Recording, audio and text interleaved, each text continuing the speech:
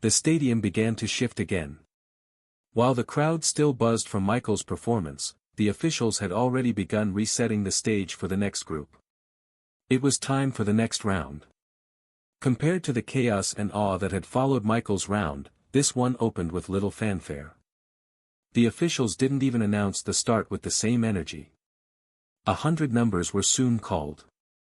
Soon, 100 youths made their way down from the audience to the arena stage. Most of them looked average. Some looked impressive. From his seat, Michael didn't watch with particular interest. He leaned back slightly, arms crossed, eyes half-lidded. Ren, however, did glance toward the arena. He was curious. The next trial began shortly after. The group of 100 spread out across the now familiar stone platform, their expressions a mix of nerves and excitement. Compared to earlier stages, the atmosphere was quieter. No one dared act arrogant. The gate embedded in the arena wall creaked open. 10 wolves emerged. They weren't particularly different, roughly the same size and ferocity as those from earlier trials. The participants, to their credit, responded well. Formations were formed almost immediately. Those who had grouped up huddled together tightly. Within seconds, battle broke out. Swords clashed against clawed out, a shield shattered from a brutal charge, but the defender held firm. It was clean. Efficient. Almost dull. Even Ren, who had been watching closely at first, slowly leaned back in his seat.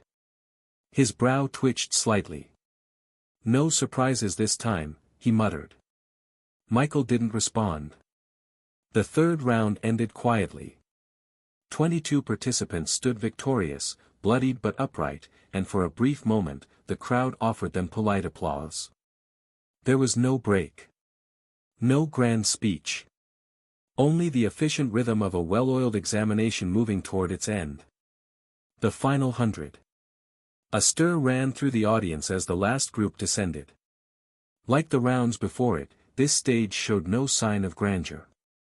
The 100 contestants lined up quickly, some glancing nervously around, others determined to end strong. The gate opened. 10 wolves emerged again. And just like the previous round, everything unfolded as expected. Swords met teeth.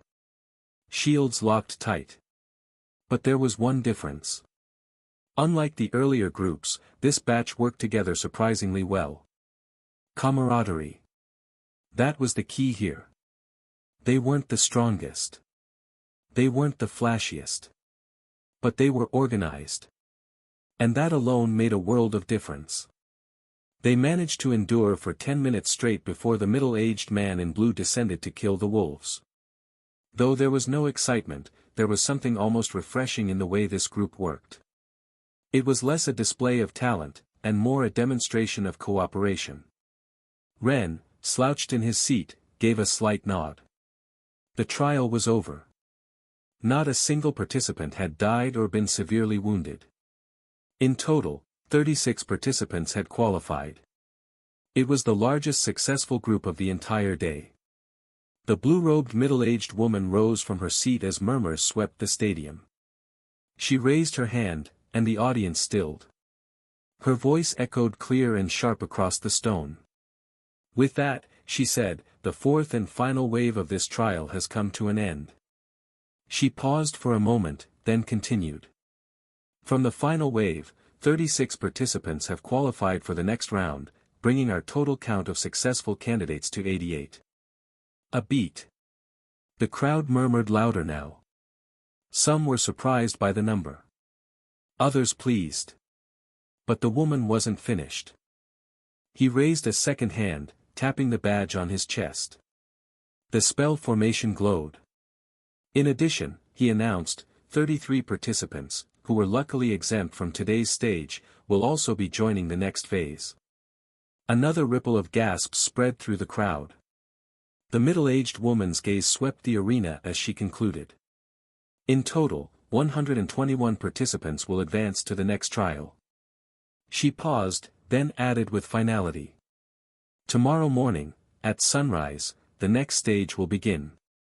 Those who pass that, will have truly earned a place in the Duke's attention. With that, the trial stage officially closed. Participants began leaving the arena. But in the upper seats, Michael hadn't moved. Neither had Ren. They sat in silence. 88, Ren said slowly.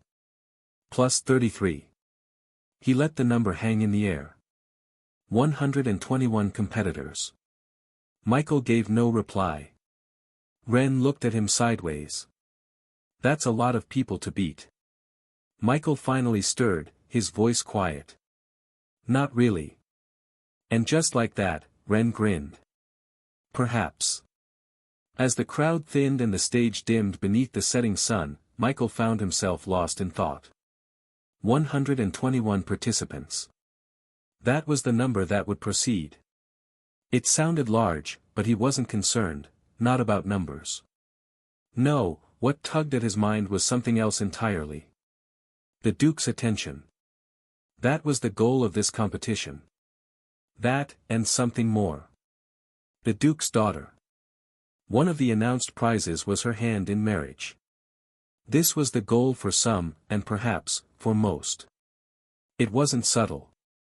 It had been made public long before the trials began. But now that he thought about it, why hadn't any true noble heirs shown up? Not a single one among the trialists today had worn a house crest worth remembering. No one had arrived with fanfare. No bodyguards. No banners. No distant cousins of a marquis announcing their bloodline. Michael's brows furrowed. It didn't make sense. Even with the risk involved, surely some noble sons would have tried to compete. The chance to marry into the Duke's lineage, to gain power, wealth, legitimacy, it was the kind of opportunity that should have drawn them like moths to flame. So, why were they absent? His eyes drifted across the rows of participants still filtering out of the stadium. What's happening, he thought. Or perhaps, were they part of the exempt 33? Such a move would be dirty, but the Duke's competition, the Duke's rules. That seemed possible.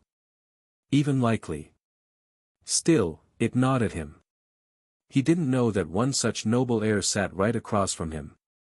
He couldn't be blamed. Nothing about Ren screamed privilege. Not his clothes, not his posture, certainly not that wooden sword at his waist. But even if the nobles had been quiet today, Michael had a feeling. Tomorrow, he thought. If not then, soon. As long as the competition continued, truths would surface.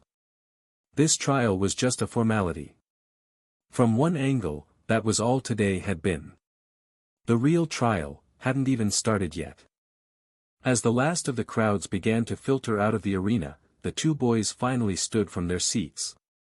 Neither said much at first, walking side by side. Then Ren broke the silence. So, he asked casually, do you live in the capital too?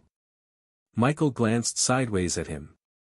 The question wasn't particularly odd, but he was still quite suspicious about Ren. Still, there was no harm in being honest. Yeah, Michael said. I do. He wasn't prepared for the reaction. Ren stopped walking. Slowly, he turned toward him with a look that could only be described as reverence. You're serious? Michael blinked. Yeah.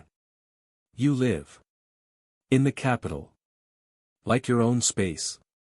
Ren repeated it like a sacred chant, eyes wide, posture stiff. His hand even touched the wooden sword at his waist, as if grounding himself. Why do you look like that? Michael asked, genuinely confused. Ren didn't answer at first. He just stared at him like he was a walking miracle. You're practically a god of wealth. Michael frowned. I think you're exaggerating.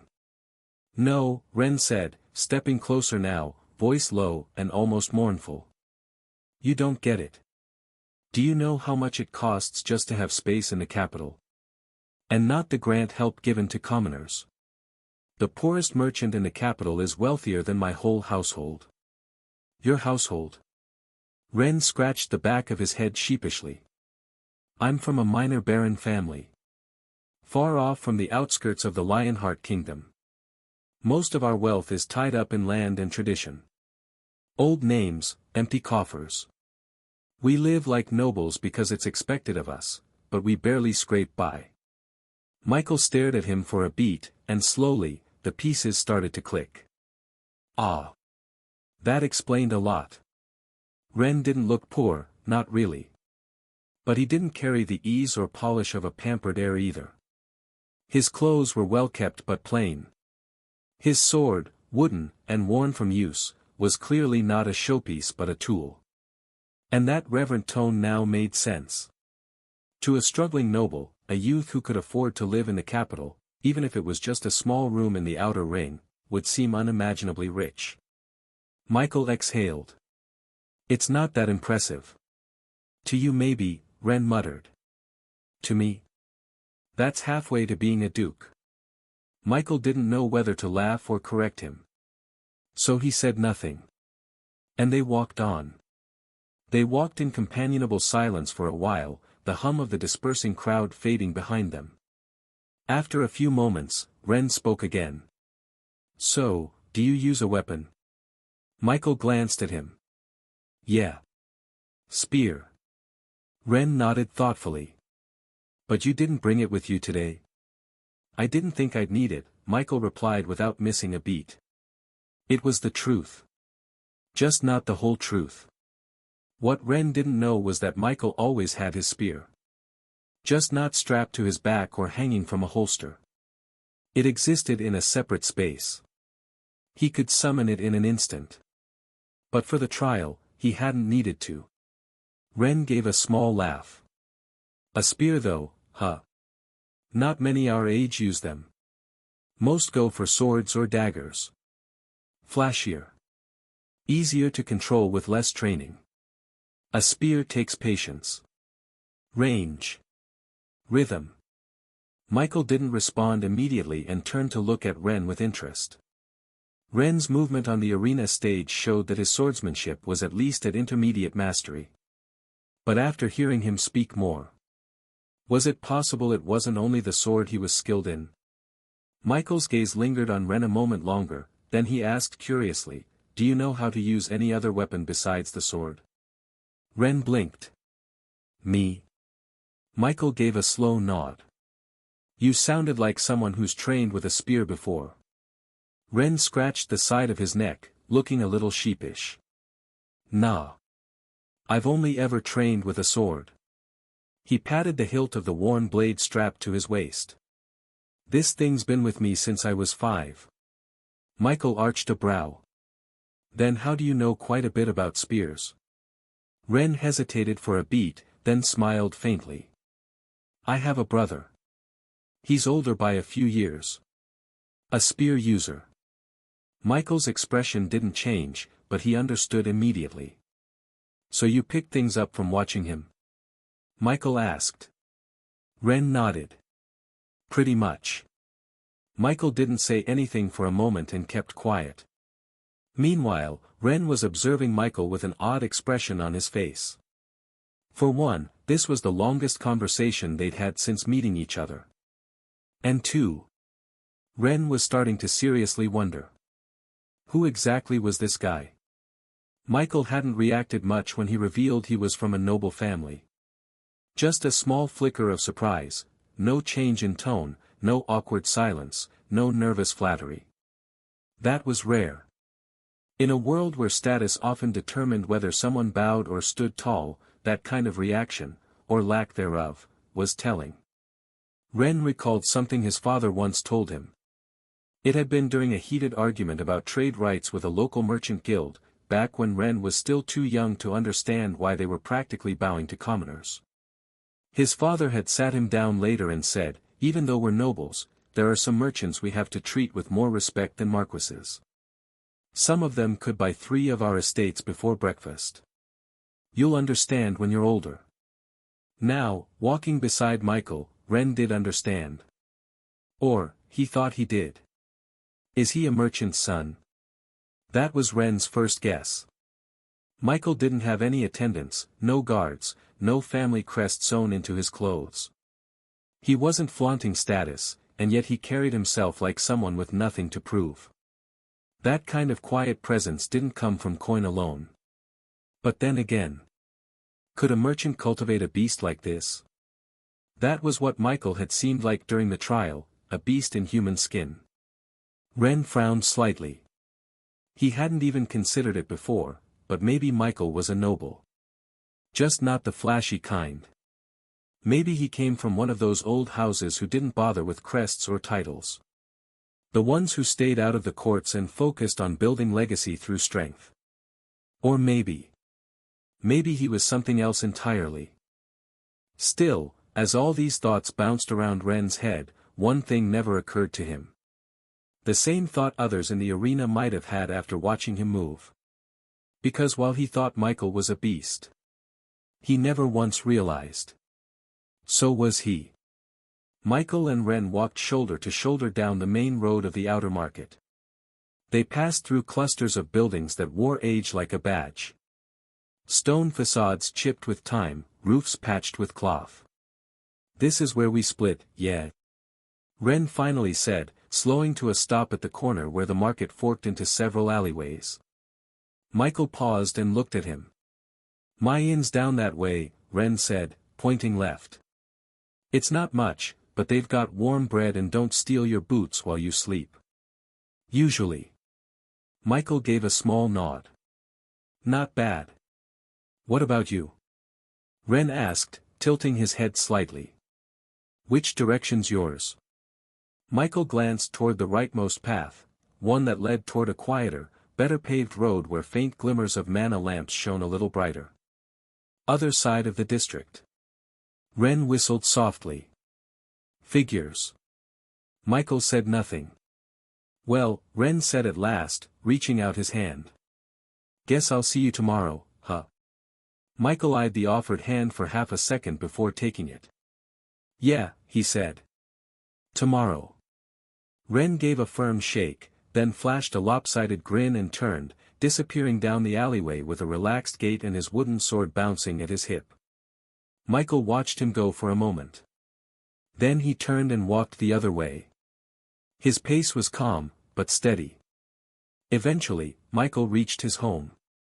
However, just as Michael was about to reach out to the doorknob, he paused. A moment later, the door opened. On the other side was Leah and Ace. Michael had sensed them earlier. This was why he had paused his actions. Leah and Ace had a lot of surprise when they saw Michael at the door.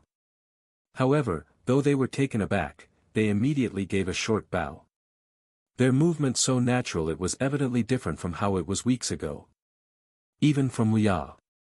There was no conflict on his face and his movements looked just as natural as any noble attendant. If anything, it had more sincerity than them.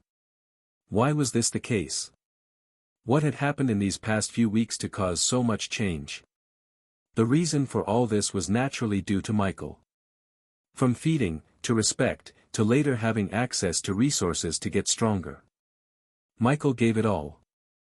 Their first encounter with Michael had been far from respectful. They had tried to rob him. A foolish plan, born not just of desperation, but spite. They weren't thieves by trade. Just two commoners from the rougher side of the outer city, embittered by years of being looked down on by nobles who flaunted power and coin like divine right. People who took something precious from them. When they first spotted Michael, young, clean, and alone, they'd mistaken him for an easy mark. A rich noble brat out of place, maybe even playing adventurer. They thought they'd teach him a lesson. Scare him. Maybe rough him up and take something of value in the process. But instead, they were the ones taught a lesson. Not just in strength, though Michael had easily subdued them both, but in something far more rare in their world, restraint. Michael hadn't harmed them more than necessary. No broken bones. No mocking words. No punishment beyond the humiliation of being thoroughly outclassed. He could have reported them. Had them branded or enslaved under noble law. But instead, he let them stay. He didn't treat them like friends, no. But he didn't treat them like trash either. He treated them as people. And for two commoners who had lived their lives walking hunched beneath the weight of noble arrogance, that was more jarring than any beating. Over time, things shifted. He gave them food. A roof. Work. He didn't bark orders, but he expected effort. He didn't flatter them, but he noticed improvement. That alone was enough to earn their grudging respect. But what truly shattered their old perception, what broke the invisible wall that made them look at him as another noble to resent, was the day Michael handed them both a set of refined cultivation supplements. He handed them over with no fanfare.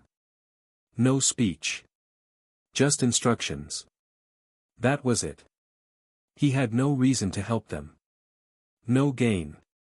They weren't talented. They'd both found out soon enough their talents were barely average. But Michael didn't care. He still gave them a chance. And somehow, that hit harder than any generosity born of pity.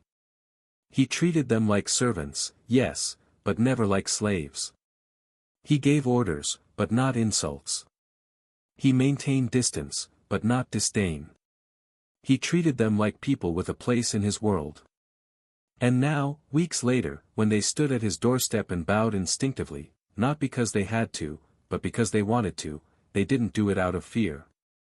They did it out of respect. And a quiet, growing loyalty they never expected to feel. Michael turned and activated, Detect, on the two after giving a small nod in response to their greeting. Leah was now level 4, while Ace had reached level 5. Just over a week ago, they'd both been stuck at level 1 with no sign of progress.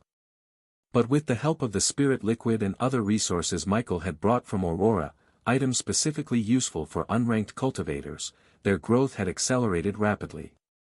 Of course, there was a limit to everything. This burst of improvement wouldn't last forever. Still, at the current pace, they should reach the peak of the unranked stage within 4 months. And if all went well, they could break into the ranked stage in half a year. Michael deactivated, Detect, his gaze lingering on the two for a moment longer. They stood upright, hands at their sides, waiting silently for permission to speak. He broke the silence first. "Where are you two headed?" Leah answered promptly. "To the market, my lord. We were planning to restock the food supply. Most of the storage is empty." Michael raised an eyebrow. "Is it?" He honestly had no idea. It wasn't that he was negligent, though, in this case, maybe he was. He simply didn't eat at home very often. Still, he nodded. "All right. Do you have enough coins?" Ace gave a short nod. "Yes, my lord. The last amount you gave us was still enough. We've managed the spending well." Michael didn't press further. "Good. Go ahead then." "Yes, my lord," they replied in unison, giving another short bow. Without further delay, they turned and made their way down the path, steps brisk but orderly. Michael watched them leave for a brief moment before turning. Michael returned to his room and sat down to meditate. Lately, there hadn't been much for him to do. At the moment, he had the competition to focus on, a goal he believed was progressing smoothly. Then there were his undead, waiting patiently to be evolved. He currently had enough evolution points to raise 10 of them to the extraordinary rank. That alone would be enough to complete his rank advancement quest. But Michael wasn't satisfied. 10 wasn't enough.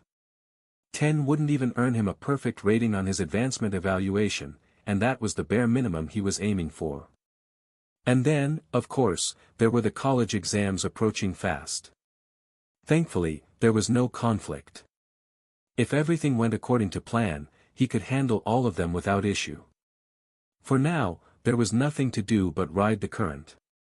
And so, Michael meditated, for a long time. The next day, Michael awoke early. After washing up, he reached into the wardrobe and picked out another black robe, sleek, simple, but cut just well enough to suit his taste. He ran a hand down the fabric and gave a faint nod. It looked good. That was enough. Dressed and ready, he stepped out of the house and onto the familiar road leading toward the arena. But something was different this morning. Yesterday, the roads had been lined mostly with commoners. Today, though, the crowd had changed. There were nobles. Not many, but enough to stand out. Their carriages rolled by with polished coats of arms glinting in the early light. Their attendants moved with practiced precision, clearing paths with subtle gestures. Cloaks embroidered with silver trim. Boots with metal caps that barely touched dust. Michael's eyes narrowed slightly. This wasn't like yesterday. One carriage in particular caught his attention. A crest. The Golden Family. Michael's steps slowed briefly. He knew that crest. It belonged to the family that had helped him connect with Mage Lien. Syria. The name drifted across his mind. The lady of the Golden Family he'd spoken to, sharp-witted. Was she in that carriage? Michael stared for a moment longer before he shook the thought away. But before he could get far, a familiar voice called out behind him. Mike. He turned. Ren Noah. The ever-relaxed Baron's son jogged up beside him, hair still slightly damp, likely from a rushed morning wash. You're up early, Michael said.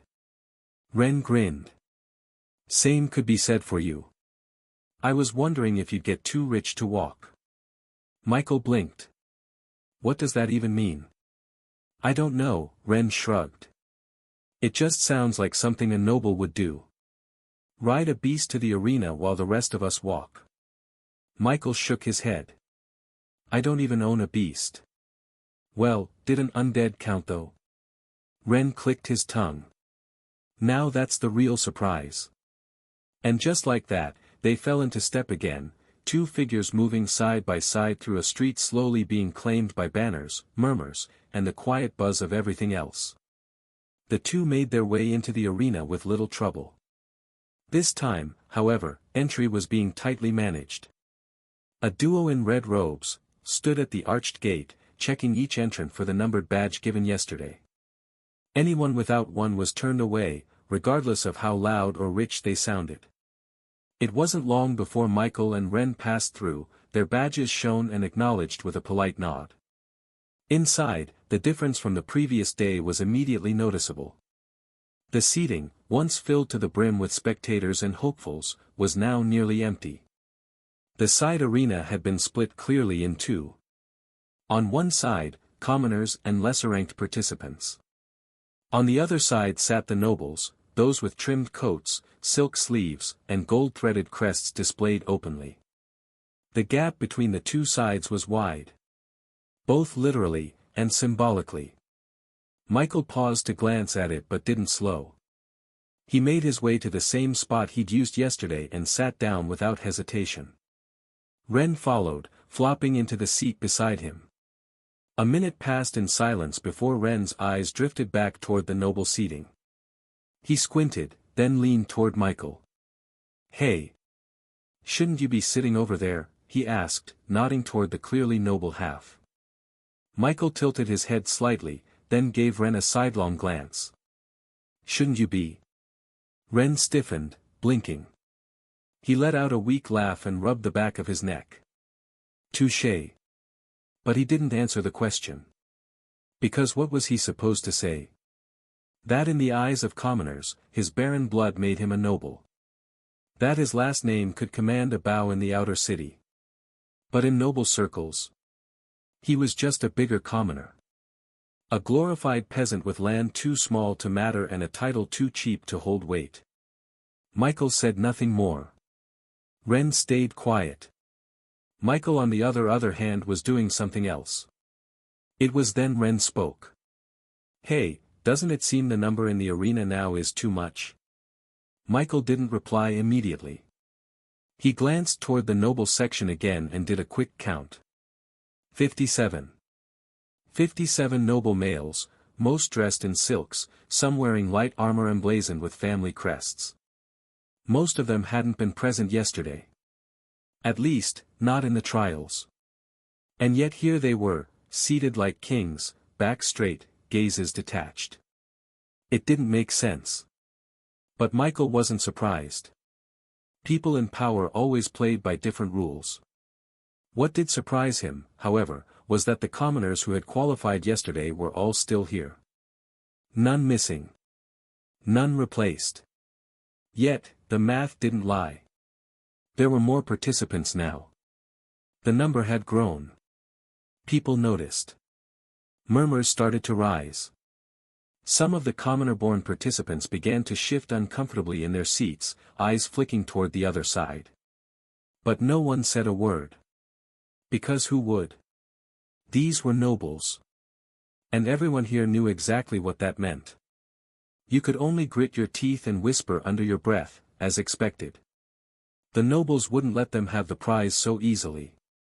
Not without tilting the odds. Moments later, two familiar figures stepped into the arena. The blue-robed officials from the day before, the middle-aged man and woman. The woman remained seated on the elevated platform, expression calm and unreadable. The man descended the steps and walked to the center of the stage, his robes fluttering faintly in the wind. "Welcome," he said, his voice deep and smooth, echoing throughout the mostly empty arena. "To the second trial." A murmur of attention rippled across the crowd. Conversations halted. "I congratulate you all," the man continued. "Making it here means one thing, you've proven yourselves." A few heads turned instinctively to glance at the noble side. Even more turned bitterly. But the official either didn't notice, or chose not to. "This second trial will be simple," he said, folding his hands behind his back. "There are currently 178 participants." He let the number settle in the air. "Your goal," he continued, "is to cut that number in half." Several eyes widened. The noble side remained eerily calm. But on the other half, where most commoners sat, tension thickened like a fog. "One-on-one combat," the man announced. "Victory by knockout, ring-out, or submission. No killing is permitted. Any participant who kills intentionally will be disqualified immediately." Michael leaned back in his seat. "So that's how it is. A direct culling. No monsters this time. No formations. Just raw competition. Just strength." The official continued without pause, his voice steady and firm as the wind stirred his robes. "Now," he said, sweeping his gaze across the arena, "an official will be coming around shortly. Each participant will be required to register their name and number tag."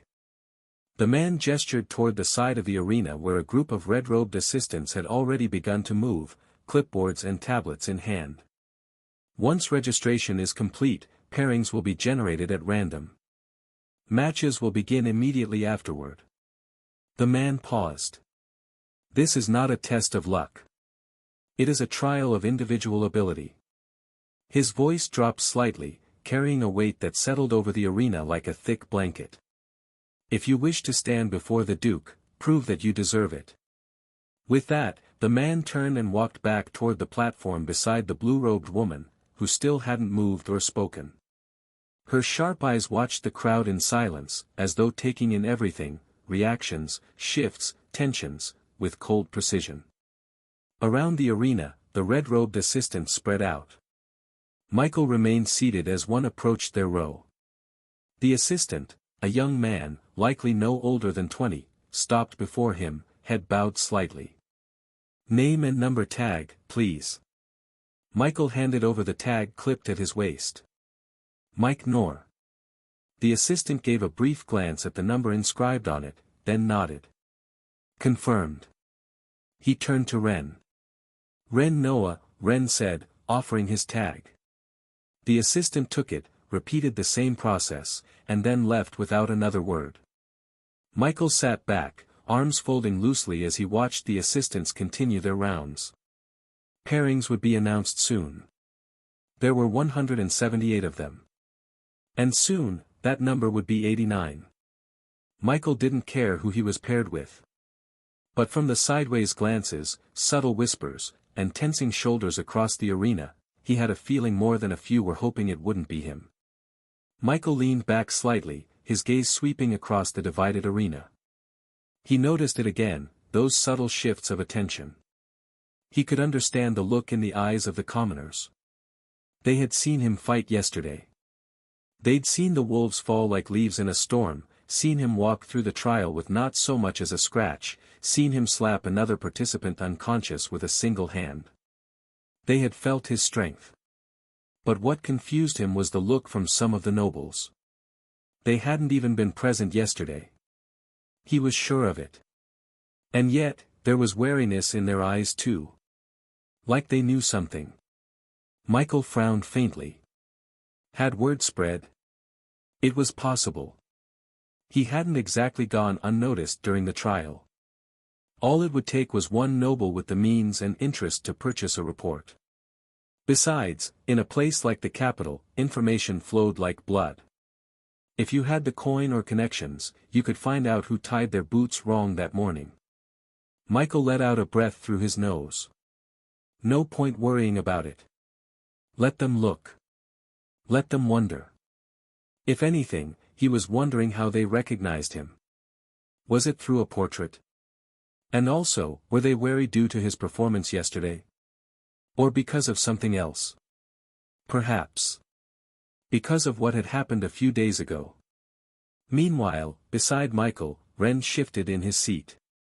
Michael didn't look at him directly, but he caught the subtle tension in his frame, the quick glance, the way his fingers tapped lightly on the wooden sword at his side.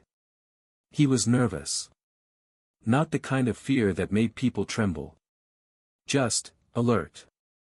Ren turned slightly, eyeing Michael out of the corner of his gaze. Please don't be me. That was what his expression said. Michael almost smirked. Ren was many things. But he wasn't dumb. And while he'd joked, teased, and walked beside Michael as a companion, he hadn't forgotten what Michael was. A monster. That was the truth Ren wasn't saying aloud. He didn't think he'd lose, not exactly. If anything, Ren was someone who believed in his sword. But. There was always a but. If it could be helped. Ren would prefer not to cross blades with him at all. A low chime echoed through the arena, and the blue-robed woman finally stood. For the first time since the trial began, she stepped forward. Her expression was cold. Composed. Her voice, when it came, was sharp and clear. First pairing, Derek Harn vs. Ludo Vane. Make your way to the stage. The two young men stood from opposite sides of the arena, one from the commoners section, the other from the edge of the same side. Neither came from noble circles. It showed. Their steps were uneven. Their expressions tight with nervous energy. As they reached the stage, the difference between them and the other participants became obvious. Both wielded weapons, but that was where the similarity ended. One had a chipped sword with no guard. The other carried a crude spear that looked like it had been reassembled one too many times. The tip was dull, and the shaft had visible splinters near the grip.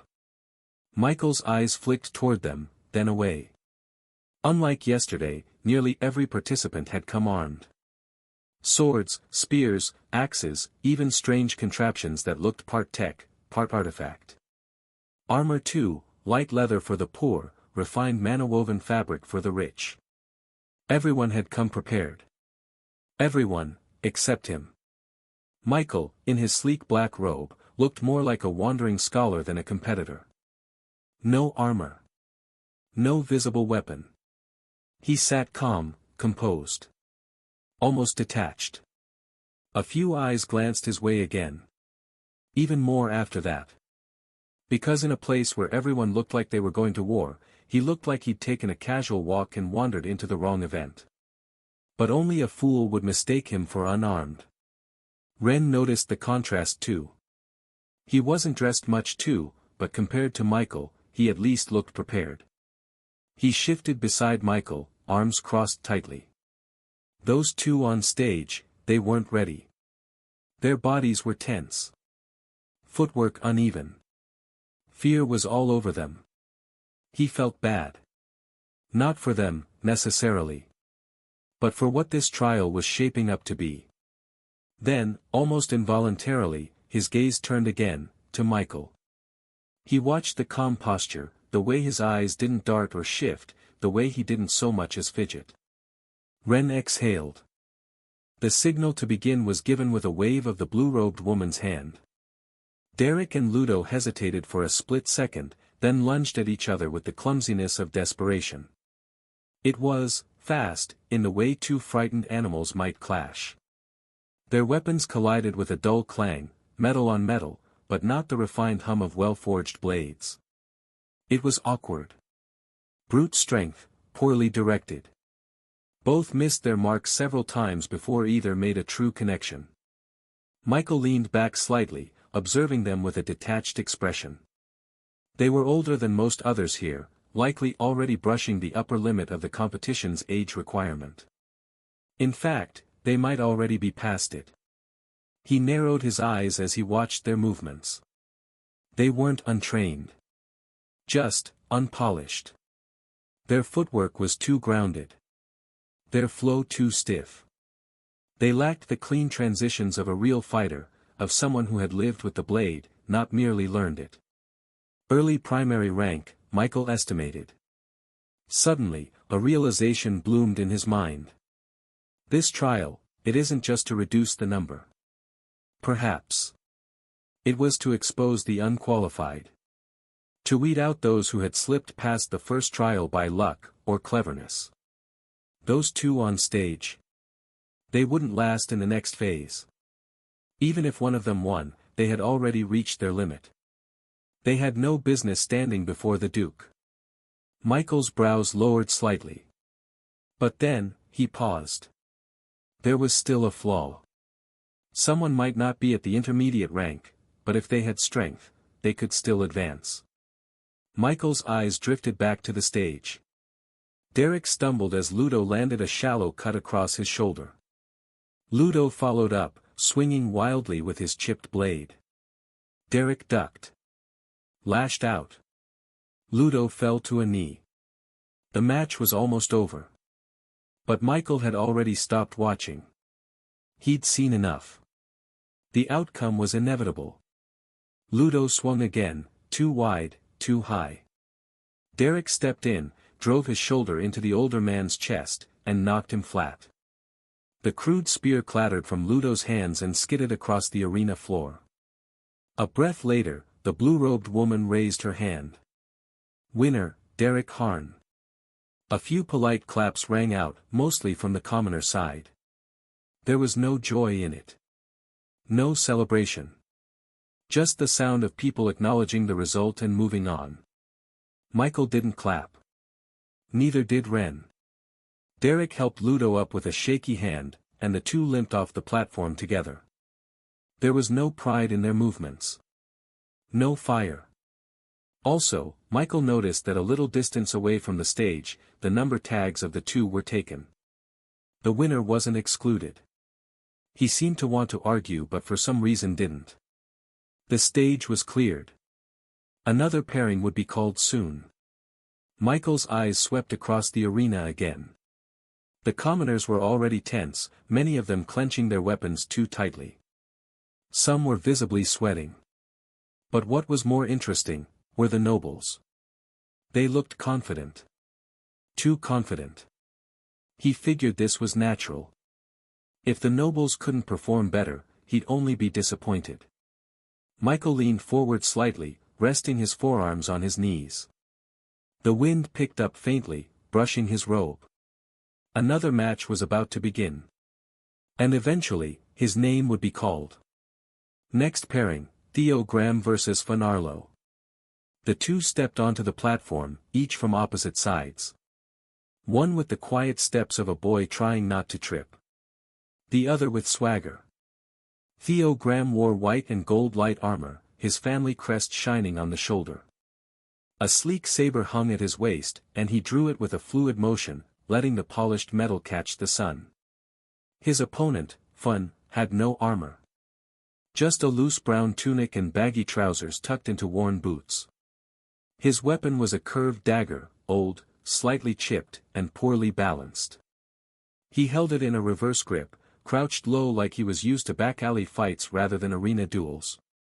The difference was obvious. Even the audience, those who had been quiet, seemed to hum with silent expectation. The blue-robed woman gave no warning. Just a flick of her wrist.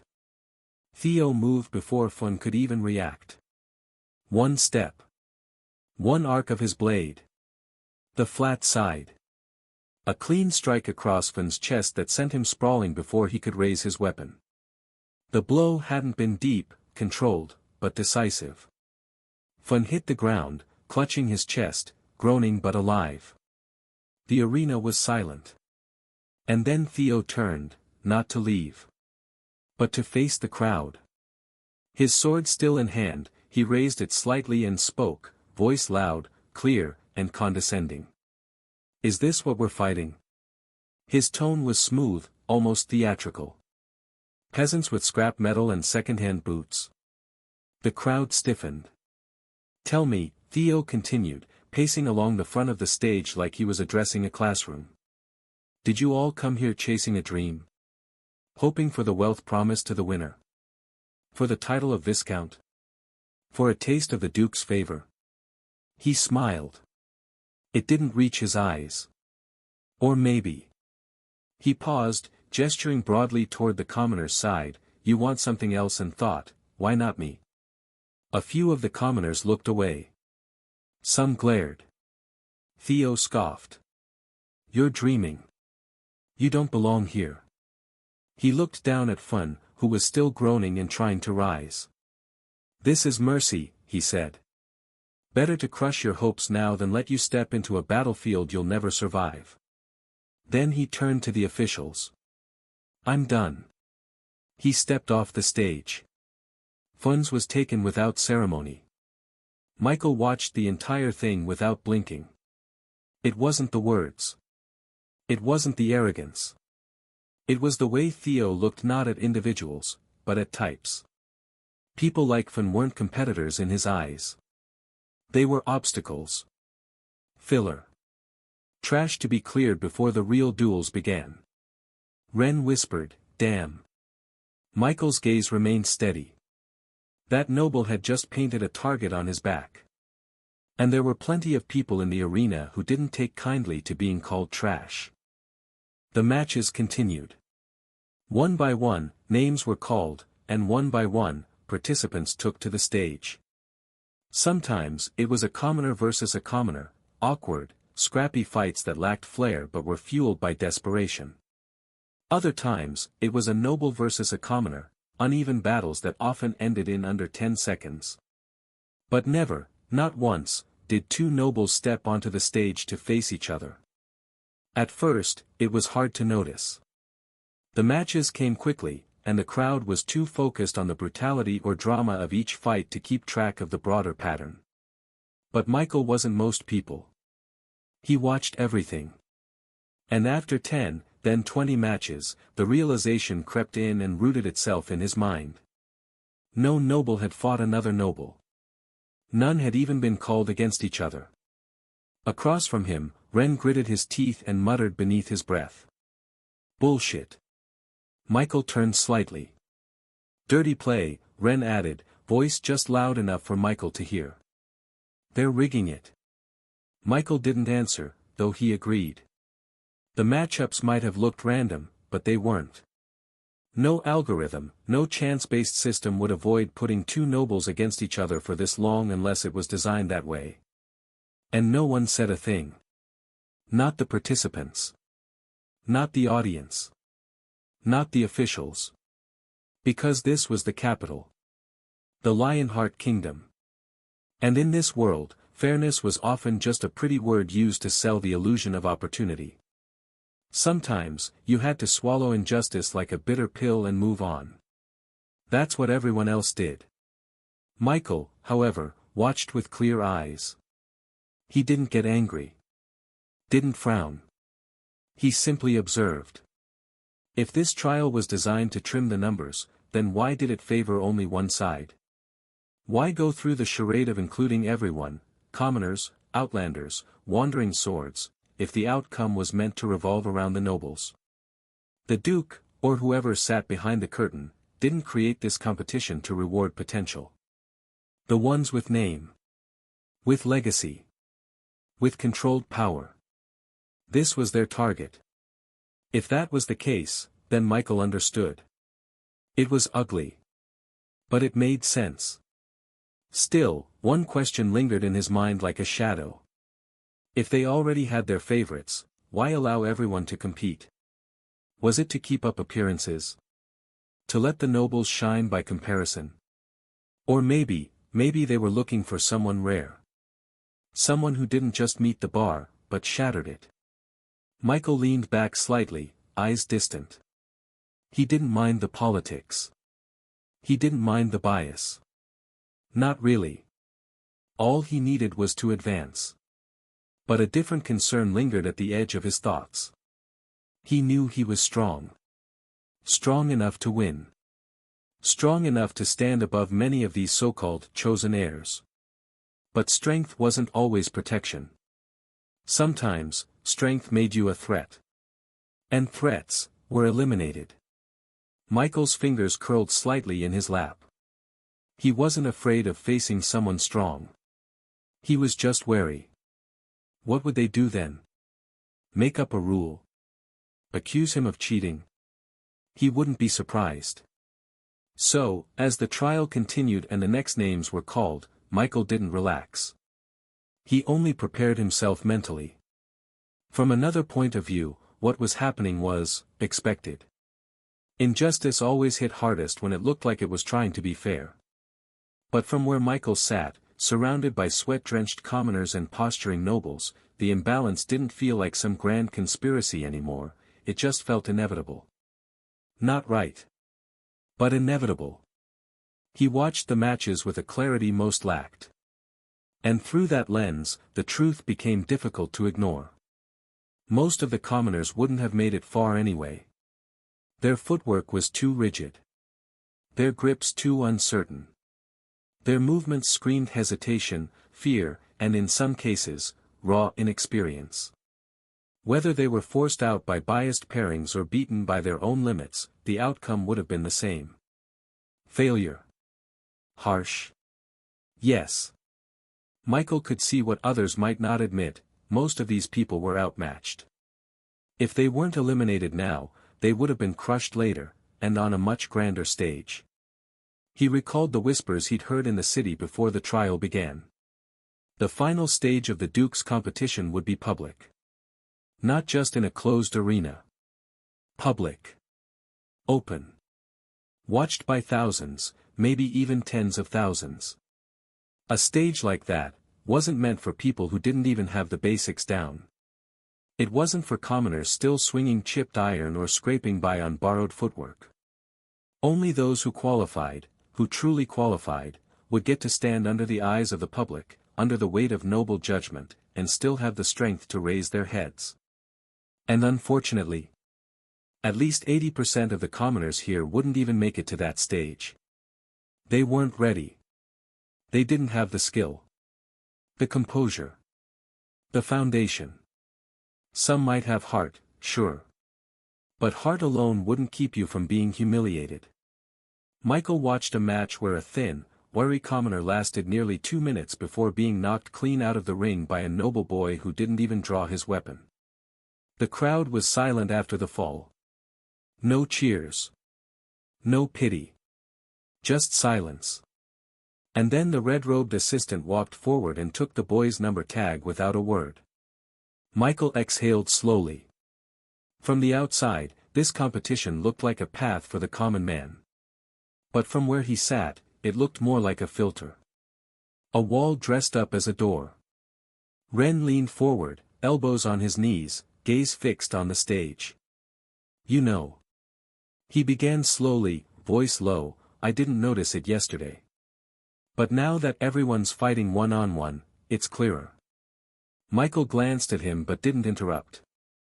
People were hiding things, Ren continued. Their skills. Their movements. Their real strength. Yesterday, most just held back, kept to the group, didn't stand out too much. Michael gave a slight nod. That was true. But now? Ren exhaled softly. Now it's obvious. He gestured faintly toward the arena. A new match had just ended, another commoner falling to a noble in less than 30 seconds. It's not the kind of strength that makes you hold your breath. Not awe. Just the absence of it, Ren said, brows furrowed. You can't fake combat skill. Not for long. And these people, they never had it to begin with. Michael followed his line of thought. Even the best commoners so far were in their early 20s. And yet, most weren't even at the intermediate rank. That was telling. Those who had reached that level either had backing, be it as adventurers, hunters, or the sons of wealthy folk, or they were 1 in 1,000, clawing their way up from sheer talent and survival instinct. But the rest? They were brave. But bravery without bite was just noise. Still, that wasn't to say there were no interesting figures among them. Michael's eyes drifted to the next participant stepping onto the stage, a massive youth with a bear-like body and an oddly soft, young-looking face. He moved with a kind of lazy strength, each step slow but steady, as if nothing could shake him. The size of his arms alone made several heads turn. Michael recognized him immediately. Yuga. He learned the name just now from the official. Yesterday, this youth had faced 5 intermediate-ranked wolves and not only survived, but handled them with something that almost bordered on amusement. Even though he hadn't gotten serious, none of the beasts could gain an advantage. Michael had watched the whole thing with interest. The boy hadn't shown off. Hadn't bluffed. He just moved when he had. Michael narrowed his eyes slightly. He couldn't use detect from this distance, but his instincts told him one thing. Yuga probably wasn't just at the intermediate rank. He was likely in the advanced stage. The youth himself didn't even look like he belonged here, with his baby face, unruly curls, and thick, oversized hands. Yet it all looked harmonious. As if nature itself had decided, yes. This is what strength wrapped in a smile looks like. Is that? Ren leaned in, staring. That's the guy from yesterday, right? Michael nodded once. He's not normal, Ren muttered. Not at all. Michael agreed. Finally, a genuine threat. Not a noble. Just a quiet beast, hidden in plain sight. The moment Yuga stepped onto the platform, the atmosphere in the arena shifted slightly. Not out of fear. But confusion. The youth's massive figure, mismatched with his almost cherubic face, was hard to take seriously at first glance. He wore no armor. No visible weapon. His thick limbs hung lazily at his sides. The noble he faced, a tall, lean boy clad in blue lacquered armor with a silver crescent crest on his chest, eyed him with immediate disdain. The noble's name was Callan Dureth. A rising scion of House Dureth, a minor noble family known more for their ambition than their influence. And he was clearly not amused. The moment the signal to begin sounded, Callan didn't attack. Instead, he raised his voice, confident, mocking, and just loud enough for the entire arena to hear. Today, everything could be heard. Some sort of amplification magic was in play. It hadn't been there yesterday. Likely something embedded into the arena's structure, or cast from one of the officials. Either way, anything said on stage was now being projected clearly for all in attendance. Callan grinned, clearly aware of this. Are you serious? He scoffed, gesturing openly at Yuga. Is this a joke? No response. Did you forget your gear? Or is that a strategy? Callan chuckled and leaned on his sword. Hoping to confuse me with that bare face of yours? Laughter from the noble's side followed. A few scattered chuckles from others. Yuga didn't seem to mind. I mean, look at you, Callan continued. You're not even holding a weapon. Do you think this is a livestock pulling contest? Or did you mistake this place for the stables? More laughter. Yuga tilted his head slightly. Then he opened his mouth. Yuga has hands, he said in a low, slow voice. Yuga not need weapon for stick boy. The arena paused. Did he just say? Ren blinked. Yuga nodded sagely to himself, then added, stick boy mouth very big. Brain very small. A few gasps and stifled snorts broke out. Michael's eyelid twitched. That was an unexpected retort. Callan's grin faltered, then sharpened. You think you're funny? Yuga not think, Yuga said, tapping his head. Yuga no. Callan's lips thinned. He drew his sword in one fluid motion and lunged forward. Fast. Precise. Well trained. The strike was aimed at Yuga's shoulder, not to kill, but to humiliate. It didn't land. Yuga tilted to the side. Not stepped. Not retreated. Just tilted, as though the wind had nudged him slightly. The sword passed an inch from his arm. Callan's brows rose. He followed up. Another slash, low this time. Yuga shifted the other way. Effortless. As if Callan's blade was a lazy breeze and he was merely swaying through a dream. The crowd began to murmur. Callan's face tightened. He picked up speed. 3 strikes. 4. 6. All clean. All sharp. None connected. Yuga didn't look serious. In fact, he looked distracted. Like he was thinking about breakfast. Then Yuga stopped moving. Callan froze mid-swing, panting slightly, sweat starting to bead at his temple. Yuga raised a hand. Stick boy, should go sit. Callan scowled. What? Yuga scared, the giant youth said with utter sincerity, Yuga hit too hard. Stick boy body look, fragile. Gasps echoed across the arena. Even the commoner side went silent. Then came a snort from somewhere. Then another. A ripple of suppressed laughter spread, though no one dared laugh too loud. Except Ren. He choked. Michael's eyes twitched again, and this time, he smiled. The noble sneered, you think this is funny, you overgrown ox? Yuga blinked slowly. Yes. Then, without a shift in posture, Yuga moved. 1 step. 1 palm. It was gentle. A tap, really, flat and open against Callan's chest. But the result was anything but gentle. Boom. Callan flew.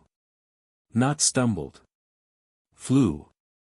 His armored body was lifted clean off the ground, soaring backward like a sack of flour tossed from a wagon. He landed with a violent thud on the arena floor, skidding for several feet before finally stopping near the stage's edge, his limbs spread like a discarded puppet. Silence. Then a collective gasp broke over the crowd like a wave. Yuga scratched the back of his head. Yuga warned, he muttered. Yuga has strong hand. A beat of stunned silence. Then, almost lazily, Yuga turned to the blue-robed officials. Yuga win now. The woman didn't blink. She raised her hand. Winner, Yuga. The match was over, but the aftershocks of it rippled across the arena. For a long moment, no one moved. The noble section, previously so smug, so full of snickering confidence, had gone silent. Even the ones who had laughed the loudest earlier now sat stiffly, eyes trained on Yuga as if trying to make sense of what they'd just seen. Yuga, for his part, didn't bask in the attention. He gave a slight wave to the crowd, muttered something about lunch, and ambled off the platform like nothing happened. Michael leaned back in his seat, his expression unreadable. Callan Duratha's number tag was taken without ceremony. There was no argument. He didn't even get up. Assistants carried him off the field, groaning and red-faced, not from pain, but humiliation. A noble had fallen. And not just fallen, he'd been embarrassed. By a commoner. Michael's eyes slowly scanned the arena. 57 nobles had entered. 10 had passed. All of them had only fought weak commoners. If Yuga hadn't been there, it would have been 11. On the other hand, only 5 commoners made it through. 5. Excluding Yuga. All were older. Men who had real combat experience, most likely adventurers, or hunters. And more importantly, they were all already at the intermediate rank. Michael lowered his gaze and did the math. 178 participants in total. With 35 matches held so far, 70 people had already fought, 16 advanced, 54 eliminated. 10 nobles. 5 commoners. 1 Yuga. That left 108 participants, which meant 54 matches remained. He tapped his leg once. That was a lot. The officials would want to wrap things up before evening. The audience was quieter now. Yuga's performance had shaken assumptions. Suddenly, the line between noble and commoner looked thinner than before. But the structure remained. There had been 57 nobles in total. 1 was eliminated, Callan Dureth. 10 had already advanced. So, 46 nobles remained. And odds were, most of them would face commoners next. The trend was predictable now. Michael glanced at Ren, who still looked annoyed but a bit better. He closed his eyes for a second. 54 matches. 108 people. His turn was coming. He just hoped it was soon. For some reason. He started craving potatoes. The matches rolled on. Noble versus commoner. Commoner versus commoner. A rare noble defeat here and there, but not many. Still, they were happening. Slowly. After Yuga's match, the tension in the arena seemed to deepen. The officials didn't pause, the next names were called without delay. But the spectators leaned forward now, eyes sharper, no longer lulled into the certainty that bloodlines alone guaranteed victory. Michael noticed it immediately. Some of the commoners weren't the clueless fodder from earlier. They fought like people used to bleeding. In 3 matches, just 3, Michael watched nobles lose. None of the defeats were as brutal as Callan's, but each still sent ripples through the crowd. 1 noble was forced to yield after dislocating a shoulder. Another was knocked out cold by a backhand strike from a brawler wielding iron knuckles. The third had to be carried off unconscious, a well-placed elbow ending the fight in seconds. Still, 3 out of dozens wasn't much. But it was enough to shake the illusion. And while the ratio remained heavily skewed, nobles winning by sheer advantage in equipment and technique, the cracks had started to show. Steel was steel. Flesh was flesh. Talent didn't always wear a crest. More fights passed. Another noble fell. This time to a spear-wielding man whose eyes looked too tired to care about pride. He fought like it was his last shot at something, and maybe it was. He advanced.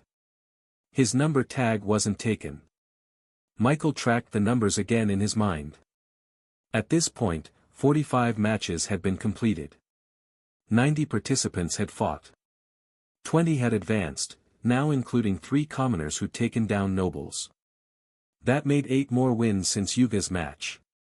He did the quick math. 178 total. 90 fought. 88 left.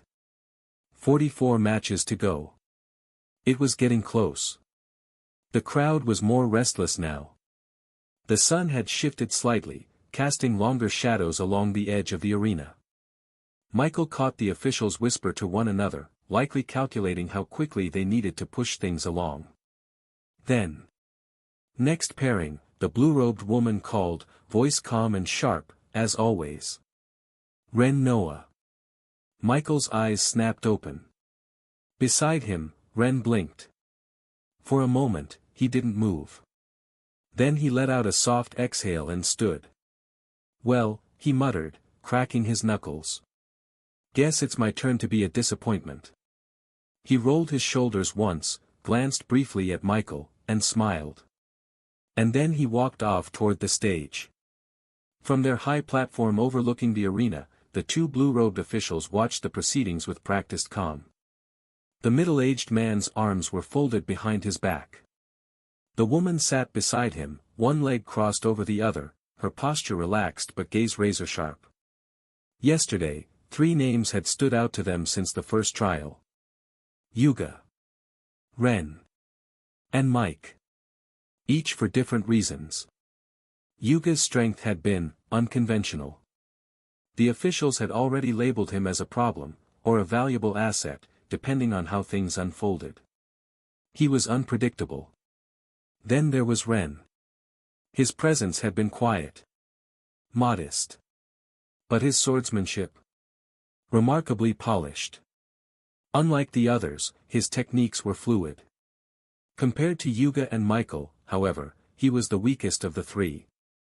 Not in talent, but in overall presence. He wasn't terrifying. He didn't exude that oppressive weight. But his power had still earned him a place on their watch list. Then came Mike. He was the one they still hadn't figured out. The moment he'd walked through the first trial like a phantom, they'd both taken note. The ease with which he dismantled the wolves, the calm with which he incapacitated another participant without a flicker of strain, it had been too clean. The man had quietly pulled out a thin notebook from his inner robe. It was filled with annotations. Level uncertain. At least advanced stage.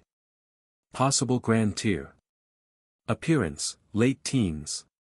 Suspicious. Between the 3, they believed Ren would be the easiest to read. Yuga would be the hardest to predict. But Michael was the one who made them uncomfortable. As Ren stepped onto the platform, both officials watched, not with expectation, but with interest. Of the 3, he might be the least frightening. But sometimes, it was the ones without an aura who cut the deepest. Ren stepped onto the arena platform, his boots quiet against the stone floor. The sun glared slightly over the rooftop frames, but he barely noticed. His eyes were on his opponent. The youth waiting across from him was dressed in fine navy robes laced with golden thread. His posture was perfect, his chin slightly raised. Every part of him screamed refinement, heritage, and rank. Ren didn't know him, but thanks to the middle-aged man in blue robes, he knew his name. Darvin Ellerance. Among the noble circles, it was a name whispered among noble circles. 24 years old, one of the oldest nobles present, and an advanced rank mage. Ren, by contrast, looked quite ordinary. The wooden sword at his waist lacked any ornamentation.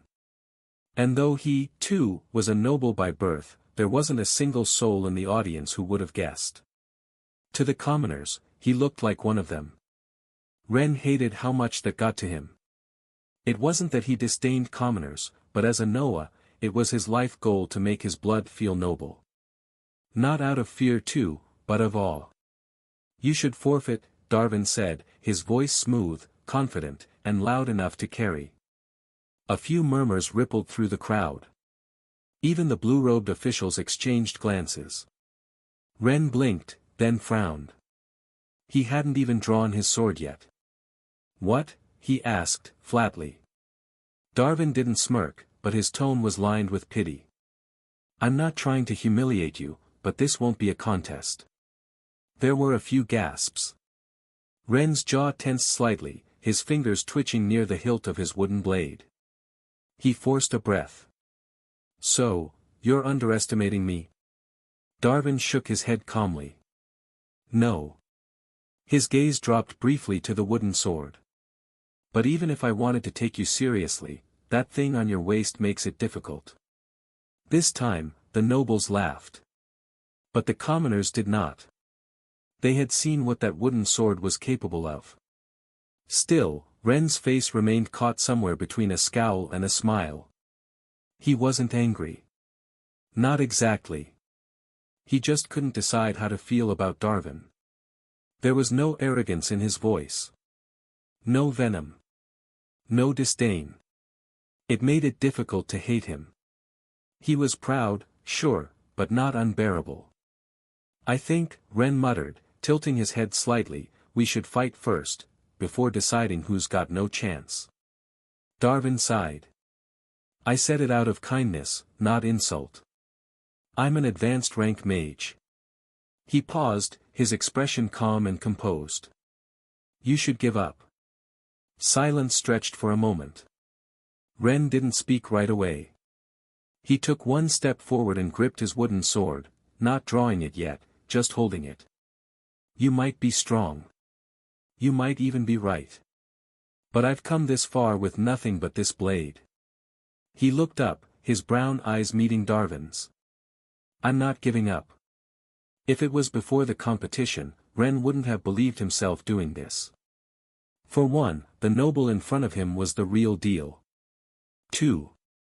He didn't find himself as a genuinely strong person. However, after leaving his house, his vision started to change.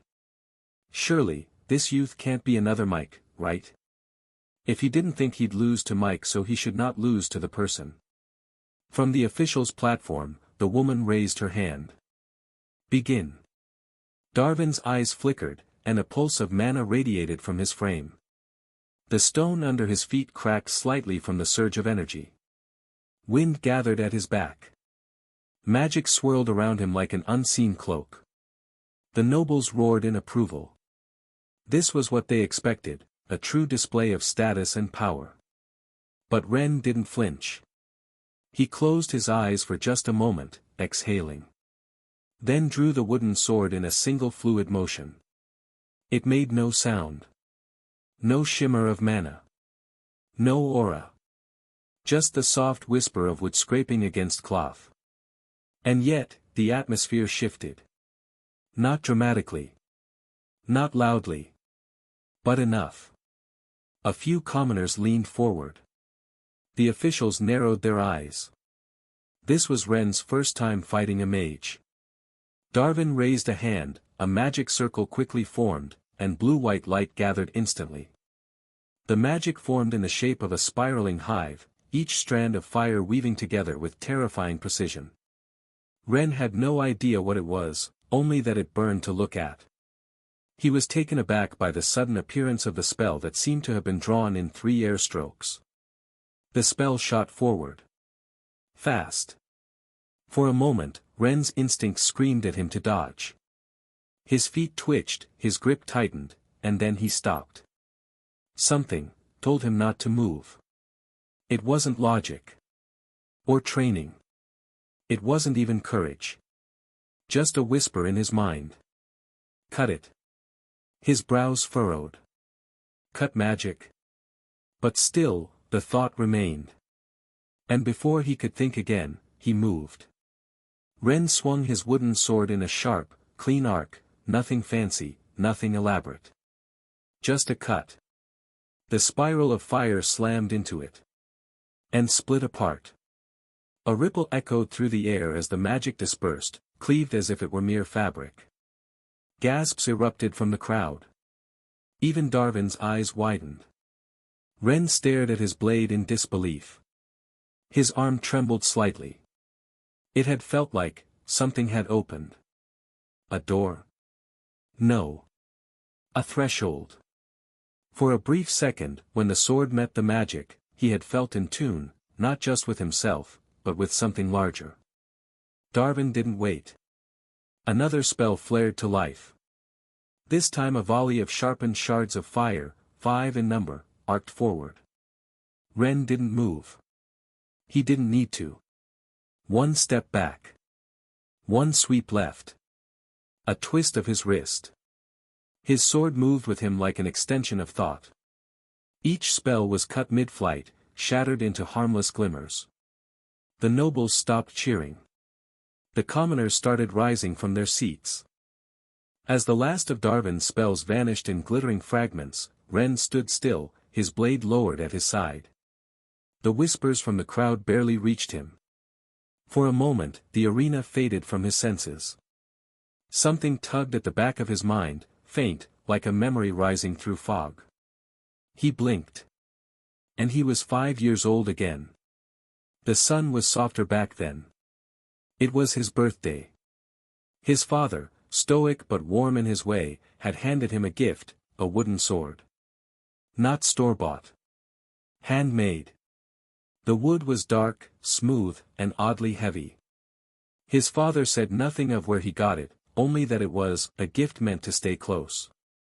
Ren, wide-eyed and giggling, had carried it everywhere since. He even slept with it by his side. He remembered swinging it clumsily through the air, chasing chickens and pretending to be a knight. He remembered the warm pride in his chest every time it made a solid thwack. But something else had followed. A feeling. Each time he swung the blade, something stirred, like a sleeping beast taking shallow breaths. He didn't understand it, but it felt good. Until the incident. He had been 7. It was evening, and he was alone near the family's western farmland. He remembered swiping the sword at empty air, grinning at the invisible foes in his mind. And then, without sound or warning, something tore through the world. Half the field vanished. No fire. No tremor, at least not until a beat later. Just absence. The crops, the soil, the fence, gone. He'd stood there, shaking, unable to speak.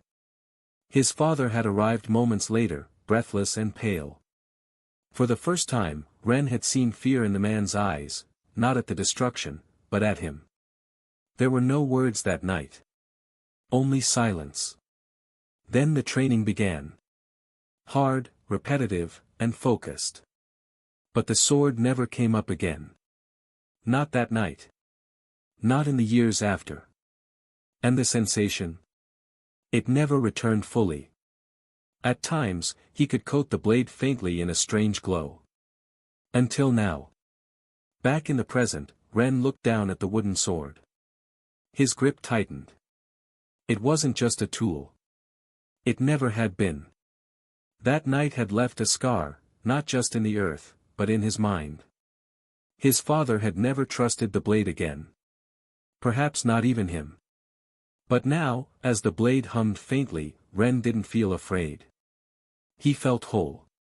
The thing inside him, whatever it was, had awakened again. With clarity. As if it had waited for this exact moment.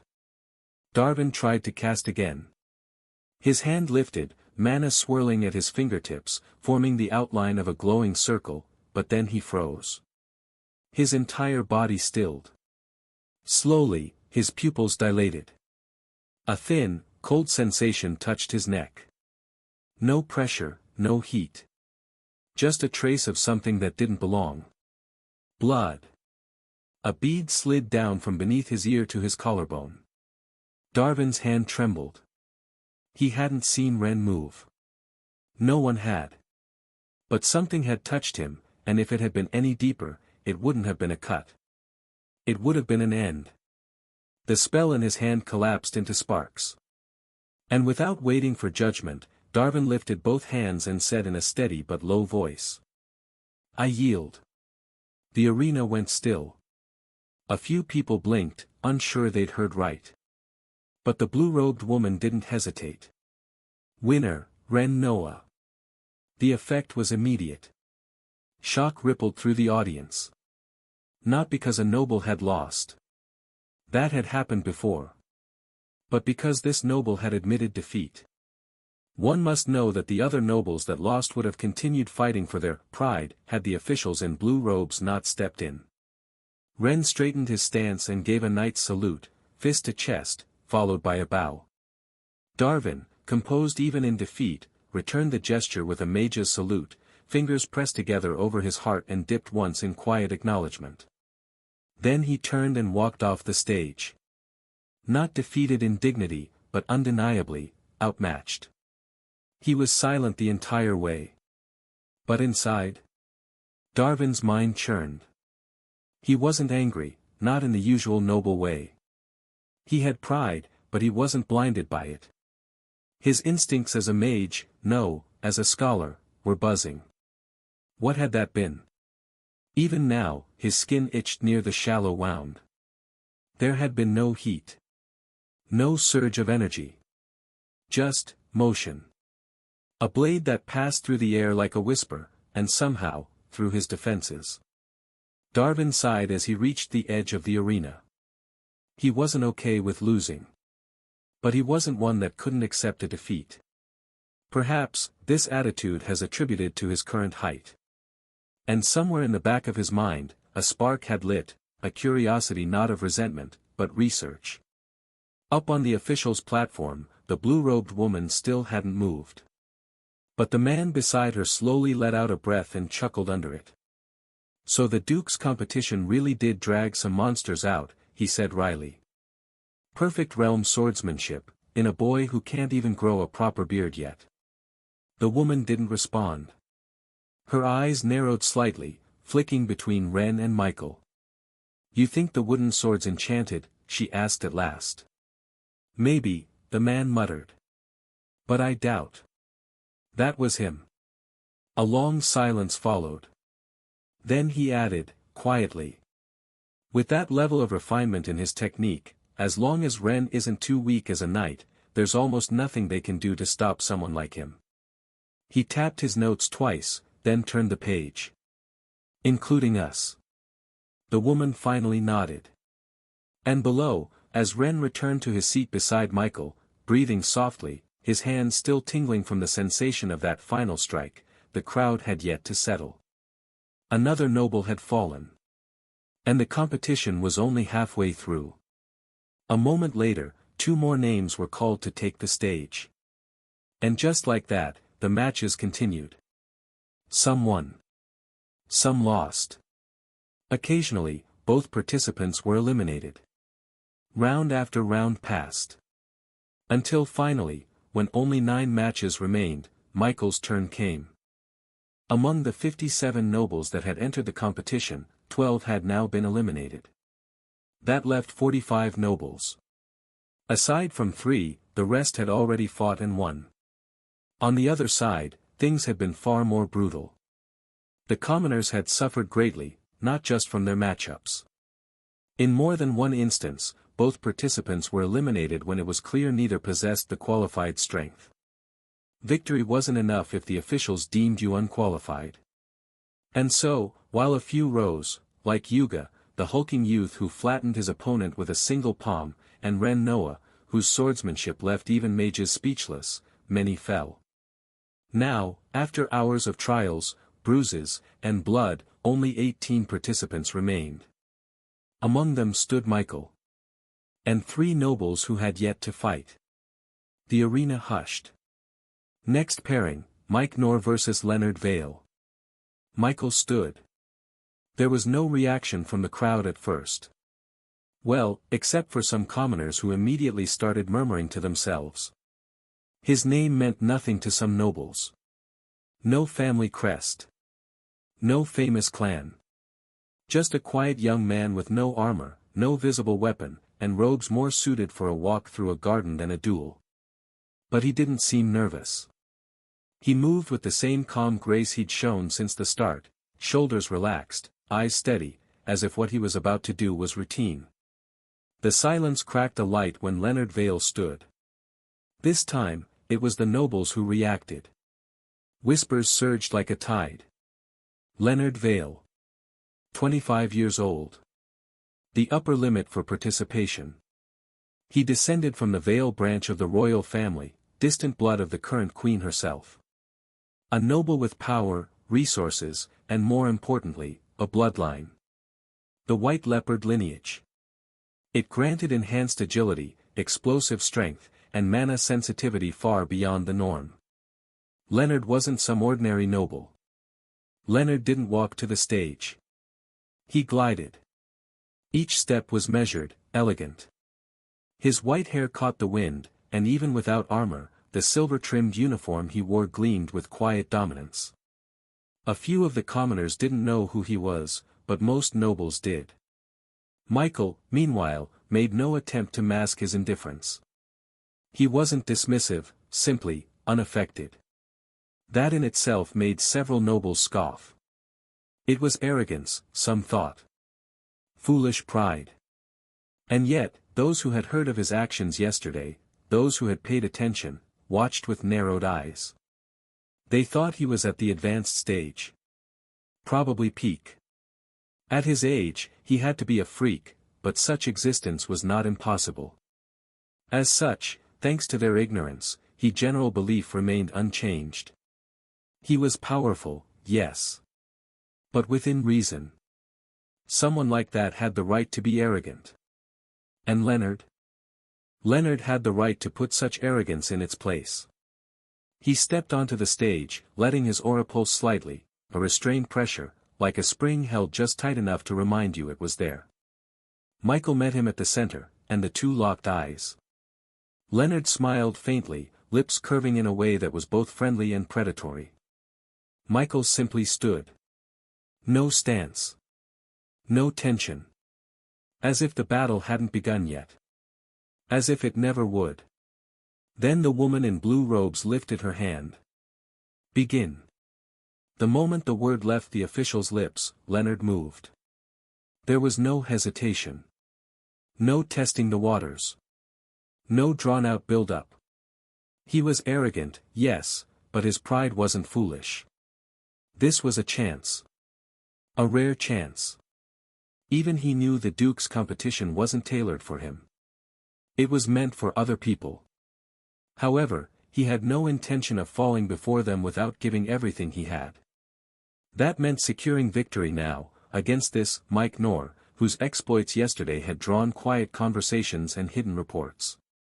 Before facing whoever the competition was designed for, Leonard planned to eliminate all variables. Michael was one of those. Which is why he didn't hold back. His body glowed faintly as he activated his bloodline.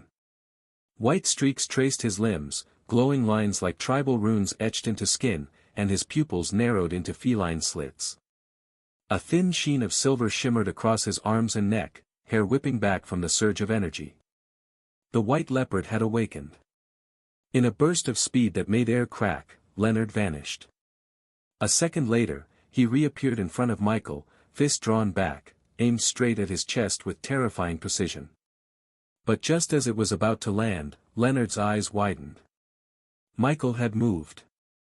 He hadn't blocked. He hadn't countered. He had simply tilted. A slight shift, almost lazy, and Leonard's fist grazed the edge of his robe instead of his ribs. The momentum carried Leonard past him. Michael took a step back, calm as a drifting cloud. Leonard landed lightly and spun, his face now serious. That shouldn't have been dodged. The gap in their distance closed again, this time with a flurry of strikes, fast, clean, and relentless. Fists. Palms. Sweeps. Short kicks. Leonard's movements were sharp and feral, combining martial refinement with beast-like aggression. But Michael kept evading. Not with desperation. Not with effort. With grace. Each time Leonard struck, Michael would shift, sidestep, or lean, never more than he needed to, always just enough. From the stands, it looked like a light show, blurs of white and silver, broken only by a flicker of movement as Michael avoided each blow like he already knew where it would land. And all the while, Michael watched. Not coldly. Not with disdain. But with curiosity. As if Leonard Vale was a fascinating new toy. At first, Leonard didn't think much of it. Leonard pressed harder. He poured more of his bloodline into his movements, pushing his legs past their comfort, accelerating his reflexes. His body blurred as he launched another combination, a rising knee, a twisting elbow, a clawing palm toward Michael's throat. Michael didn't blink. He simply leaned again, letting the wind of the blow pass through his collar. Leonard's fist crashed against air. However. Again. Again. And again. The white leopard noble began to falter. Leonard's chest tightened. His muscles trembled, not from exhaustion, but from something worse. Despair. It crept up slowly, like cold water climbing his spine. A question echoed louder with each missed strike. Am I really this weak? Or is he just? No, Leonard hissed under his breath, forcing the thought down. I'm not done. He prepared to lunge again. And then. That's enough. The voice wasn't loud. It didn't echo. But it was final. Leonard's body stopped. No, froze. His pupils shrank, the blood in his veins recoiling. A strange pressure fell upon him like a mountain, slamming him down to the ground before he even realized he'd moved. His knees hit the arena floor. Then his back. Then darkness. He didn't even feel the fall. The last thing Leonard heard was the crack of air shifting. And then, nothing. From the stands, silence fell once more. The match hadn't ended with a strike. It had ended with a single word. Leonard Vale, heir of the Vale line, bearer of the White Leopard bloodline, had been outclassed. Utterly. At first, no one spoke. The silence that followed Leonard's collapse wasn't the usual kind, the kind that came with shock or awe. No, this was the other kind. The kind that made the hairs on the back of every neck rise. The kind that thickened the air, as if the arena itself didn't know how to process what it had just witnessed. Then came the gasps. Soft at first. Then sharper. Then full-on murmurs, building like a tide of stunned confusion. But oddly enough, it wasn't the commoners who reacted first. It was the nobles. The ones who thought Leonard Vale would put the upstart in his place. Their eyes were wide. Some leaned forward. Others gripped their seats unconsciously. One or two stood without realizing. They'd seen the initial clash. They knew Leonard's strength. And now, they had no explanation. Next were the hunters and adventurers. They weren't nobles. They weren't rich. But they were fighters. They understood power. They recognized at the moment Leonard activated his bloodline. They saw the strength in his steps, the force behind his strikes, the terrifying burst of momentum that could shatter boulders. And they'd felt what it meant when someone entered that state. When Leonard had drawn on the White Leopard bloodline, he hadn't just gotten faster and stronger. No, he had briefly stepped beyond the advanced stage and into the Grand Tier, a state of power known only to a handful in the entire kingdom. It wasn't true Grand Tier, of course. More of a bloodline-induced simulation. A fake Grand Tier, as some called it. But fake or not, the power was real. With it, Leonard should have been invincible in this trial. He shouldn't have met a match. And yet. He had. And worse, he had been crushed. No wounds. No visible injuries. Not a single blow exchanged. He had simply been told to fall. And he did. The officials in blue robes didn't speak. They didn't need to. They too had recognized what had happened. They hadn't seen a clever trick. Not sleight of hand. Not hidden technique. They had seen suppression. That was the only word that fit. Michael hadn't fought Leonard. He had suppressed him. A being who stepped into the Grand Tier, if only briefly, had been rendered powerless without a scratch on him. The female official clenched her quill so tightly the feather bent at an odd angle. Her lips were pressed into a thin line, eyes narrowed at the boy on stage. Beside her, the older male official just leaned back and let out a long, slow breath. Grand Tier, he muttered, voice hoarse. The woman finally spoke, voice low. But he didn't. He didn't need to. Another moment passed. Then he added, and if that's what he does without trying, then we weren't just sent a freak. We were sent a monster.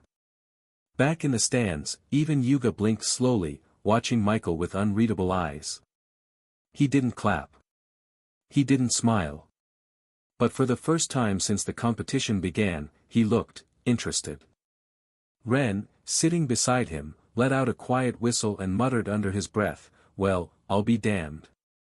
And on the platform, Michael just stood there. Still. Silent. As if nothing had happened. Like it had all gone exactly as expected. Michael didn't move for a while. He stood there calmly, as if waiting for the officials to call the result, even though the outcome was clear to everyone. Leonard Vale hadn't just been defeated, he had been rendered inert. Reduced to a collapsed figure lying on the stage like an offering to something beyond understanding. Eventually, Michael turned and walked off the platform, his pace unhurried. But behind that serene gait, his mind was anything but still. Should I have ended it sooner? It was a thought that had crossed his mind multiple times throughout the match. Honestly, he could have ended it the moment Leonard activated his bloodline. But he hadn't moved. And there was a reason for that. Truth be told, Michael had been conflicted since the beginning of the trial. Not about winning, that much was inevitable. But how to win? Disqualification on technicalities. Sudden violations. Mysterious injuries or accusations. He was overthinking it. He felt he was. But it didn't stop him. And truly, Michael was indeed overthinking it. Nobody was going to stop his fair win. At least, not until now. Before this battle, the Duke hadn't perceived him as a threat. The nobles saw him as a strange, maybe overpowered advanced stage freak, but still within the lines of the trial. Had he gone aggressive yesterday and showed his true power unnecessarily, the situation today would have been different. There was also something else. Curiosity. That was the second reason the battle lasted longer than it needed to. Michael had sensed it the moment Leonard activated his bloodline. The way the mana flowed, the shift in his presence, the subtle but distinct pressure, it was familiar. Not identical to his own, but resembling. Leonard had a bloodline. Just like him. That had caught Michael's attention. It had been almost 2 months since his awakening. He wasn't a novice anymore. He knew some things now. He knew his bloodline wasn't ordinary. Not when it allowed him to overwhelm even beasts ranked above him. Not with the perks that came with it or the way Teacher Brian had been envious of his opportunity. He was a high Huma. A race with power far beyond the ordinary. He'd classified his bloodline as extraordinary rank. Leonard's, by comparison. Rare rank, at best. It was strong, no doubt. But that was where it ended. Michael couldn't use himself as a reference. That wasn't fair as he was an awakener. But he could use Spartan. Spartan would have destroyed Leonard. So Michael's conclusion was fairly accurate. Of course, it could also be that Leonard was the one unable to show the true potential of his bloodline. Michael exhaled softly as he returned to his seat. His expression was still calm, but his thoughts were clearer than ever. Ren leaned forward the moment Michael sat down beside him. He stared at his friend, or perhaps stranger, with an unreadable expression, eyes squinting slightly as if trying to peer through fog. Michael didn't look at him. He sat with the same steady calm he always wore, gazing out at the arena where the officials were already preparing for the next match. But Ren couldn't hold back. "Be honest," he said, voice low but sharp. "Are you the king's bastard?" Michael's gaze didn't waver. Ren blinked, then added, "Or the duke's. Or, I don't know, some ancient clan's secret heir." Still nothing. Michael didn't frown, didn't shift. He just breathed. Ren sighed loudly and slumped back into his seat. "Of course you won't answer." Michael didn't smile. But the corner of his mouth did twitch. That was all Ren got. And somehow, it was enough. He turned his attention back to the arena. "You know," he muttered, "I was planning to feel good if I advanced today. Proud even." He paused. "But now I feel like I've been sparring with a sleeping dragon and didn't realize it." Michael didn't respond to that either. He just kept watching. 8 rounds remained. Of the remaining participants, 2 were nobles. The rest were commoners. Ren kept his mouth shut as the next match was called. The nobles still in line had watched the earlier battles with great care. However, no one cared about the nobles. The crowd barely reacted. After Leonard's collapse, everything else felt small. The last two did advance though. Michael's attention turned to the commoners. 7 of them. The few of them fought like they had nothing to lose. 3 commoners advanced. Only 3. The others? Even those who won their matches were deemed unqualified. The standard had been set. Intermediate rank at least. All eyes turned toward the blue-robed officials. The woman stood, parchment in hand, her expression unreadable. She didn't speak immediately.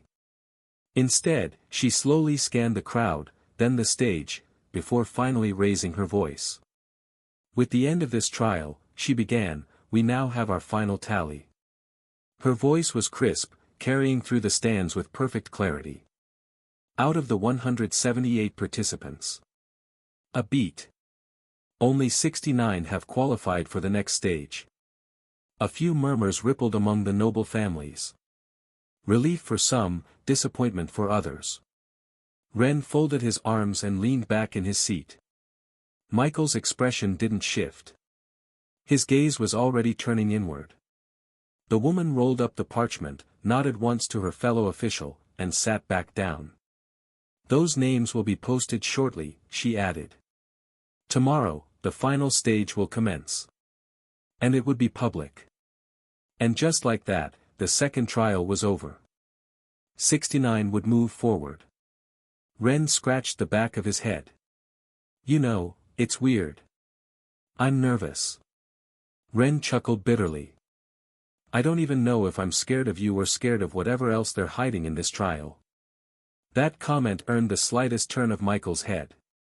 Ren pressed on. Because let's be honest, there were nobles today who didn't show up yesterday. A few familiar family crests showed up last minute. And you know what that means? Michael finally looked at him. Ren nodded. Tomorrow's going to be worse. Michael didn't nod. Didn't shake his head either. He simply turned back toward the now empty stage. He agreed. Tomorrow would be different. Michael could feel it. Not from anything concrete. Just a quiet certainty. There were stronger nobles waiting. Possibly hidden participants. People who had probably been chosen even before the competition started. There was no way the Duke would place treasures out like a saint. Michael knew it in his bones. The real trial begins tomorrow. If it was only the people here now, this competition would have already ended in his favor. Ren rose from his seat with a groan, stretching his limbs. Well, I'm getting sleep. I need all the strength I can muster tomorrow. Assuming no one dies from nerves. He hesitated, then added, you should sleep too, dragon.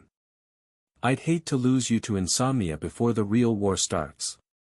Michael didn't reply, but his lips twitched. A twitch that almost passed for a smile. Ren walked off, shaking his head. Michael remained seated for a few more moments, watching the horizon darken. The sun was setting. Tomorrow, surprises awaited. Should I have fried or roasted potatoes? Or both? The next day, the capital came alive like a beast roused from slumber. Dawn had barely touched the horizon when the streets of the capital began to swell. Merchant stalls rolled open with practiced efficiency, banners were raised, and the scent of roasting meats and spice-soaked bread filled the air. Today wasn't just any day. Today, the Duke's competition would finally open to the public.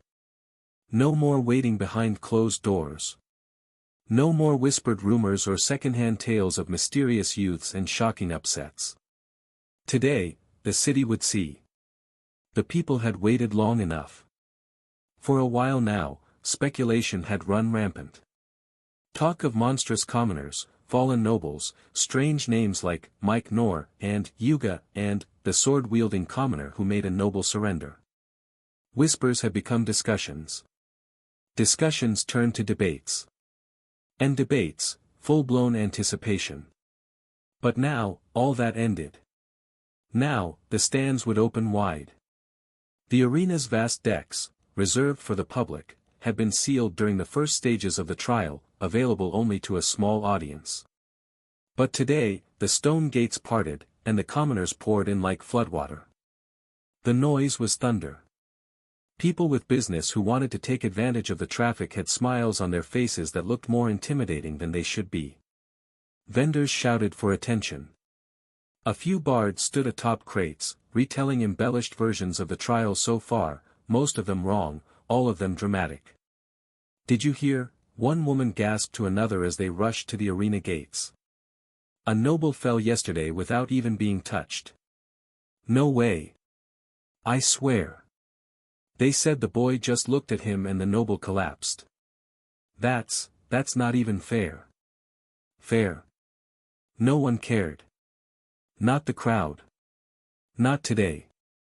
Because fairness had nothing to do with the show they'd come to see. This wasn't about honor or politics or family prestige. Not for them. This was spectacle. They wanted to see spells clash and weapons fly. It wasn't often commoners got to witness supernatural battle firsthand. But today they had front row seats to gods in the making. Even the nobles' side was more crowded than usual. Members of distant houses had arrived overnight, some in carriages, others by mounted rare beasts, still more through expensive teleportation slips. The stands filled with young lords and ladies, their retainers, and their endlessly gossiping attendants. Of course, not all eyes were on nobility. In fact, many weren't. To the common man, nobles were arrogant people with fancy clothes and thick wallets. What mattered was what they could do. And rumor had it, some of the strongest weren't nobles at all. People kept whispering one name in particular. Mike Knorr. No one knew where he came from. No records. No family. No known association with any guild, faction, or house. But yesterday, he had dropped a royal-blooded noble like a sack of potatoes without even lifting a hand. People wanted to see that. The butcher's son, the old carpenter with the crooked back, the wide-eyed little girl gripping her mother's sleeve, they didn't care about noble hierarchy. They wanted explosions. They wanted awe. And they were ready. The city's inns were packed, the streets jammed, and makeshift illusion viewing platforms had been erected in buildings or on buildings by mages who wanted to make money from those without entry tickets enter the arena. The capital city hadn't been this festive for a long time. Even the sky seemed to approve, cloudless, deep blue, and bright with promise. At the arena gates, officials guided the crowds through runic checkpoints. Security had tripled. Guards stood tall in full ceremonial gear, more for intimidation than safety. Inside, the stands filled fast. Excitement buzzed like lightning caught in a net. Michael moved with purpose, slipping through the morning crowd.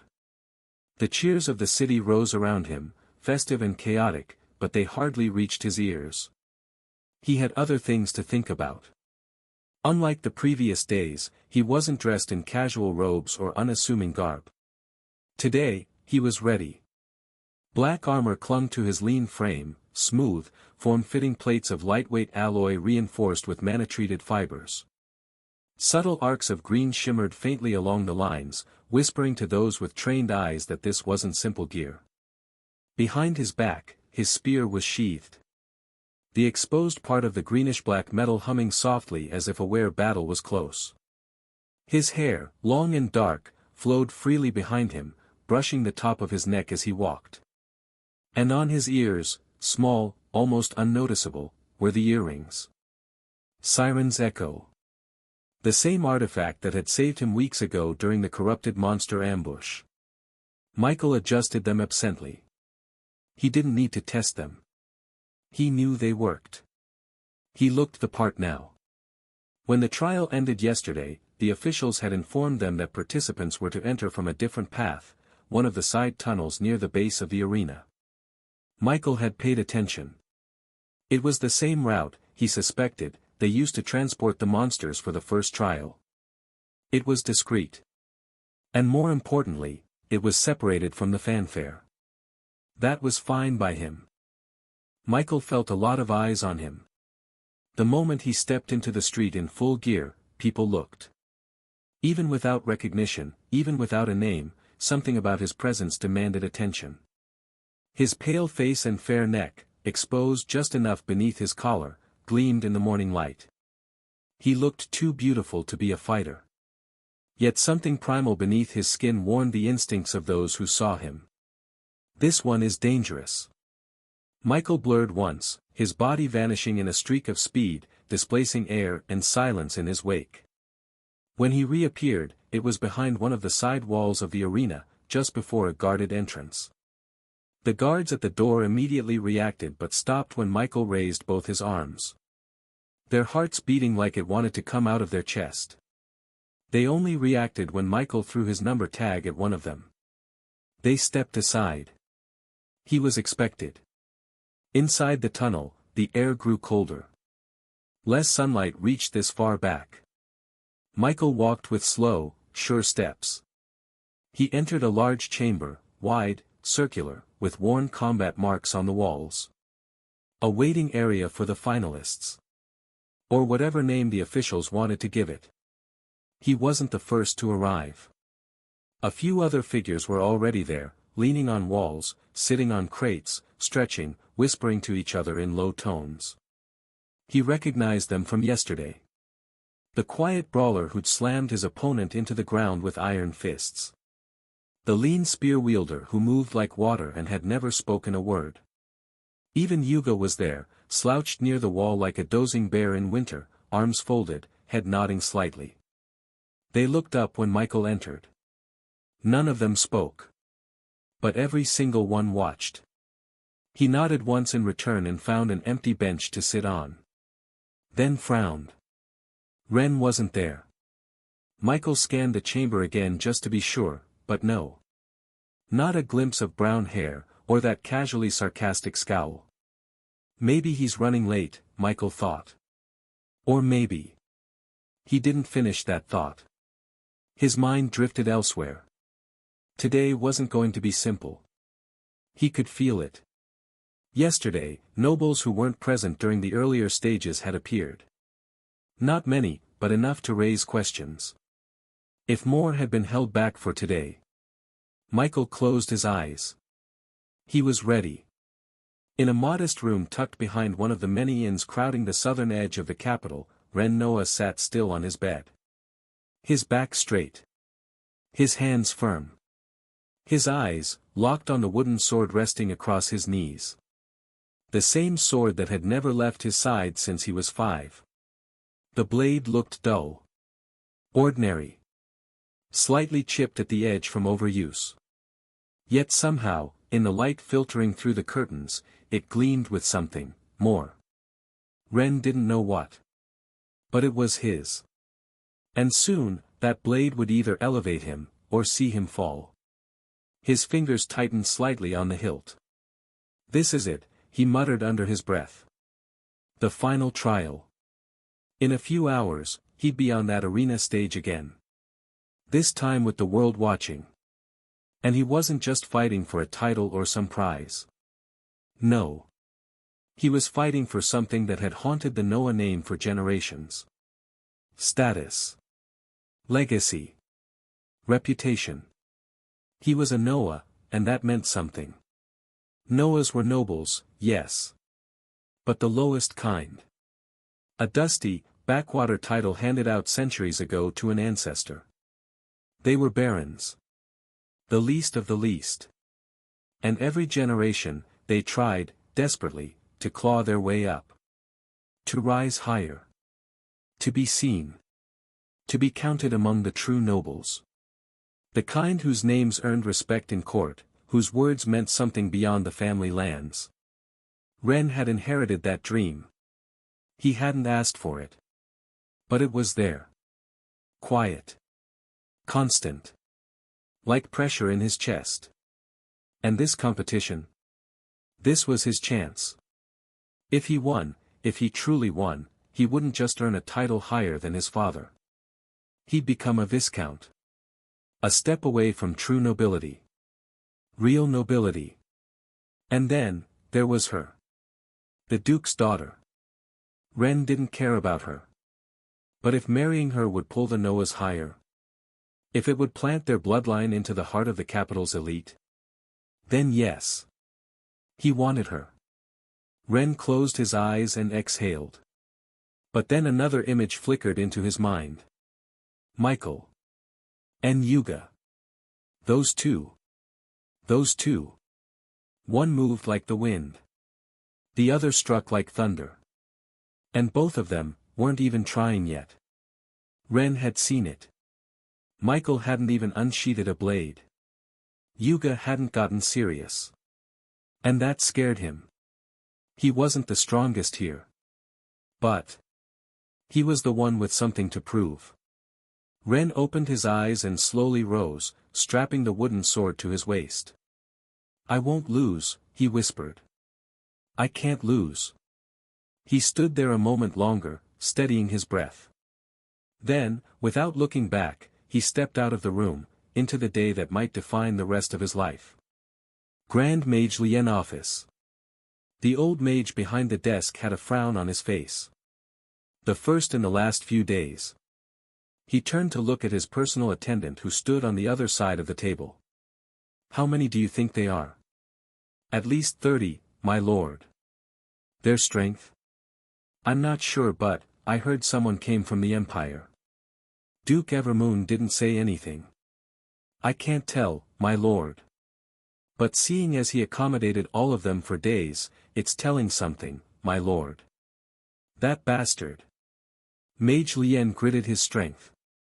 In a way, he was sorting of overreacting if one considered he had no business in the Duke's personal business. Unfortunately, this business just happened to be his lifeline. Wasn't the competition because of that? At the very beginning, Mage Lien was at ease and didn't even bother with keeping up with the details of the competition. With his understanding of Michael, he just couldn't see the youth losing.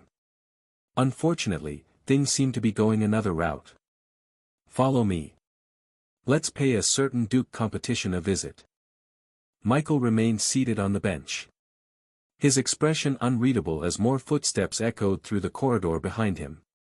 One after another, new figures entered the chamber. Some wore noble crests, trimmed coats of silk and leather armor stitched with house insignias. Others had no family symbols at all and only polished gear. More nobles. More commoners. Michael noted them all. A few gave curt nods in greeting, but most simply scanned the room and chose a corner. Tension thickened like fog. Among everyone present, one more caught his attention. A girl. Not so young. At least she was approaching her mid-20s already. Her frame was slender but wiry. A long braid ran down her back, and her gaze was focused. Michael had seen her before, one of the few commoner females who had made it through the first round. And the only one who remained now. She also dressed like what one would expect from a female adventurer. She didn't look around. Didn't glance at anyone. She just stood by a far wall, eyes closed, hands resting on the hilts of twin daggers crossed behind her waist. Michael watched her for another few seconds, then shifted his gaze. The murmur of whispers died as two familiar figures entered the waiting hall from the rear doors. The officials. The middle-aged man and woman, both clad, as always, in sharp, pristine shades of deep blue. Their robes swirled slightly as they moved. The woman's hair was tied in a tight knot, her expression calm but steely. The man walked with hands behind his back, a small roll of parchment clutched loosely in one palm. The room straightened on instinct. Participants, the man began, his voice clear, your moment has come. He didn't wait for applause. There wasn't any.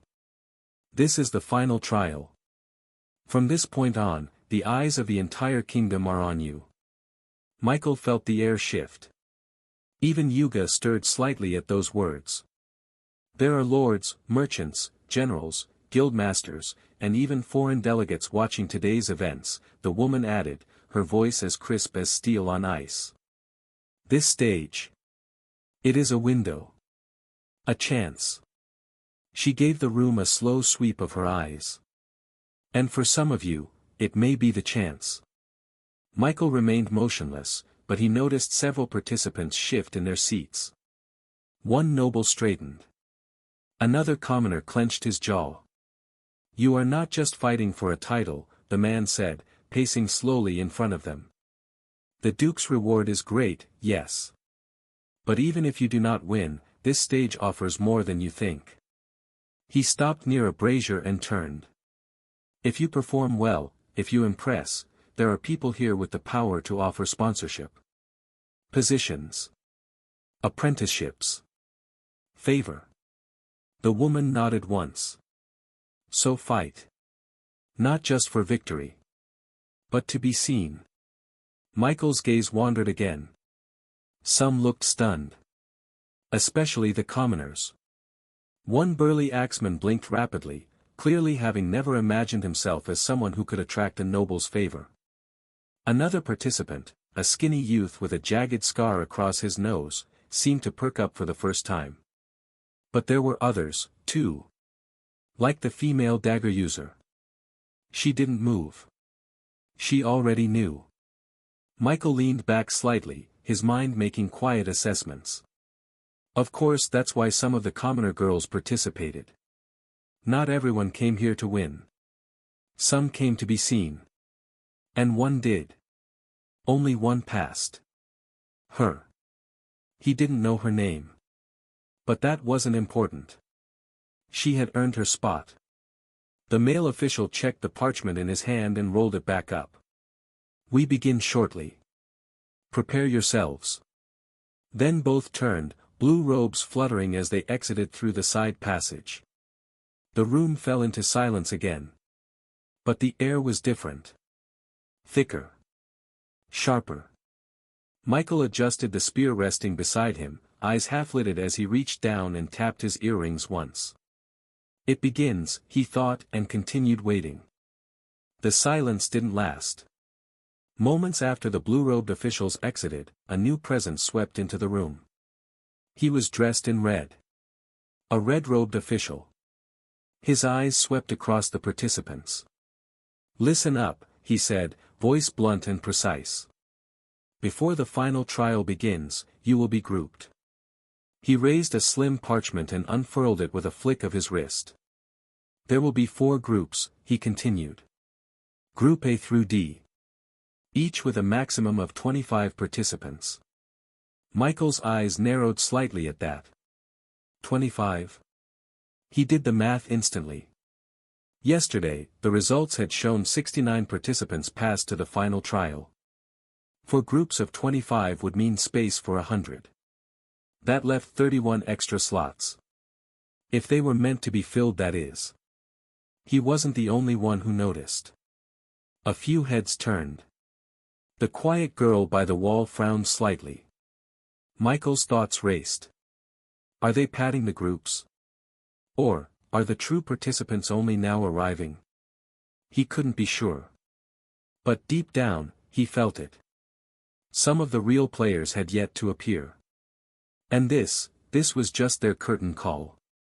He barely finished that thought when the door at the far end opened again. And in walked a figure he immediately recognized. Ren. Ren was dressed all in leather armor, making him look a little intimidating. If it wasn't for the weathered look on the armor, he would have looked a little more noble. His wooden sword was strapped to his side. How face set in a kind of calm that was built on sheer willpower. He didn't walk over. Didn't speak. But from across the chamber, he nodded once at Michael. Michael returned the gesture. Then Ren moved to an open spot on the opposite end of the room, alone. Michael watched him for a moment longer, then shifted his gaze as the red-robed official began to read names aloud. The grouping process had begun. Group A, Yuga, the official called first. The hulking figure didn't react. Cassius Rel. A lanky noble nodded and stepped aside. Della Meyer, the official continued. The name belonged to the dagger girl. She stepped forward silently and moved to the left as instructed. Name after name was called. The groups filled slowly. And then Mike Knorr, the official, called. Michael stood without a word. The red-robed official didn't even glance up. Group B. Michael walked to the right side of the chamber and found a quiet space. Ren's name came a few turns later. Ren Noah, the official said. Group C. Ren's expression didn't change, but Michael saw it. The flicker of tension. If they had been placed in the same group, they wouldn't face each other early. That was the logic. Now, that possibility had just vanished. Ren exhaled through his nose and moved silently toward his assigned group. Michael's group was getting filled slowly. Some familiar faces. A few strangers. But neither Ren nor Yuga were among them. Michael felt no disappointment. No concern. Yuga didn't either. The bear-like commoner was already lounging in Group A, leaning against a wall like it was his personal tent. But Ren? Ren's fingers tapped once on the hilt of his sword. Not out of fear. Out of calculation. He'd wanted the odds tilted in his favor. Now the board was complicated. Michael returned to his corner and closed his eyes. However, he didn't have enough time to rest before the official clad in red robe spoke again. Look around. There are several entrances here. I'm not sure if some of you have figured out their purpose by now, but I'll say it. These entrances lead to the stage directly. Ahead is also a waiting room. Now, according to your group, you'll enter and wait for your name to be called to come on stage. Other people will also get joining you soon. Michael's eyes opened slowly at that last line. Other people will also be joining you soon. So it was true. He had suspected. The math didn't lie. But hearing it confirmed aloud, hearing the red-robed official say it so casually, like it wasn't about to change the entire dynamic of the trial, settled it. There were more participants. Ones who hadn't been through the first two trials. Hidden candidates. Probably hand-picked. Michael said nothing. But his thoughts ran deeper now. How many? 100. And why hide them until now? Were they being kept in reserve? Were they the true heirs the Duke hoped to see succeed? It didn't matter. Not really. Michael rose from his position and followed the rest of Group B as they were motioned toward one of the side entrances. A tall corridor branched into a wide passage. At the end of it stood a reinforced steel door. It opened with a whisper, revealing a clean, simple waiting room with rows of stone benches. Michael stepped in, found a seat at the farthest bench from the door, and lowered himself calmly. Other members of his group filed in behind him. Michael sat in silence, leaning slightly forward with his elbows resting on his knees. His green-black spear stood upright beside him. He didn't have to wait long. Roughly 10 minutes passed before the atmosphere shifted again. The steel door creaked open, and footsteps echoed down the corridor outside. And not just one set. Several. The first to enter was a tall youth in deep crimson armor inlaid with silver filigree. A symbol Michael didn't recognize, gleamed on his chest plate. His face was sharp, clean, and expressionless. Behind him came two others, equally well-dressed, equally polished. Then another. And another. By the time they all entered, there were 6 of them. 6 new figures. All dressed in armor far superior to anything the current nobles in Group B wore. Each of them moved like they belonged here. And maybe they did. Michael also didn't need to activate any skill to know, they were strong. Stronger than most in the room. The room reacted accordingly. The nobles of Group B sat a little straighter, eyes sharpening as they exchanged subtle glances. Some stiffened. Others scowled. The commoners, on the other hand, mostly lowered their gazes. The unspoken truth was clear, these newcomers hadn't participated in the earlier trials. That meant they hadn't earned their spot like the rest.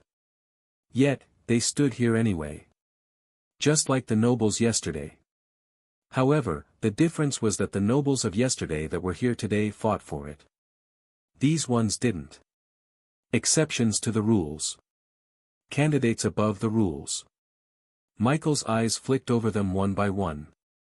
He could already tell who the leaders were. The one in front, the tall one in crimson, and the one that gave off the strongest feeling. Silence stretched longer than it should have. Until someone broke it. A noble.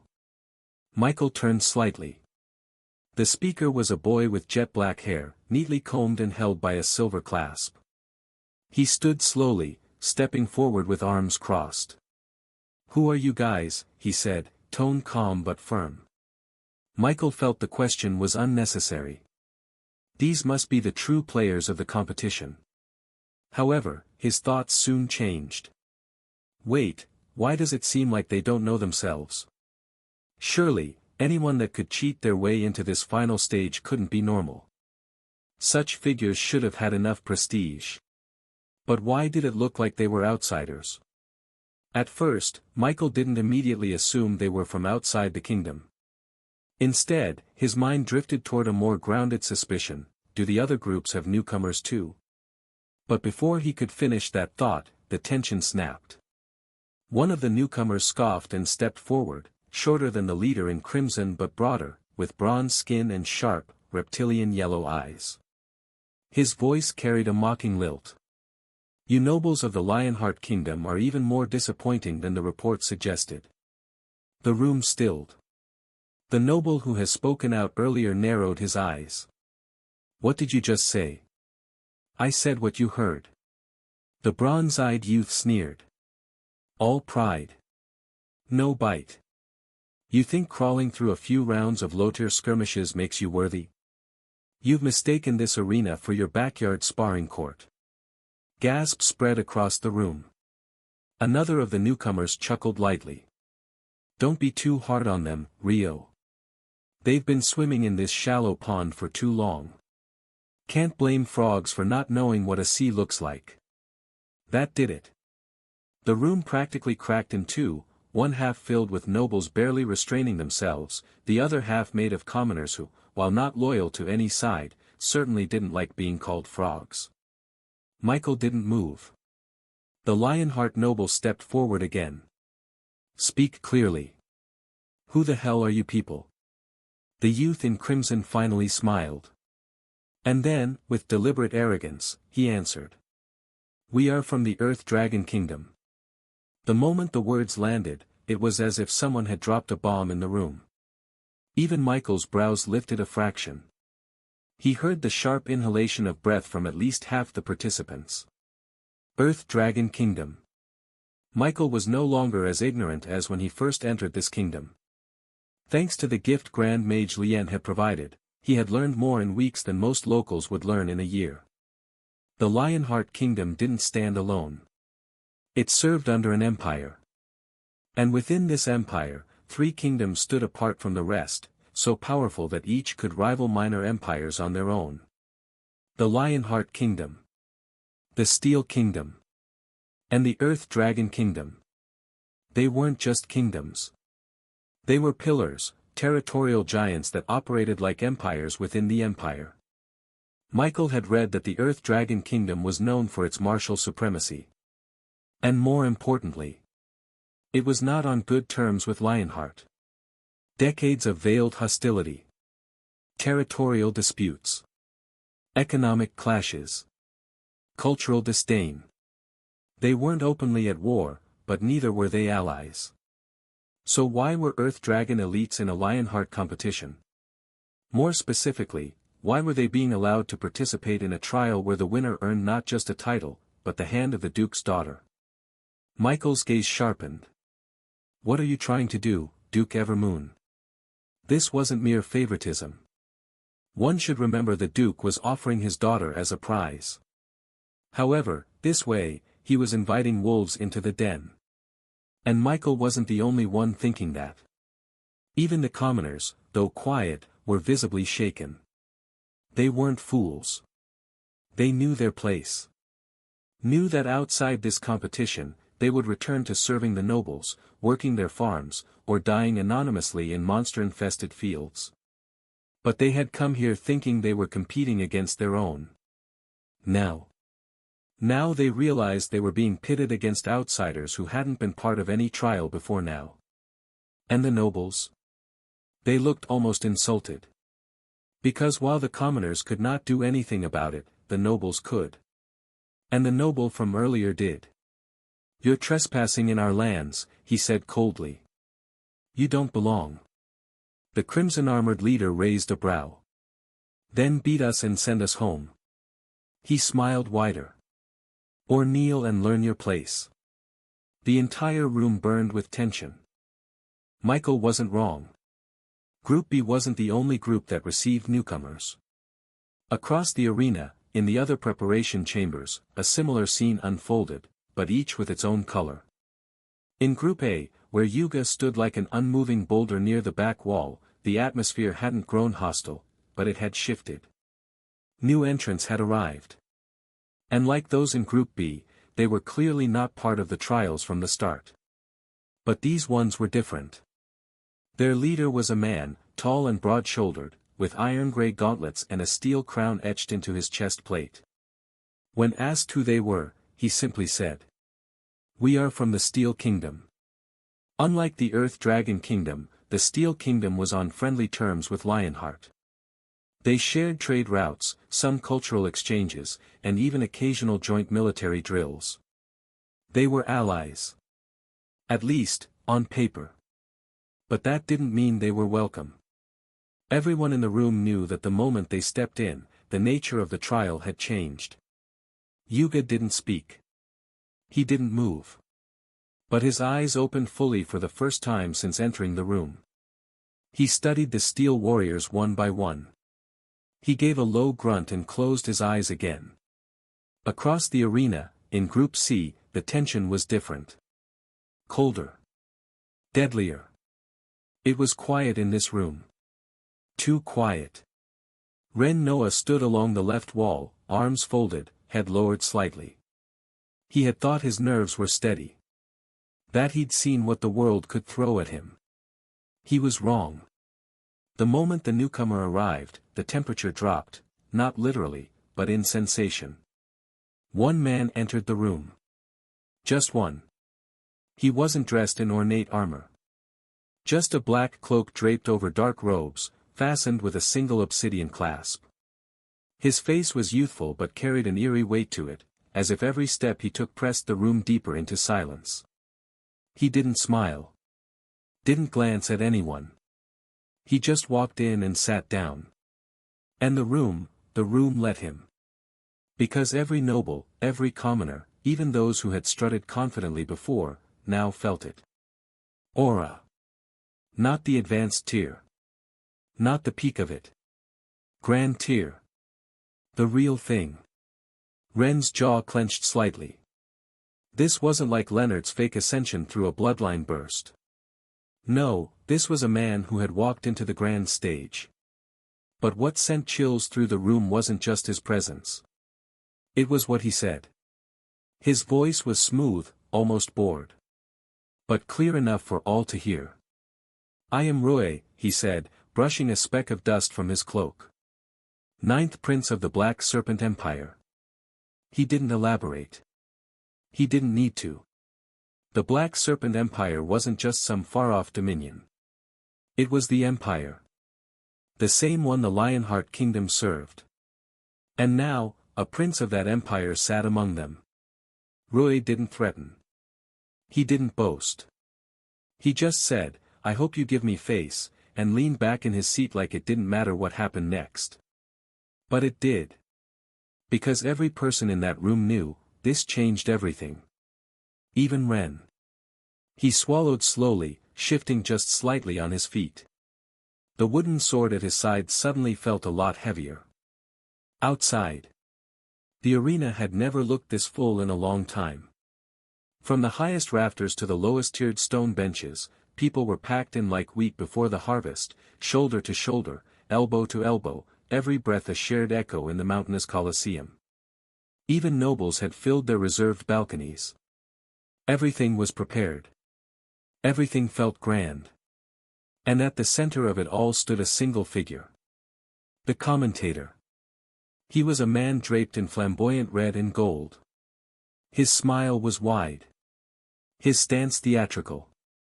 And when he raised his hand, the arena practically exploded in response. "Ladies and gentlemen, are you ready?"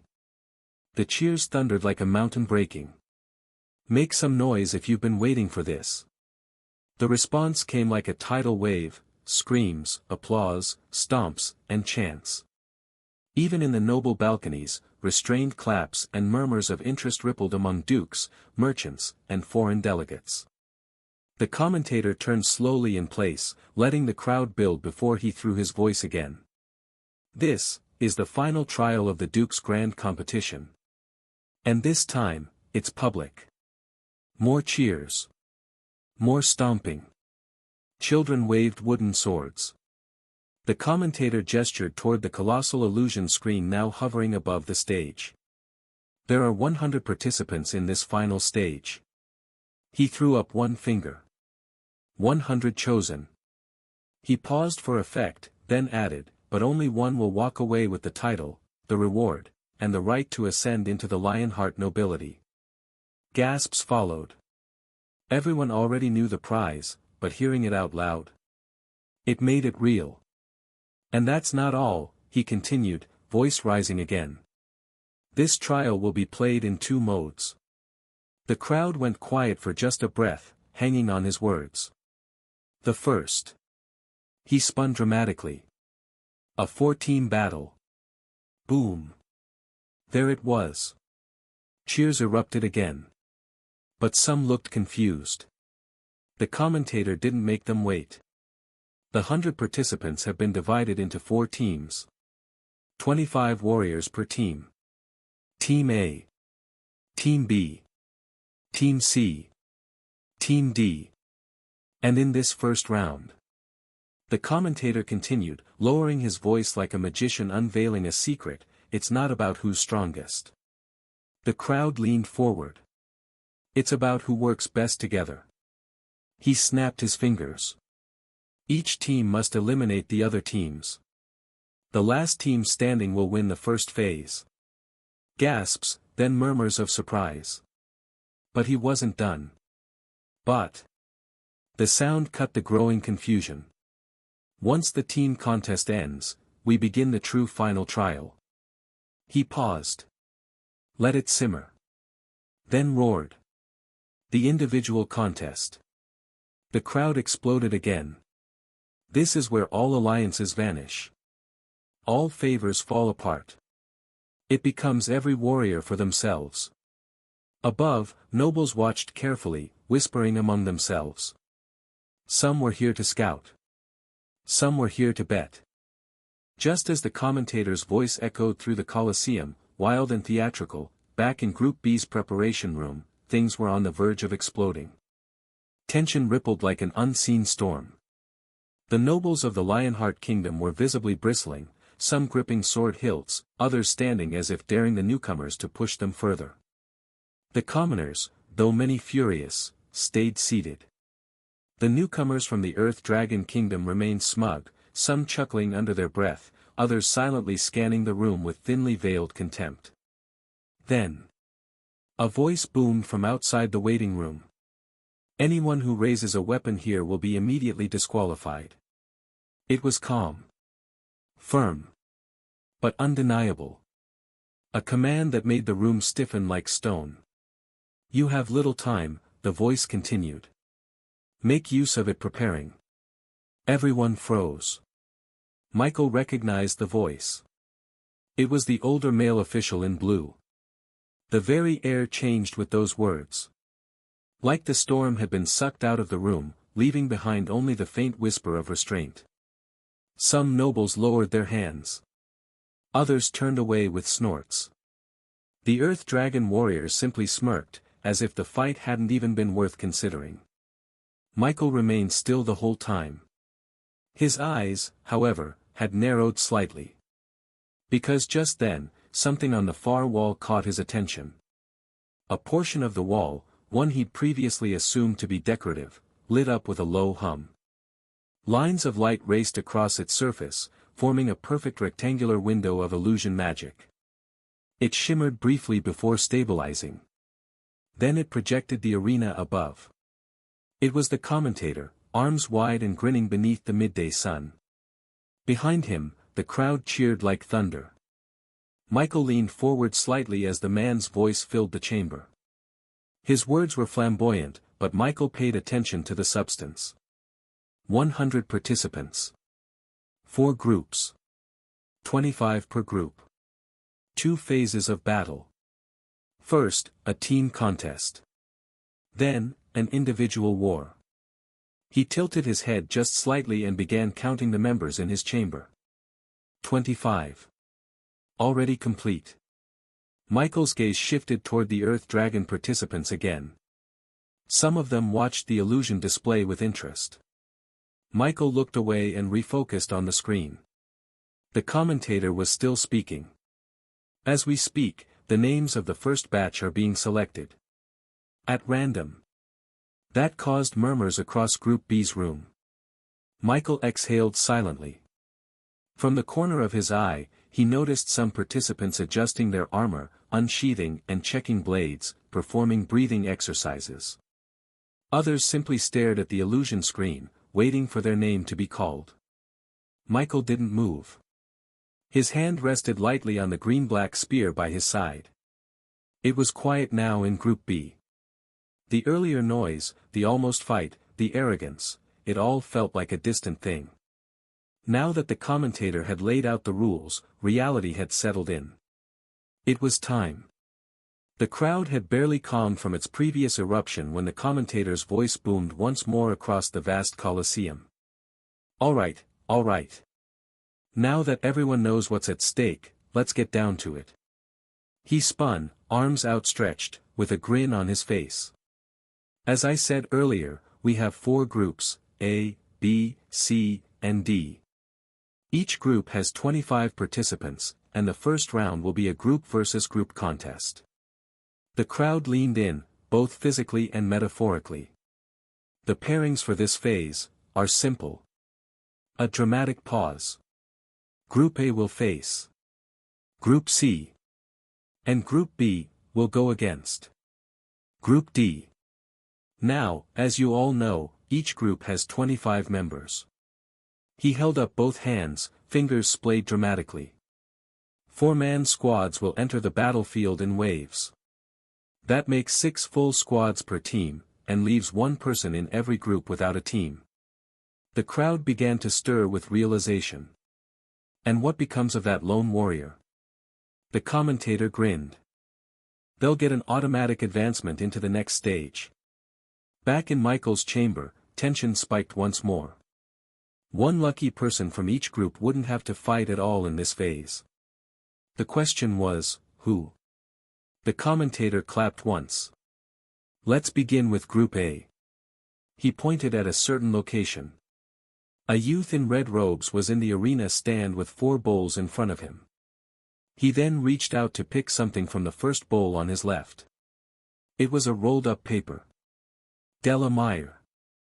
The youth announced, making everyone aware of the choosing method. The youth in red robes continued. Second member of Team A. Lionel Hartwright. Third. Yuzen Kerr. Fourth. Sir Ma of House Corwin, representing the Steel Kingdom. That name brought a sharp shift in tone. The atmosphere in the Colosseum was electric, until confusion slowly began to spread like a fog over the roaring crowd. It started with a few furrowed brows. Then whispers. Then outright murmurs. Wait, did he say Steel Kingdom? Isn't that? Why are they allowed here? The noise began to swell, not with cheers this time, but with sharp, questioning voices. The commentator, sharp-eyed despite his flamboyant grin, noticed it almost immediately. He cleared his throat loudly and raised a hand toward the illusion screens above. Ah, I see we have some confusion, he said, his tone still light but now tinged with purpose. Let me clarify before the speculation gets out of hand. The audience hushed, leaning forward in anticipation. Yes. There are participants from the Steel Kingdom. That brought a wave of murmurs. But the commentator didn't stop there. And yes. He said, voice dropping an octave, we also have participants from the Earth Dragon Kingdom. Silence. Then the crowd erupted, not with cheers this time, but with boos. Loud, angry, almost thunderous boos. Even in the noble balconies, some lords were seen turning to each other in disbelief. Others gestured to attendants, likely demanding confirmation. The Earth Dragon Kingdom. The same kingdom that had fought wars with Lionheart. That had tried to annex frontier territories just a decade ago. Even the commoners reacted. They might not have followed politics, but everyone knew stories. The border skirmishes. The merchants who never returned. The silent bitterness between both nations. And now they were here. Participating. Competing for the Duke's rewards. For his daughter. It was outrageous. I know, the commentator shouted over the noise, both hands raised. Believe me, I don't get it either. The crowd quieted just a touch at that. The commentator leaned slightly toward the center of the stage, his voice becoming a touch more serious. However, one thing is clear, no one should cause trouble. You're here to support your participants. His grin returned. So pick your side. Choose your warriors. Support your own. He stepped back and gestured broadly toward the illusion screen. Now, let's return to the drawing. Inside the preparation rooms, the reactions varied. In Group A, Yuga's eyes had barely opened. His massive arms folded over his chest. He has no business with what was happening outside the room. The words were confusing and gave him a headache. It made him hungry too. Yuga gave up. In Group C, Ren clenched the hilt of his wooden sword tightly. The Empire Prince was already bad. But now there were kingdoms. He did not like how things were turning out. In Group B, Michael's expression remained unreadable. He glanced at the Earth Dragon Kingdom warriors, who wore smug grins as if the booing didn't reach them at all. Michael's gaze returned to the screen just in time to see the youth in red robes prepare to draw again, this time for Group C. The crowd had mostly settled. The confusion had become fuel. Everyone now watched with burning interest. This wasn't just a local contest anymore. Now, on to Group C. The crowd hushed. The first to enter from Group C. Click. Lord Fenric Valen. Next. Jos Tren of East Run. Third. Sir Ne of House Reliner. Then the fourth name fell. Ligay. The gates at the edge of the grand stage suddenly rumbled as one opened and 4 participants from Group A were led into the arena. The first through entrance was Delamire. Slender. Focused. Graceful in her stride. She wore lightweight leather armor with a weathered cloak draped across one shoulder. Twin daggers glinted at her hips. Her long braid swayed behind her like a whip of shadow.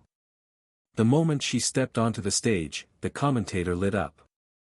Ladies and gentlemen, make some noise for our first entrant. Delamire. Yes, you heard the name right. I've heard whispers that she's the only female among all 100 participants. Yes, you heard the name right. I've heard whispers that she's the only female among all 100 participants. The crowd murmured at that. Others cheered. And a small but vocal segment began chanting her name. That's right. Delamire. An adventurer, from what I hear. And the last female standing out of all who applied. The commentator lowered his voice theatrically. Now tell me, folks, what kind of strength does it take to reach this stage, alone, when so many others fell? The applause rose. Some clapped in admiration. Others simply appreciated the novelty of seeing a woman up there. Della. Step forward and introduce yourself. Della, still calm, nodded slightly. She stepped to the front, her voice clear and measured despite the noise. Della Meyer. A gold rank adventurer. I'm here to win. Simple. Direct. The crowd loved it. As for why a woman was on a stage competing in what seemed like it was tailored for men, the crowd couldn't care less. Ah. She's got the tone of a warrior and the eyes of a hunter. Look at that calm. Beautiful, dangerous, and deadly. The crowd hooped and hollered. The commentator then gestured to another member in Group A. The youth's hair was combed back, his expression confident. Look at the shine on that armor. I can see my reflection from here. Please introduce yourself. The youth stepped forward and bowed slightly. Lionel Hartright. House Hartright. I look forward to bringing honor to my house. Folks. This young man is here to prove himself. Following him came Yuzen Kerr, a stout, scarred man with a rugged beard and a heavy axe strapped to his back.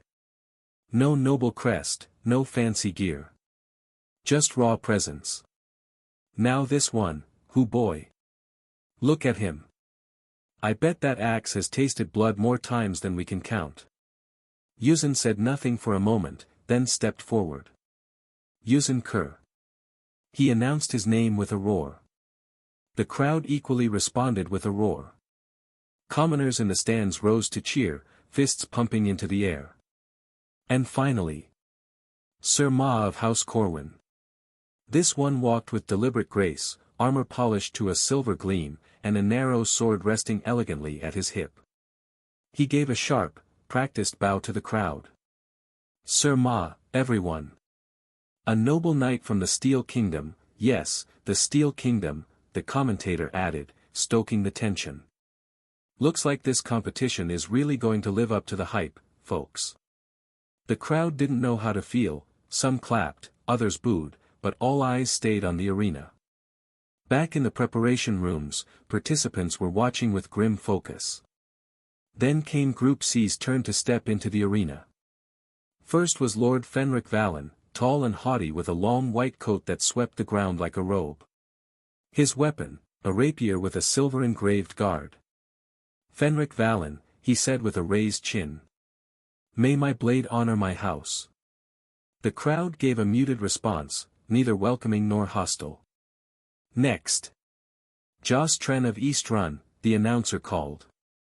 A lean figure with short cropped hair and a curved saber strapped across his back strode forward. His eyes scanned the crowd but offered no introduction. Joss is quiet, folks, but don't mistake silence for weakness. Eastrun scouts have a reputation. Then came Serna of House Reliner, whose steel-gray armor bore deep scratches across the chest. He raised his shield high, nodding once to the crowd. Finally. Legay. There was no title, no fanfare. A short figure stepped out. No armor. No flashy gear. Just a weathered cloak and a single curved dagger strapped to his thigh. His face was hidden beneath a hood. Ah, mysterious. I love it, the commentator cried. No title, no background, no introduction. Just Legay. Can't tell if we should be worried or excited. The two teams now stood across from one another on the vast arena stage. The commentator stepped back to a raised platform just outside the shield. All right, settle down, people. The first team battle begins now.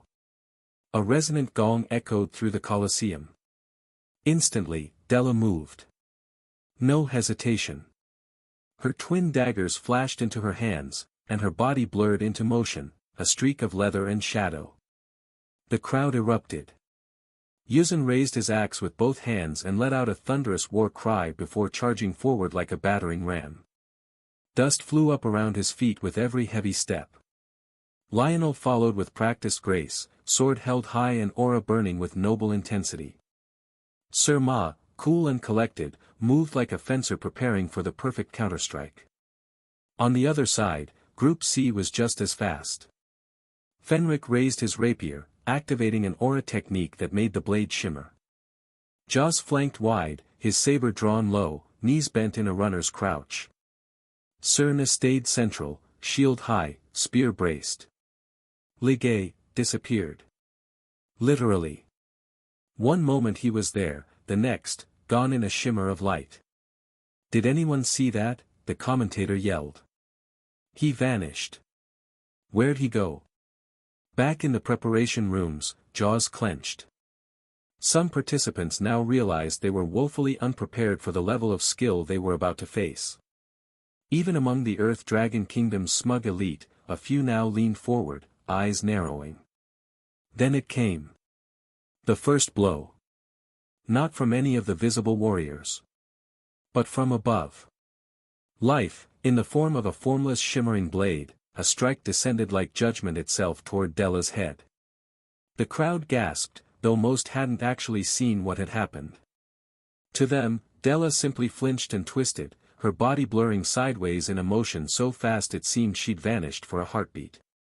One moment she stood mid-dash, the next she rolled beneath a sweep of air, her daggers flashing up defensively. A blade struck the ground she had been standing on. It hissed. The stone cracked. The commoners in the crowd leaned forward, straining their eyes. What just happened? Wow! Did she trip? Why did the floor crack? Their voices rose in confusion, not fear. But the excitement didn't dim. In fact, it increased. Because while they couldn't follow the details, they could feel the pressure. The hum in the air. The impossibility of human movement being displayed below. It didn't matter that they couldn't see the magic. This was what they came to witness. A show of power. And power had arrived. Phew. Did anyone else feel that? I don't care if you can't see it, folks, you felt that chill run down your spine, right? The commentator's voice echoed once more, clear and booming. And for those of you wondering what just happened, yes, that was an assassination attempt, launched from the shadows, by our mysterious Ligue. The commentator proved he too was no ordinary person just from the ability to see what was going on. See that? That wasn't just a strike, that was a slash meant to kill in one hit. And Della. He pointed dramatically at the screen. Dodged it like she was born in the shadows. The crowd exploded in cheers. On the field, Della crouched low, one knee bent and her eyes narrow. She didn't smile. She didn't speak. She moved. Twin daggers danced again in her grip, and then she vanished in a blur, heading straight for Joss Tren. You want to talk about instincts, the commentator said. Della's not waiting to see if Ligue tries again. She's going on the offensive. Straight for the flanker. And she was fast. Joss barely managed to intercept. His saber clashed with her twin blades, sparks flying. But the clash lasted only a second before Yuzan slammed into the melee like a wall of muscle and steel. The impact sent both Joss and Della tumbling. Della flipped back in perfect form while Joss staggered away, gasping. The crowd erupted again. They didn't need to see every detail. The momentum was visible. The energy was real. The magic of the stage barrier allowed some of the impact force to ripple through the Colosseum air, giving the audience a faint taste of the battlefield's fury. Meanwhile, Lionel engaged Fenric, both warriors weaving light and blade like dancers. Their weapons moved with precision, clashing at speeds the eye could barely follow. Lionel versus Fenric. Nobility meets nobility, folks, the commentator said, now fully animated. But watch their footwork, Fenric's favoring his left. Did Lionel already land a strike? Sir Ma still hadn't moved. He watched, patient, his hand on the hilt of his blade, eyes never leaving the space behind his teammates. The commentator noticed. Sir Ma hasn't joined the fray yet. Waiting. Calculating. Protecting the rear. Or expecting another sneak attack. And he was right to wait. Suddenly. A flicker behind Sir Ma. But his sword was already moving. Steel rang through the arena. Some sharp eyes caught eye, a glint, a flash, a faint shimmer in the air that collided with Sir Ma's guard before vanishing again. "No kill today, Legay," the commentator barked, grinning. "Looks like the Steel Kingdom's knight is sharper than he looks." The crowd was enthralled. Every clash. Every movement. Every surge of power. Many didn't understand the techniques. But they understood spectacle. And this? This was a spectacle worthy of nobles and commoners alike. And the tension kept building. While the crowd was still roaring from Sir Ma's last-minute deflection, the sharpest watchers started asking the question that had been lingering since the beginning of the battle. Where was Legay now? The answer was, everywhere and nowhere. He hadn't disappeared. There was no magic veil, no spell of invisibility. He was simply fast. Too fast for most eyes. Too fluid for the untrained mind to track. Legay didn't move in straight lines. He didn't stay in open space. He weaved through the smoke, the dust, the shadows cast by lunging bodies and flaring auras. And that made him terrifying. He was a phantom not by spell, but by movement. The commentator saw it. Listen carefully, folks. I know some of you are wondering, did he vanish? Was it a spell? But no. There's no illusion. No blink. No teleportation. What you're watching is pure technique. He doesn't vanish. He hides in motion, the commentator continued. A combat style used by certain rogue circles and Eastern assassin guilds. Each step made to draw no sound, each angle taken to fall just outside the line of sight. Even many of the combatants haven't realized how close he's gotten. He's fast, but more than that, he's smart. He's not looking for a duel. He's hunting for a moment. And just like that, the scene jumped back to the present. Down below, Fenric launched a lunge at Lionel, aura crackling at the tip of his blade. It was a brilliant strike. Until a flash. Not from Lionel. But behind Fenric. Legay. A dagger arced forward, silent and curved like a snake's fang. It was perfect. But Lionel, twisted at the last moment, and Fenric stepped forward a half-step more than planned, causing the dagger to barely miss his spine. Legay flowed with the motion and disappeared into the dust again before either of them could counter. The commentator barked a short laugh. Ha! Almost had two birds with one blade, but Lionel's noble instincts aren't just for show. And Fenric, well, he's blessed by fortune today. The crowd howled in disbelief. Some screamed Legay's name, others Lionel's, others just cheered the madness of it all. This wasn't just a fight, it was a game of shadows, bursts of raw might, and flashes of insight. And amidst it all, Della re-entered the fight. In the preparation rooms beneath the Colosseum, silence reigned. A young swordsman from Group D whispered, "Was that a feint or, no, wait, he's behind him again." "How?" "No. He's not blinking," another muttered. He's just fast." Even the arrogant, smirking warriors from the Earth Dragon Kingdom had stopped laughing. Their eyes followed the flow now. Not a single one underestimated what was happening anymore. Among them, Michael sat still. His spear rested beside him, one hand lightly on the shaft. His eyes were fixed on the illusion screen. For a time, he was confused. This wasn't like the previous trial rounds. Not even close. Della, Yuzan, Lionel, even that phantom called Legay, especially him, they were fighting like their lives depended on it. And perhaps it did. But then, slowly, the realization settled in. Of course it was different. This was the main event. There was a reason the climax of every event was always so far beyond the preliminaries. Because this was the moment they showed it. However, unlike others, for Michael, the current battle in the arena. It was a bit boring. Everyone moved so slow. Back on the stage, it was chaos. Della was bloodied but breathing hard, her daggers slick with effort. Joss was finally down, collapsed after a brutal exchange with Yuzin and a well-placed kick from Sir Ma that shattered his footing. His sword had clattered to the floor. Joss is out, the commentator bellowed. And look at that, Sir Ma finally joins the attack, and bam, we lose a scout. The crowd roared. Then it happened again. Yuzin caught his shield with one hand and ripped it away, dragging the man off balance. Della slashed behind his knee just as Yuzin brought his axe down, not to kill, but to crush his shoulder into the arena floor. 2 down. Nez out.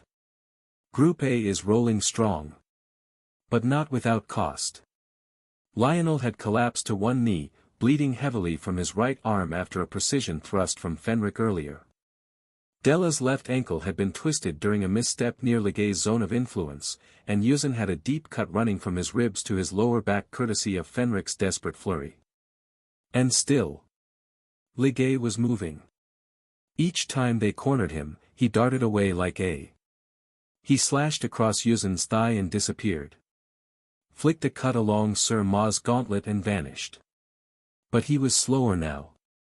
It was 3 versus 1, and it was catching up. The crowd sensed it. The commentator knew it. All right, what's the time here? We've got a dangerous Legay dancing between 3 injured but hungry lions, he said, voice electric. But make no mistake, this man is not down yet. Sir Ma lunged forward, cutting the field off from the east. Yuzin came from the left with a swing heavy enough to shake the stone. Della waited. Eyes like daggers. As Legay darted through a small arc of smoke, Della moved. She threw one dagger, not to kill, but to distract. Legay's foot faltered. It was slight, but enough. Sir Ma's blade swept in. Not at Legay, but to force him toward Yuzin. Yuzin roared, his axe raised for the final blow. Ding! A bell rang. A chime that echoed through the Colosseum like a divine interruption. Every fighter froze mid-motion. Even Yuzin's axe stopped, mere inches from Legay's side. What?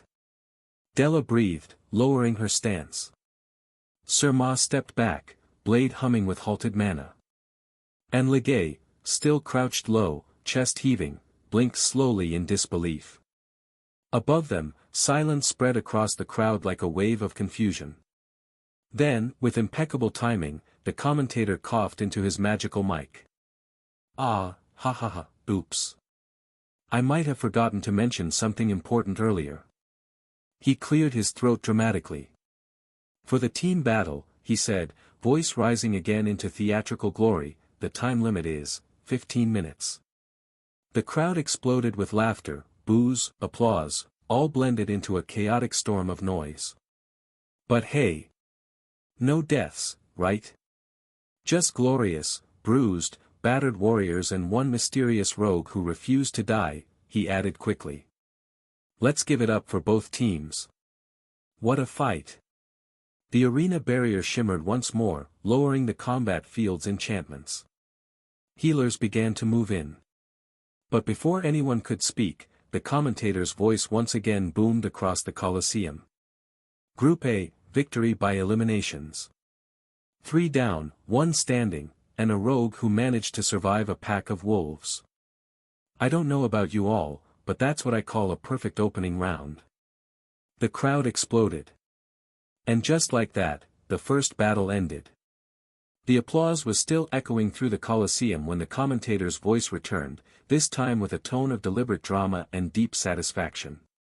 Phew. He exhaled theatrically, letting the tension hang for a beat. Was that not a sizzling start to our grand team contest? He paced along his platform, robes fluttering. That matchup, folks, he said, pointing to the scene, was quite special. Unique, even. Do you know why? He held a hand to his ear, waiting for a response that would never come. The crowd laughed, already locked in his rhythm. "Well, allow me to enlighten you," he bellowed. All 8 participants, yes, all of them, were either at the late stage of the intermediate rank or just stepping into the early advanced stage. That's right, folks. We weren't just watching good fighters, we were watching peak performers, right at that razor-thin edge where technique meets power and instinct decides the rest. The commentator wasn't done. He gestured to the center of the arena, now being cleared and reset. They were all so close in power. That's what made it so hot. So intense. The crowd erupted again. Applause, cheers, and chants rose like a wave. The commentator's voice cut back in, now with a teasing grin lacing each word. But alas! The stage does not rest. The crowd does not sleep. And the blood of warriors does not cool for long. His voice boomed louder. It's time. A slow, dramatic pause. For our second battle of the team phase. Group B. A cheer broke out. And Group D. 25 warriors in each. 6 squads to enter. And 1 lucky soul to advance without lifting a blade.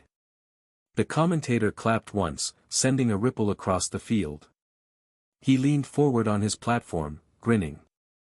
"So, what do you say, folks? Shall we see if Group B and D can match the fire?" The answer from the stands came in one thunderous voice. Yes. And in the waiting room, Michael watched everything quietly. What he hadn't just expected was what happened next. Group B. Mike Knorr. Maybe it was because he was never the first to come out in the previous trials, Michael was a little taken aback. But it didn't take long for him to recover. Immediately he stood up. His grip tightened around his spear and he continued listening to the commentator. Second member. Frel. A lean youth with sun-darkened skin and mismatched boots stood up beside Michael. He gave a short, awkward nod. A commoner, from the look of him, one of the quiet ones. Third, Rago Varun of the Earth Dragon Kingdom. A tall, broad-shouldered boy with gold-threaded armor and a curved blade strapped to his back stepped forward confidently. He didn't spare Michael or Frel a glance. And lastly, Tyron Vel, also of the Earth Dragon Kingdom.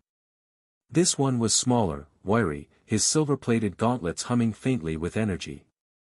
He joined the other 3 in silence. Their moment had come. They stepped through the entrance hall. The gates creaked open. As one, they stepped out into the light. The crowd greeted them with cheers. Several people in the audience with tools that looked like telescopes quickly zoomed in on the entrance.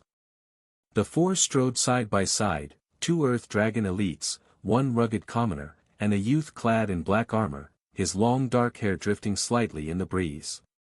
The commentator leaned in, smiling like he was holding on to a secret he could finally share. "Well, well, well," he said, voice thick with mischief. He raised his hand and pointed directly toward the young man at the front. "You there, in the black armor, what's your name, young sir?" Michael stopped. He took a small step forward, raised his head, and spoke. "Mike Knorr," he said clearly, voice low but firm. The crowd hushed slightly at the name. And then came the commentator's grin. "Mike Knorr, is it? Let me tell you all a little secret," he said, his voice dropping into a hushed tone, loud enough to echo through the arena, but soft enough to feel conspiratorial. He turned slightly, his gaze now focused in on Michael's face. His pale skin looked almost polished beneath the sunlight. Delicate features, beautiful, even. A face as fair as a noble lady, the commentator mused aloud. Skin so pale it's like he's never stepped outside. Hair like a painting. If this was a beauty pageant, I dare say he'd steal the crown from half the princesses. Laughter rippled through the crowd. But then, the tone shifted. "Ah, but don't be fooled," the commentator continued, now more serious. "You see, despite looking like a porcelain doll, this one here. You shouldn't underestimate him. The crowd leaned in. In fact, between you and me, I've heard whispers. And not just the idle kind. No, no, no, serious whispers. That this boy in black might just be faster than our little shadow dancer from earlier. A roar broke out from the commoner stands. Faster than Legay. Now the gossip began. From one end of the stands to the other, whispers turned to gasps, which turned to full-blown chatter. But it wasn't just the commoners. Up in the noble balconies, the atmosphere darkened. Some sat still, brows furrowed in thought. Others whispered to aides. They'd heard about what happened to Leonard yesterday. Rumor said it had been a very effortless win. And now the boy who had done it stood calmly in the arena. Mike Nor, one noble lord muttered. So he's real. Another nodded slowly. I didn't believe the rumors. But if it's true. Among them, a few had even darker expressions. Because they'd heard other things. Those lords watched Michael now with narrowed eyes. Today, they would find out if the whispers were lies. Down in the arena, Michael barely reacted. He simply stepped back into position with his squad, spear resting against his shoulder, expression unchanged. To him, it was simple. Talk was talk. Now was the time to act. The commentator clapped his hands together. All right, all right. Enough secrets, let's get to know the rest of the squad, shall we? He swept his hand toward the others. First was Frel. The lean youth took a hesitant step forward. His boots scraped slightly on the stone floor, and he gave a brief, almost bashful nod to the crowd. Frel, he said. I'm, here to give it my best. The crowd gave a few encouraging claps, mostly from the commoner stands. There was something honest in his awkwardness that earned a smattering of support. The commentator grinned. Ah, the humble ones always surprise us. Let's hope that quiet spirit hides a sharp blade. Then came Rago. He stepped forward like he owned the arena. Head held high, golden armor glinting under the sun, his sword resting against his back like a sleeping beast. Rago Varun, Earth Dragon Kingdom. I'm not here to lose. The commentator let out a soft whistle. Well, well. Confident. And why not?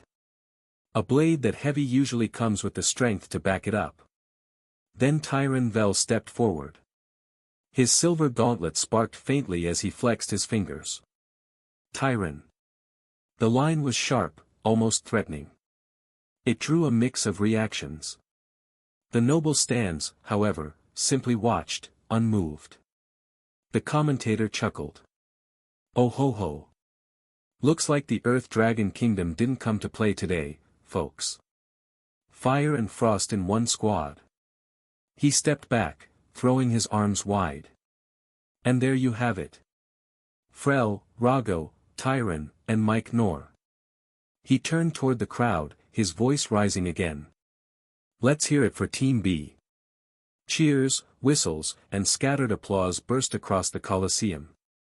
From the far end of the arena, the youth in red robes stepped forward once more, his expression calm, his posture precise, as he reached into the fourth bowl.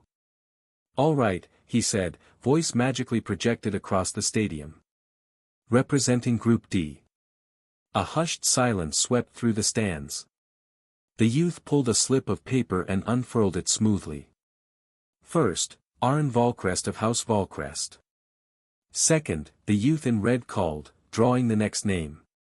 Mike Daniel of House Daniel. The third name came quickly. Dren Voss of House Voss. And finally, the youth in red reached into the final bowl.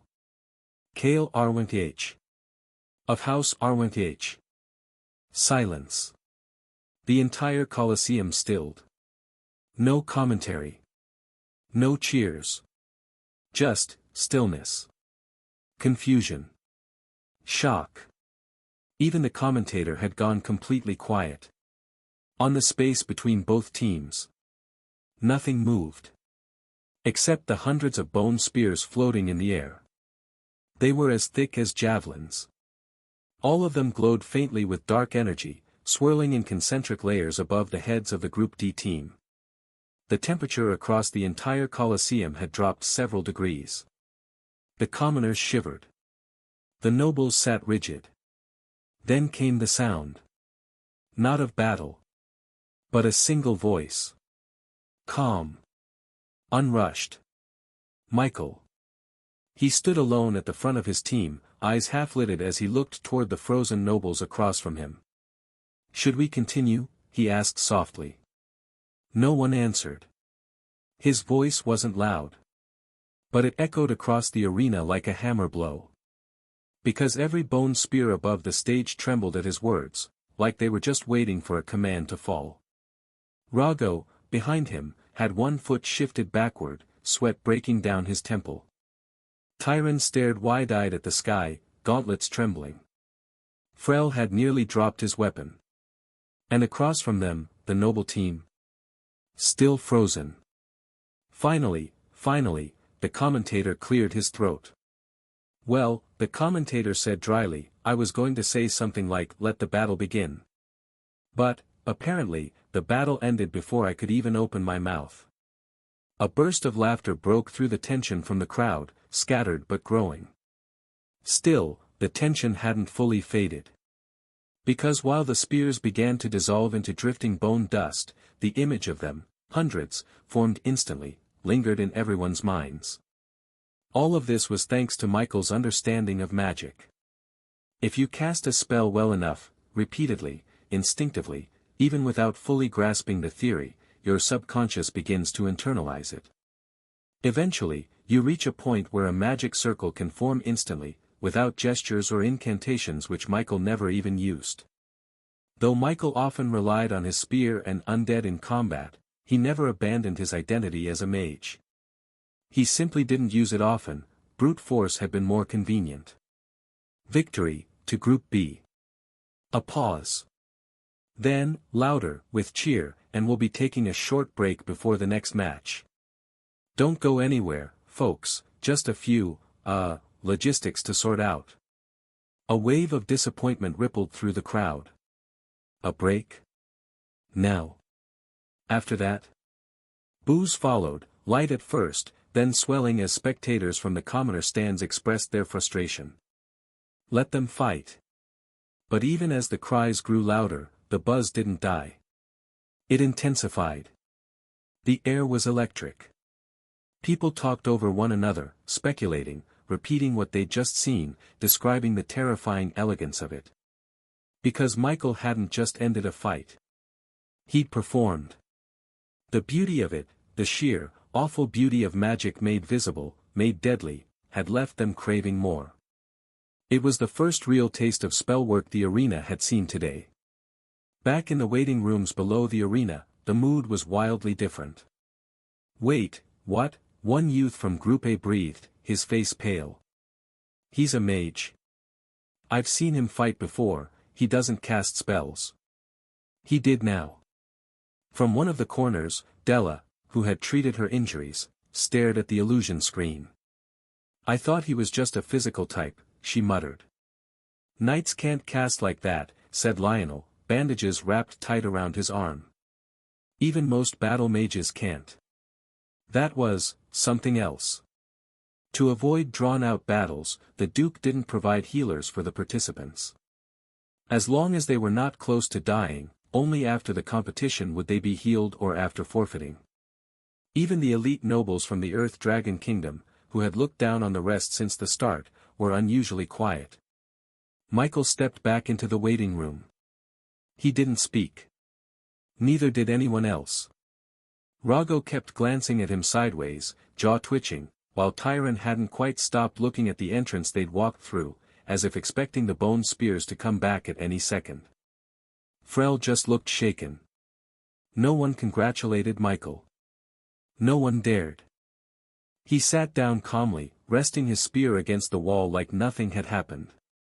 And yet, even the silence that followed his arrival felt heavy. Across the arena, far above the noise and crowds, two figures hovered unseen to mortal eyes. One of them wore long dark red robes edged with silvery runes. His arms were crossed, but the corner of his lips twitched every few seconds, Mage Lien, trying very hard not to laugh.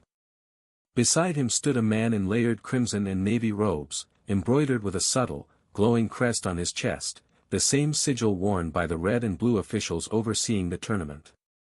Duke Evermoon. The Duke's arms were behind his back, expression unreadable as he watched the arena below. His silver hair billowed softly in the wind. Duke Evermoon. To most in the capital, the name carried a weight that went far beyond his title. In power, he stood shoulder to shoulder with the other three dukes who formed the backbone of the Lionheart Kingdom's nobility. But in influence and ambition, Evermoon surpassed them all. He was no figurehead. Not just a political schemer hidden behind papers and handshakes, he was a grand tier mage in his own right, just like Mage Lien. All agreed on one thing: the Duke of House Evermoon was dangerous. In noble circles, he was called many things: the Crimson Strategist, the Quiet Wolf, the Duke with no chains. Ambitious. Power-hungry. Calculating. But never foolish. And that was why he had thrived for decades without slipping, without giving the court or royal family a clear reason to suppress him. Well, until recently.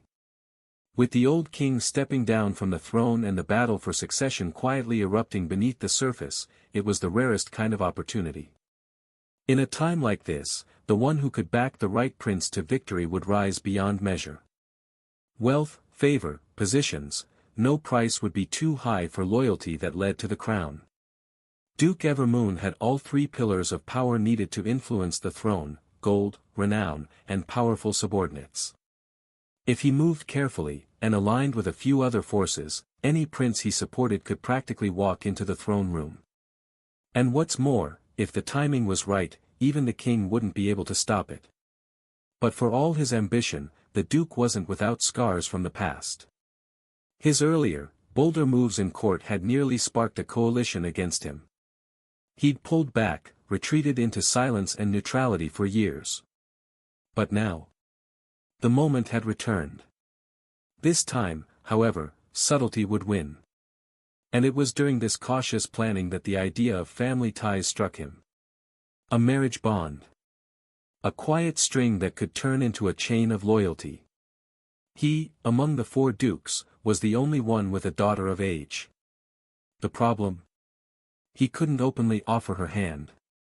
Doing so would alert the court, and worse, the other princes.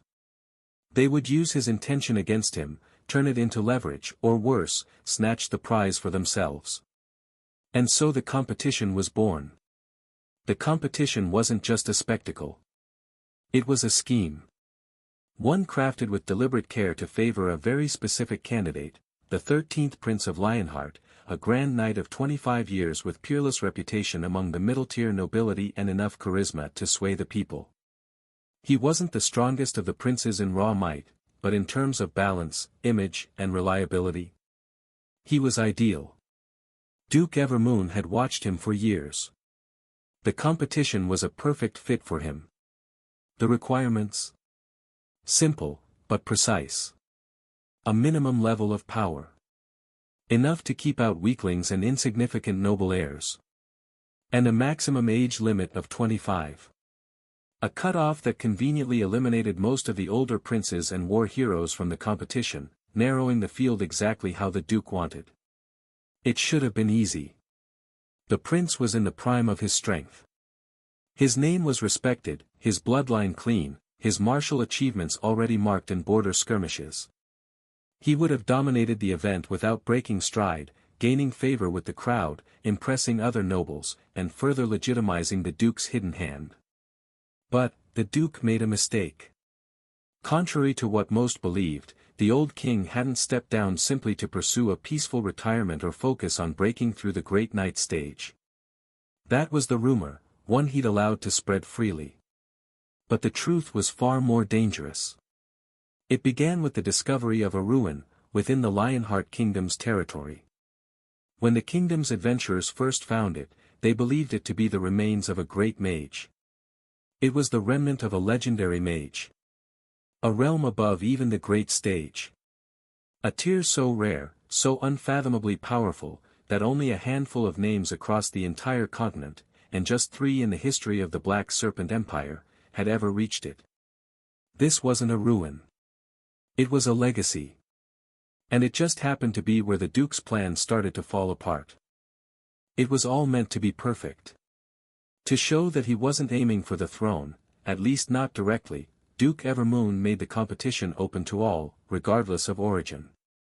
A calculated show of fairness. On the surface, it looked like a generous, risky move.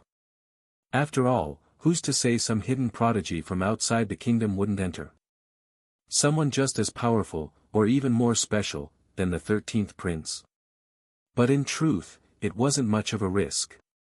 To reach such a high level of strength at a young age, enough to rival a Grand Knight at 25, was no small feat. It required training, resources, powerful mentors, and lineage. And Duke Evermoon didn't believe people like that could rise from nowhere. If such individuals existed, they wouldn't be anonymous. They would have names, noble crests, reputations. They would be known.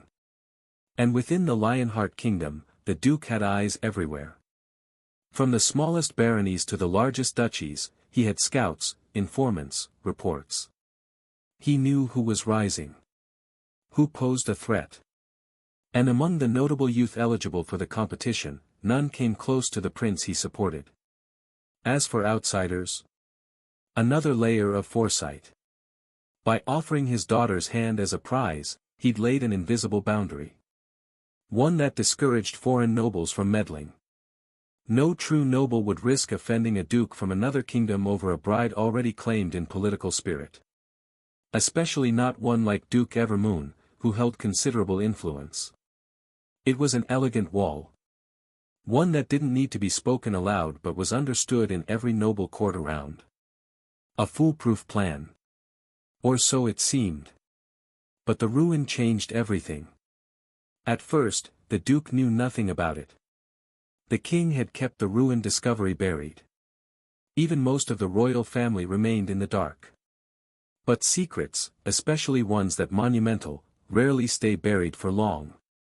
And by the time the Duke heard whispers of a legendary mage's legacy, it was already too late. The stakes had shifted.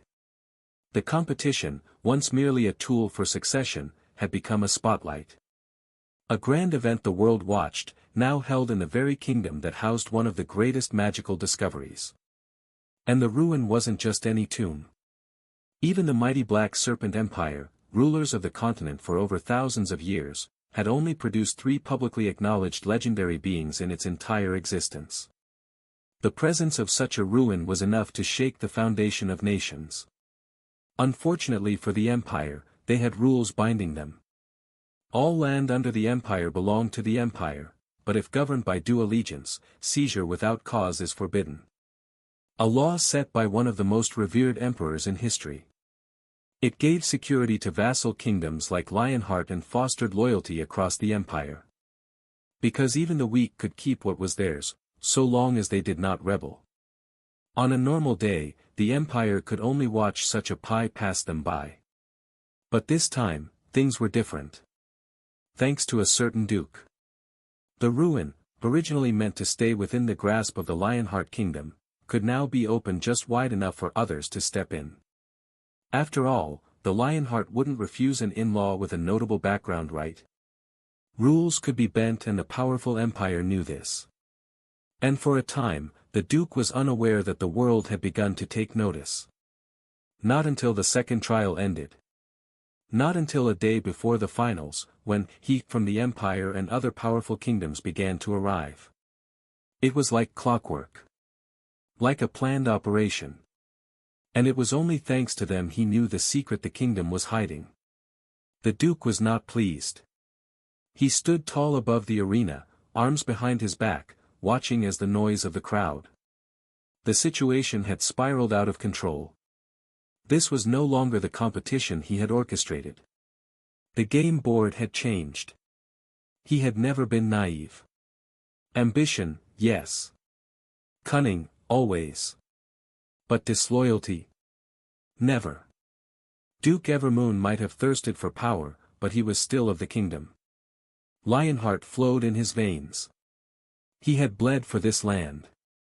He had helped shape its policy and protected its borders. His daughter, his pearl, was never supposed to be a bargaining chip for outsiders. But now? Now she was a tool. A prize for foreign opportunists to squabble over. He scowled faintly. Just because the Empire's prince had joined the competition didn't mean he was celebrating. On the contrary, he detested it. The Empire's reach was vast. Their nobility arrogant. Their princes even more so. Becoming in-laws with a crown prince from the Empire sounded powerful in theory, but it was hollow in practice. He had no illusions. The difference between their families was a chasm. His daughter would not be a wife. She would be an appendage. Something to be claimed and discarded at convenience. Her voice would be muted. Her future would be unrecognizable. He'd rather she married no one. He'd rather his influence remain rooted in the kingdom, where his hands could still shape the future. And this? This mess. He blamed the old king. How could he allow such a discovery to slip out? How could he, knowing the stakes, allow the secret of the ruin to be exposed? But Duke Evermoon also knew the man well enough to understand, something must have happened on his end. The king had been careful. Very careful. For him to fail meant an unknown force had intervened. Perhaps someone within the Empire court. Perhaps the ruin itself wasn't dormant. It no longer mattered. The damage was done. The Empire had moved, and they had come with company. That was the part that angered him the most. If it had been the prince alone, Duke Evermoon could have leveraged the kingdom's structure, bureaucracy, and political theater to stall or resist. To control the narrative. But with the arrival of multiple dignitaries, adventurous nobles, from various kingdoms and factions, it had become a diplomatic powder keg. Pressure. That was the word. It wasn't about fairness. It wasn't even about marriage anymore. It was about making it impossible to say no. If the Duke rejected this sudden surge of interest, if he tried to block these entrants, the backlash would be immense. Accusations of discrimination. Disrespect. Disregard. The kind of stain no kingdom could afford in front of the Empire. He would be forced to open the gates. And once that happened, there was no telling what else might flood through. Still, all was probably not lost yet. Duke Evermoon's eyes flicked briefly to the man beside him. Mage Lien stood calmly, gaze locked on the arena below, where dust still lingered in the wake of Michael's display. There was a glimmer in his eyes. Duke Evermoon didn't speak, but he followed that line of sight. Mir Nor. A name unfamiliar to the Duke's reports. But he remembers hearing rumors of a certain mysterious youth. This boy, he might be the one from the rumors. But if that was true, based on the operation that happened weeks ago, there was only one person who would have the full story. Grand Knight Vuren. That icy bastard. Mage Lien might know too, but the Grand Mage wanted nothing to do with him after getting a grasp of the current situation. Duke Evermoon was just about to address Mage Lien when a voice echoed in their "Come. Both of you. Come." They turned to look at each other. It was the princess. A great mage of the Lionheart Kingdom. The people below didn't know what was happening in the kingdom. They couldn't. Not even most nobles did. Thanks to Michael's overwhelming show of power, something shifted, not in the arena, but behind the scenes. The commentator, normally flamboyant, excitable, the voice of the people, sat rigid in his private section of the stands. His hat had been removed. He wasn't speaking now. He was listening. Beside him sat a middle-aged man clad in blue robes lined with silver trim. One of the officials overseeing the tournament.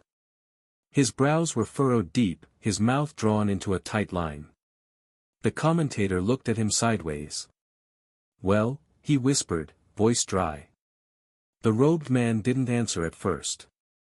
His fingers drummed on his knee, rhythm tight, anxious. "It's complicated," he finally muttered.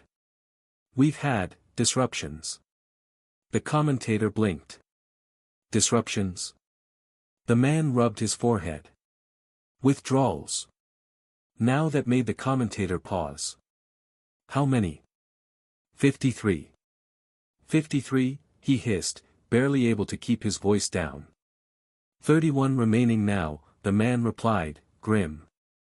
"Not counting the teams that won." The commentator leaned back, stunned. He wasn't new to competitions like this. Withdrawals were normal. Cowards existed. Injuries happened. But 53? All at once. Because of him.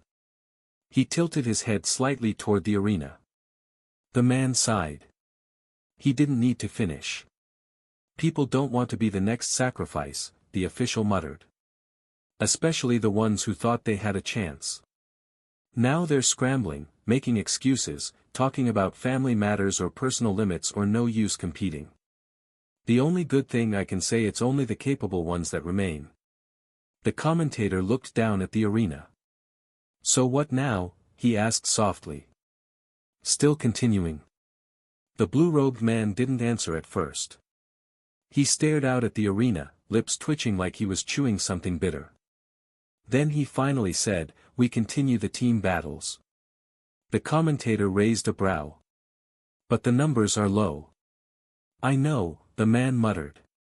"We'll rotate as needed. But none of them will proceed to the finals. Only 4 will." The commentator blinked. "Why? I thought the team rounds were a qualifier for the next stage." The man gave him a look. "They were."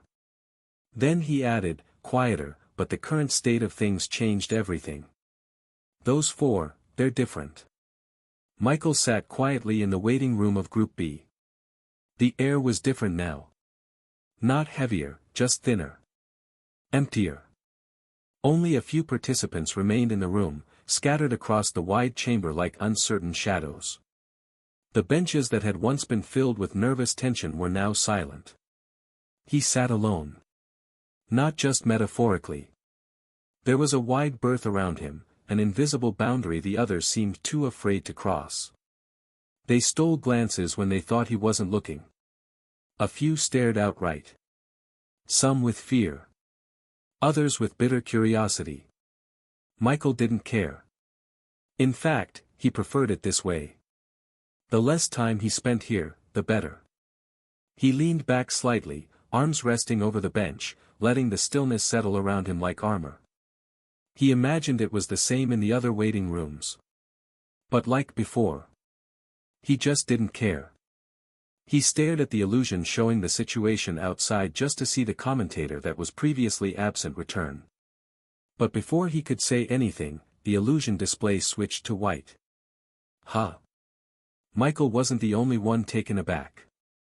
The other participants were too. What they had no idea of was that the officials didn't want them to see or hear what was going to happen next. Back in the arena, the atmosphere buzzed with anticipation. The massive coliseum, which had briefly gone quiet following the delay, roared back to life as the commentator's voice rang out once more. "Ladies and gentlemen," he said, voice booming with renewed energy as he stepped onto the floating stage platform. "There has been a slight change." The audience shifted uneasily. The nobles leaned forward. The commoners straightened up. "The team battles will continue as planned," the commentator said, raising a hand. "But," he paused for effect, "they will now be purely for entertainment and demonstration." A stunned silence settled. "No one from these matches will advance to the finals," he said. "Instead, the final stage of the competition will be fought between 4 individuals selected by the officiating council. A decision made due to the overwhelming difference in power displayed thus far." There was a brief murmur, some confusion rising from the stands. He pressed on. "These 4 participants are not just contenders, they are the strongest. The finest the tournament has produced. Their abilities are beyond the expected scope. They have surpassed the original scale of this competition. He took a breath. Among them is Mike Knorr. A ripple of reactions followed. Some gasps. Others cheered. A few muttered indignantly, no doubt unhappy with what they saw as favoritism. But before anyone could voice those thoughts too loudly, the commentator clapped his hands together with a grin and declared, "Now then. Back to the stage. For those still fighting, for glory, for honor, or just to prove a point, your time has come. Next up, we have again Group A versus Group C." The names of the participants appeared in bold script across the skies above the arena, and the stage began shifting, adjusting for the upcoming team match. The crowd's uncertainty began to melt away as cheers returned, swept up in the motion and momentum. The commentator had expertly redirected their focus. That was his job after all. The battles resumed with renewed intensity.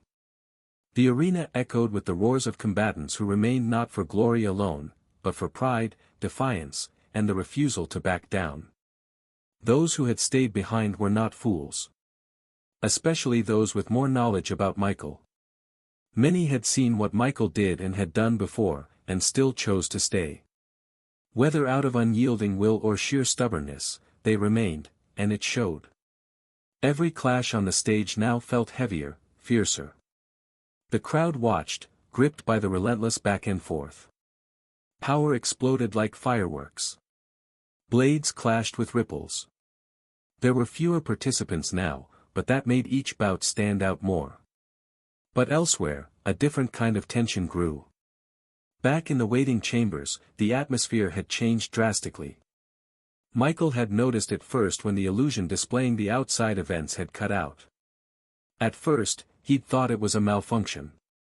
But when it didn't return, even after several minutes, his suspicions deepened. Then people began to leave.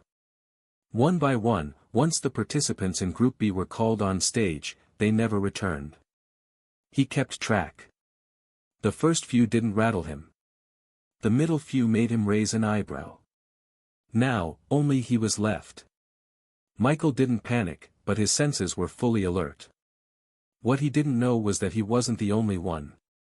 In the waiting rooms of Groups A and C, 3 others also sat alone. Ren was seated with his hands folded calmly across his lap.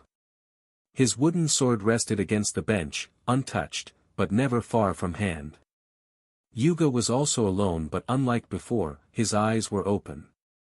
And the fourth, the prince? Well, he also stayed in silence with Ren. Michael had no idea they were the others. Just as his thoughts began to whirl faster, the illusion center on the wall of his chamber flickered, then returned. Abruptly. The image of the Colosseum filled the space again, showing a battle already in progress. A young man wielding twin daggers was locked in a vicious exchange with a staff-wielding opponent. Their movements were a blur. Around the stage were 6 other people, collapsed. The impression it gave was that they took each other out.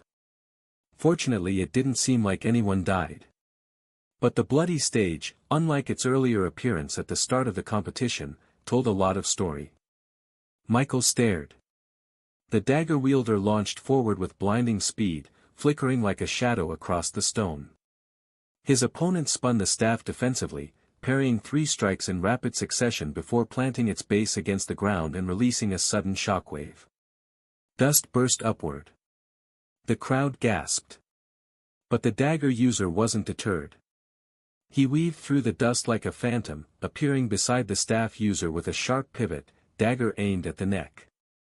It was blocked, barely, by the flat of the staff. Sparks flew. Their battle raged like a storm trapped in a cage. The staff wielder, a tall, wiry youth, backpedaled swiftly, then swept low, trying to trip his opponent. The dagger user jumped, flipping backward mid-air and tossing a small dagger as he did. The projectile was caught. Not by the opponent, but by the staff, which had twisted mid-spin to intercept it with almost lazy precision. Then came the counterattack. The staff came down in a vertical arc, fast and unforgiving. The dagger wielder crossed both weapons in defense, but the force of the blow knocked him to one knee, cracking the arena stone beneath. The crowd roared again with the commentator making comments in the background. The dagger wielder shot back up, spinning into a whirl of slashes that forced his opponent to retreat. But even as the staff user moved, he did so with grace, every step measured, every motion fluid. The match was close. It could go either way. But it wouldn't last much longer. It was about to end. And just as expected, the next exchange happened in a flash. The staff wielder feinted high, then jabbed the base of his weapon toward the dagger user's side. But instead of dodging, the dagger wielder stepped into the strike, twisting as he did. The staff hit, but the blade found its mark first. A clean slice across the shoulder. The crowd roared. The staff dropped. The wielder stumbled. But the dagger user didn't gloat. He didn't smile. He just stepped back, panting, and waited for the announcement. The illusion dimmed slightly, shifting to a wide-angle view of the Colosseum as the announcer's voice echoed once more. Let's hear it for our brave fighters. Of spirit. Of skill. Of everything they represent. The crowd cheered. The commentator stated the winners, Group D. Cheers erupted across the arena. The commentator smiled brightly, his voice booming again, please head to the waiting room. The officials will be with you shortly to guide you on what comes next. As he spoke, several individuals in flowing red robes stepped onto the arena stage. They moved swiftly, efficiently, and without much ceremony, tending to the unconscious participants. The crowd grew quieter, watching the figures carefully lift the fallen fighters and carry them toward an archway that had opened at the far end of the Colosseum. Michael leaned forward. That wasn't the exit normally used by participants. He had watched the earlier matches while participating in one to know where each group typically entered and exited. This was different. Michael narrowed his eyes. So it's not just my group, he thought. None of them are coming back. Then the commentator's voice broke through again, vibrant and theatrical. And that marks the end of the team section. Thunderous applause followed. Michael kept his eyes on the illusion display, but now he was listening more intently. Spectacular, wasn't it? The commentator went on. From the vicious clash to unshakable pride. We saw warriors rise, fall, and shine with everything they had. The crowd cheered again. Nobles clapped and commoners stood and hollered. I must give special mention to our bold contenders, Delamere, who fought with elegance and unshaken will. Ligay the Shadow, who moved like wine through his enemies. And the twin blades of Kalin and Riss. Heroes, all of them. The names caused murmurs and reminiscence to ripple through the stands. And now, the commentator's voice suddenly sharpened with excitement, it's time for what we've all been waiting for. The individual matches. The reaction was instant. Michael's gaze locked on the illusion panel. In another waiting room, Prince Roy straightened, eyes glowing faintly. He brushed a loose strand of black hair behind his ear. Ren Noah's calm expression finally shifted too. Yuga blinked lazily. Then returned to staring at the wall. He'd know if something concerned him, once it called him to the stage. These four, the commentator went on, are the reason the tournament took a different path. The reason the council was forced to rethink everything. The audience leaned forward. Power, the commentator said simply. Overwhelming power. He paused. And now, these four will fight. They will show us why their presence shook the scales of this competition. He raised his hand. The first match will be between. A brief silence. Ren Noah versus Prince Rui. Michael blinked. Ren. Michael remembered the youth. Putting aside his personality, the wooden sword he wielded was unforgettable. But while he recognized Ren, the other name caught him off guard. Prince Rui. Who was that? Could he be the real candidate? The Duke wants to win this competition. Michael couldn't help but suspect it. Also, though he wasn't entirely sure yet, the commentator's words painted a picture. From what had been said, and more importantly, what hadn't, Michael could guess that the competition, which should have stretched longer, had been abruptly cut short. Excessively short. And he could guess why. People like him had changed the landscape too drastically. His earlier display alone must have thrown the whole bracket into chaos. The officials likely didn't want to drag out a competition whose ending was already clear. Why waste everyone's time when only a handful had the strength to stand at the top? 4 people, huh? Ren, this Prince Roy, me, and who else? The image of a bear-like youth flashed in Michael's mind. Yuga. That brute was strong. No question. But was he the 4th? Michael wasn't sure.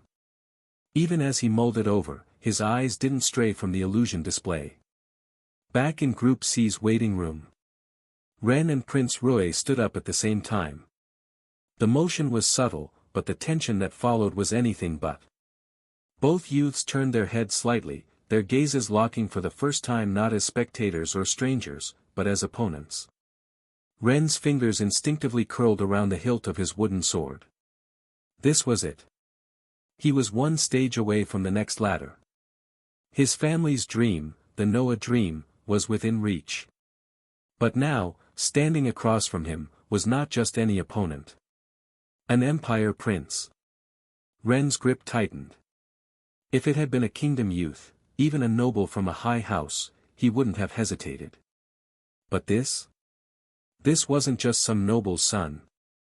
This was Prince Roy, a scion of the Black Serpent Empire. He was just a baron's 3rd son.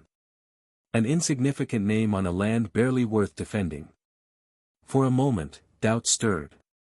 Was this really possible? Could he, Ren Noah, stand against the weight of an empire? But just as those thoughts began to deepen, just as the fear started to thread its way into his resolve, Prince Roy's voice cut through the air. I would advise you, Roy said calmly, his tone bordering on cold courtesy, to give up. Ren blinked. Show me face, Roy added, voice still soft but bearing a weight that could crush pride. There's no shame in knowing your limit. Then he turned and walked out of the room. No threats. No mockery. Just, superiority. The kind that didn't need to be explained. Ren remained frozen for a breath longer, staring at the spot where Roy had stood. Then the commentator's voice rang out through the illusion. Prince Roy has entered the arena. Now we await his opponent. Ren Noah. The crowd roared at the name. Some out of excitement. Others simply to fill the silence. But the silence stretched. Ren hadn't moved. From the arena, Roy stood poised, arms crossed behind his back, his long dark coat billowing faintly in the wind. The commentator, clearly growing impatient, began to count down. 10. 9. The audience grew restless. 8. 7. Disappointed murmurs spread. 6. 5. Boos began to rise from the crowd. Some already turning their attention away. The crowd was losing interest, already starting to see it as a no-show. But Michael's focus wasn't on the stage anymore. It was on Ren. Why hasn't he come out? He didn't know the boy well, but from what little he'd seen, Ren Noah wasn't the type to back down. Even after seeing what he could do, the youth made sure he knew he wouldn't lose. At least to him, he wouldn't lose. Michael leaned forward slightly, eyes narrowing. Could something have happened? It wasn't that Michael was worried, not really. But curiosity gnawed at him. Ren's presence had left an impression, no matter how faint. There was something about that youth. So why the hesitation? The opponent? Michael's gaze flicked back to Roy. 4. 3. Just as the countdown was about to end. Ren stepped out. The crowd gasped. The commentator grinned. Well, well. Look who found his courage. Rui turned, calmly, to face his opponent. His expression hadn't changed, but his eyes narrowed just slightly. He hadn't expected Ren to show up after all. But what really vexed him wasn't the fact that Ren came. It was the look on Ren's face. Unshaken. Determined. Not a trace of hesitation remained. Perhaps Ren was talking to himself. Perhaps he was talking to the prince. Either way, his words came soft, but sharp. Nothing's going to stop me. He took one step forward, then another. And for the first time, a flicker of irritation crossed Prince Rui's otherwise emotionless expression. He didn't like that look. Didn't like that defiance. Because in Rui's world, people like Ren were meant to kneel, or vanish. Not like this. The Colosseum grew louder. The match hadn't even begun, yet the tension had already reached a fever pitch. Two youths. Two worlds. One match. And the arena was ready. Rui vanished. One moment he was standing tall and composed, the next, there was only a blur. Dust kicked up from where his foot had been. In the blink of an eye, he was in front of Ren, his fist already halfway to the boy's chest. Boom! Ren managed to cross his arms just in time. The impact thundered against his guard, sending shockwaves down his bones. He skidded backward, his boots carving twin lines in the stone platform. Oh ho! The prince makes the first move. What speed, the commentator shouted, barely keeping up. But wait! Ren Noah blocked it. He blocked it. The crowd exploded with noise. The nobles looked at each other. Many had expected Ren to be blown off stage in seconds. Though they didn't recognize this prince, it was a title that only those of at least a duke lineage could have. Such a figure could not be simple. While Ren on the other hand. Aside from looking quite handsome, Je didn't stand out much at first glance. He must be a commoner, they thought at first. But there he stood, arms shaking but unbroken. Rui tilted his head, surprise faint on his features. Impressive, he said coolly. I didn't expect you to react. He took a slow step forward, still relaxed. Though, you do know that wasn't me going full power, right? Ren didn't answer. His arms still ached from the punch. His ribs throbbed faintly. That hadn't been Rui's full strength. He believed it. The blow had felt heavy, but lazy. Like someone swatting a fly they didn't consider worth effort. And yet. Just as Rui hadn't gone all out, neither had Ren. He rolled his shoulders, adjusted his footing. A subtle nod passed between them. Then both vanished. They reappeared a heartbeat later on opposite sides of the arena, then again, then again.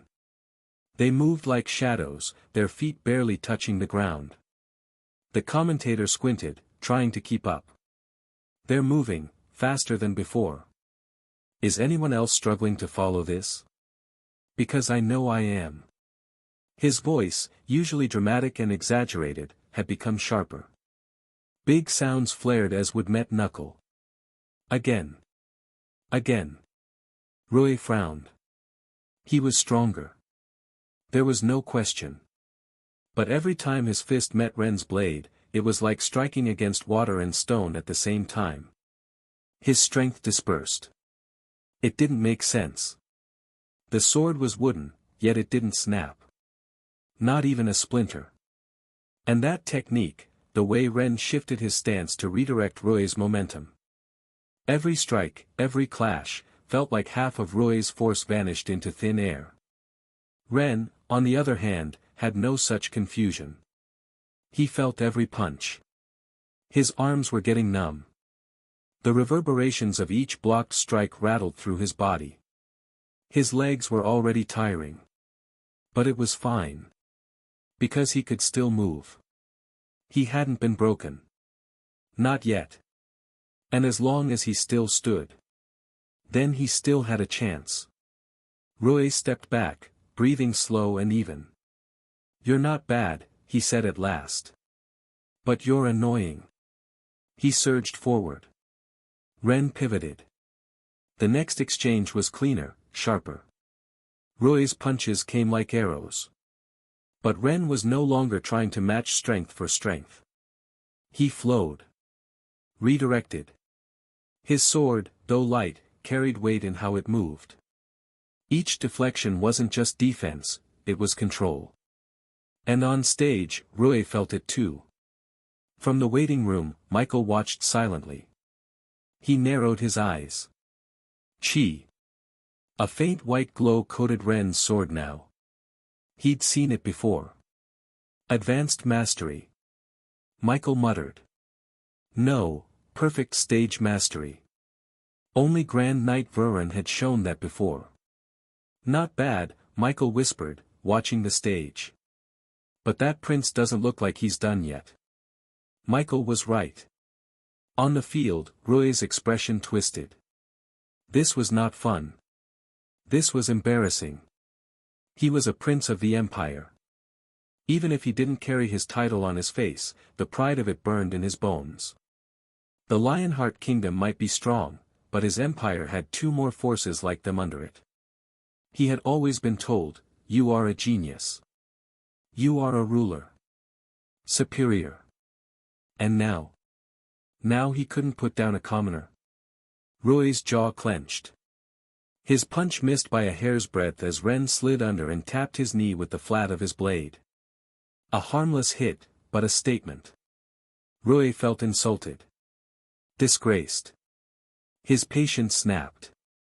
He stopped holding back. A wave of power erupted from his body.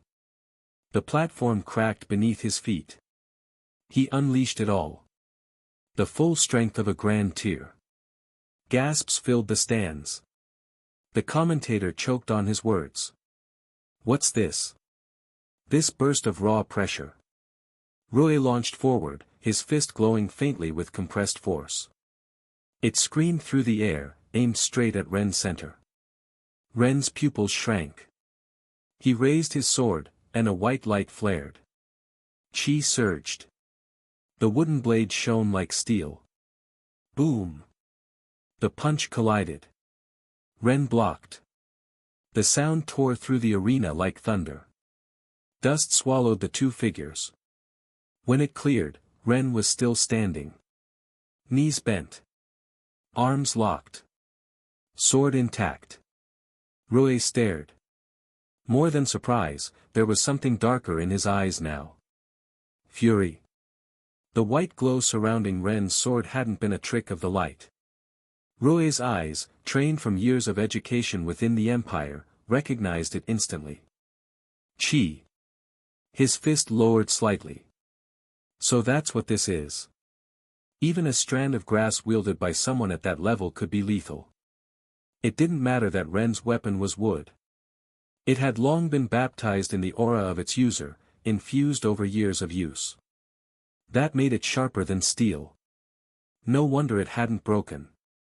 Even in the Empire, perfect stage masters were rare. Especially young ones. And now he was staring at one. A boy younger than him. A nobody. A commoner.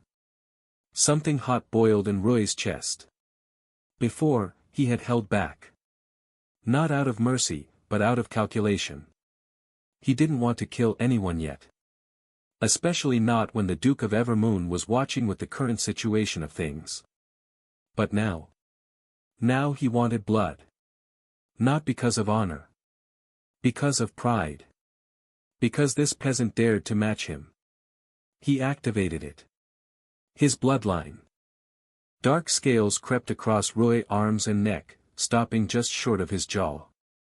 Faint black steam wafted from his skin.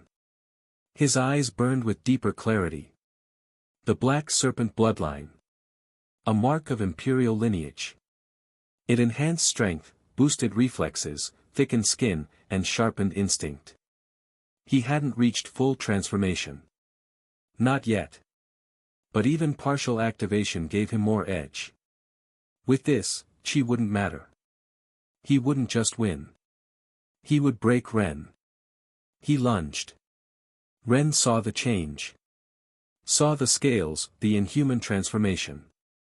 And he felt relief. The sudden release of pressure from his heart caught him by surprise. So the prince had more cards. Good. Ren tightened his grip on his sword. The blade hummed faintly now. He had hesitated before. Held back. Because he was afraid. Afraid of the consequences of hurting an empire prince. Of offending something larger than himself. It made him angry. But more than anger, it made him cautious. He wasn't stupid. But he wouldn't back down either. Let the prince wear his armor. This way he'd be able to take more beating. Rue's figure blurred. The stage trembled. At the same time, something instinctively awakened in Ren's mind. It was like his consciousness expanded, his awareness sharpened, perception refined.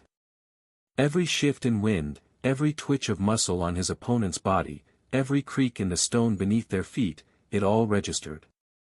It was not that his body had grown stronger, or his speed had suddenly doubled. No. The method he was using didn't change his physical stats. It heightened everything else. His reflexes. His instincts. His combat sense. This was the same method Grand Knight Vurin had displayed weeks ago, when he'd repelled mental attacks using nothing but his chi. It didn't raise one's strength or agility directly, but in the flow of battle, it elevated a fighter to a whole new level. Right now, Ren Noah was wielding the combat method of a perfect stage weapon master. And it showed. From the outside, nothing dramatic changed. His stance was the same. His wooden sword still looked simple, unassuming. But Prince Rui felt it instantly. The flow of their fight shifted. Rui struck again. This time, before he could even complete his step, Ren had already moved. A flick of the wrist. A white arc of chi burst from the tip of his wooden sword. It carved through the air like a blade of light, forcing Rui to twist mid-motion. Boom! The blast erupted behind Rui as he dodged, debris flying upward, bits of stone and dust catching the wind. The self-repairing arena groaned. The scars left on the platform shimmered faintly, but didn't heal right away. The restoration rune was overwhelmed. Cracks spiderwebbed out across the floor, glowing dimly. The crowd fell into stunned silence. Ren didn't chase. He stood, sword low, eyes calm. And again, he flicked his wrist. Another arc. Rui braced this time, crossing his scaled arms. The blast collided with him full force. Boom! He staggered back. His boots dug furrows into the arena stone. Steam hissed from his arms as the chi attack seared across his scaled defense. He didn't fall. But his mouth twisted. That shouldn't have hurt. Not like that. He charged again, closing the distance. But just before he reached Ren, another strike came. This time not straight, but curved. The blast of chi spiraled, forcing Rui to leap aside or risk taking the full brunt. Another. And another. The air was no longer still. Chi arcs danced like ribbons of light, ripping across the stage from all angles. What is this? The commentator murmured. Even he had lost some of his dramatics. The nobles didn't speak. The commoners held their breath. One part was simply stunned and the other was just as stunned yet filled with several emotions. Only the sound of chi splitting the air, of crumbling stone and shrieking wind filled the Colosseum. Rui ducked, rolled, then took another hit to the shoulder. It burned. He felt the pain through the scales. It wasn't fatal. But it was consistent. Again, he charged. And again, he was forced to dodge. He couldn't get close. The arrogance he carried as a prince, as a genius, was cracking. Every time he moved, he had to rethink. Had to recalculate. His strength meant nothing if he couldn't touch the target. And Ren? Ren didn't smile. Didn't gloat. He just moved. His body no longer reacted. It anticipated. Every step Roy took, it felt like Ren already knew. Michael, still watching, exhaled slowly. A second later his lips twitched. He was confident in his body defense, but he wasn't sure if it would fare well against Ren's sharp cuts. I might have to gang up on him if I encounter him later. As for the mysterious prince, to be honest, Michael found him a bit boring. Roy stumbled, one knee dipping as he tanked another glancing blow. Ren finally moved. He appeared beside Roy with no warning. A single downward slash. Boom. Roy blocked, barely. But the floor cracked beneath him. The two figures now stood a few paces apart, panting. Roy's chest rose and fell heavily. His breath came in ragged bursts. Every inch of his body, from his bloodline-fueled muscles to the scales covering his arms, ached with strain.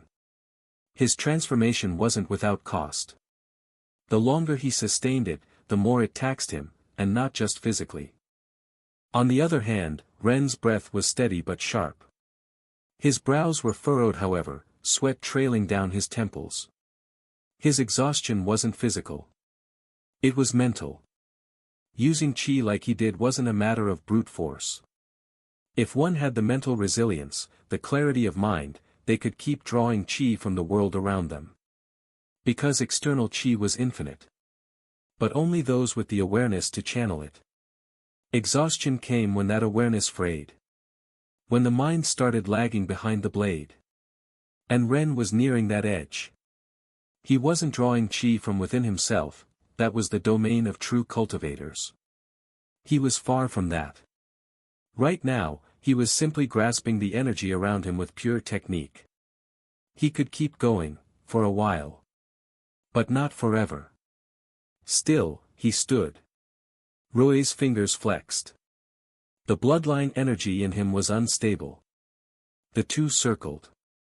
The destruction around them painted the aftermath of their clash. The arena's floor was scarred and scorched.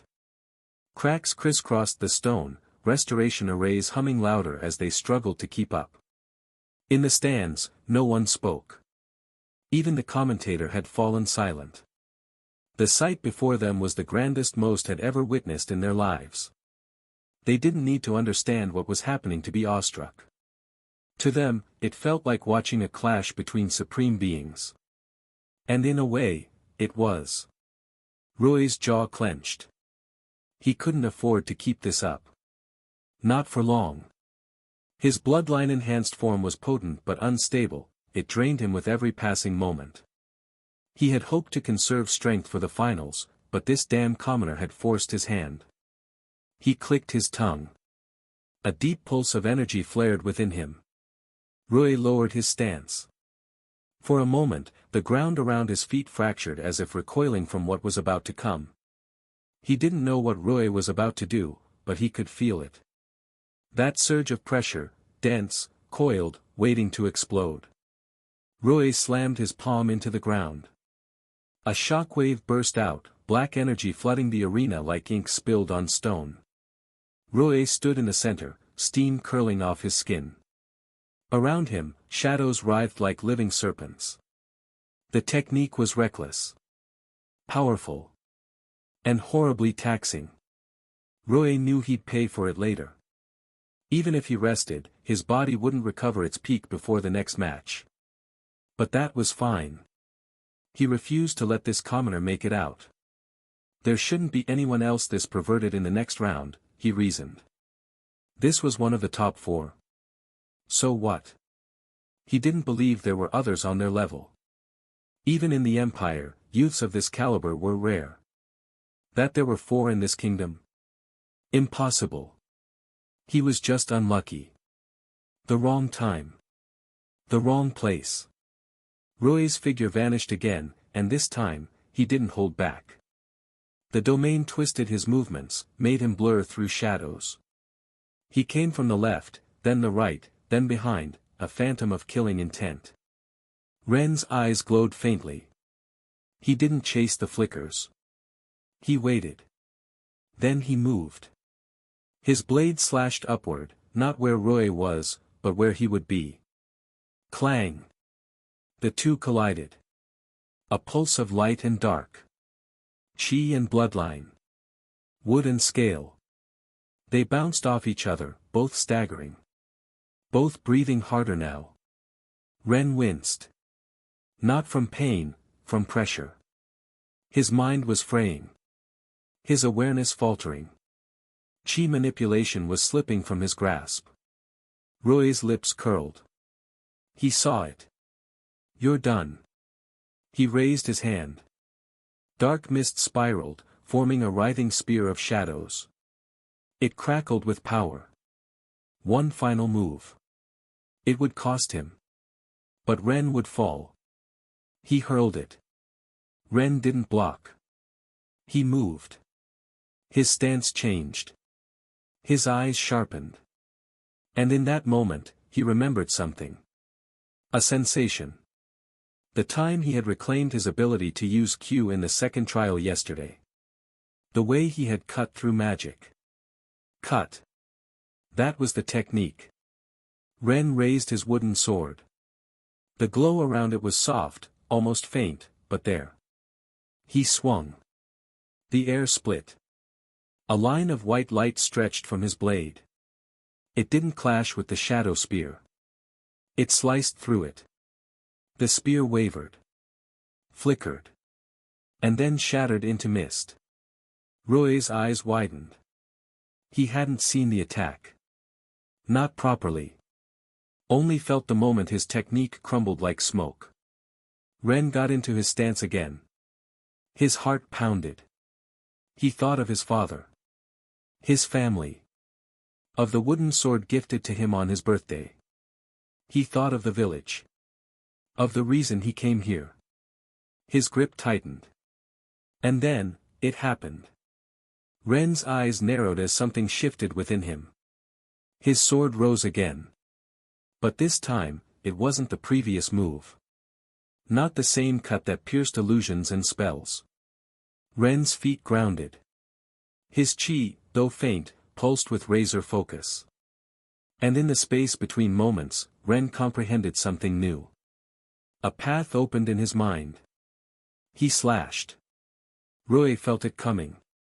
Before it landed, before the blade even touched him, he felt the pressure. Break. The force struck Roy's domain, and like glass under strain, it fractured. Roy's technique, his gathered mist, the serpent energy, all of it, broke. The shadow writhing around him scattered like ink in water. His enhanced senses dulled. His speed slowed. And for the first time, Prince Roy stumbled. Backward. Then to one knee. Silence fell. Ren didn't pause.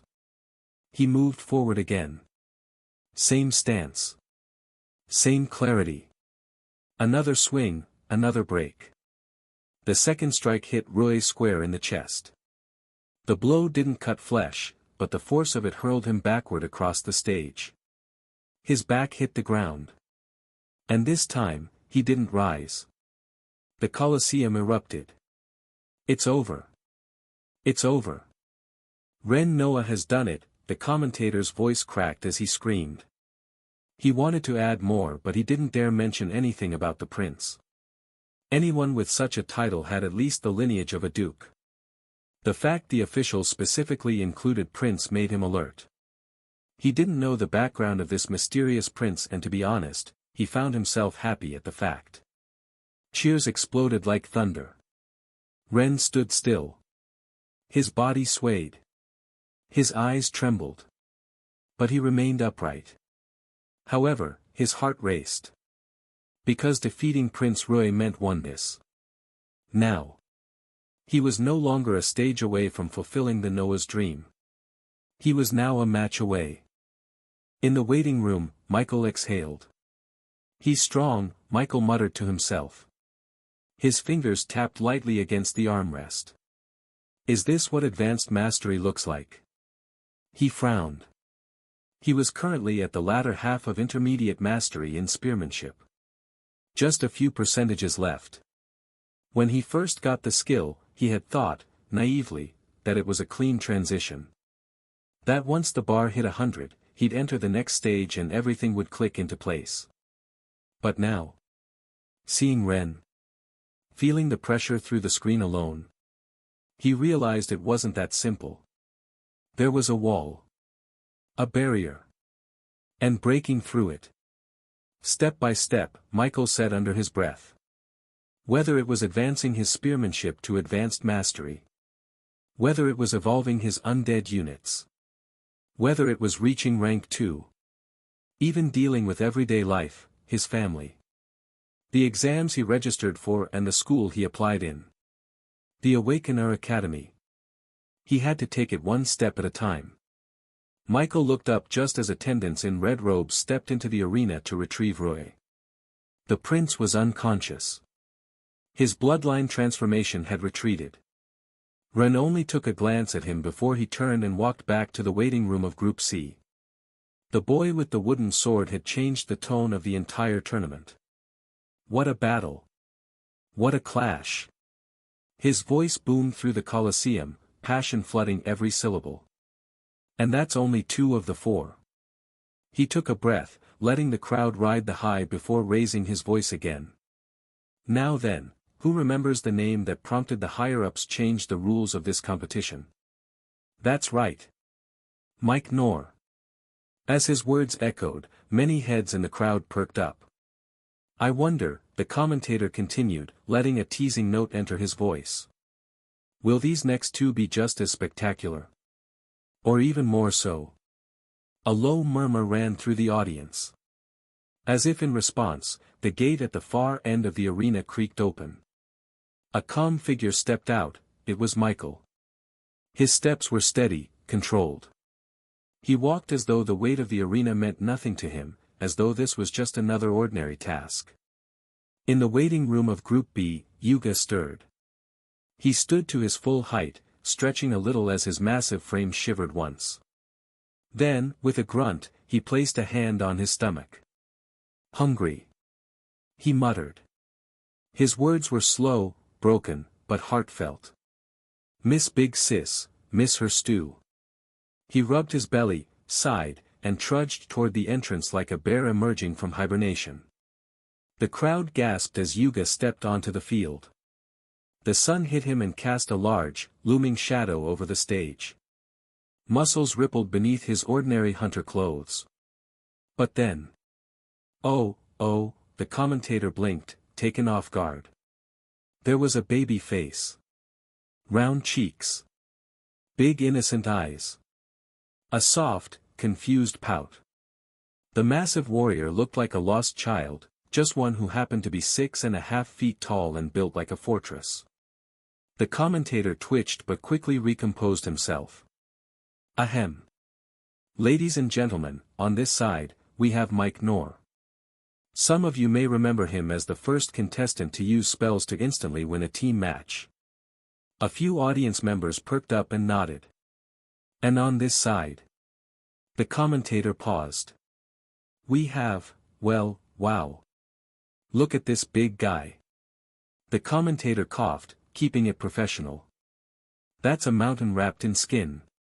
Ren Noah sat in the quiet of his waiting room, his body finally still. He was no longer trembling, but the aftershocks of the fight still echoed in his bones. The clash with Rui had wrung him out, not physically, not exactly. The healers assigned by the Duke's estate had entered earlier. They didn't administer healing or health potions, as he wasn't physically injured, but one had offered him a blue vial, a stamina potion. He accepted it with a quiet nod and drank it without hesitation.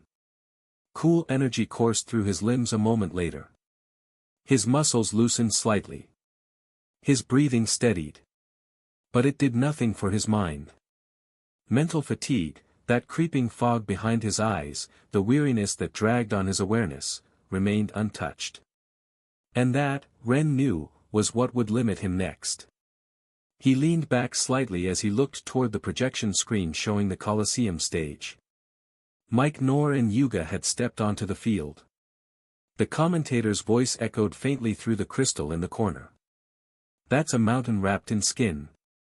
Ren let a small breath escape. That commentator never ran out of things to say. He should have been focused, analyzing Mike, gauging Yuga's movements, trying to read his future opponents. But a part of him knew it didn't matter much. He wasn't going into the finals at his peak. Not even close. No amount of rest in this short window would fix that. Still, he watched. Or tried to, until the door creaked open. Ren tensed. His eyes drifted toward the figure stepping in. If Michael were here, he'd have recognized him immediately. Back on the stage, the commentator raised a hand theatrically and shouted, "Are you ready?" The crowd roared as one, a wall of noise shaking the air. "Then let the match begin." Silence followed. An awkward silence. The boom, the clash, the explosion of energy the audience had been expecting, never came. Neither Mike nor Yuga moved. They simply stood there, a dozen meters apart, as if this wasn't a battle but a casual encounter in a marketplace. The commentator blinked. And we're off to a slow start." Still unmoving, Michael tilted his head slightly, studying his opponent. Yuga looked more like he was waiting for food than a fight. The giant rubbed his stomach absently and let out a long, wistful sigh. Michael finally spoke. "You're not going to attack me?" Yuga blinked at him. "Big sis say." Yuga's hands, too big for pretty faces. Michael was taken aback. "What?" Yuga nodded, serious as stone. "She say, even if they man, if face too fine, no punch." Yuga listened to Big Sis. Michael stared. Then blinked. Then blinked again. "Are you saying you won't fight me because I'm too good looking?" Yuga looked away sheepishly, rubbing the back of his neck. "You look like girl, but stronger." Big Sis say don't hit pretty people. A ripple of laughter ran through the audience. Even the commentator stifled a snort. "Well, that's a first," he said. "Mike Nor has just been disarmed by compliments." Michael sighed quietly, raising one hand to his forehead. "Whatever." As his voice faded, Michael's figure blurred. In the blink of an eye, he was in front of Yuga, spear swinging downward in a swift arc. His speed was impressive, sharp, precise, but his posture remained casual. Relaxed, even. Had it been Ren standing before him, Michael would have approached differently. After witnessing Ren's fight with Prince Rui, he knew better than to underestimate him again. But Yuga?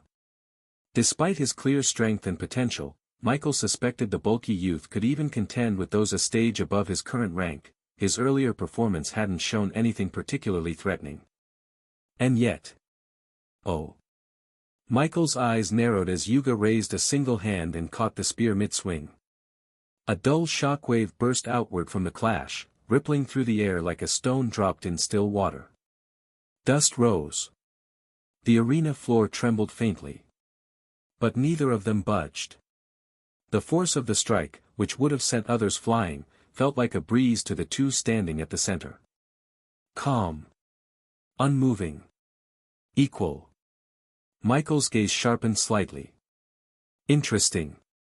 Back on the stage, the dust slowly settled. Michael didn't pull back. He let the shaft of his spear remain in Yuga's grip, as if testing the boy's strength further. Yuga didn't squeeze. Didn't twist. Didn't even seem to register the tension in the moment. He simply held it, curious, like someone wondering if this was part of the duel or some strange ritual. Michael's fingers shifted slightly along the haft of his spear. He tilted his head. "You don't want to win this competition, do you?" Yuga blinked. "Why say that?" "You're not taking it seriously," Michael replied, voice calm but firm. "You're not trying." Yuga's brows furrowed for the first time. "That not true. Yuga will win." Michael raised a brow. Oh. By just standing? Yuga scratched his head, then said with surprising clarity, Big sis say. Yuga not hit pretty faces. Not mean Yuga can't win. Yuga can still make you surrender. That made Michael pause. There was something in Yuga's tone. For the first time, Michael saw a flicker of wisdom in the large youth's eyes.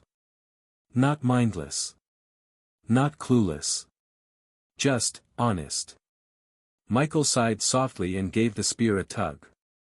Yuga, without resistance, opened his hand and let go.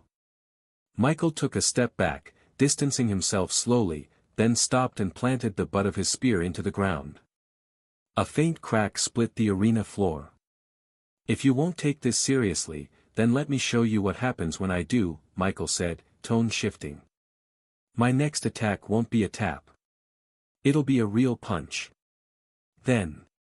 Michael blurred. The air cracked. He reappeared before Yuga like a streak of lightning, twisting as his leg came whipping up in a powerful kick aimed at the waist. It wasn't flashy, but it was sharp. Fast. Clean. Yuga moved. His arm snapped down. Blocked it. A gust of wind rolled out from the clash. Michael landed and took 2 light steps back. A smile slowly stretched across his lips.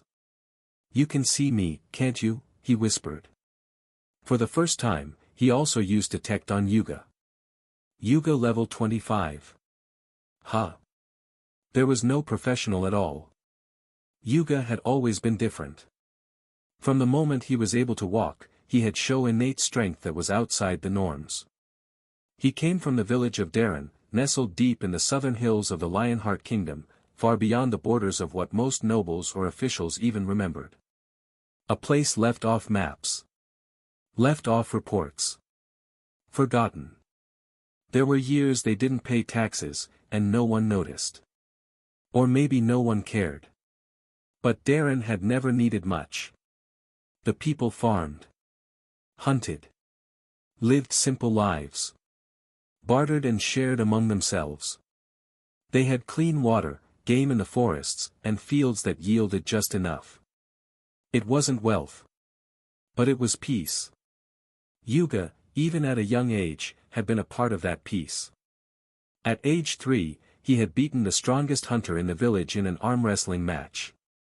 At 4, he once lifted a boulder no grown man could shift, just because he was looking for a lizard under it. At 5, the village elder had taken to calling him Godborn. They meant it jokingly, mostly. Then came the tragedy. It wasn't a raid or a war or a fire. It was monsters. Silent. Quick. Many. They came at night, at the exact moment the hunters had returned with their largest catch in months.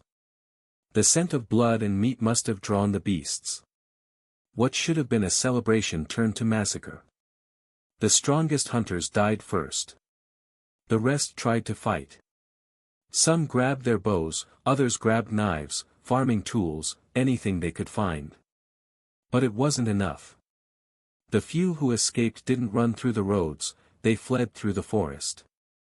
The monsters, drawn more to the raw meat of the day's hunt, didn't chase them all. But some did. Yuga ran with his older sister. She was 8, fast, and clever. She had always protected him, even from himself. But in the chaos, they were separated. One moment, she was pulling his wrist, dragging him forward through roots and leaves, telling him not to cry, to keep moving. Then something roared behind them. She shoved him forward. Hide here, Yuga. Don't move. Don't move. Big sis will distract that big guy, okay? She ran. And she never came back. 1 day. 2 days. 3 days. 7 days. Yuga stayed hidden, just like she told him.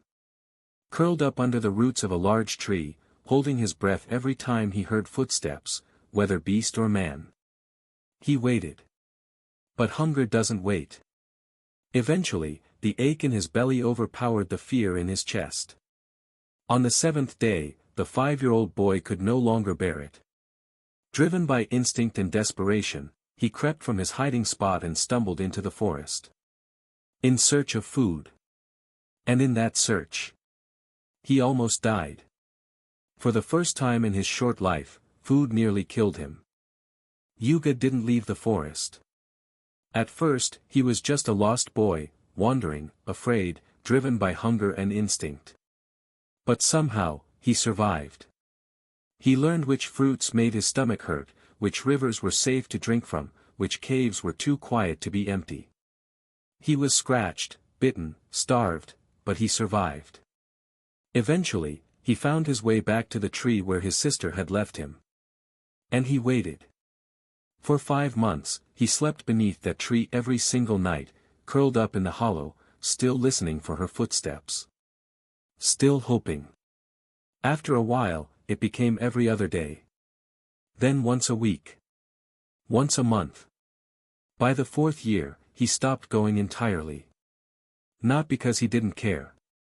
But because, he forgot. Forgot why the tree mattered. Forgot why that ache in his chest twisted each time he passed it.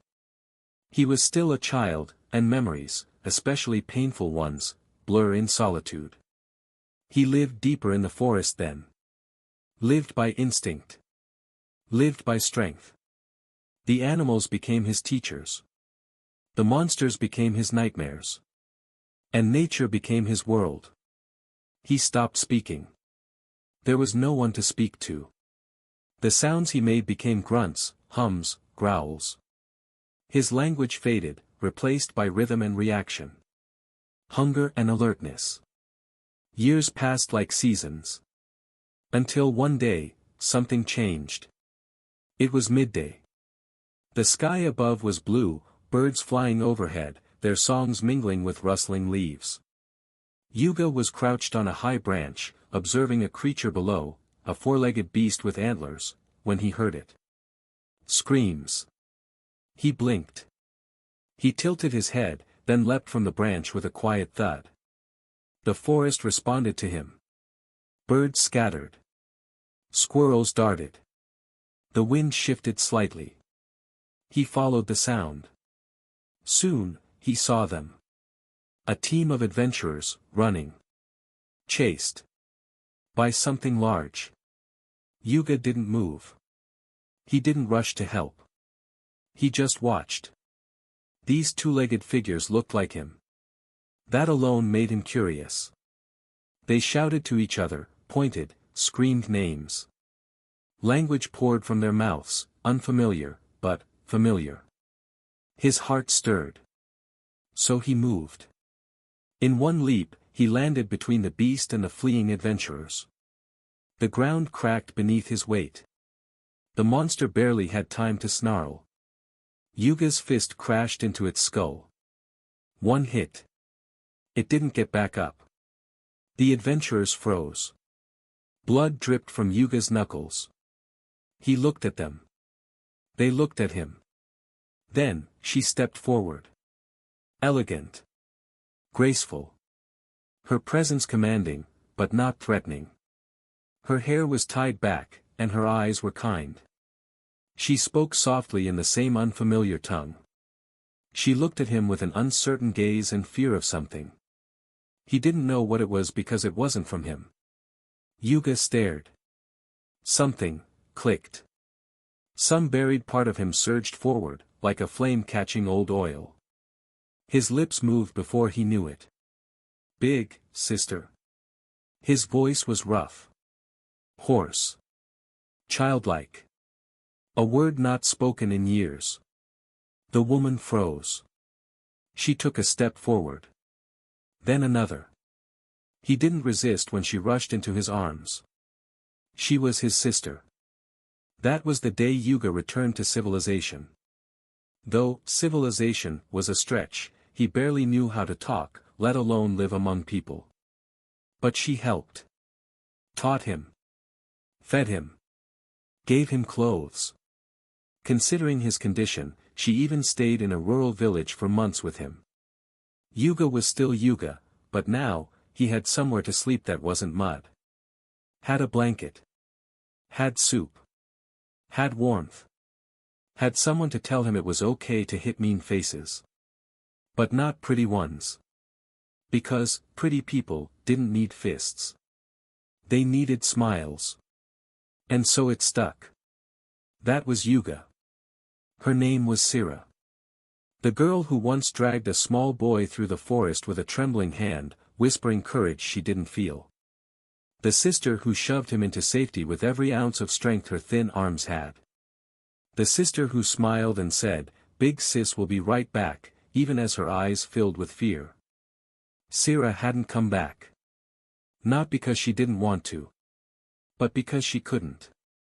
That night, when she ran to distract the monster chasing them, she didn't get far. She tripped. Fell. Slammed her head against a root hidden under the thick ferns.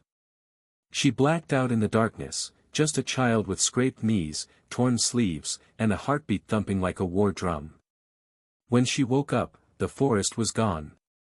So was Yuga. She wasn't in the forest anymore. She was lying on the straw-covered floor of a wagon, covered by a thin blanket.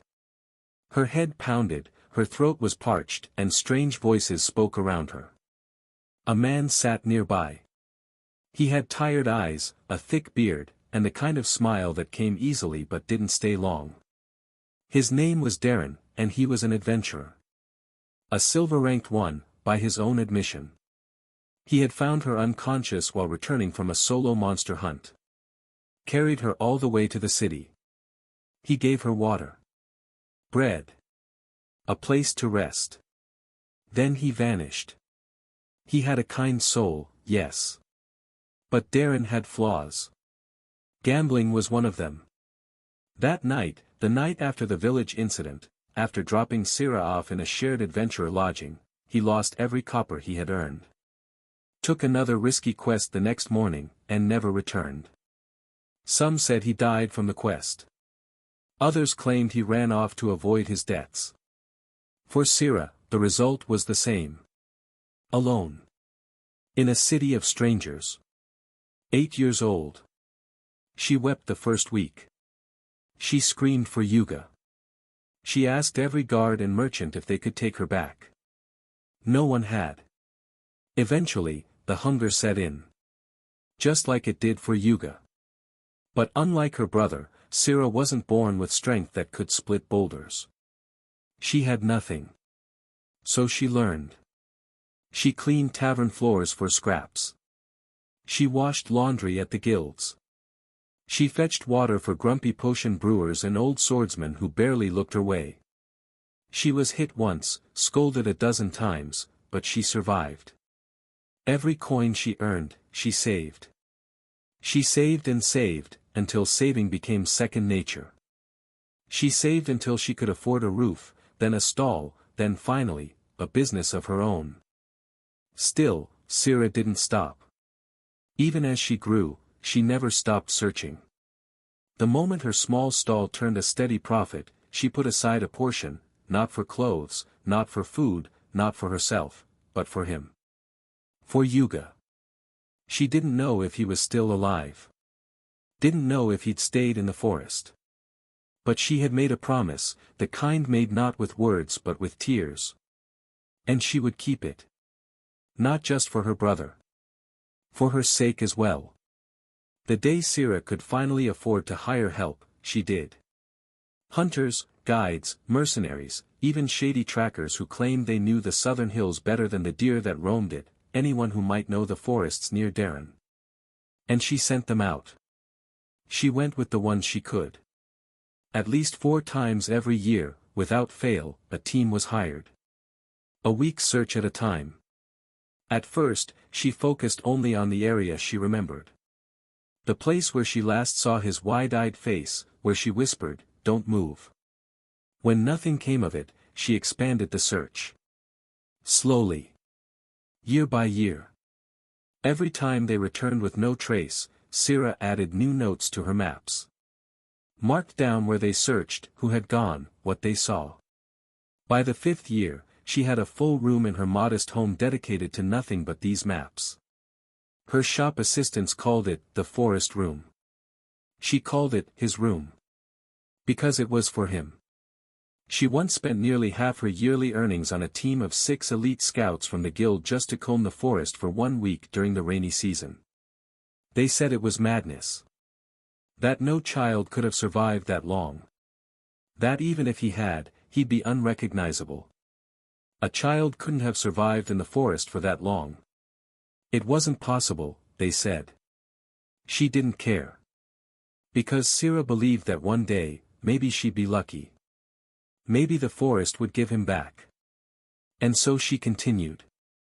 Year after year. Season after season. Spring. Summer. Autumn. Winter. Every coin earned from the business. A part of it always went into that search. Even when her store grew, when she began importing goods, when noblewomen started frequenting her, she still never missed a single search cycle. The world called her the Iron Sister. They thought it was because of how she ran her business. But the truth? It was because she never let go. Never forgot.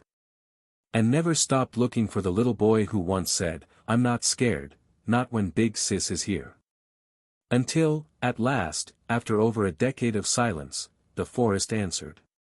And it gave Yuga back. On one ordinary day, in the middle of a dull expedition, everything changed. She and her team were tracking for traces as usual when it ambushed them. Half her squad was scattered in moments. She ran. They ran. And then. A shadow fell. And with it, a fist. A monster died. And standing there, barefoot, filthy, wild-eyed, was him. Not a child.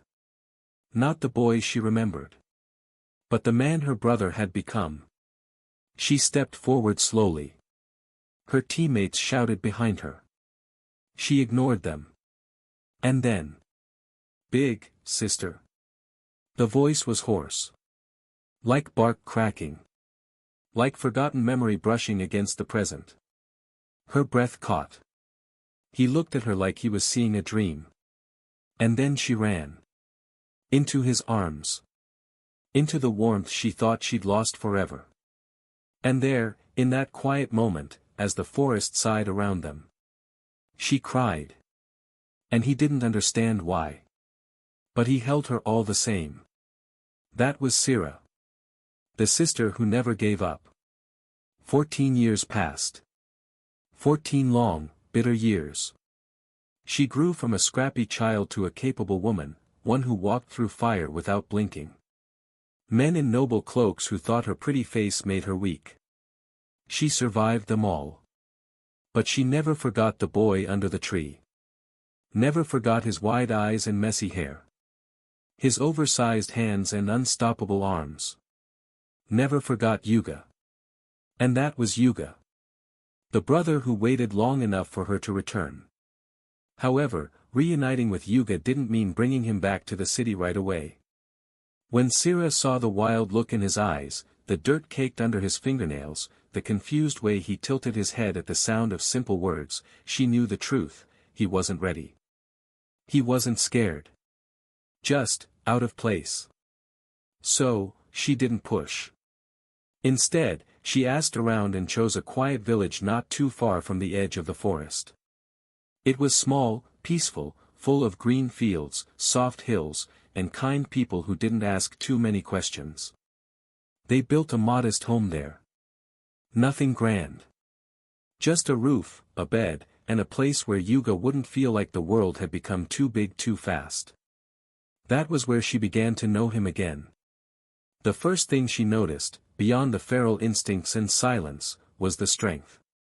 Not just strength, strength. Yuga's innate power, the same divine strength he was born with, had not just remained, it had grown. At 5, he had lifted stones twice his size. Now. Sira had seen him jump several meters high. He didn't even seem to notice how absurd it was. She was aware of supernatural people. But why does it seem like they were weak compared to her brother by a significantly large gap? And that terrified Sira, just a little. Not because she feared him, but because the world would, if they ever saw him as anything other than human. So, she kept him close. She taught him things slowly, how to eat with a spoon again, how to speak in full sentences, how to bathe regularly. That one took time. And he followed, like he always had, with silent loyalty and that dopey, wide smile he wore for her, clumsy, warm, and impossibly pure in a way only he could manage. Then came the day he snuck out. Sira woke to find the house empty. Panic surged through her like lightning. She ran outside, barefoot, asking the neighbors if they'd seen him. Some had, headed toward the forest again. She grabbed a knife and sprinted after him, heart pounding. Only to find him a few hours later, dragging a two-horned rock boar behind him, its massive body covered in wounds. He wasn't bleeding. Wasn't even scratched. Just sweaty. And smiling. "I got breakfast," he had said proudly. Sira stared.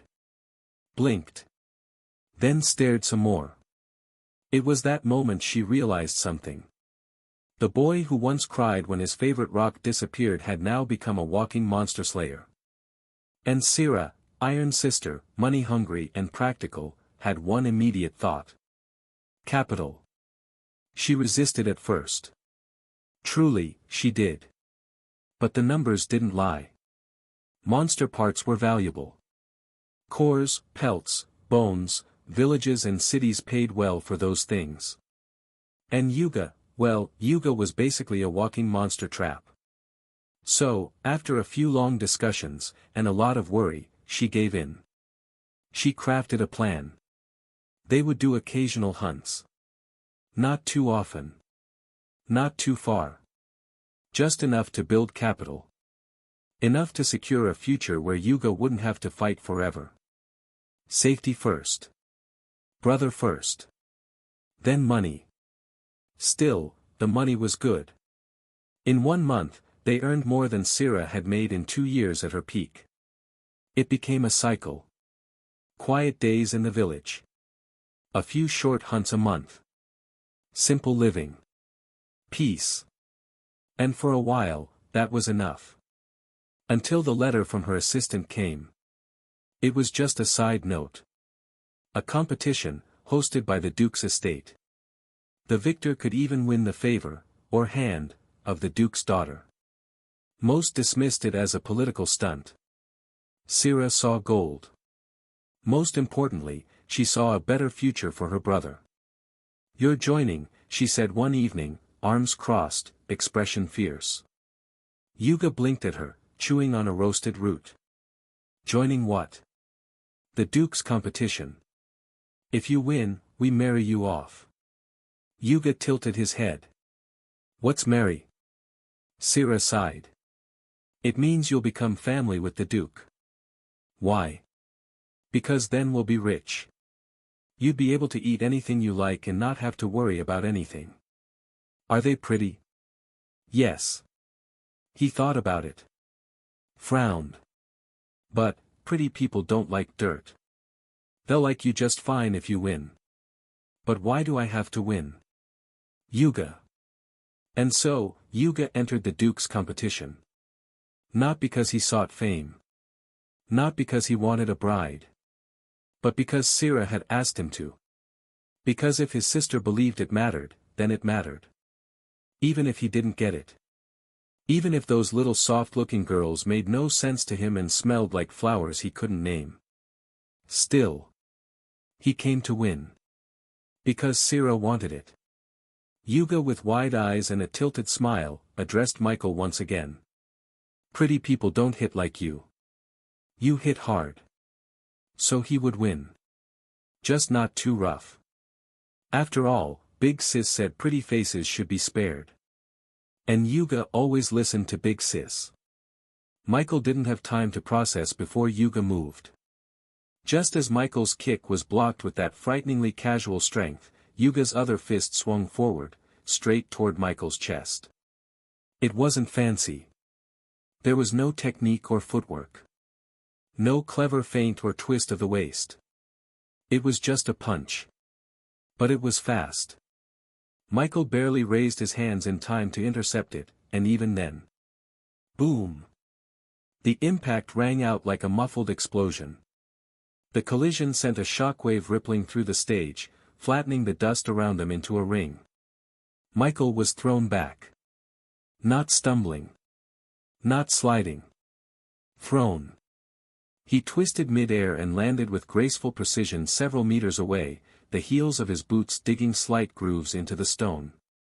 The crowd roared at the sight, but Michael barely heard them. His hands tingled, a subtle numbness crawling up his arms. He looked down at his hands, then at his fingers. They were fine.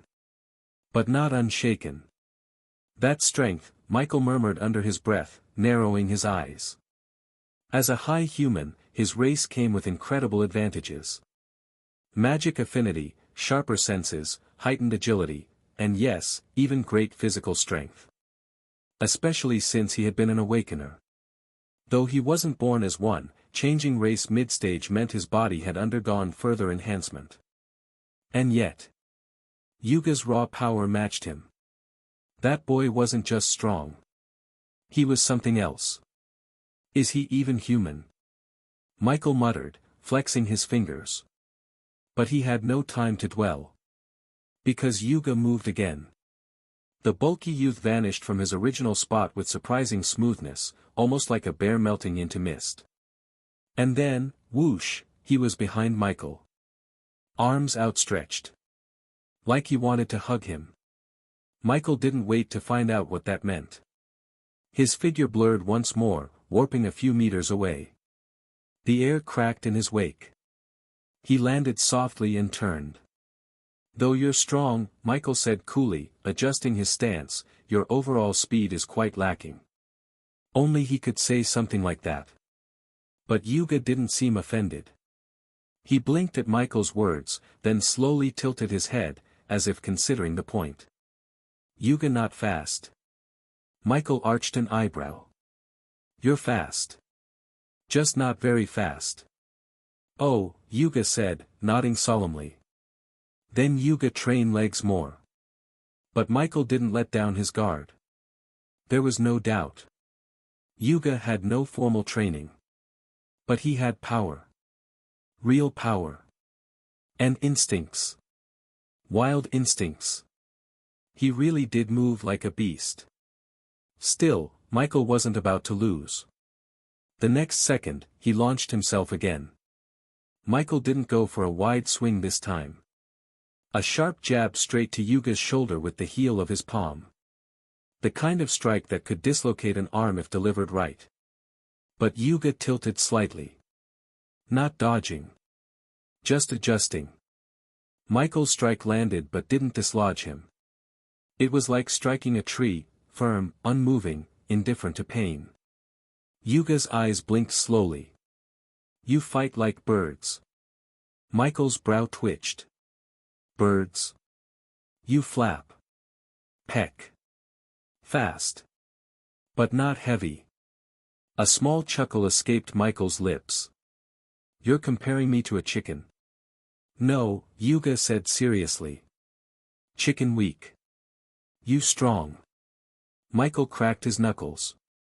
I'll take that as a compliment. Then he lunged. Again. His fists blurred, 1 strike, 2, 3.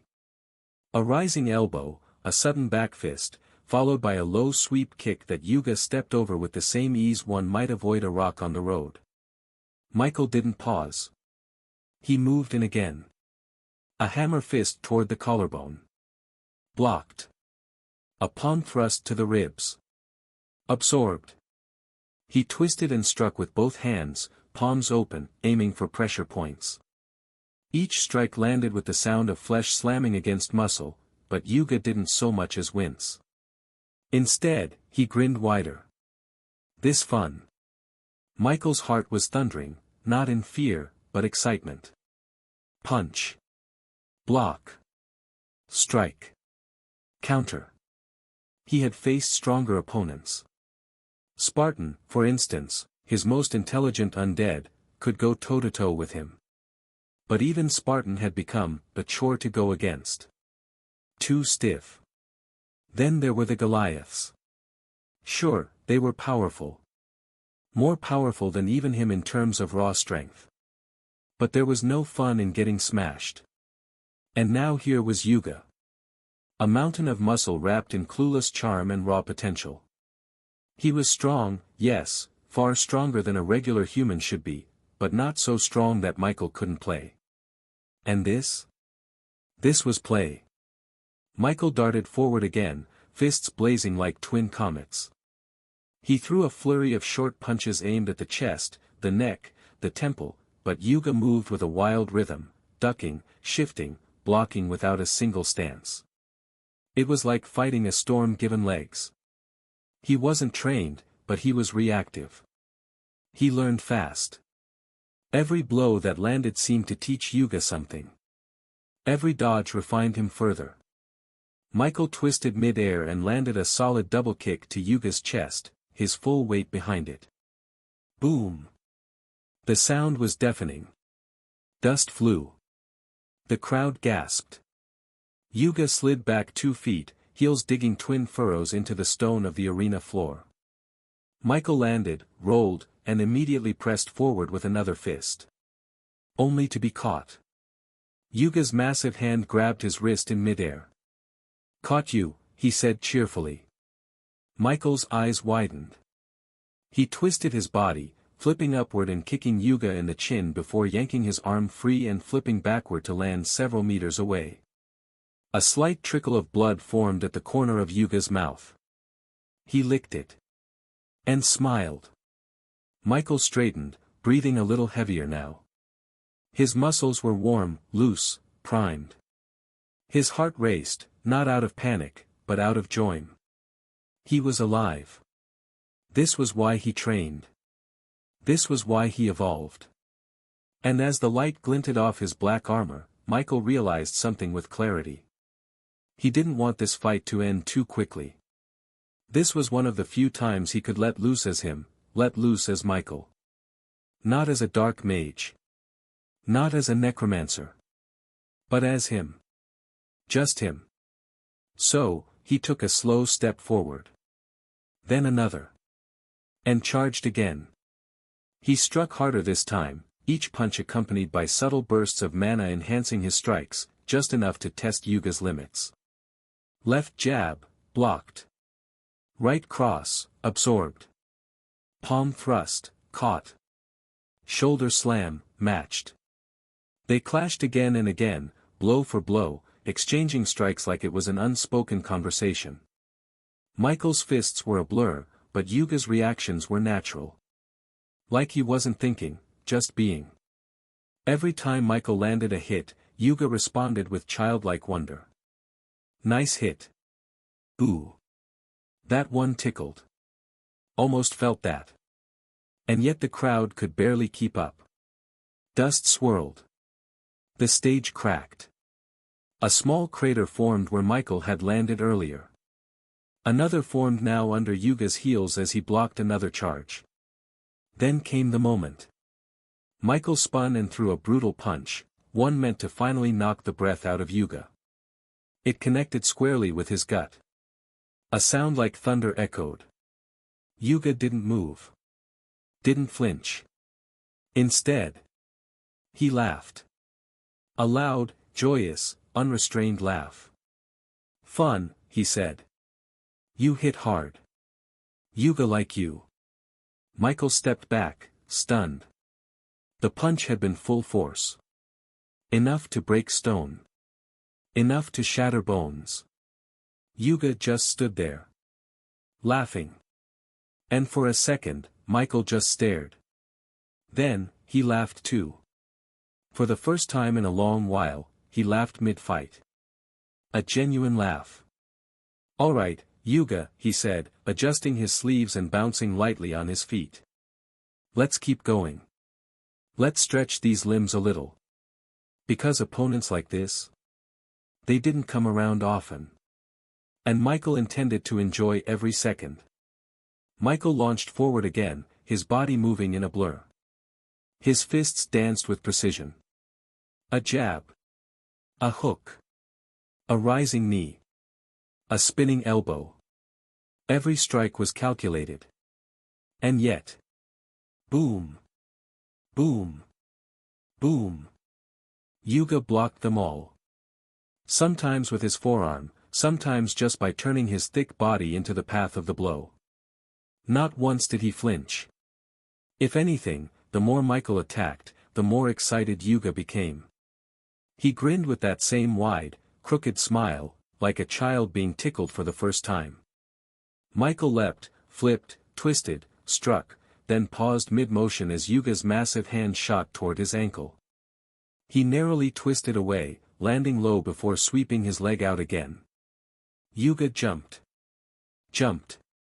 A full-grown man the size of a wall leapt over his sweeping leg like a boy hopping over puddles. Michael's lips twitched. "Oh, you've got to be kidding me." Yuga landed and charged, no technique, no form, just raw, bone-breaking power. Michael blocked the first punch, redirected the second, but the third came like a hammer from the sky, slamming toward him. He ducked under it and retaliated with a jab to Yuga's ribs. The blow connected, but Yuga barely noticed. Instead, he laughed. Yuga knew it. "You strongest." Michael exhaled, sweat dripping down his temple as he pivoted around Yuga and delivered a series of rapid palm strikes to his back. They echoed like war drums. With each blow, the crowd grew louder, but Yuga remained wild, almost playful. Michael had fought several opponents before. But Yuga was different. It wasn't just his strength. It wasn't even just his durability. It was his energy. Wild. Joyful. Untamed. There was no hate in his fists. No fury. Just raw, honest thrill. Yuga wasn't suppressing anything. He was enjoying himself. And that made him dangerous. The more they fought, the more he let loose. His reactions became sharper. Faster. And then, it changed. It wasn't immediate. But Michael noticed it. The look in Yuga's eyes. The shift in his movements. Gone was the slightly clumsy footwork. Gone was the big goofy grin. Now, Yuga's shoulders were hunched. His feet stomped with force that cracked the stone. His eyes gleamed, not with madness, but primal instinct. A beast. Yuga's barely tamed forest instincts were beginning to emerge. The years in the wild, the fights with monsters, the need to survive when everything around you wanted to eat you, it was in him. It had never left. Yuga's next punch tore through the air with a scream, not of rage, but of joy. Michael barely blocked it. The sheer force numbed his arm again. Then another punch followed. Then another. Yuga didn't stop. He didn't wait for an opening. He just attacked. Like he was hunting again. Like Michael was a beast of the forest. The arena trembled under the repeated impacts of his feet. Dust burst with every clash. Michael flipped away and launched an attack of his own, twisting mid-air to bring his elbow down on Yuga's neck. Thud. It landed. And Yuga responded by slamming his forehead forward, catching Michael in the chin with a sickening crack. Michael stumbled back, blinking stars from his eyes. The crowd roared. Michael spat blood and grinned. "Now you're getting serious." Yuga didn't respond. He simply charged again. Michael raised both hands and caught the incoming blow, but the sheer force pushed him back, digging grooves into the stage floor with his boots. He leaned forward and twisted, bringing Yuga down with a shoulder throw. The arena cracked beneath Yuga's fall. But even before the dust could rise, Yuga rolled and came back up with a roar, launching himself toward Michael again. His fists now came in wild arcs, but they weren't clumsy. They were natural. They were real. Michael blocked. Dodged. Parried. But for the first time in a long while, he struggled. Yuga, you really are something else, Michael said under his breath, heart pounding. Yuga grinned, breathing heavily but still wild-eyed. You strong. Yuga happy. This best fight ever. Michael nodded slowly. Yeah, same here. Michael shifted his stance. Yuga was stronger. That much was clear. Not by a huge margin, but enough that in a contest of pure brute force, Michael would eventually lose. Worse, Yuga had a monstrous defense. His body could tank hits that would break bones and rupture organs in most people. So brute force wasn't the way. But Michael had something else, speed. He exhaled slowly and flowed sideways. A ghost. Yuga's fist passed through empty air, the wind pressure alone cracking a nearby tile. Michael reappeared on his right flank and delivered 3 quick jabs to Yuga's side before vanishing again. This time behind him. A sharp elbow to the spine.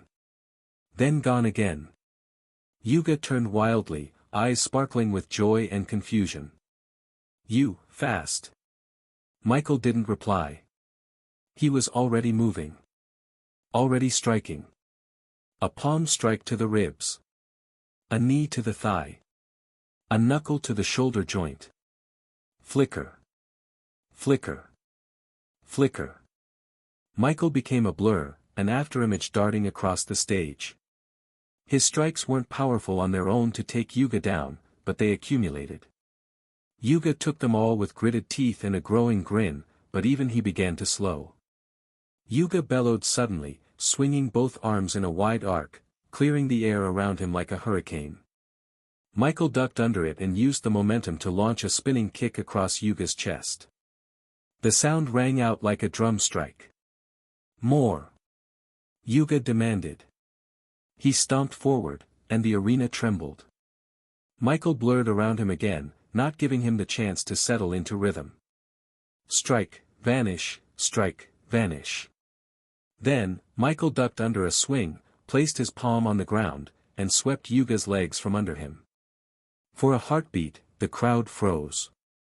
Crash. The sound of Yuga's body slamming into the arena cracked stone. Dust exploded in all directions. The arena barrier trembled more like it would collapse any time soon. In terms of aftermath, even though the battle was just a contest of strength, it was more environmentally destructive. Yuga rolled up, laughing, even as pebbles clung to his wild hair and shoulders. You move like wind, he shouted. Michael cracked a smile. That's the point.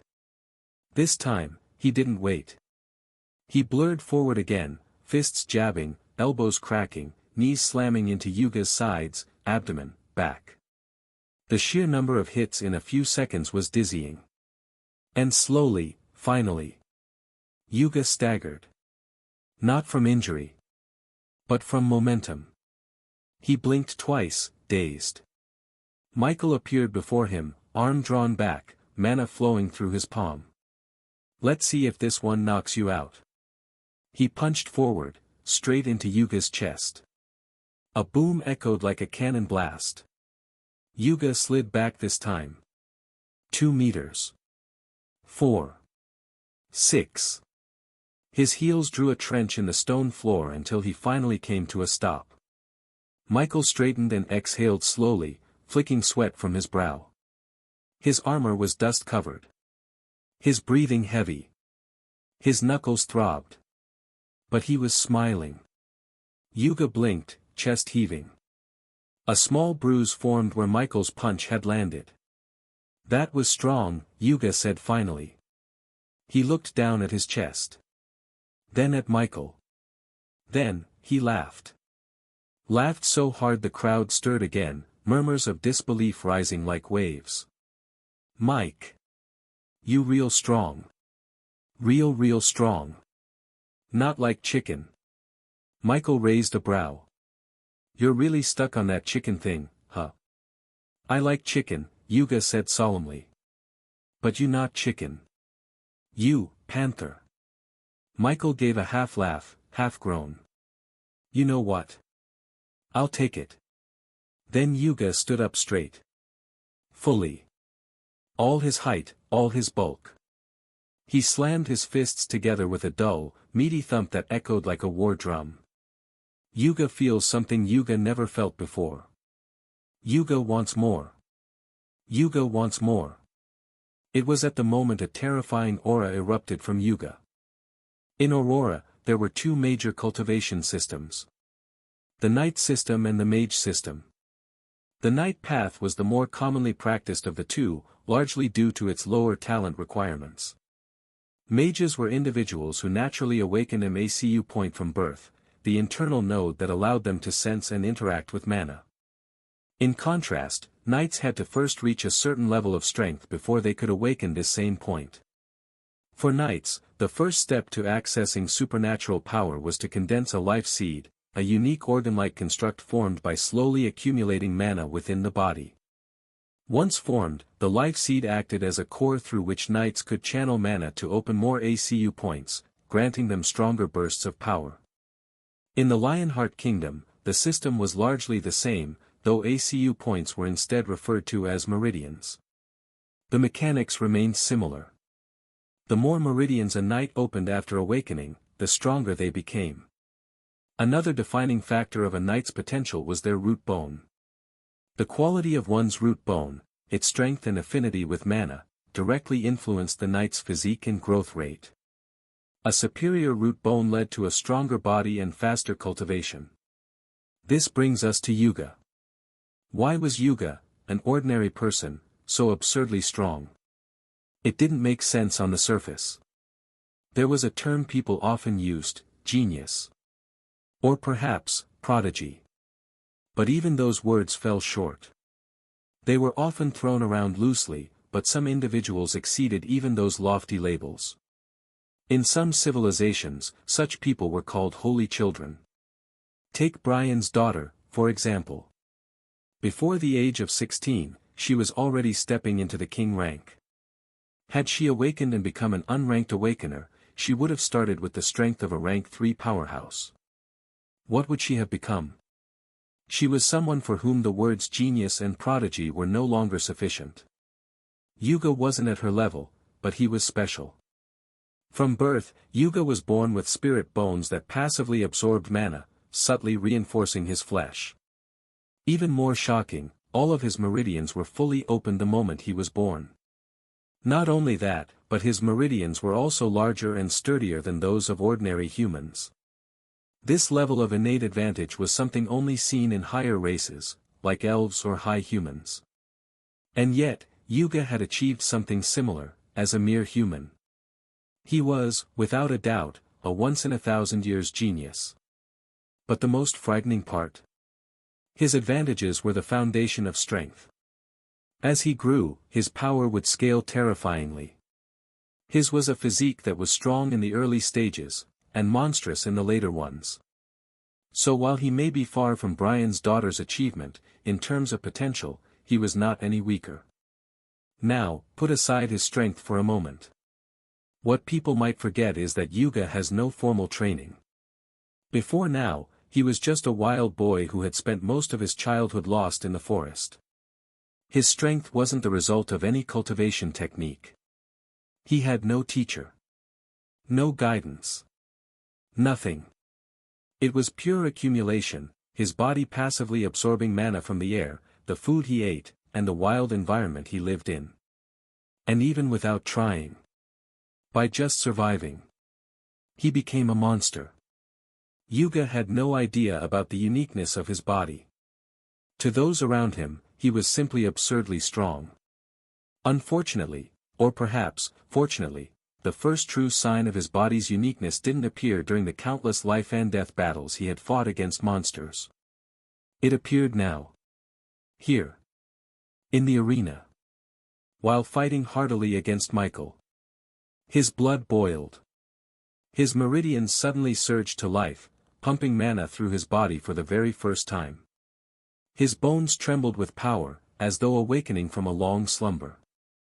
And Yuga, for the first time in his life, felt truly alive. Michael felt the shift. Something primal had awakened in Yuga. The moment his meridians lit up and mana flooded his body, everything changed. Yuga didn't just move faster. He surged with an overwhelming vitality that made the air quake around him. Michael barely dodged the next blow. It wasn't a punch anymore. It was a cannonball. He twisted his torso, but Yuga's fist grazed his ribs, sending him flying across the stage. Michael flipped mid-air, landed on one knee, and skidded across cracked stone. He blinked. Yuga was already in front of him. Michael kicked off the ground to dodge, spinning away, barely missing another devastating strike that cratered the arena floor. The shockwave alone made the surrounding barrier ripple. "He's faster," Michael muttered. "Stronger, too." There was no doubt. Yuga had stepped into a different state. It was terrifying. Michael snapped his hand into a gesture, mana swirling around his fingers. A magic circle appeared mid-air. Bone spear. With a flick, a jagged spear of bone erupted from the circle and launched toward Yuga. Yuga saw it. And instead of dodging, he roared and punched it. The spear shattered like brittle glass. Michael's lips twitched. What a brute. At the same time he was shocked. Before today, if someone told him he was going to be cornered like this, he wouldn't believe at all. Michael raised both hands, drawing two quick circles in the air. Mana arrow. A series of glowing arrows shimmered into existence, launching like a barrage. Yuga dashed forward, weaving through the glowing streaks with a grin. One arrow struck his shoulder, exploding in a puff of force, but Yuga didn't stop. He loved it. Each spell Michael cast only made his eyes burn brighter. Michael threw another hand forward. Slow curse. A dark mist flew toward Yuga and latched onto him, rippling over his skin. Yuga stumbled. Just a bit. But the moment passed. He roared and pushed forward anyway, the curse slowing him only fractionally. Michael muttered another curse. His body blurred backward as he etched another circle mid-air. Blind curse. The moment the spell activated, a thick pulse of dark mana surged forward and struck Yuga square in the face. His charging momentum halted, not because of pain, but confusion. Michael's breathing was sharp now. He didn't waste a second. As Yuga's head turned left, then right, Michael knew the curse had worked. Yuga was blind. Temporarily.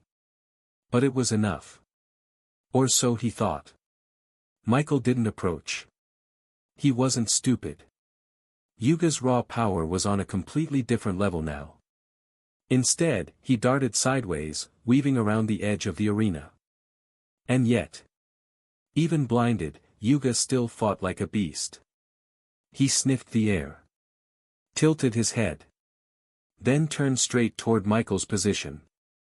Michael cursed under his breath. "You've got to be kidding me." Yuga's body tensed. Then he charged. Not recklessly, instinctively. Michael ducked under the first punch, barely avoiding the wild swing that passed overhead. He rolled, planted his palm, and kicked upward, pushing himself away before Yuga's foot slammed down where he'd just been. Boom! A crater exploded beneath the stomp. The blind curse only lasted seconds, and those seconds were running out fast. But Michael had already moved, weaving a glowing magic circle into the air again. The next spell was ready the moment Yuga's sight flickered back. Mana arrow. Unlike the last barrage, this one exploded on impact. Michael had pumped more mana, overcharging the arrows until they shimmered like condensed stars. The first struck Yuga's chest. Boom! A burst of force exploded, knocking him back slightly. The second hit his leg. Boom! The third, his shoulder. Boom! Dust clouded the arena as shockwaves rippled outward, the sheer magical force enough to make the arena barrier create a screaming sound. But Yuga didn't fall.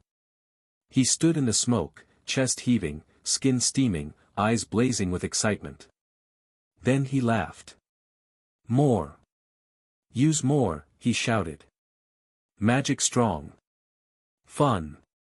Michael's eyes narrowed. High humans' greatest advantage was their affinity with mana, their mana pool and their magic. Michael had leaned on that advantage. But Yuga. He tanked magic. Michael's breath came in quick bursts. Still, he stood tall, trying to calm the pounding of his heart. Then, he stopped. Just like that, his movement ceased. His arms fell to his sides. He straightened, head tilted. And across the cracked arena floor, Yuga noticed. The wild brute blinked and froze in his steps. He tilted his head like a confused animal, sensing something strange. Michael wasn't in a stance. He wasn't readying a spell or preparing a counter. He was, relaxed. Yuga blinked again. You tired? He asked, genuinely unsure. Michael chuckled. Not tired, he said. Just wondering. He took a step forward. Are you having fun? Yuga blinked rapidly, then nodded vigorously. Yes. Much fun. Best fun. Michael smiled faintly. Good. Then. I'm sorry in advance. Yuga furrowed his brows. Huh. Michael's gaze sharpened. You asked for it. But if I want to win this. He sighed, flexing his fingers. Then I can't keep playing around. His voice wasn't cold. But there was weight behind it. His tone had changed, more serious. There was no anger, no hatred, just purpose. Yuga's smile faltered slightly, the confusion in his expression deepening. But he didn't move. Michael's heart was heavy. The turn of events had caught him off guard. He wasn't arrogant, but he knew the truth of his strength. In this kingdom, where Grand Tier was about the peak, there weren't many who could pose a threat to him. And yet. He looked at Yuga, the wild brute. Yuga was here. Pushing him back. Matching him blow for blow. It reminded Michael that invincibility was a myth. There was always someone stronger. Or at least someone with the potential to be. But instead of despair, he felt something else. Excitement. This wasn't discouraging. It was thrilling. However, now he had to stop holding back. Michael took a deep breath and extended his hand toward the ground. A swirl of greenish-black energy spiraled beneath him. It pulsed, then spread, forming a dark, glowing magic circle inscribed with runes. The air grew cold. A low hum vibrated through the arena floor. Yuga's eyes widened as he sensed something unnatural. And then. A figure rose from the circle. A tall, armored figure, a hood over their head, and a massive spear clutched in one hand. The armor on its body was similar to the one Michael had on. Spartan. Let's turn this into a real fight, Michael muttered. Yuga's eyes gleamed. Friend? Something like that, Michael replied. The crowd had long since fallen into stunned silence. From the very first blow exchanged between Yuga and Michael, the arena had been erupting in gasps and shouts, but that was then. Now, all that remained was a deep, breathless awe. Even the nobles seated in the high balconies, those proud, pampered heirs who usually scoffed at commoners, were no longer sneering. They leaned forward, gripping their seats, forgetting status, forgetting face. Every time Yuga swung and Michael dodged, someone flinched. Every time Michael cast a spell, the crowd braced for the explosion. It was chaos, controlled only by the sheer disbelief of what they were witnessing. And then came Spartan. When the undead warrior rose from the ground like a shadow given form, the Colosseum erupted again. But it wasn't a cheer. It was shock. That. Someone cried. Did he just summon someone? What sort of magic is this? Even the commentator, usually so full of flair, was left speechless. At this moment, he was going through a lot. The four strongest participants. Why were they all this powerful? Anyone with half a brain could see it, these four had surpassed the advanced stage by a wide margin. Their combat power wasn't something you expected from their age. No, not even close. It wasn't just shock or awe that gripped the commentator now. It was fear. His gaze flicked to the arena barrier.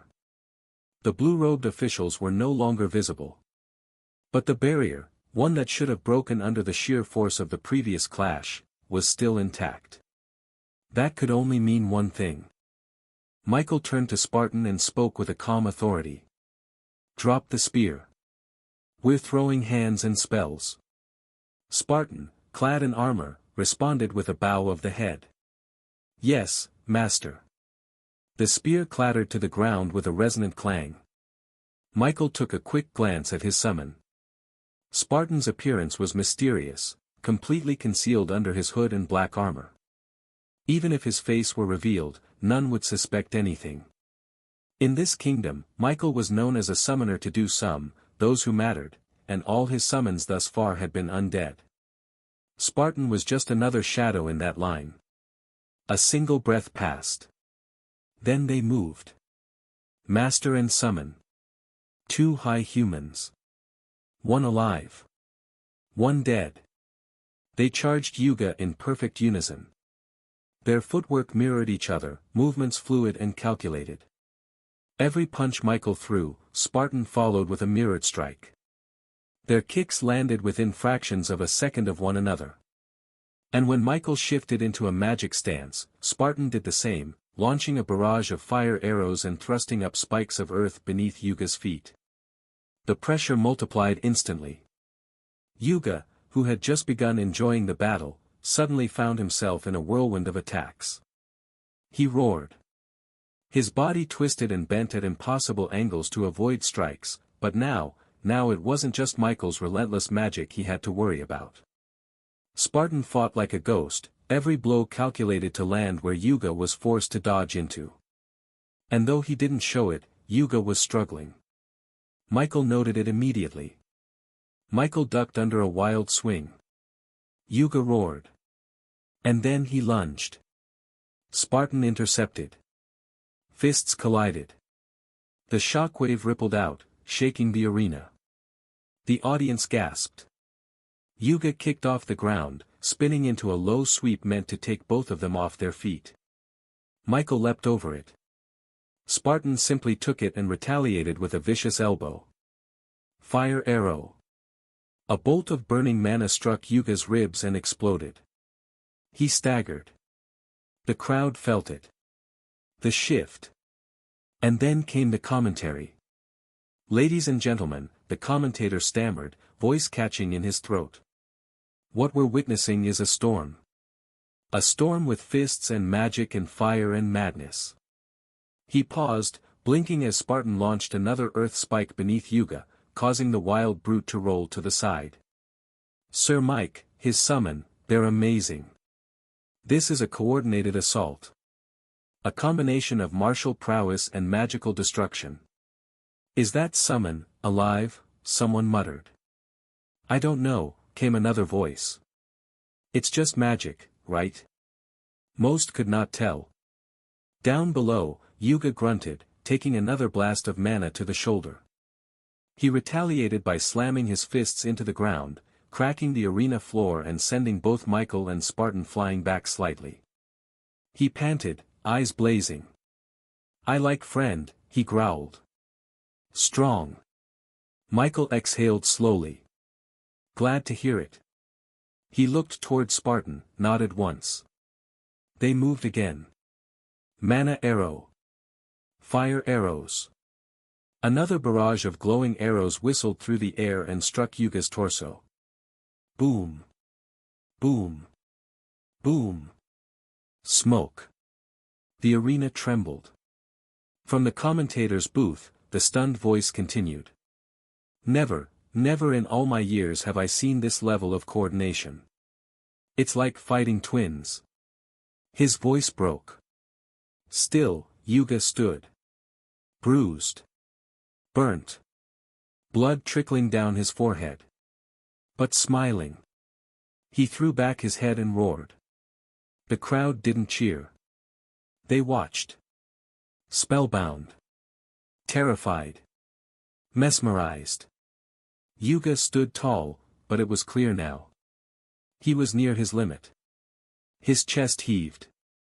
The fire in his eyes was still burning, but dimmer now. Steam rose from his battered body, blood and bruises blooming across his skin like battle medals. And yet. He smiled. Michael exhaled slowly. Then he moved. Spartan followed. This time, they didn't explode forward with the same explosive speed. No. They walked. Each step was deliberate. Yuga tilted his head, confused at first, but his instincts flared.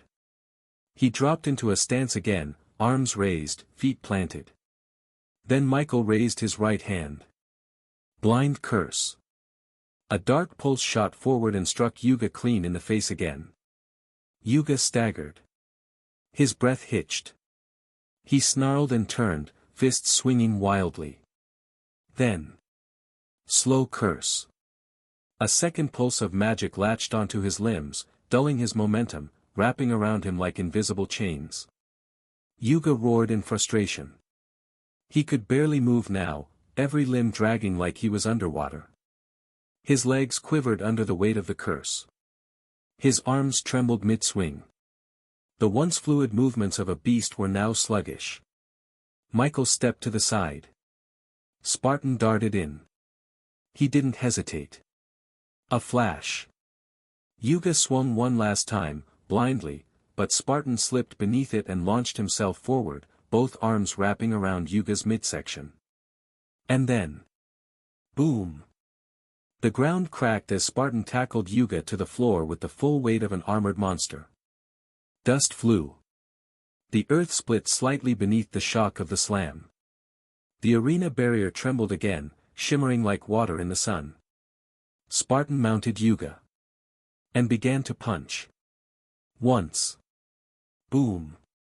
Twice. Boom. Each blow echoed through the stadium. The crowd felt it in their bones. 3. 4. Boom. Boom. Every strike was controlled, powerful enough to break stone, yet precise enough to avoid lethal damage. But the shockwaves were monstrous. Each punch cratered the floor beneath Yuga's skull, pressing him deeper into the dirt like a nail under a hammer. Michael didn't interfere. He stood still, eyes sharp, watching until the curses wore off. Yuga stopped struggling. He lay there, bloodied, dazed, barely conscious. His fingers twitched. But he smiled. Even now, he smiled. Michael exhaled, stepping forward. Spartan. Enough. The undead knight halted mid-swing, fist raised. Understood, master. He slowly pulled back and climbed off. Michael walked over and looked down at Yuga. You good? Yuga's lips moved. Tired. A pause. Fun. Mike, strongest. Mike, strongest, Yuga faced. Mike. Good friend. Big sis, Yuga. Sleepy. And the beast fell unconscious. Or rather. Looking at his snores. It was more like he fell asleep than knocked out. The arena fell silent for a heartbeat. Then. It's over. The commentator's voice boomed across the Colosseum, loud and filled with awe. Sir Mike Knorr is the winner. Cheers erupted like a dam breaking. The tension snapped like a string, replaced by roaring applause, whistles, and deafening shouts that bounced off the stone walls of the stadium. The sound was overwhelming. But down in the heart of it all, Michael was calm. He let out a slow breath, his eyes lingering on the slumbering form of Yuga, mouth slightly open, still smiling even in unconsciousness. His body was battered, but not broken. If anything, he looked satisfied. Michael stepped back. Behind him, Spartan had gone to pick up his discarded spear from the ground. Michael glanced over his shoulder. That's enough for today. Spartan straightened and gave a sharp, respectful nod. Yes, master. Then, with no ceremony, Michael lifted a hand and snapped his fingers. A soft pulse of greenish-black light surrounded Spartan's form. The undead mage paused, lowered his head once more. And then vanished. Only the faint imprint of his boots remained in the cracked stone beneath him. Michael exhaled and turned to look around. Now that the battle was truly over, the state of the arena became fully apparent. It was massive, spanning nearly the size of a professional football field. And yet, there wasn't a single patch of it that remained untouched. The once smooth and polished surface was in complete ruin. Cracks ran like spiderwebs across the stone ground. Craters, some shallow, some deep enough to swallow a grown man, littered the field. Entire sections of the arena had been shattered from the sheer force of spells and punches. Dust hung in the air like mist, thick and gritty in the lungs. There were scorch marks from fire arrows, jagged spikes from earth spells that had only partially receded. In the middle of it all was Yuga, lying in a crater of his own, snoring softly. Michael stood at the center of destruction, quiet and composed. And for a few seconds, no one said a word. Then the commentator found his voice again, shaky but reverent. What kind of power are we looking at here, folks? This is not something you see every day and perhaps in our lifetime. And we were lucky enough to witness it live. We are truly lucky. Michael raised one arm slightly and gave a small wave to the crowd, more to acknowledge them than to celebrate. The cheers grew louder. He didn't bask in it. Instead, he turned and began walking toward the arena's edge, past the rubble, the broken stone, the scorched earth. A few people were already rushing in from the side gates, some heading for Yuga, others waiting for Michael if he needed attention. But he waved them off gently. "I'm fine," he said. As he stepped into the waiting area, one of the event red robe officials, wide-eyed and pale, stammered, "As Sir Mike, the competition officials, they want to meet you." Michael simply nodded. "Okay. Do I go to meet them or?" "They'll come to you, sir." "Okay." And he walked on. Behind him, the Colosseum roared, his name now chanted by hundreds. "Mike! Mike! Mike!" But Michael didn't look back. There was a reason Michael left the stage before the commentator could even declare it. For one, the arena was in complete ruins. The stage was a mess, cracked, cratered, scorched. And most importantly, its self-repair mechanisms weren't working anymore. It looked like a battlefield more than a dueling platform.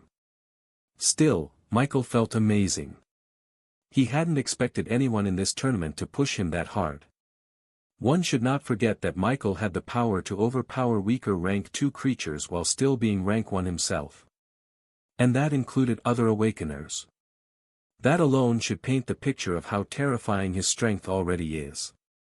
It was the same for Spartan.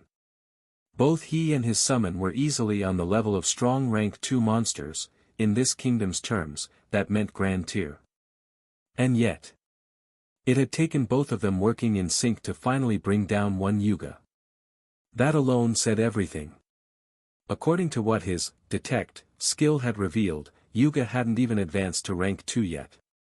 And despite that, they had needed to work together just to subdue him. It was a humbling reminder that even among awakeners, supposedly superior, gifted individuals, there were still beings out there with innate talent so ridiculous, so absurd, that they defied common logic. Thankfully, Yuga's strength came with its own limitations. No matter how powerful he was, Yuga was never going to beat Michael in that arena. Still, Michael had been forced to go hard. Not because he couldn't win, but because he'd handicapped himself. He was a necromancer. And he'd chosen to fight with his fists. If he had gone all in from the beginning, if he had truly fought like a necromancer, Yuga wouldn't have even had the chance to lift his head. In Group C's waiting room, the air was tense. The battle between Yuga and Michael had long ended, yet Ren hadn't moved a muscle since it began. His eyes remained locked on the projection screen floating in the center of the chamber. Dust clouds. Craters. Explosions of mana and brute force. Ren didn't blink as he mentally replayed every moment. Behind him stood the mysterious figure who had entered earlier. "I told you," the man finally spoke, voice low and even. "You couldn't win, but you didn't believe me." He stepped forward slowly, hands behind his back. "You're powerful. Talented. That much is clear from your perfect realm swordsmanship. But you're far behind that youth." He paused for a breath. "And if you still feel the need to compete, let me remind you, what you saw today wasn't even his strongest summon. That wasn't his trump card. Not even close. You're outmatched. Completely." His tone wasn't cruel. There was no mockery or spite, just cold, objective truth. As if he were simply stating a weather report. If Michael had been present, he would have recognized the voice immediately. The sharp, unmistakable presence. The calm, grounded authority. Grand Knight Vuren. It went back to before the chaos, before Yuga and Michael clashed. Back when the match between Prince Rui and Ren was ongoing. The Lionheart Kingdom had long since been buzzing with rumors about the Duke's competition. Word had reached even the most remote regions, and the capital, the stage of the event, was naturally no exception. But for all the noise, some didn't truly care. That is, until Prince Rui arrived. The moment the Empire's prince stepped foot in the kingdom, everything changed. It wasn't just his status, though that alone was enough to shake the political balance, but what came with him, the reveal of a legendary ruin. The prince whom Duke Evermoon had allied with didn't even bother to attend the finals anymore. Why should he? His plans were dust. The very presence of Rui, for multiple reasons, made any schemes meaningless. Not just because of his bloodline, but because of his personal power. But even so, those who initially dismissed the tournament began to pay closer attention. Grand Knight Vuren, however, had not been among them. Despite being one of the kingdom's most respected figures, Vuren typically didn't involve himself in noble disputes. His allegiance was to stability, not politics. So when whispers of the tournament reached his residence in the capital's core district, he remained unmoved. Even when the matches began and faint pulses of mana echoed through the air, brushing against his senses like ripples in a pond, he paid no mind. Until that moment. A grand tear aura erupted. Fierce, raw, unfamiliar. And with it, a sensation he was all too familiar with. Sword chi. Vuren shot up from his seat, his eyes narrowing. Someone in the capital had used sword chi. That alone warranted attention. He knew how rare people who could use chi were. Even he had to use centuries to grasp sword chi through relentless effort. There were humans in the Empire who lived twice as long and still never touched it. Without hesitation, Grand Knight Vuren moved. He didn't fly, he couldn't, but with a single leap, he vanished from his home, soaring across rooftops like a shadow. Moments later, he landed lightly on one of the tallest pillars outside the Colosseum. From there, he peered in. And what he saw stunned him. Not just the battlefield, but the figures. One of them, tall and calm, exuding a chillingly aura. His presence screamed of nobility, but his blood, it was more than that. Imperial bloodline. Vuren didn't need an introduction to know. That youth was from the Empire. A royal. And the other? The boy wielding a wooden sword. Simple stance. But his every move was honed to perfection. There was no flash, no waste. Just pure swordsmanship. And then, it happened. Sword chi again. Not borrowed. Not faked. Real. His eyes widened slightly. A perfect realm swordsman. In the capital. In a tournament. And so young. It was so absurd. And yet, He could see it clearly. The pressure that boy released, the intent behind every strike, the absolute control, this wasn't some fluke. Whoever this Ren was from the commentator's mouth, he was the real thing. The longer Grand Knight Vurin watched, the more intrigued he became. Ren was a genius. Not in the overused sense nobles like to throw around, but a true one. The kind that appeared once in a generation. Every movement the boy made flowed naturally from intent to execution. There was no excessive flourish. No wasted steps. His stance, his footwork, his awareness, it was like watching a sword that had been forged through pressure and time, but not yet quenched. And he was still young. Vurin could see it. Ren's sword path hadn't even bloomed yet. It was raw, but it was there. A foundational understanding. Unlike Michael, who was strong and had dangerous summons, Ren walked the single sharp line of the blade. And while the Necromancer was undeniably terrifying, Ren was appealing. Familiar. This was the kind of opponents Vurin longed for. He reminded Vurin of himself. And that was when the thought struck him. For the first time in his life, Grand Knight Vurin entertained an idea he had never once considered. To take a disciple. The thought was so sudden, so strange, that he nearly dismissed it outright. But it clung to him. Was this how his master had felt, all those years ago? He remembered the gruff old man's scowl. His endless criticisms. The brutal training sessions. And above all, he remembered the quiet pride the man never showed but always carried behind his words. Vurin had hated him. And loved him more than anyone else in the world. Back then, he was reckless. Arrogant. Sharp like an untamed blade.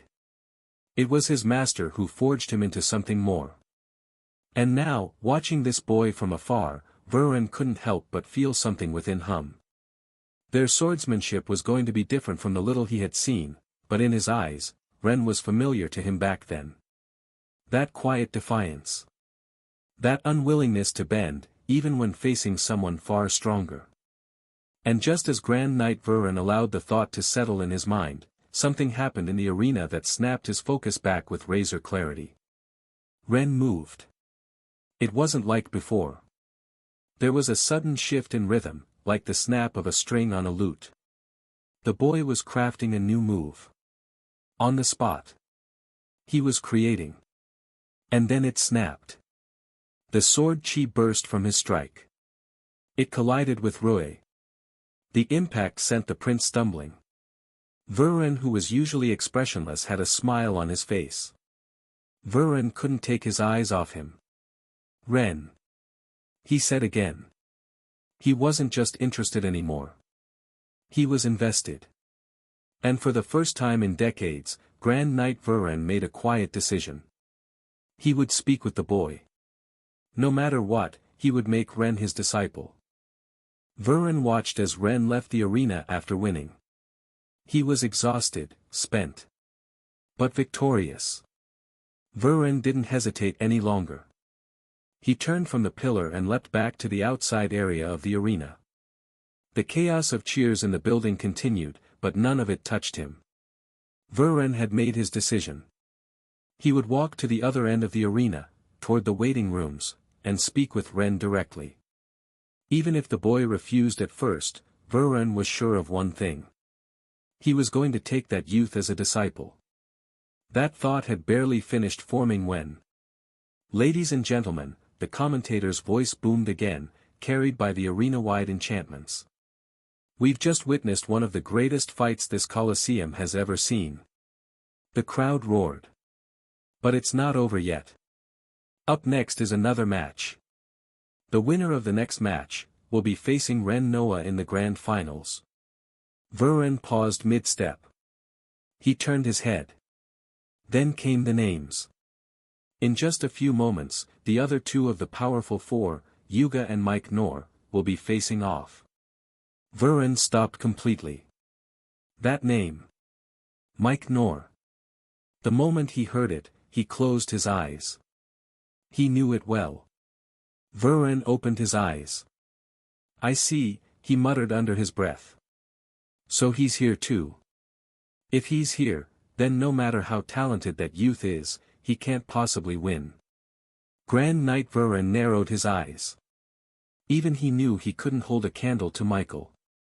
How could someone weaker than him hope to succeed? And worse. Ren wasn't even at his peak again. But Vuren didn't stop walking. Michael's presence didn't deter him. His goal remained unchanged. Ren was still his focus. Ren didn't reply. Not immediately. But as Vuren stood across from him, having just delivered his sharp and clinical verdict, the signs were there. Ren's jaw clenched. His shoulders, tight. His fingers, still dusted from his match against Prince Roy, curled slightly at his sides. And on his face, not anger, not fear. But reluctance. A deep, gnawing reluctance that clawed its way up from his gut and showed itself in the stiff lines on his face. It was the kind of expression one wore when faced with an unavoidable truth. Vuren recognized it. I know what you're thinking, Vuren said, softer now. You want to prove me wrong. That you're not outmatched. Ren said nothing. His gaze fell to the ground for a brief second, then rose again. You want to fight him, Vuren continued.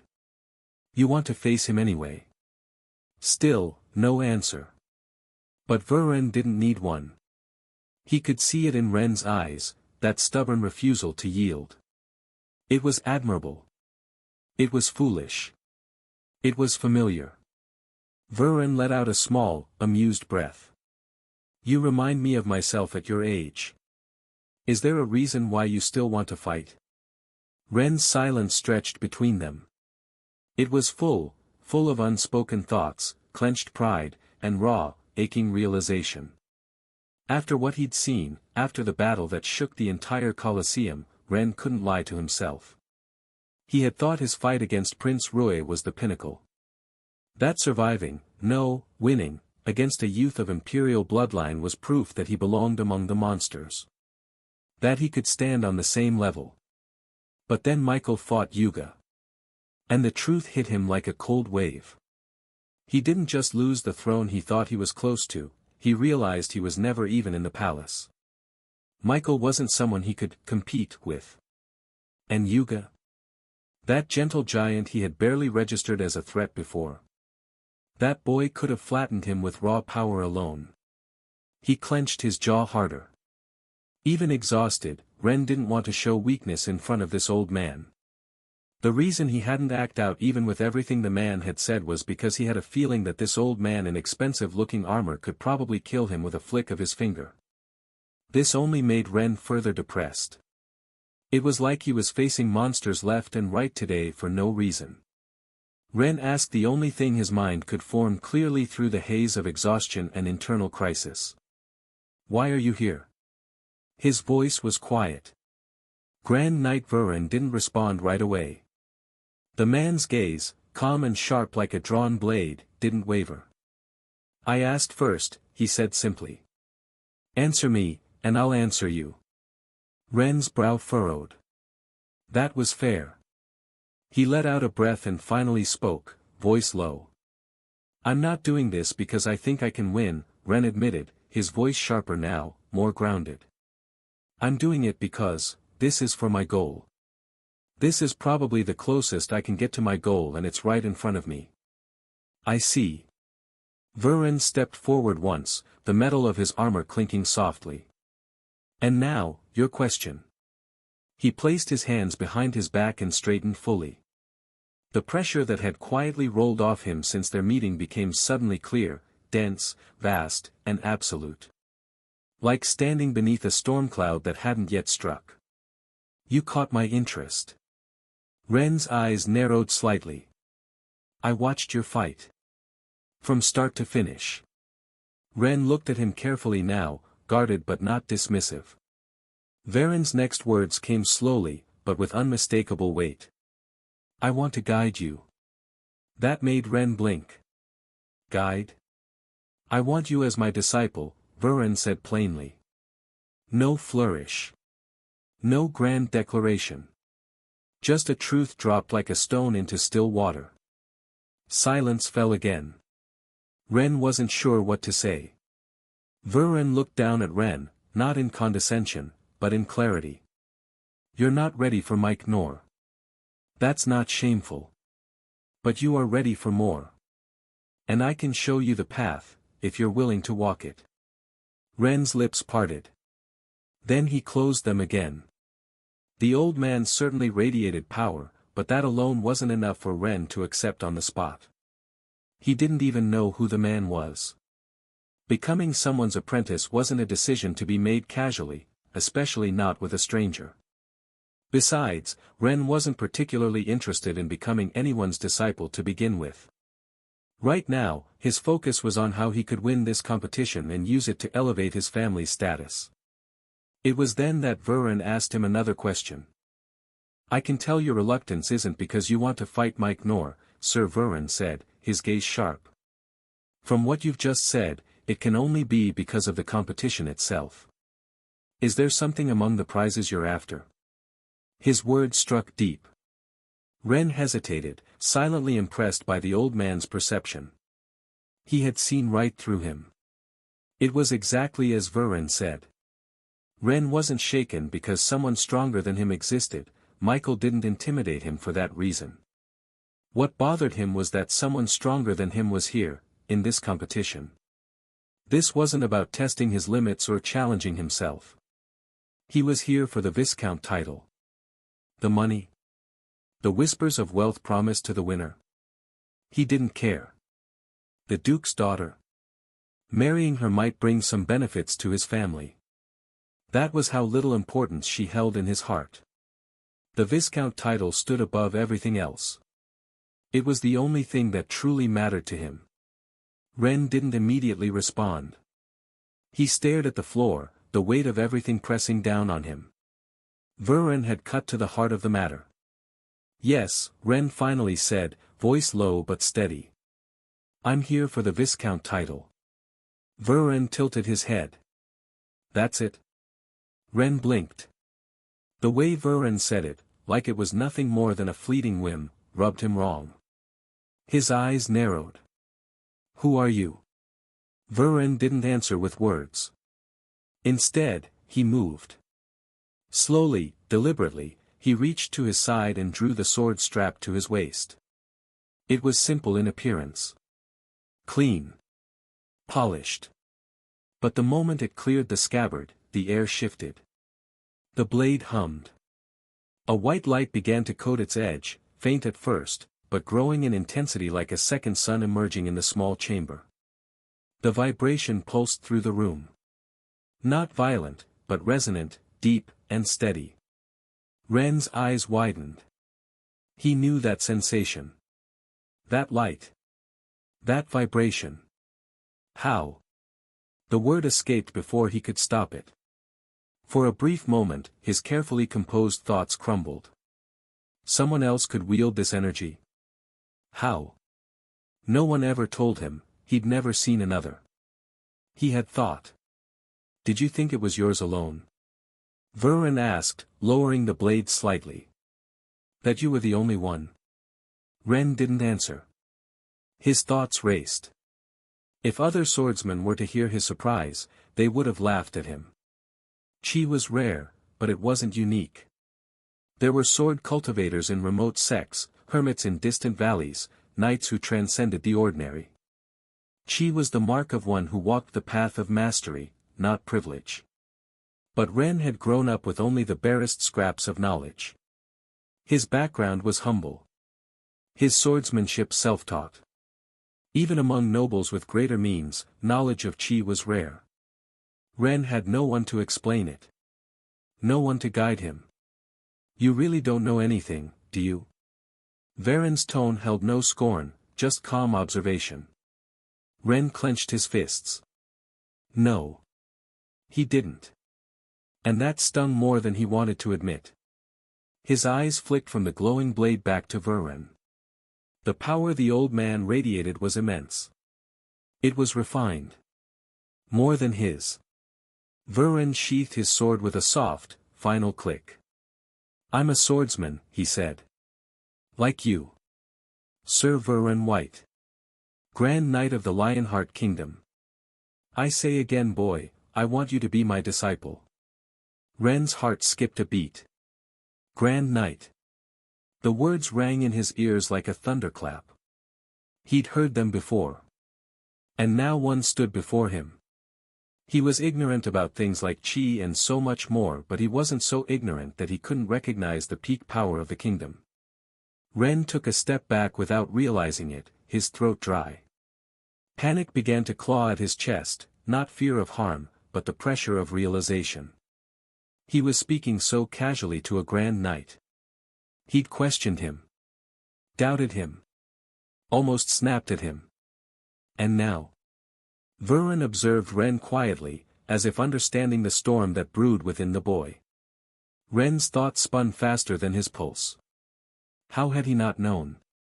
Sure, the man looked powerful, his bearing, his armor, the way he spoke, but this? A Grand Knight? And this one, wanted him as a disciple. But, why? Ren croaked, the question escaping on instinct. His voice cracked slightly, like someone overwhelmed by the sheer absurdity of it all.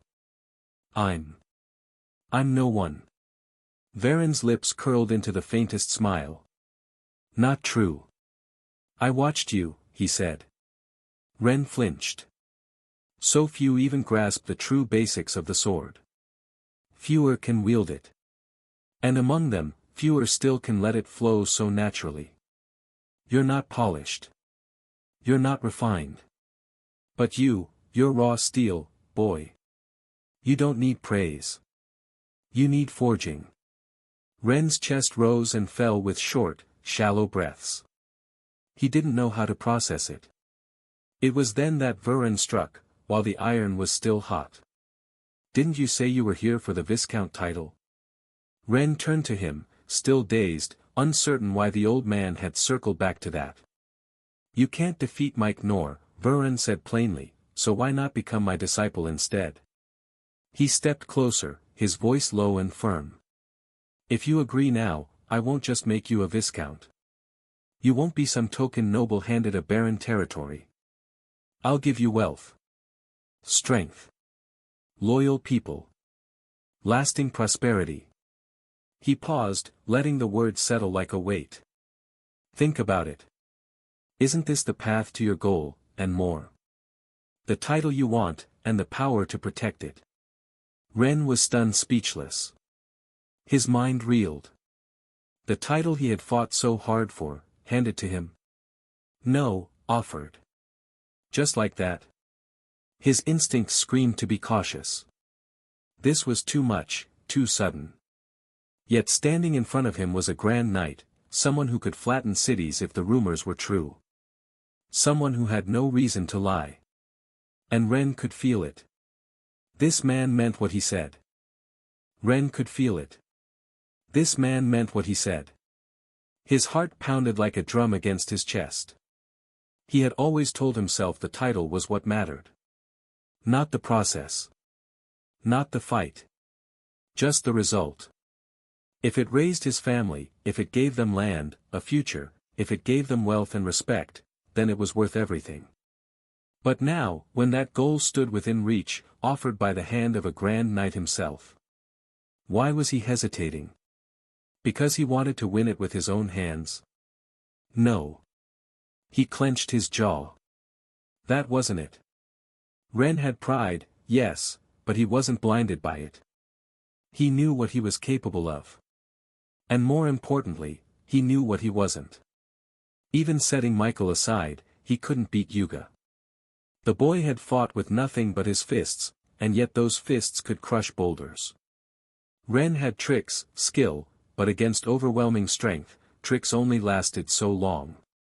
He remembered how Yuga's punch shattered the arena tiles. How Michael stood amidst such a monster and beat it.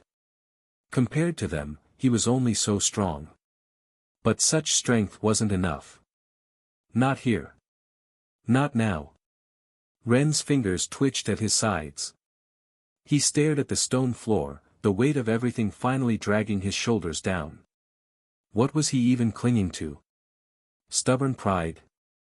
Empty resolve? He looked up at Vuren once more. The old knight stood there, calm, waiting. Not pushing. Not begging. Just waiting, like a mountain giving him the choice to climb or walk away. Ren exhaled slowly. Compared to fighting a losing battle, it was better to follow the mountain. Even if he had no interest in becoming anyone's disciple before, after seeing Vuren summon that glowing energy, that same resonance he once thought was his alone. How could he not want to learn? He wanted that power. That understanding. More than that, he wanted to protect the title once it was his. And a title meant nothing without strength behind it. Without another word, Ren dropped to one knee. It wasn't dramatic. It wasn't grand. But it was real. The moment his knee touched the ground, his voice followed, low, resolute. Master. Vuren didn't react immediately. Then he stepped forward. And placed a hand on Ren's shoulder. Well said, the Grand Knight murmured. There's much to learn. But you've taken the first step. Ren didn't look up. But for the first time in what felt like days, the storm in his chest quieted. He'd made his decision. And now, he would see where it led. At the same time, a spark lit up in the young swordsman. For some reason, Ren felt the future was brighter. He was still kneeling, the weight of his vow still fresh, when the heavy doors to the waiting room creaked open. Two familiar-looking officials in deep blue robes stepped in, a middle-aged man with sharp features and a scroll tucked under one arm, and a woman beside him, her posture straight and precise. Their expressions were weary and spent. No one truly knew how much they had endured within the barrier chamber, how tightly they held on to prevent the chaos from spilling into the arena and causing mass casualties. If it had only been commoners, perhaps they wouldn't have pushed themselves so hard. But unfortunately, scattered among the audience were nobles, people whose backgrounds demanded caution. Individuals whose deaths would carry consequences far beyond them. They couldn't afford to relax. Their eyes landed on the scene before them. A boy kneeling. An old man standing over him, hand on his shoulder. Recognition hit them like a bolt of lightning. Their gazes shifted from Ren to Vuren. And just like that, their expressions snapped into something completely different. Respect. Reverence. Fear. Both immediately lowered their heads. Sir Vuren, the woman said, voice calm but tight with tension. We didn't realize. You don't need to, Vuren said, cutting her off gently. He removed his hand from Ren's shoulder and gestured for the boy to rise. Stand, Ren. Ren obeyed, quickly pushing himself to his feet. His legs felt a bit shaky, but it wasn't from fear. It was awe. The way those officials reacted, as if the mere presence of his new master was enough to make authority crumble. Vuren turned back to the blue-robed pair. You may carry on with your business. I'll be taking my disciple with me now. There was no room for negotiation in his voice. The officials didn't even glance at Ren. They kept their heads down and stepped aside with silent compliance. With that, Vuren placed a hand behind his back and strode forward, his cloak brushing lightly across the floor. Ren followed. And as he stepped out of the waiting room behind the Grand Knight, he couldn't help but glance back once. The room that once held his anxiety, his doubts, his ambition. Now left behind. His eyes turned forward again. A new path was beginning. And the man walking ahead of him wasn't just powerful, he was majestic. Everything about Vuren felt larger than life. Even the mana in the air felt calmer when he passed. Ren didn't speak. He simply walked. Eyes wide. Mind racing. Because somewhere deep inside him, he knew. This decision would change everything. The two officials, still bowed, slowly lifted their heads, only slightly, long enough to exchange a glance. Suspicion flickered in their eyes. They were not simple servants. Each held considerable authority within the kingdom's bureaucratic structure. People like them were not easily impressed. Yet, they had just walked in on a grand knight of the Lionheart Kingdom standing beside a kneeling boy, Ren. And Vuren had called that boy disciple. Their eyes met again. One furrowed his brow in thought. The other arched a brow in disbelief. That boy. Ren Noah, right? The man whispered softly to his colleague. The woman gave the faintest nod. Yes. He defeated Prince Rui. For someone who could do that, maybe, this makes sense, the man muttered, almost to himself. He must have had someone behind him all along. The woman's lips tightened. Neither of them spoke further. They didn't need to. Some things didn't require debate, especially when standing in the presence of a man who could shake the kingdom by walking into a room. We still have something to do. Just minutes earlier, after stabilizing the barrier and ensuring the worst had passed, they had exited the chamber exhausted, only to be met with an unexpected voice ringing clearly in their minds. There is no use continuing the competition. End it. Announce Mike Knorr as the winner. The voice had belonged to none other than the Duke himself. No messenger. No formal decree. Just a direct order, telepathically relayed to them both. They had exchanged a glance at the time, surprised by the abruptness. Technically, the decision was improper. Ren Noah had not been given a final chance. No duel. No announcement. No closing words. Just, dismissal. But they were not in a position to question the Duke's will. If the man wanted the competition over, it was over. Now, all that remained was one final formality: speak with Mike Knorr, confirm the Duke's decision, and announce the winner to the public. The crown of victory would be placed on Mike Knorr's head. Feeling lighter, more relieved than they had all tournament, the two officials quietly left the room to seek out the mysterious youth who they also felt should have a better background than Ren. As for Yuga, they didn't even know what to think. As for Ren, he had no idea. No idea how close he had been to losing the Viscount title. How close he had come to being cast aside without ever knowing why. Because even before he fought, the Duke had already dismissed him.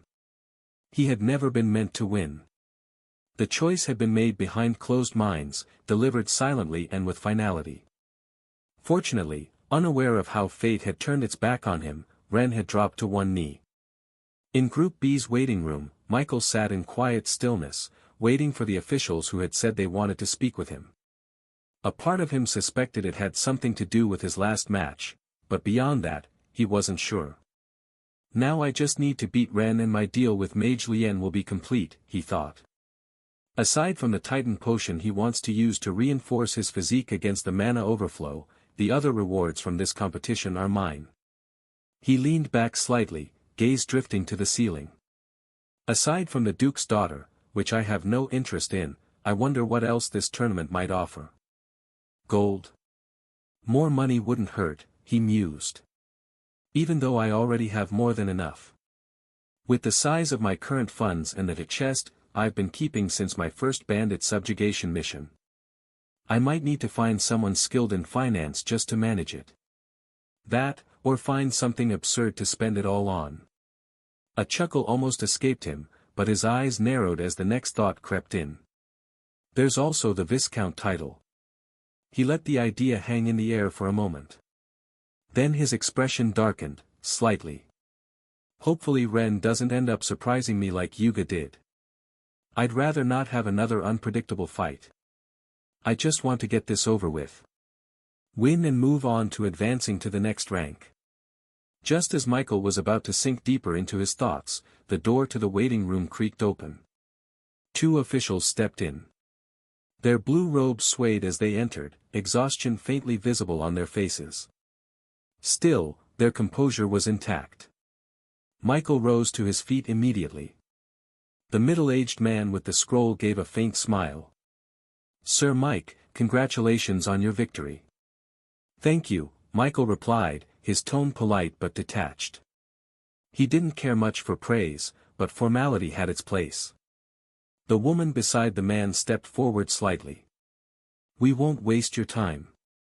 As of now, you're the last participant remaining. Your opponent, Ren Noah, has forfeited the final match." Michael's brows twitched subtly. Forfeited? So he bowed out before we even stepped into the arena? He hadn't expected that. Ren didn't strike him as a coward. Then again, maybe Ren simply understood the gap between them after seeing Yuga fall. Maybe he didn't want to put up a pointless fight. It could also be because of other things, but Michael didn't dwell on it. If anything, this just simplified things. The man continued, "By default, that places you in first. His Highness the Duke has formally acknowledged your victory. You are to report to the Duke's estate tomorrow to claim your rewards." The woman added, "Of course, if you'd prefer to have the rewards delivered to your residence, that can also be arranged." It was said in passing, as if no sane person would refuse an invitation from the Duke himself. Especially not the winner of such a prestigious event. But Michael's eyes lit up. "Delivery would be perfect," he said, his voice calm but firm.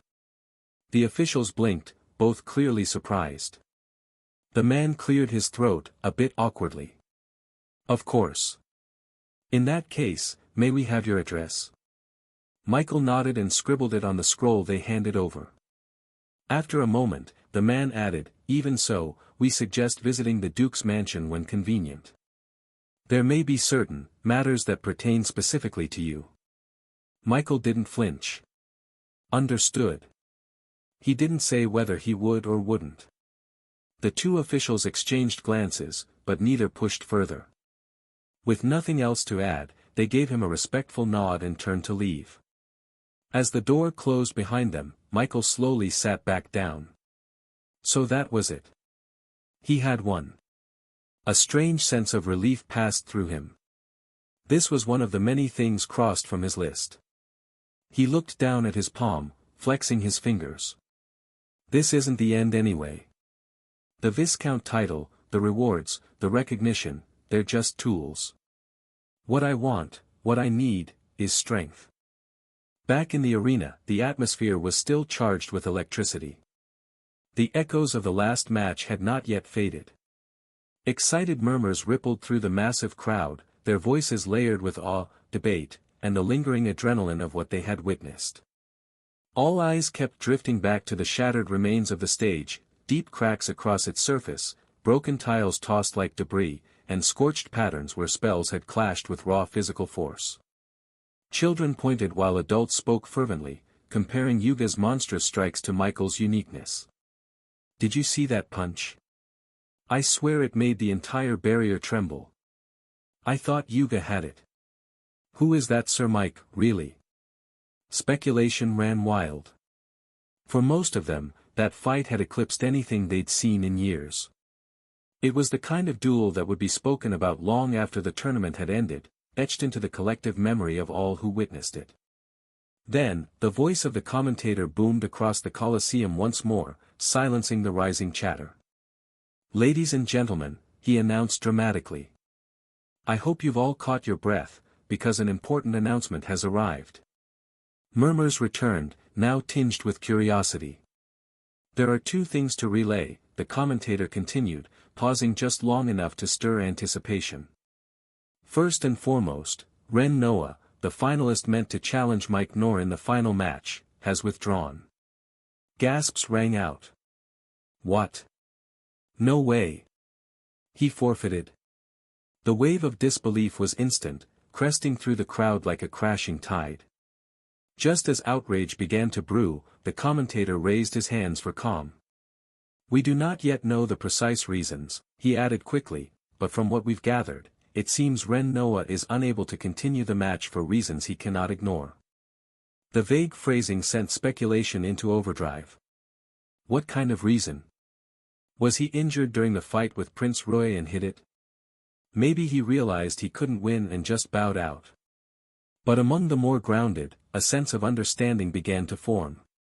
Ren's match may not have reached the visual spectacle of Michael versus Yuga, but it had been impressive, and undeniably powerful. Some even nodded thoughtfully. He looked fine when he left the stage, but maybe he pushed himself harder than we thought. Yeah. Even that final clash with Prince Rui was no joke. A shame, another muttered. I was starting to root for him. Still, the overall sentiment remained largely respectful. Ren hadn't left in disgrace. He had shown promise.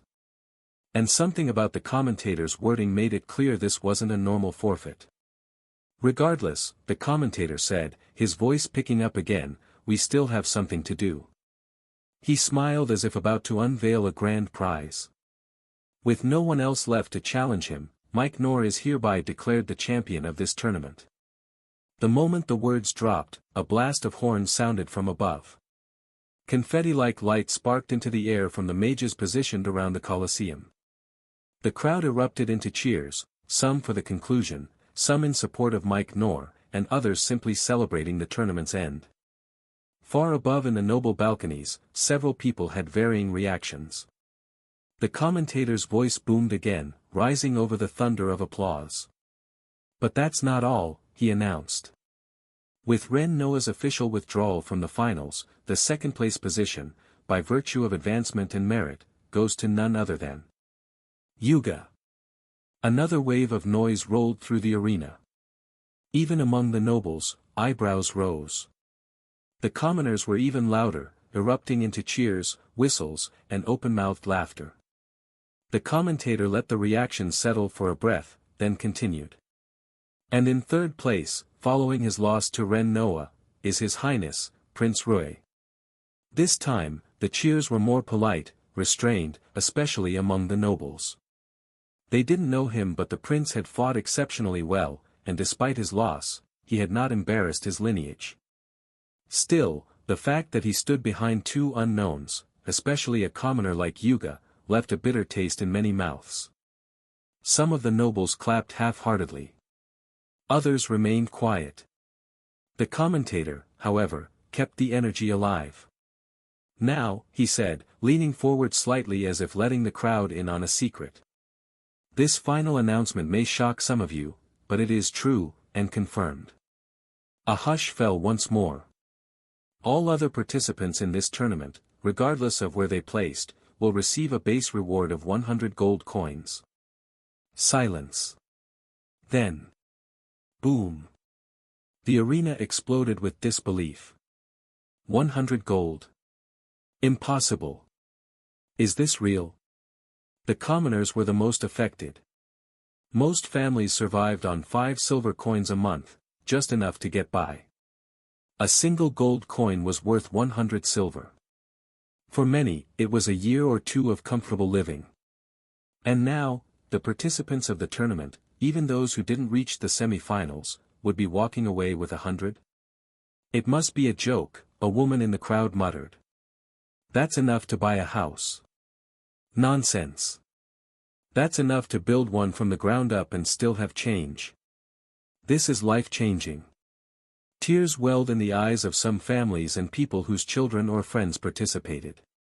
It's the Duke's will, the commentator continued, this time his voice carrying a solemn weight. For a moment, the crowd was silent again. Not out of shock, but reverence. Cheers rose again, thundering louder than ever. Among the crowd, strangers clapped each other on the back. Children stared in awe. Nobles whispered behind fans and furrowed brows, and commoners dreamed. Outside the arena, the streets of the capital were just as alive. Though many had not secured a seat within the Colosseum, it didn't mean they had missed the event. The Duke's tournament was the grandest spectacle the city had seen in years, perhaps decades, and the people of the capital were not about to be left in the dark. Across plazas, courtyards, rooftops, and balconies, the magic of illusion shimmered in the air. Dozens of glowing projections hovered above buildings and open squares, each one showing a live illusionary feed of the tournament inside the arena. The image quality was nothing short of remarkable, sharp and vivid, almost lifelike, and accompanied by amplified sound spells that carried the roar of the crowd, the explosive clangs of battle, and the thundering voice of the commentator with perfect clarity. Some of these illusions were created by freelance mages, charging a few copper coins per head to stand beneath their feed. Others were the work of the Evermoon house itself, Duke Evermoon's personal mages having cast wide-range projection spells across key parts of the capital. For the people, it didn't matter who made the images. What mattered was what they saw. They saw Yuga. They saw Michael. They saw Ren Noah and Prince Rui. And they cheered. At taverns, customers had abandoned their drinks to huddle around a glowing image near the bar. In noble estates, servants and lesser retainers paused their work to stare at open-air illusions in the courtyards. In poorer districts, families had gathered in the streets with children lifted onto shoulders to see the glowing visions crackle above them. Gasps had echoed across rooftops when Yuga punched the stage into dust. Cries of disbelief rang out in alleyways when Michael stood unharmed in the midst of that brute force. And when Ren's blade clashed with Prince Rui in that final exchange, a wave of silence had passed through the capital, followed by stunned applause. One particular projection hovered in a wide courtyard outside the capital's southern market district. The mage who had conjured it, a balding man with a sharp chin and a loud voice. He raised his staff, and the illusion shimmered as the voice of the commentator rang out. All other participants in this tournament, regardless of where they placed, will receive a base reward of 100 gold coins. The words hit like thunder. The crowd froze. And then, chaos. A young woman screamed. An old man dropped his walking stick in disbelief. A pair of teenage boys leapt into the air, hollering at the top of their lungs. 100 gold coins. Are you mad? That's more than my father's workshop earns in 5 years. My brother was in that tournament. He's rich now. Rich. The reactions were more than just excitement. In a world where most citizens lived modest lives and counted copper and silver with care, the idea of receiving 1 gold coin was already a miracle. But 100? That was wealth. That was a future. The news spread like wildfire. From one illusion square to the next, the announcement echoed, and people responded with wild celebration. Fireworks, both magical and mundane, were lit in parts of the capital. Musicians began playing in the taverns. In the better part of the outer city, where cobbled streets were wide enough to fit merchant carriages and the buildings stood taller and better maintained than their surroundings, a particular restaurant buzzed with a different kind of energy. The Velvet Ember. Newly built just 5 months ago, the establishment had already carved a name for itself. Elegant wooden beams framed the structure, glowing softly with subtle enchantments that kept the temperature inside comfortable no matter the weather. Lanterns infused with warm light floated lazily near the ceiling. The restaurant didn't boast a noble's extravagance, but its understated refinement was unmistakable. It catered mostly to wealthy merchants, successful adventurers, and minor nobles who preferred discretion to grandeur. The food was said to be superb, delicate spice blends, rare meats, even imported wines, but that wasn't the only thing drawing attention today. At the far side of the second floor, a massive illusionary screen shimmered in the air, broadcasting the live projection from the arena. The crowd inside was silent, not because they weren't excited, but because they were holding their breath. Moments earlier, they had witnessed Yuga's terrifying might clash with the cold control of Mike Nor. Then came the announcement. Second place, Yuga. Third place, Prince Rui. And then, the bombshell. All other participants in this tournament, regardless of where they placed, will receive a base reward of 100 gold coins. Gasps rang out throughout the restaurant. Silverware clinked against ceramic as diners forgot their food. Even the waiting staff paused mid-step. Whispers followed quickly. 100 gold coins. That's insane. My father doesn't even give me a gold coin for my monthly allowance. But didn't I hear the owner has a brother who participated? The murmurs became concentrated, all eyes slowly turning toward the same direction. To the corner booth where a single woman sat, silent, unmoving, her wine untouched. She was dressed plainly but with immaculate precision. A dark maroon blouse, high-collared and trimmed in silver, clung to her slender form.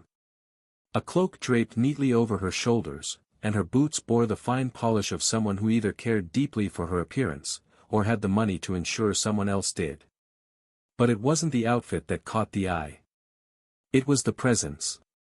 Even seated, she gave off a pressure that made others hesitate to approach. Her hair, raven black and tied in a loose braid, shimmered under the light of the hovering illusion. Her skin was pale, nearly porcelain. And her eyes. Her eyes were like sharpened glass, cold, clear, and painfully observant.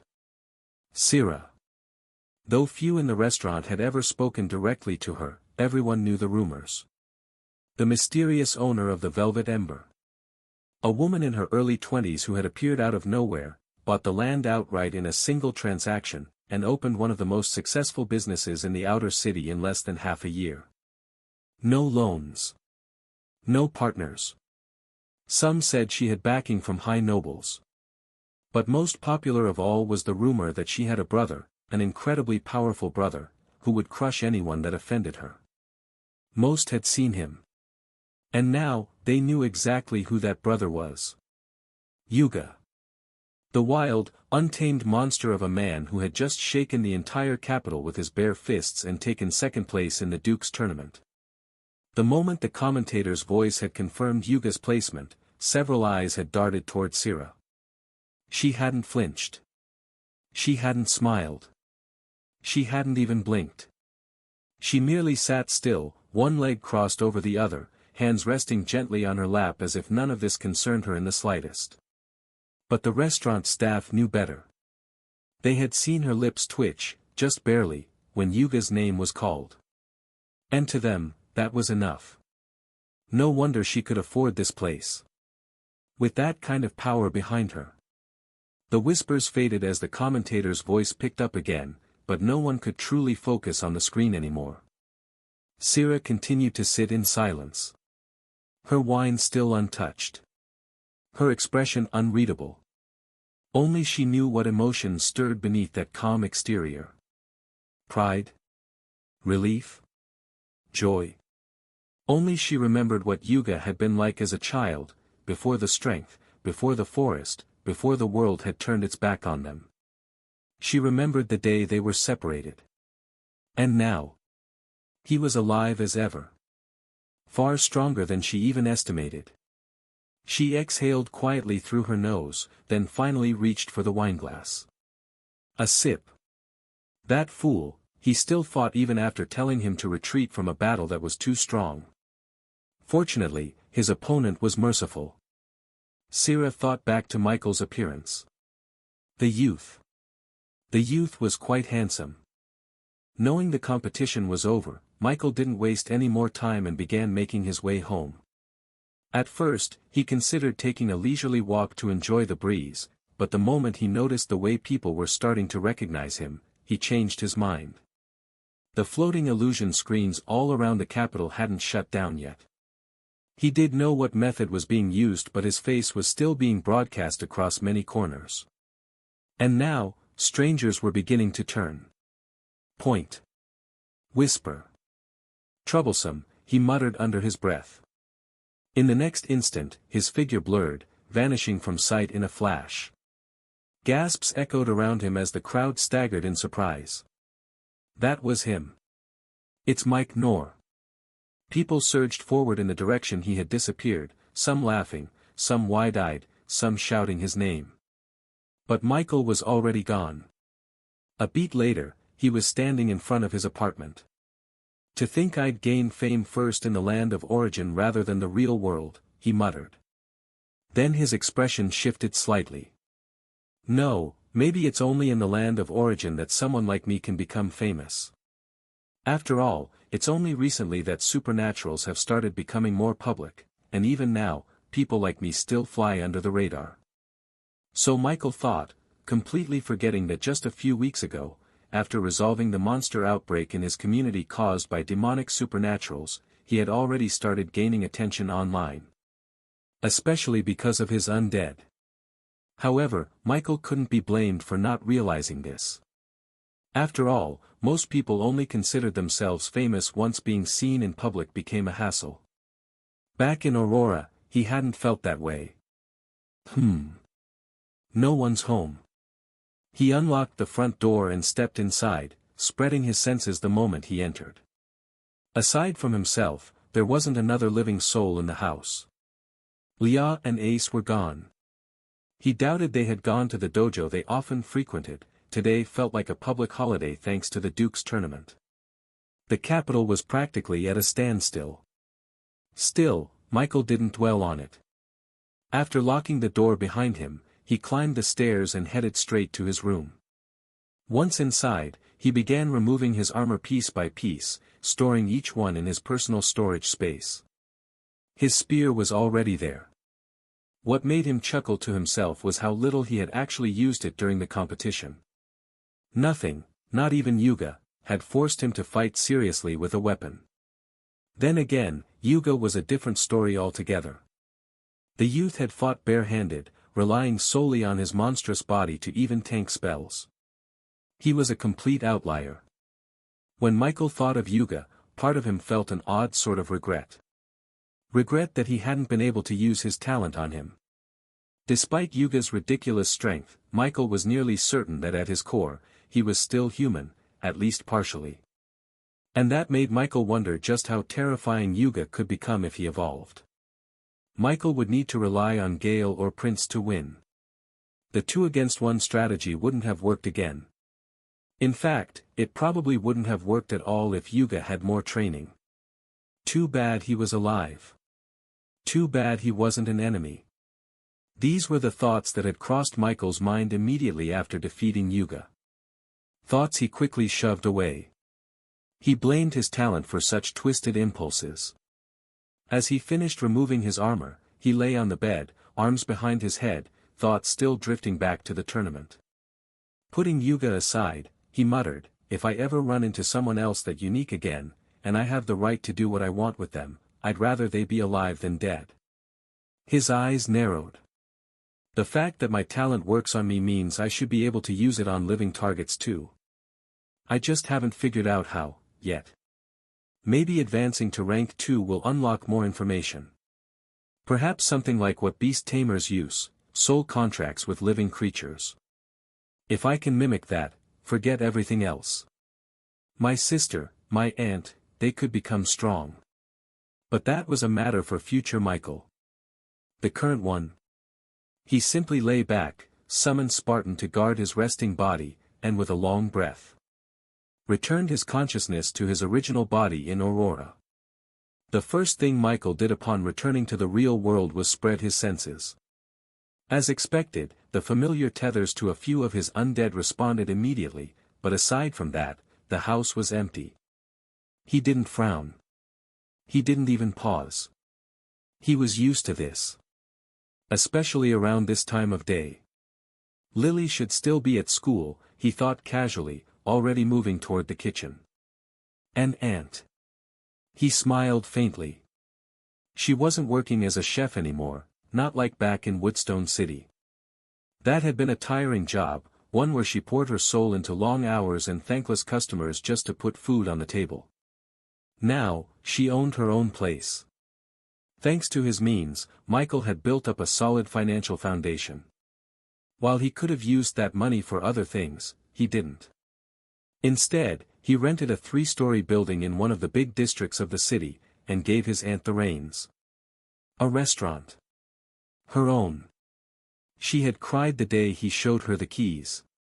She hadn't even asked for it out loud, but he had seen the way her eyes lingered on shops they passed during their walks, heard the wistful tone in her voice when she talked about the dishes she would have made if she had a place of her own. Now, she did. The restaurant had only been open for a couple of weeks, but word had already started spreading. And the best part? She was happy. Michael walked past the couch and glanced at the framed photo on the side table. It was a recent one, Lily grinning awkwardly in her school uniform, his aunt standing proudly beside her in her chef's jacket, and Michael, tall, slightly off-centered, holding a box of fresh vegetables like some overgrown delivery guy. His smile lingered. A lot had changed since they arrived in this new city. He had done so much. And there was still much to be done. For his family. And for himself. Michael didn't spend much time in Aurora. That had been the case for a while now, especially throughout the tournament process. It wasn't yet time for him to shift his full focus back to Aurora. That moment would come soon, very soon, but not just yet. Right now, Michael's main goal was to tie up a few loose ends in the land of origin. Upon returning to the land of origin, he resumed meditating, after once again trying to probe deeper into his talent, seeking something new. As usual, he found nothing. It didn't bother him much. He was just testing his luck, as always. The next day arrived quick and a visitor came to Michael's residence. It was a familiar face. It was the middle-aged man that had a hand in officiating the Duke's tournament. The man sat in silence, his brows slightly furrowed as he glanced around the interior with visible confusion. The house was modest, but neat. Polished wood floors, clean furniture, and a faint herbal fragrance in the air that suggested someone had aired it out that morning. It was all normal. Too normal. Especially for someone like him. The neighborhood itself wasn't run down either. In fact, it was one of the cleaner districts in the outer city. But that was precisely the problem. This was the outer city. At first, when Michael had casually given him his address the previous day, the official hadn't thought much of it. The name of the street had sounded unfamiliar, but he had simply assumed it was some quiet part of the inner city he hadn't personally visited. Yet here he was, clearly standing in the outer district. And not just on the edge either. This was deep enough that even the guards had paused upon arrival, double-checking the location to make sure they hadn't gotten lost. Strange. The official thought, eyes drifting around. Wasn't this boy a noble's son? So why was he living here? Before the man could dwell too long on the oddity, a faint thump echoed down the stairs, followed by the soft shuffle of footsteps. Michael descended the stairs, now dressed in fresh, clean robes.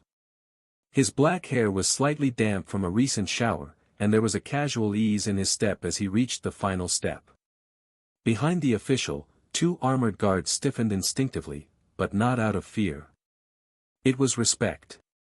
Michael didn't give off the aura of someone trying to be imposing, but to anyone with half a sense, his presence was dense. Also present were two others. Leah and Ace stood in the hallway, both of them looking up at Michael with thinly veiled concern. Michael scanned the group quickly, then raised a brow. "You're here early." The official offered a polite bow as he stood up. "Apologies for the sudden visit. I thought it best to speak with you before the day's obligations consumed your time." Michael walked to the sitting room and gestured. "Then speak freely. You've come this far."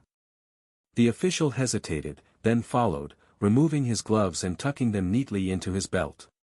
"Before that," the man said slowly, unable to suppress his curiosity. "Forgive me for asking, but, do you truly reside here?" Michael's brow rose. "Should I not? It's just." The man cleared his throat, slightly embarrassed. "Given your L standing, I simply assumed you were from a noble family." Michael offered a half-smile, one that didn't quite reach his eyes. "And what if I told you I wasn't?" The official blinked. "Surely, you jest." Michael's smile faded. "What brought you here?" The official straightened slightly, all formality returning to his tone. "I've come to talk about your reward." Michael's gaze sharpened as his heart quaked. "Please follow me to our carriage outside, Sir Mike." Michael didn't respond immediately. Instead, he gave Leah and Ace a quick glance, an unspoken signal to stay behind and hold the house down. Then Michael turned and stepped out the door. What greeted him made him pause. Parked along the quiet street was a grand carriage, far too grand for the neighborhood it currently sat in. The structure was massive, easily large enough to accommodate 6 grown men within, and built from a shimmering dark wood that reflected a soft silver sheen beneath the morning sun. Gilded trims ran along its frame in tasteful arcs, while glowing runes hummed faintly along its chassis, likely enchantments for mobility and defense.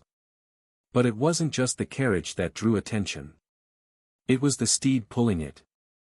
No, calling it a steed felt like an understatement. The beast was enormous, taller than most warhorses, its dark coat glistening with a sheen that almost resembled scales.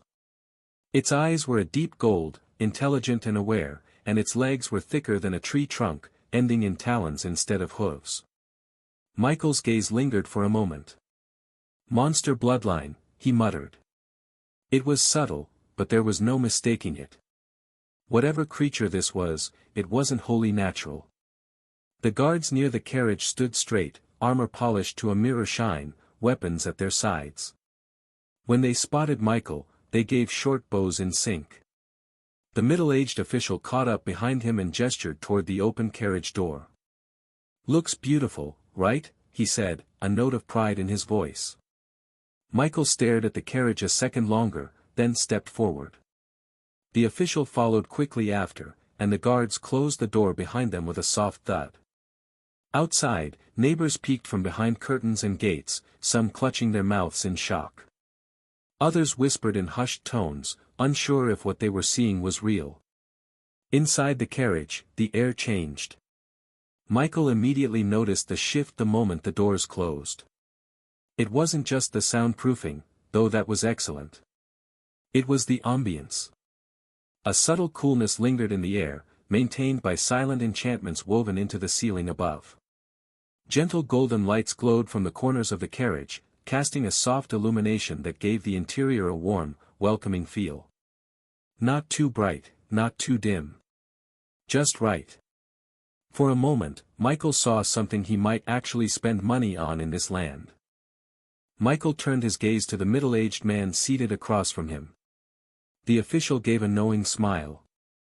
He reached into a side compartment built seamlessly into the carriage wall. With a quiet click, a section of the panel slid open. From within, the man pulled out a heavy, iron-bound box roughly the size of a large briefcase.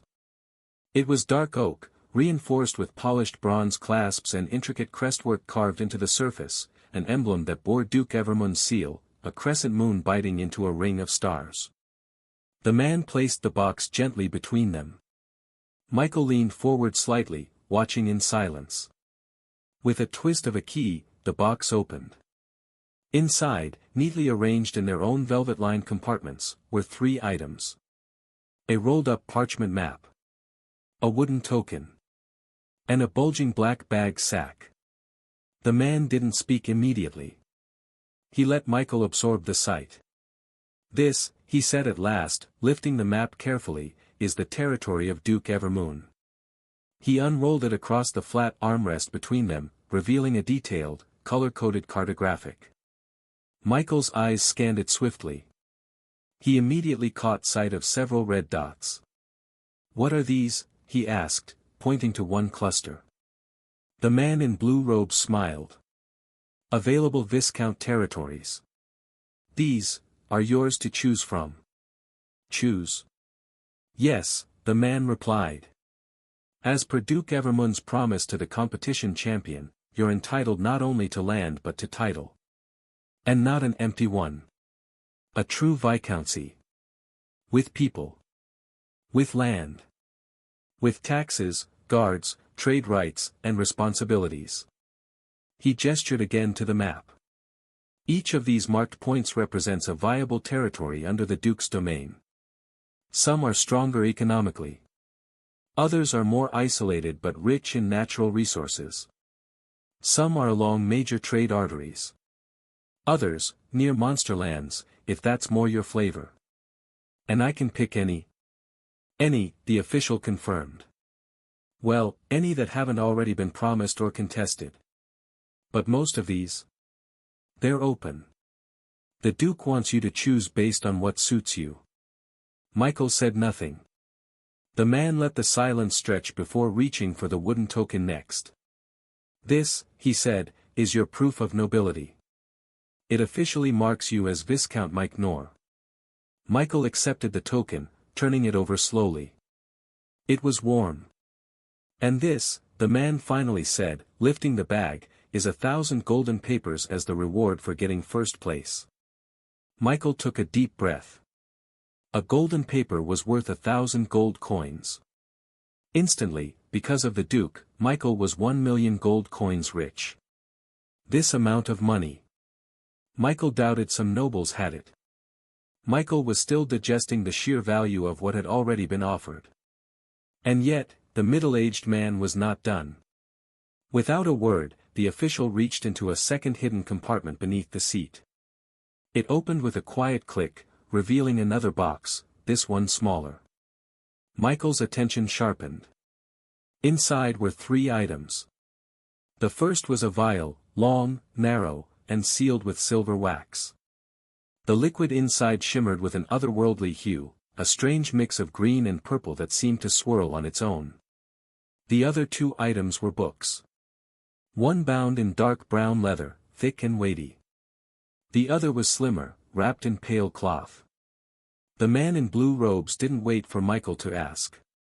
This, he said, lifting the potion with both hands, is Titan's blood. Or as most call it, the Titan potion. Michael's eyes narrowed.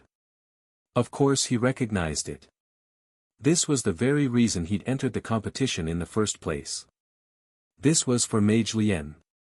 A man slowly dying from mana overload, his internal circuits cracking under the weight of power he could no longer properly circulate. There were only a handful of known methods to counter such a condition. And the Titan potion was one of them. Michael reached forward and picked up the vial. The middle-aged introduced the potion to Michael in case he was unaware of its value.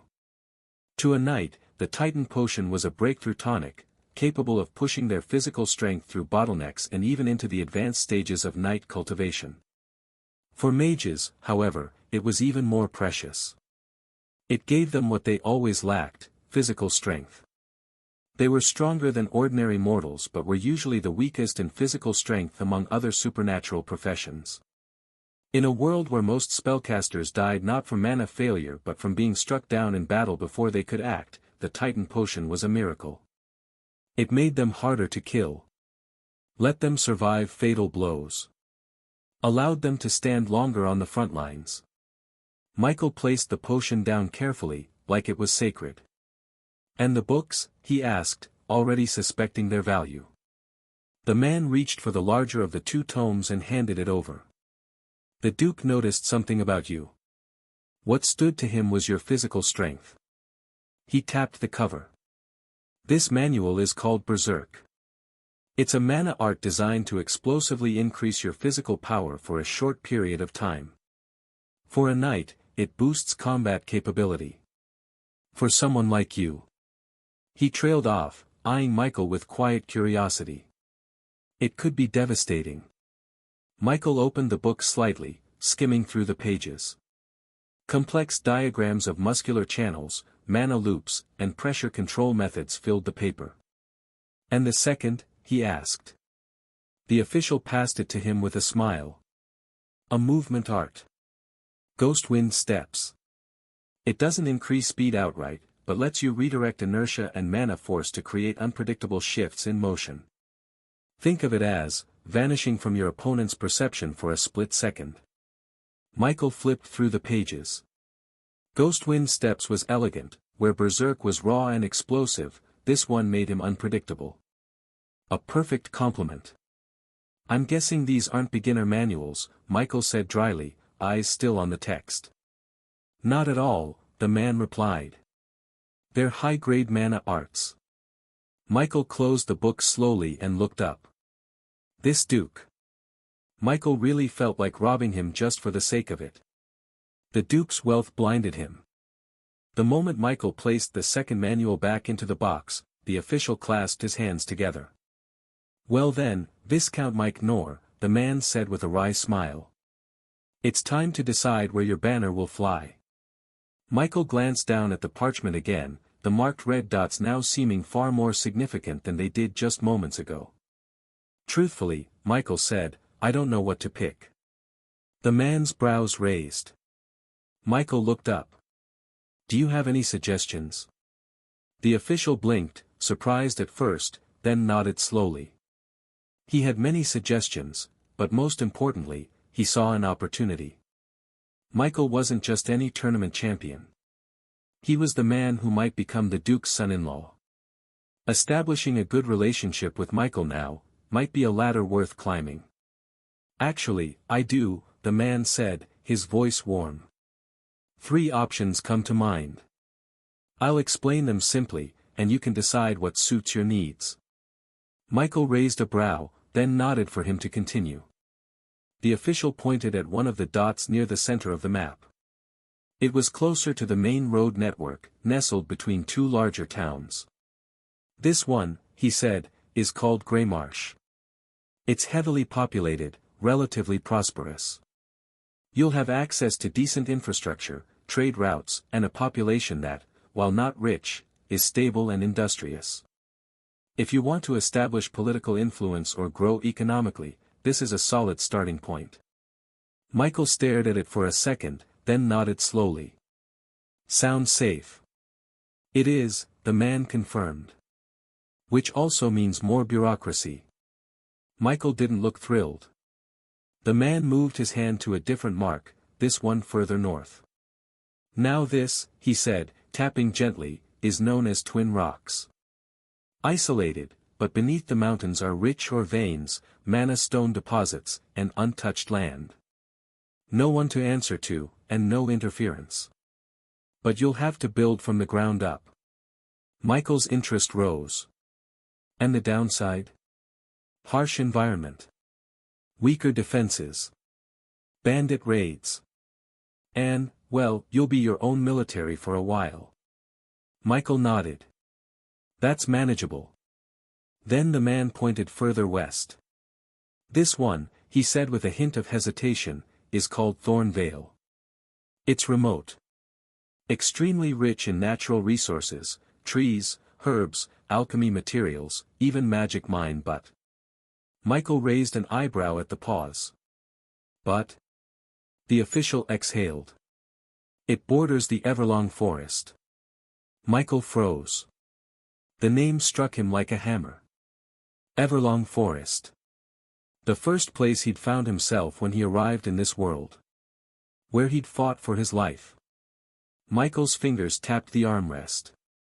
I see, he said quietly. The man straightened, then added cautiously, if I may speak freely.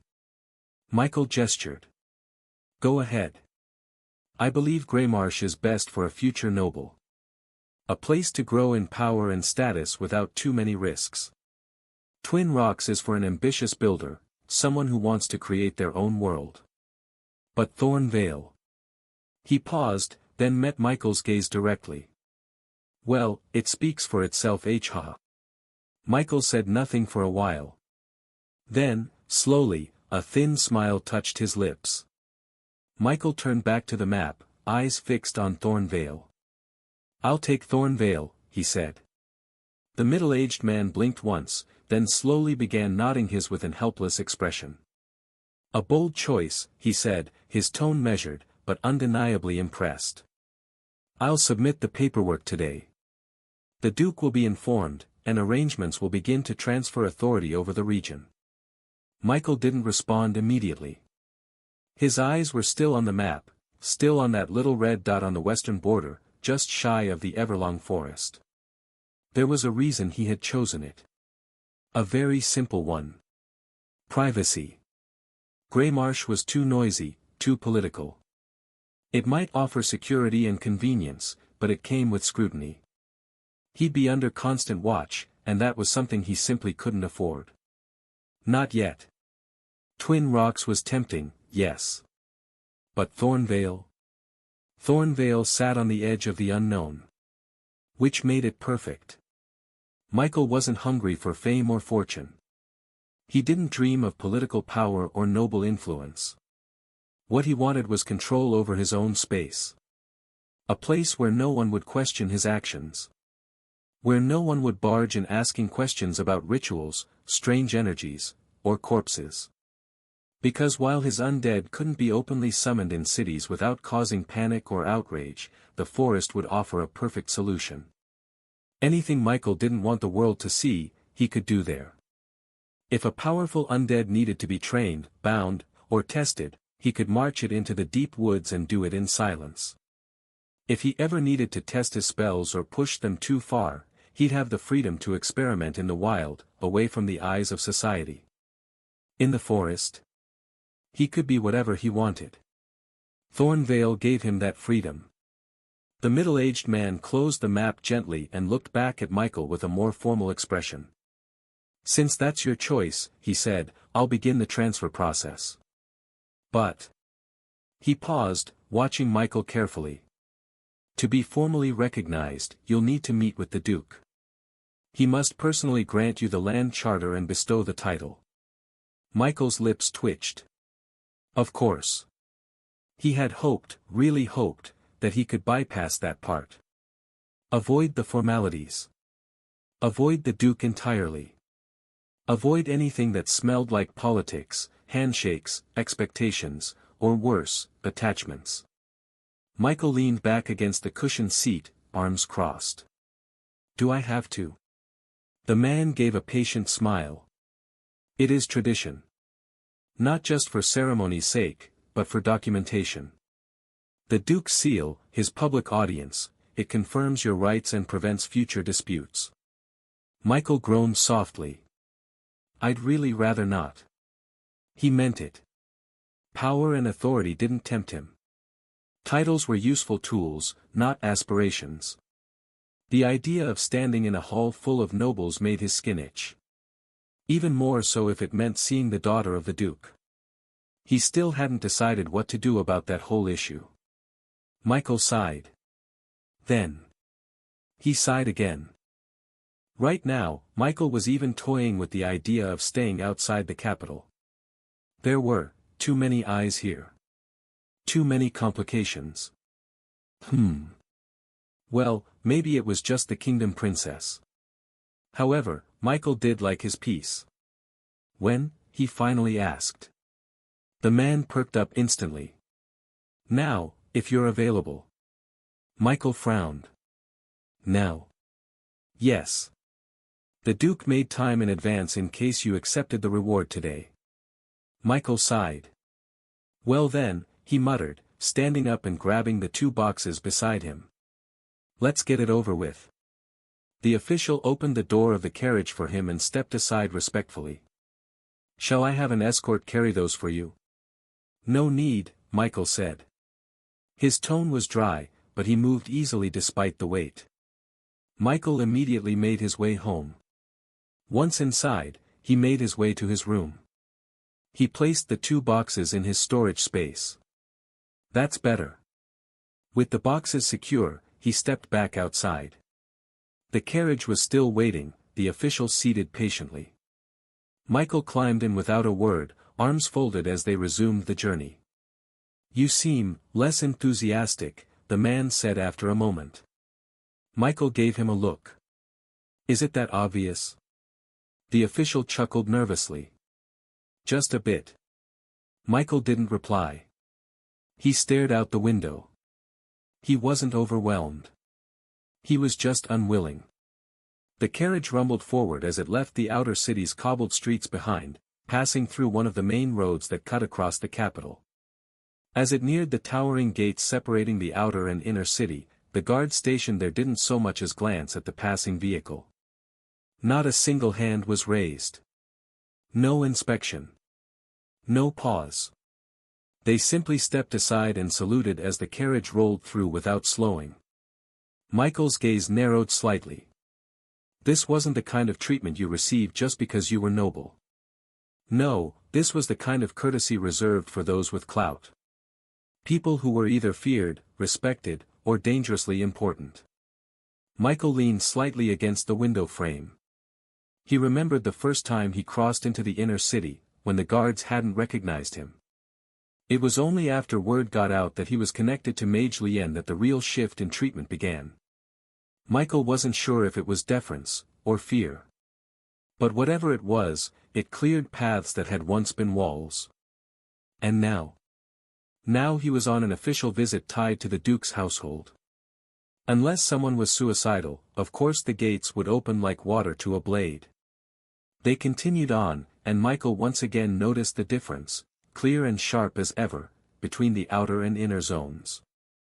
The outer city had dirt and life. But the inner city? It was clean. Composed. Decorative stone lanterns lined the wide marble roads. Fountains bubbled in quiet parks tucked between towering manors. Nobles walked slowly as if time itself bowed to them. Michael didn't look too long. He'd seen it all before. So instead, he turned to the man beside him. "You said you worked directly under the Duke." The official smiled lightly, folding his hands over his lap. "That's right. I'm one of his logistical aides. Anything the Duke considers too minor for himself, but too delicate to leave to just anyone." Michael raised a brow. "So, you're important." "I like to think I'm trusted," the man said modestly. "Though in the Duke's household, importance is relative." Michael tilted his head, watching him more carefully now. "How much power does Duke Evermoon really have?" The man didn't answer immediately. He shifted in his seat and glanced out the window. "Too much." Michael blinked. The man chuckled faintly. "It's not an exaggeration. Within the kingdom, the Duke is a pillar. He has economic weight, a private military larger than most border garrisons, and a personal network of mages, knights. Oh, and yes, he's also a grand mage himself." Michael was a bit surprised. "That's strong." The man nodded. Michael leaned back slightly, digesting that. So the man had political power, military strength, wealth beyond reason, and was a top-tier mage too. All this only reinforced one thing for Michael: the Duke was someone best avoided. He hadn't always felt this way about people in power within the kingdom. In fact, there was a time he didn't think much of them at all.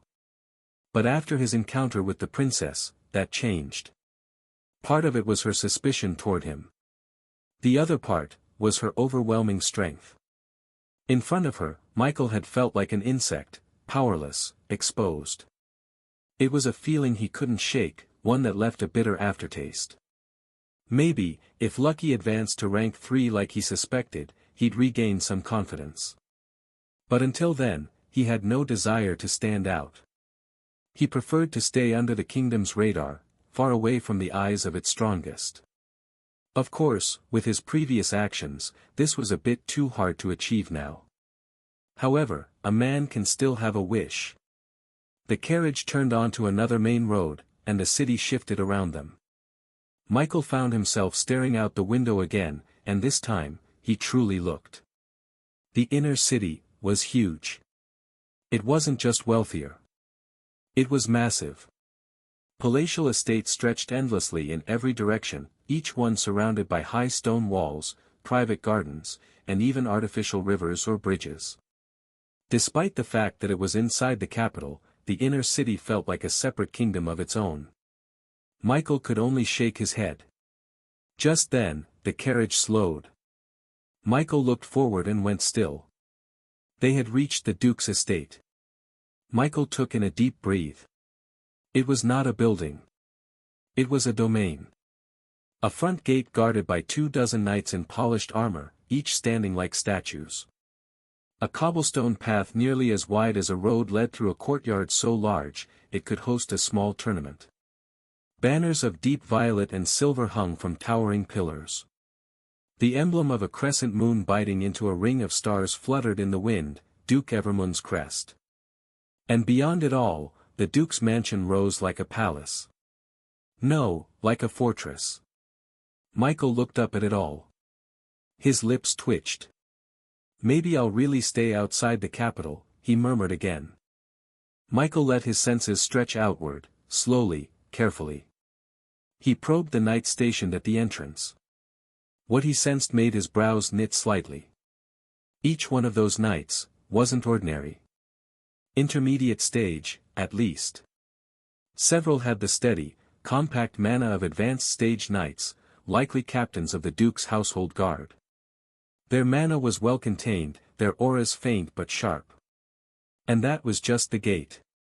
Michael exhaled softly and let his awareness retract. The door to the carriage clicked open. Peter, the blue-robed man who'd accompanied him all the way here and made sure Michael remembered his name, stepped out first. He turned back and motioned gently, a practiced smile on his face. Michael followed. Peter led him deeper into the estate when an elderly man soon approached them. The man who approached from within the estate wore a finely tailored black and silver uniform. He was older, with streaks of gray at his temples and a sharpness in his eyes that hadn't dulled with age. His stride was even, and the moment Michael focused on him, his instincts flared. Advanced Stage Knight. Michael's lips pressed into a faint line. Peter stepped forward, offering a formal introduction. Steward Darnell, this is the winner of the grand tournament. He has accepted the Duke's reward and seeks an audience with the Duke. Viscount Mike Knorr, the steward was taken back and spoke with a courteous bow. Welcome to the Evermoon estate. I am Darnell. I shall escort you to the Duke's waiting hall. Michael gave a slight nod. Darnell looked Michael over once, a flicker of something unreadable crossing his eyes. Then he turned to Peter. Understood. I'll see to the rest of the preparations personally. Michael didn't say much. He just followed after waving goodbye to Peter. The path they took was almost absurd in scale. Everything about the estate felt like it was built to remind you of power, each step echoing through open-air stone corridors, past manicured gardens and rows of ornamental trees. As they walked, Michael kept his senses half open. Even deeper in, he could sense knights patrolling the estate. Some stronger. One or two, stronger than Darnell himself. He narrowed his eyes.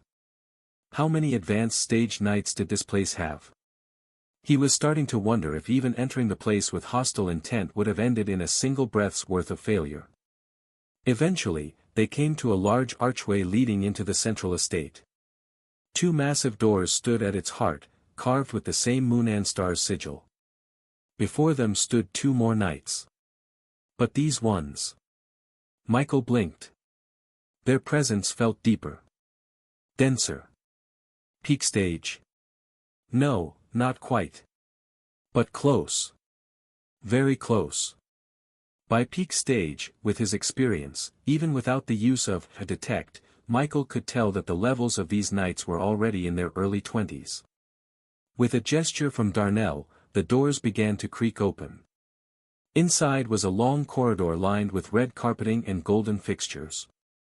It curved gently, flanked by tall stained-glass windows that let in slanted beams of colored light.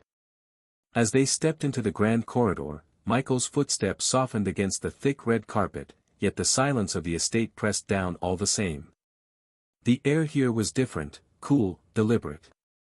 Controlled.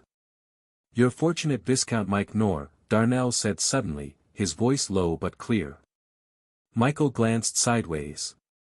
To have come at a time the Duke is actually present, the steward continued, hands folded behind his back as he walked steadily ahead.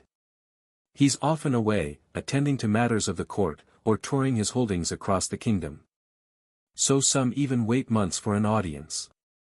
Michael didn't say anything. However, Darnell revealed something. He didn't seem aware that the Duke already had plans to see him. Michael also didn't feel lucky. If anything, he felt like he was walking into a den of tigers with a rabbit's soul. The corridor branched at the end, and they turned into a narrower hallway, still well decorated but far less ostentatious. The guards here were fewer, but sharper. Eventually, they reached a tall wooden door, etched with mana runes faintly glowing beneath the grain.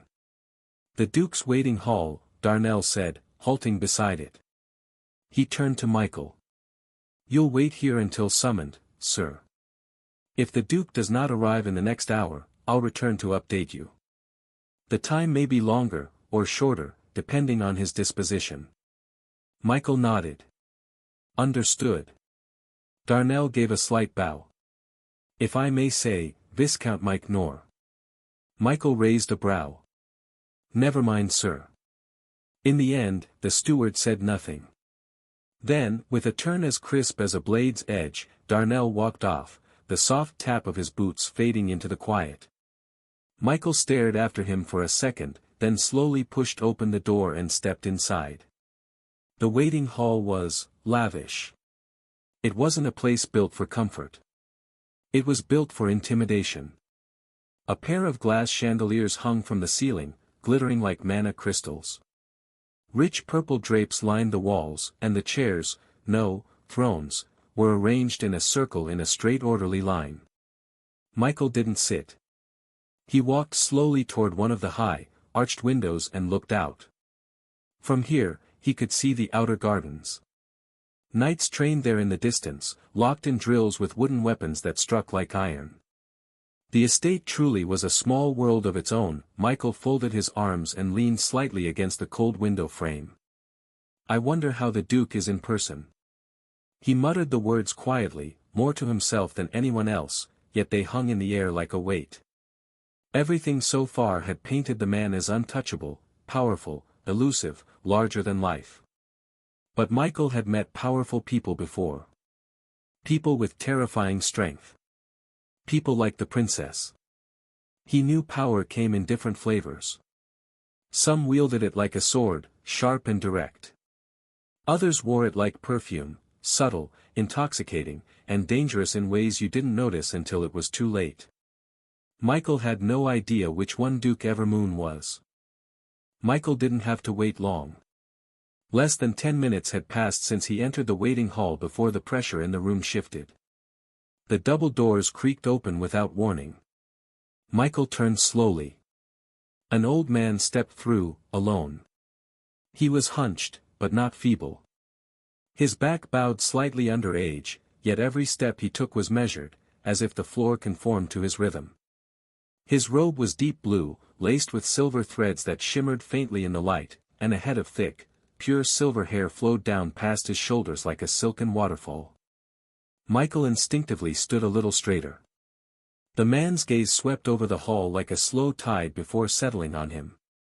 For a heartbeat, nothing was said. Then the Duke gave a slow nod. "Mike Nor," he said, voice like polished stone scraping gently across marble. Michael lowered his head in respect. "Your Grace." The Duke didn't respond to the greeting at first. Instead, he lifted both hands and gestured softly, one toward the row of chairs on his left, the other toward the right. "Sit," he said. "Whichever side you prefer." His voice held no command, no threat. But Michael knew better than to hear it as mere suggestion. He nodded once and moved to the right, choosing a chair a little distance from the Duke's, then sat, neither too close nor too far. The Duke moved slowly toward the first seat at the head and lowered himself into it with surprising ease. The moment he sat, it felt like the room shifted again, the center of gravity moving to him. Even seated, he commanded the space. He didn't speak right away. Instead, his heavy-lidded eyes studied Michael with a kind of curiosity. Yesterday, Duke Evermoon had thought that the tool he had crafted to benefit himself might end up benefiting others instead. To be honest, for a proud man like him, that was a hard pill to swallow. Fortunately, even though things hadn't gone entirely as planned, this youth, this Mike Nor who seemed connected to Mage Lien, had also disrupted the plans of others. That much, at least, was satisfying. But what truly piqued the Duke's interest wasn't the boy's suspected connection to Mage Lien, nor the astonishing power he had displayed in the tournament, power which, the Duke admitted inwardly, was greater than his own. No. It was because of someone else. Someone even he, despite being many times her senior, had to show respect to. Princess Priscilla. A great mage. Yesterday, she had summoned him. The purpose was to reprimand him, but somewhere in the conversation, Michael's name came up. Her response had been casual, but clear. "They needn't worry. As long as Mike Nor is there, everything will be fine." That alone made Duke Evermoon pause. The competition hadn't gone the way he expected. From Prince Rui, to Ren, to Yuga, and finally to Michael.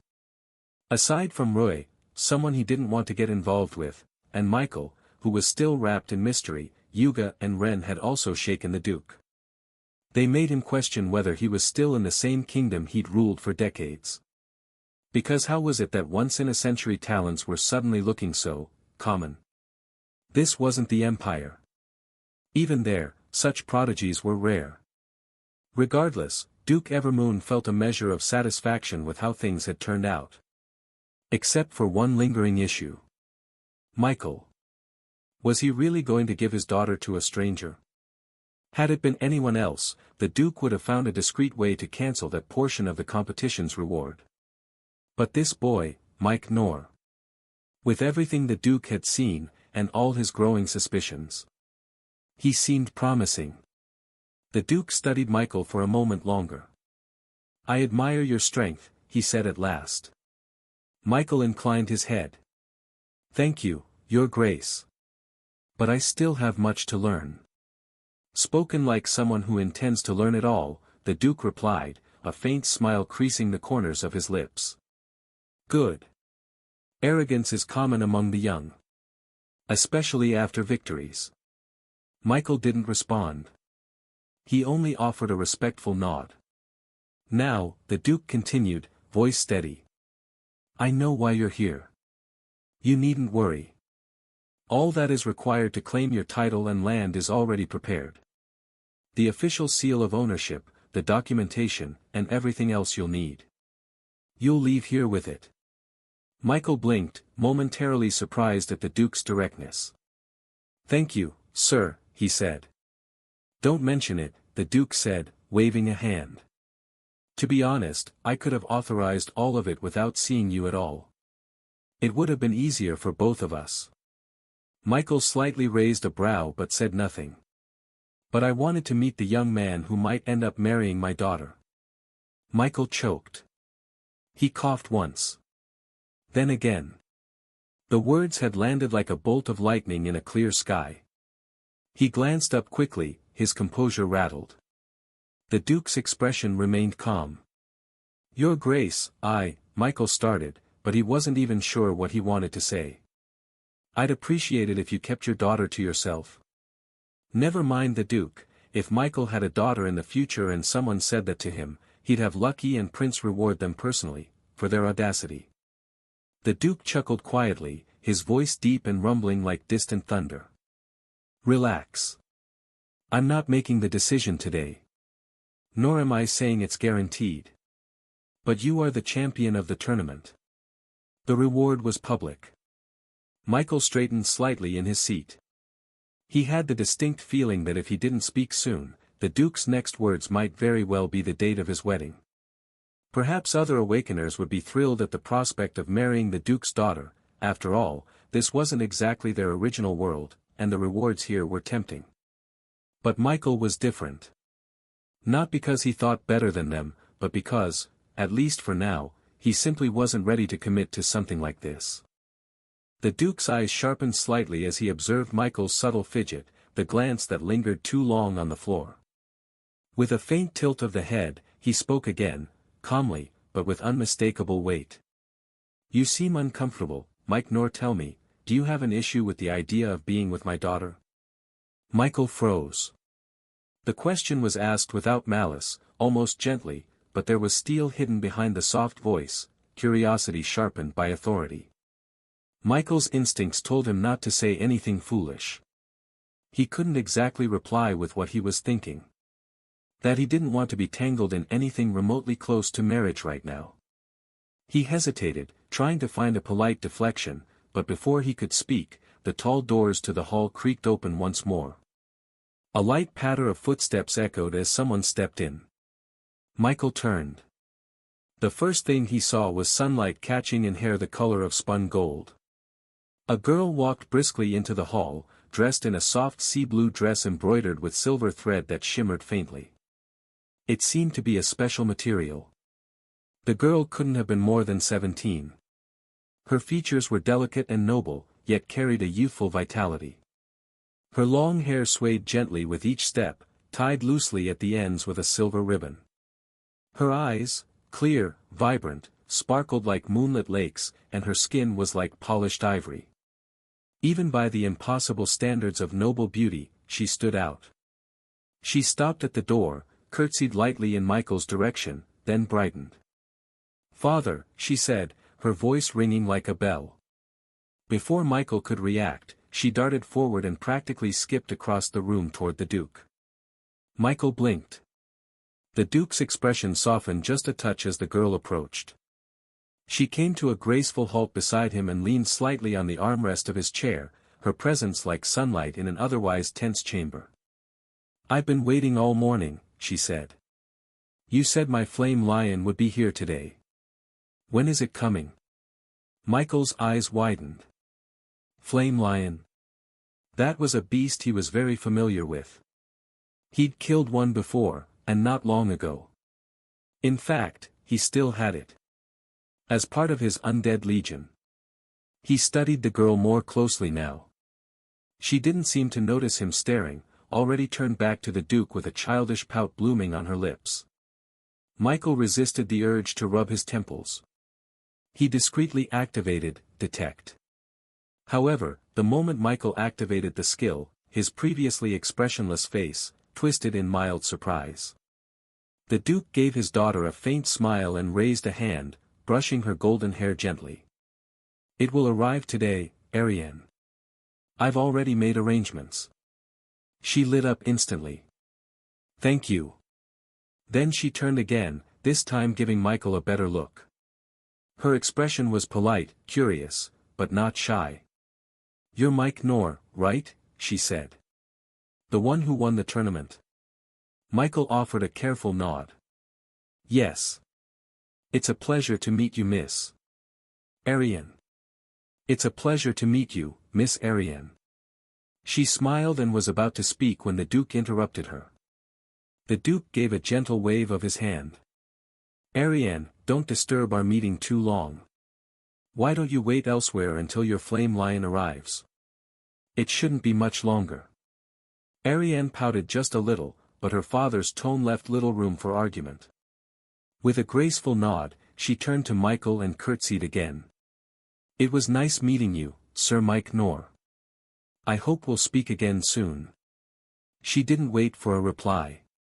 Instead, she offered her father a quick kiss on the cheek and practically twirled her way out of the room, leaving behind a faint scent of floral perfume and a silence that settled a bit too heavily in her absence. Michael exhaled slowly as the doors closed behind her. The girl was charming, radiant even, but that wasn't what had struck him. It was what he'd seen. "Now then," the Duke's voice cut softly through his thoughts, "you were about to answer my earlier question." Michael met the older man's gaze, then smiled faintly, just enough to ease the tension. "I hope this won't offend you, Your Grace," he said.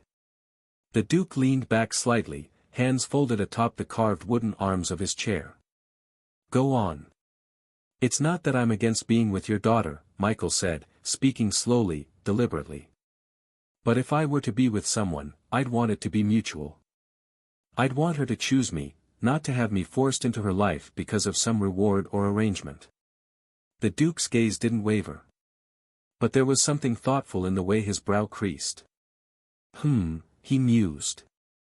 "That's unexpectedly honest. And oddly noble." Michael gave a lopsided smile. "I suppose I'm just being cautious." The Duke's lips curled ever so slightly. "So what do you propose then, Viscount Mike Knorr?" "I'd like to spend more time with her," Michael replied, his voice firm. "Get to know her. Let her get to know me. If something comes from that, then fine. If not, at least no one was forced." For a few heartbeats, the Duke said nothing. Then he let out a soft chuckle. "You're a strange one." The Duke would have been a fool not to notice that something had shifted in Michael's demeanor, but what he assumed was the cause was, unfortunately, incorrect. In his mind, Michael had likely been swayed by Ariane's appearance. She was beautiful, after all. Stunning, even. It wouldn't be strange for a young man to fall in love at first sight, at least, that's what the Duke believed. But he was wrong. Not about Michael appreciating his daughter's beauty, that much was true. Just, not in the way he imagined. Michael said nothing. There was a reason for his change of mind. A moment ago when Michael had used detect on Ariane, he saw something that immediately got his attention. Beast Tamer level 14. If there was any class often compared to necromancy, it would be the Beast Tamer class. The reason was simple, they shared a surprising number of similarities. Both were typically seen as support classes that relied on external forces for power. Both had contract slots. And both could still hold their own in direct combat. That's why they were considered rare-grade classes. Even if the 4 attribute points per level was not there, these classes were not simple. Even physical-focused common-grade classes would find it difficult to defeat them in close quarters. Of course, a big part of this was due to the assigned attribute points per level. But overall, the two similar classes were in their own class. Michael didn't care much for the Beast Tamer class. At least, not in the beginning. He'd always been naturally curious about it, how it functioned.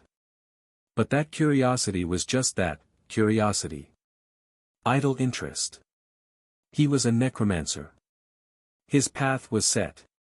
But things changed after he began to understand his talent better.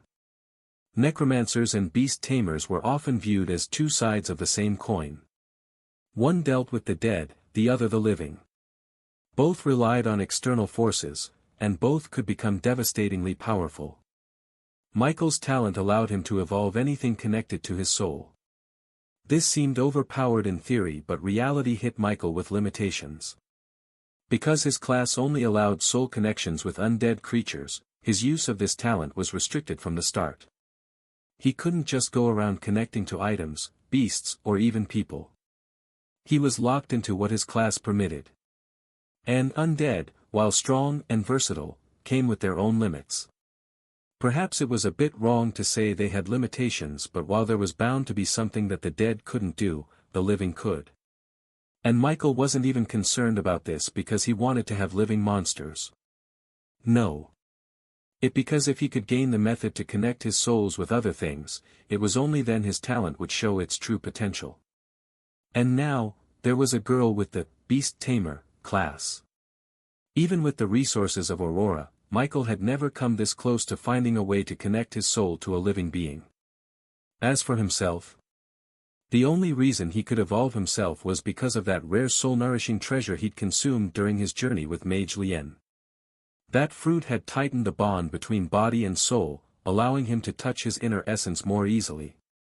Without it, he might never have been able to evolve himself anytime soon. Of course, there was a possibility that the method used by the Duke's daughter wouldn't work the way Michael hoped, or even work for him at all. And even if it did, it might only allow him to connect to living beings. Still, the very thought of it thrilled him. If he could get the method, it would be great. Michael exhaled slowly. This wasn't just a political meeting anymore. It was something else. Opportunity. Not necessarily romantic, though the Duke clearly hoped for that.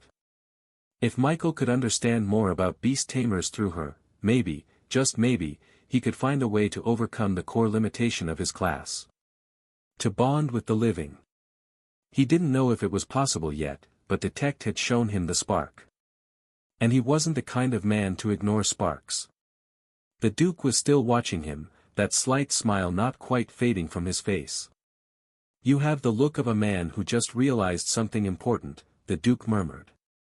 Michael glanced at him, lips tightening faintly. "I suppose I did." Michael looked toward the doors where Ariane had exited. For a long moment, he said nothing. Michael met the Duke's eyes again. "Time. That's all I'm asking for," he said. The Duke's grin was slow but genuine. "Then let's see what time makes of the two of you." The Duke nodded once, as if affirming something silently, then stood up. He adjusted the cuff of his long robe and looked down at Michael with a knowing expression. "I'll have the documents prepared," he said. "The land, the title, all of it. Someone will attend to you shortly." Michael rose politely to his feet. "Thank you, Your Grace."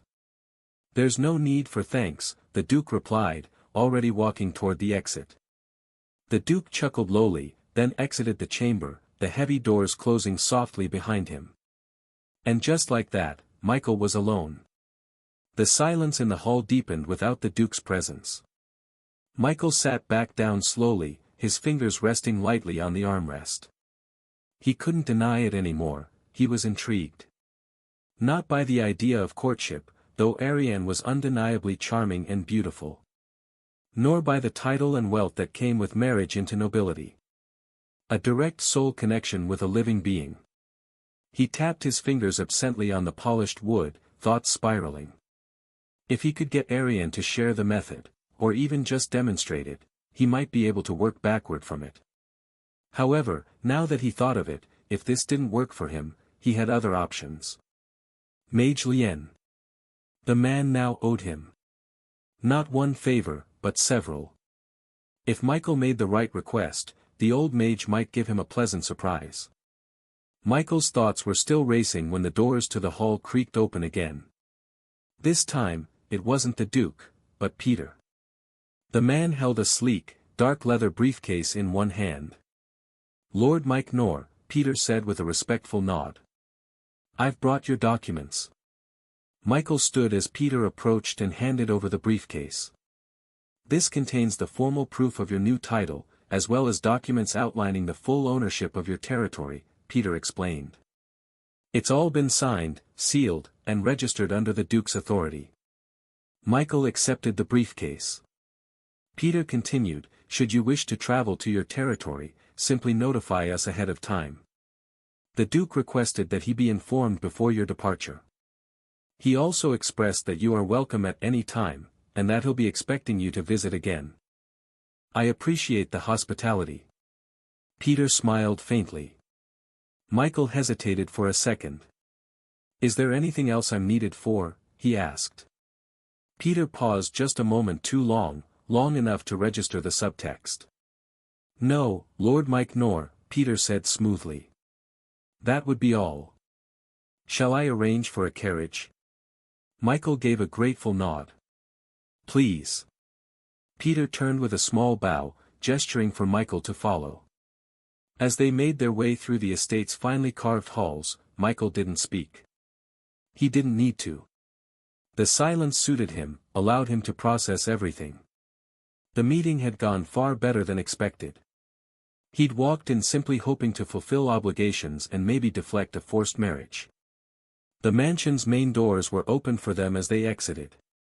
A pair of carriages stood at the courtyard, the Duke's colors emblazoned on their sides. Peter gestured toward one, and a driver quickly jumped down to open the door. Michael recognized that it was the driver that drove them here in the first place. "Back home, Sir Mike?" Peter asked. Michael nodded. "Yes. Home." As he stepped into the carriage, Peter added one last thing. "Have a great day ahead, sir." Michael gave a small smile. The door shut, and the carriage began to roll. Inside, Michael finally allowed himself to breathe fully. The ride was uneventful. Aside from drawing the occasional curious gaze, everything went smoothly, and Michael was soon back home. He had barely settled onto his bed, preparing to sort through the day's events, when a knock echoed from the door. It was Ace. "What is it, Ace?" Michael asked, looking at the young man with a blank expression. "My lord, someone is here to see you again." He identified himself as Master Yuan. Michael's previously indifferent gaze sharpened. "Master Yuan?" "Yes, my lord." "The one who's visited before?" "Yes, my lord." Michael's eyes narrowed slightly. There was no mistaking it, this was definitely that Master Yuan, the personal assistant of Mage Lien. Without wasting a second, he rose from the bed and quickly made his way downstairs. And just as expected, sit patiently in the living room with his usual composed posture, was the man himself. Master Yuan didn't waste time stating his purpose. He was there to deliver a message, Grand Mage Lien extended his greetings. Michael immediately understood. It was about the Titan potion. Even without stepping outside, his enhanced senses had already picked up on the presence of a carriage waiting nearby. Still, he gave a polite nod and said, "I'll see Mage Lien soon. I won't keep him waiting too long." The moment he said it, he noticed a subtle shift in Master Yuan's expression, a flicker of displeasure, quickly buried beneath practiced calm. Despite the faint tension, Master Yuan remained respectful. In fact, he seemed even more deferential than during his previous visits. It was the same sort of increased respect Michael had noticed in others since today. And Michael had his suspicions why. Master Yuan didn't linger. With a short bow and a murmured farewell, he excused himself and stepped out. Michael headed back to his room. Once inside, he sat on the bed and then reached into his storage space. A second later, a box materialized in his hands. He unlocked the latch and slowly lifted the lid. Inside were 3 items. First, the Titan potion. To be honest, if it wasn't for the fact that this couldn't be used by ordinary people and the fact he knew it wouldn't have much effect on him, Michael would have had second thoughts of giving this to Mage Lien. Michael stared at it in silence. He then shifted his gaze to the 2 other items in the box. 2 books. Both martial arts. He went through the 2 again. Berserk, and Ghostwind Steps. 1 for strength. 1 for speed. I can't practice both here, Michael muttered, but once I master them, they should give a significant boost to my close combat prowess. He returned the manuals and potion to the box, then placed it back into his storage space. With that done, he called out his status screen and focused on his talent. His eyes were immediately drawn to his accumulated points. 36-34 evolution points. Enough to evolve 20 undead to the extraordinary rank. Michael believed this would be more than enough to secure a perfect rating. But he wasn't satisfied. He wanted more. These points weren't enough. He needed to see if he could get more. He had less than a month left before he needed to advance to rank 2. Technically, he could do it at any time, but Michael wanted to time it just right. 10 days. That was the window he gave himself. In 10 days, without fail, he would advance. For now, he needed to begin searching for materials that could trigger mutated evolutions in some of his undead. The question was whether to seek Mage Lien's help, or find them himself in the real world. The latter seemed like a better option. Then there's that, Michael mused. Evolving so many undead to extraordinary rank will definitely draw attention. If I'm not careful, it'll cause a commotion. That meant he needed to be settled in his new territory before then, and at the same time, begin interacting with the Duke's daughter, trying to learn more about the Beast Tamer class from her. Michael knew he couldn't drag this out. Tomorrow, I'll visit Mage Lien, he decided. Spend the second half of the day in Aurora to prepare for advancement, then meet the Duke the day after to inform him of my departure, and try to get closer to his daughter. Having laid out the plan, Michael felt more at ease. He closed his status screen and was just about to begin meditating, then paused. It was still early in Aurora. If he hurried, he might just catch Aunt Mia's food while it was still hot. Just as Michael expected, it was still early in Aurora. There was warm food in the pot, but no one else was home, only him and his undead.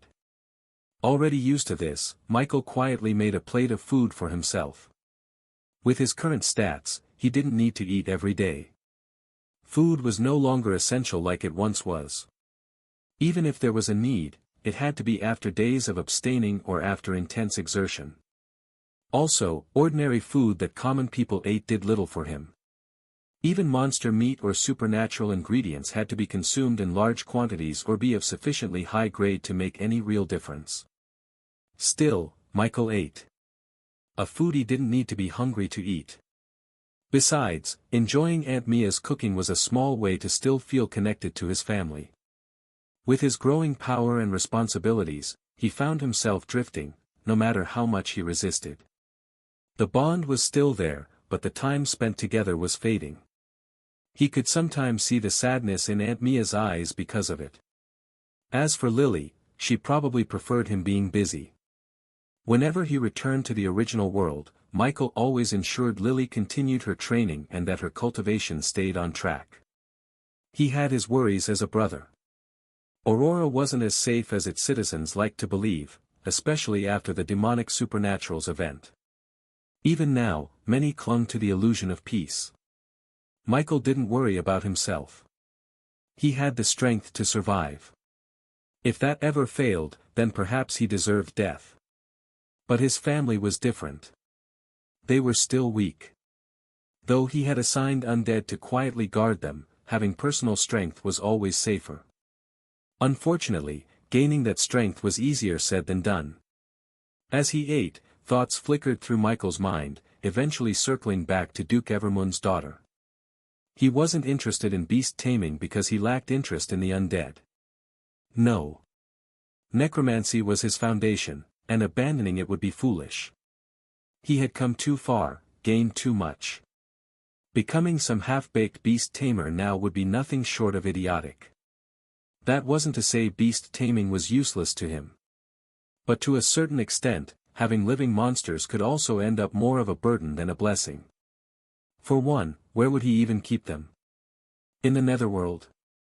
Even if beast tamers had some form of storage space for their beasts, he wasn't interested in managing a zoo. His goal wasn't to replace his undead. What he truly wanted, was a way to attach his soul to things beyond the undead. That was the key. If he could achieve that, his talent would finally show its full potential. It would grant him flexibility, let him connect to more than just monsters. To people, even. People like Aunt Mia and Lily. Becoming a high human could change everything.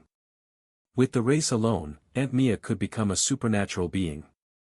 Lily, she could become a supreme genius.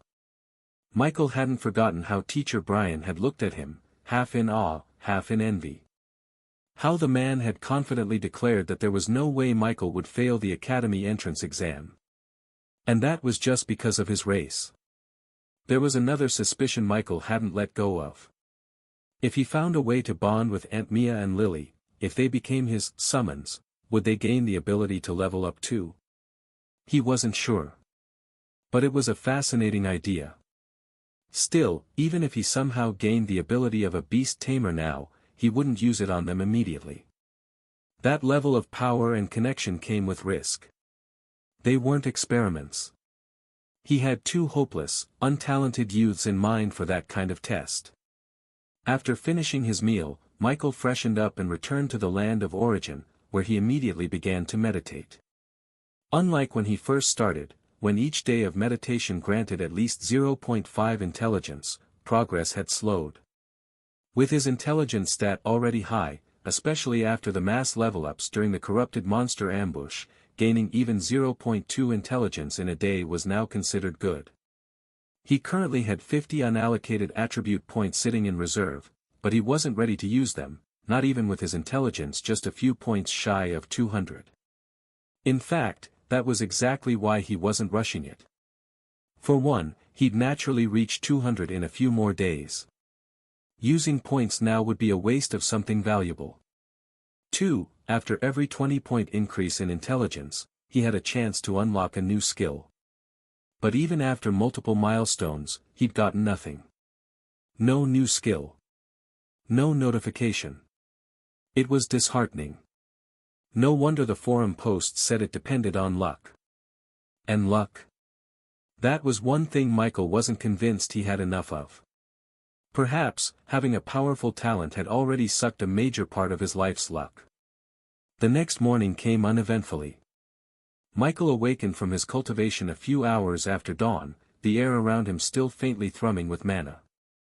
As he opened his eyes and slowly drew his consciousness back into the present, a subtle chill ran down his spine. Time passed far too quickly when he meditated. It had been a recurring realization, but each time it felt a little more jarring. What had felt like moments to him had already consumed hours. And though it was only due to his current mental limits that he couldn't go on endlessly, the implications of his future growth worried him. One day, when his mental strength grew exponentially, what then? Would he wake up from a cultivation session only to find decades had passed? Would he one day blink, and everyone he cared for had grown old or passed on? It was a terrifying thought. And thinking of Aunt Mia and Lily only made the fear worse. Right now, Michael was at the peak of Rank 1. A Rank 1 Awakener lifespan was estimated at over 200 years. This number would increase drastically once he broke through, perhaps even double as a high human. But Aunt Mia? Lily? They were still ordinary humans. The thought cast a cloud over Michael's morning. He didn't need to be with his family all the time. He understood distance came with growth. But what he did want, was for them to be there. Alive. Healthy. Not fragile mortals against a world that had long since left normal behind. Immortality might be a selfish goal, he muttered to himself, pushing off the bed, but making sure the people I love stay alive. That's just basic responsibility. He showered, dressed, and reviewed the plan he'd made the day before. Visit Mage Lien this morning. Head to Aurora afterward to prepare for advancement. The day after, speak with the Duke. Try understanding beast taming through his daughter. Settle into his territory. Everything was laid out. But for today though, it was just to visit Mage Lien and prepare for his advancement after. Michael left his residence. Leah and Ace were nowhere to be seen. He figured they were probably at their dojo, continuing their training in hopes of becoming supernaturals. The Duke's competition had come and gone. And though it still sent ripples through the capital, the city was gradually returning to its usual rhythm. The citizens moved with more familiarity now, their daily routines no longer overshadowed by the recent spectacle. The only thing Michael found truly annoying, were the eyes. They followed him everywhere, from his district to the streets of the outer city. He felt like a walking lantern, drawing attention from all directions. He didn't need to think too hard to understand why. The competition had made him recognizable. No matter how much he had wanted to be low profile, he knew his actions had made that impossible. And now reality was rubbing that fact in his face. He didn't like it. His mood was already cloudy from the morning's reflection, and the constant stares only made it worse. He had no interest in a peaceful stroll anymore. Under the watchful gazes of dozens of curious people, Michael vanished from where he stood. A breath later, he reappeared, at a spot not far from the inner city gate. Michael made his way to the gates while observing the guards. On the surface, their behavior didn't seem much different from before, when he had entered freely, thanks to his connection with Mage Lien. But Michael noticed the subtleties. The way they stood straighter when they spotted him. There was more sincerity in their respect now.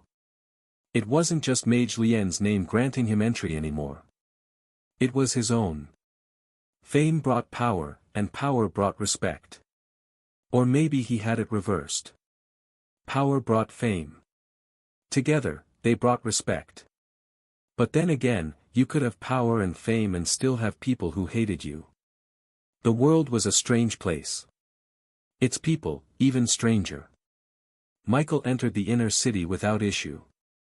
He moved with calm, deliberate steps, his black coat fluttering slightly with the breeze as he stepped deeper into the heart of the capital. The contrast between the two sides of the city was immediate. Unlike the outer city, where people openly gawked and whispered without restraint, the inner city's residents were more refined in their curiosity. They didn't crowd or stare blatantly. They didn't point fingers or whisper names aloud.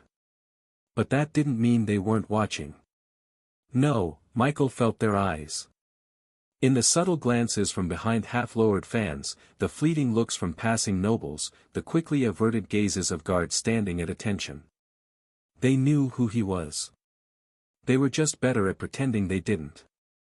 Dozens of gazes lightly brushed against him like phantom touches on his back. Michael didn't slow his steps. His expression was calm but uninviting. It was a look that discouraged conversation, and thankfully, it worked. The streets of the core capital district were pristine as always. The cobblestones were spotless, the air cleaner than most other parts of the city. Well-dressed servants swept dust that barely existed, maintaining an illusion of untouched perfection.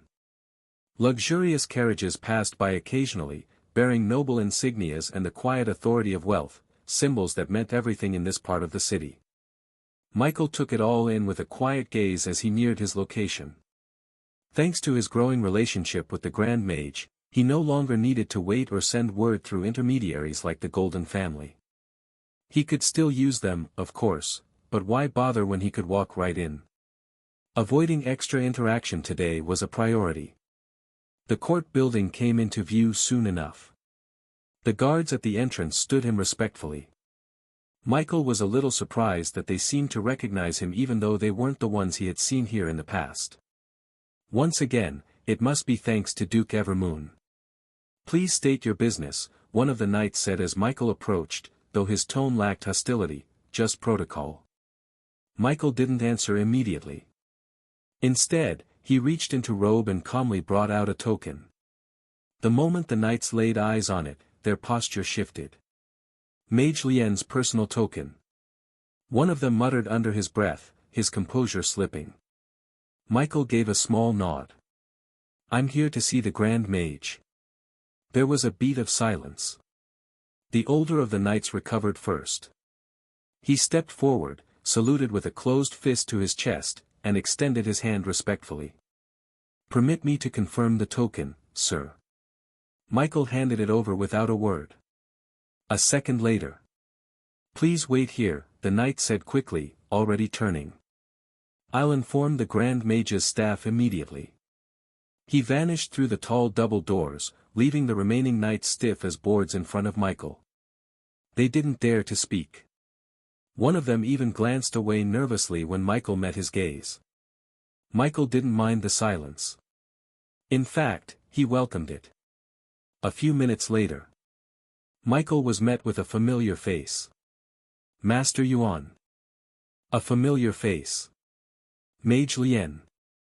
The old man greeted Michael with a smile that was almost affectionate. It was a little unsettling, but Michael had a good idea why. That warmth wasn't directed at him personally, it was aimed at what he carried with him. There was no reason for Mage Lien to feel fondness toward him otherwise, and Michael was certain the mage didn't swing the other way.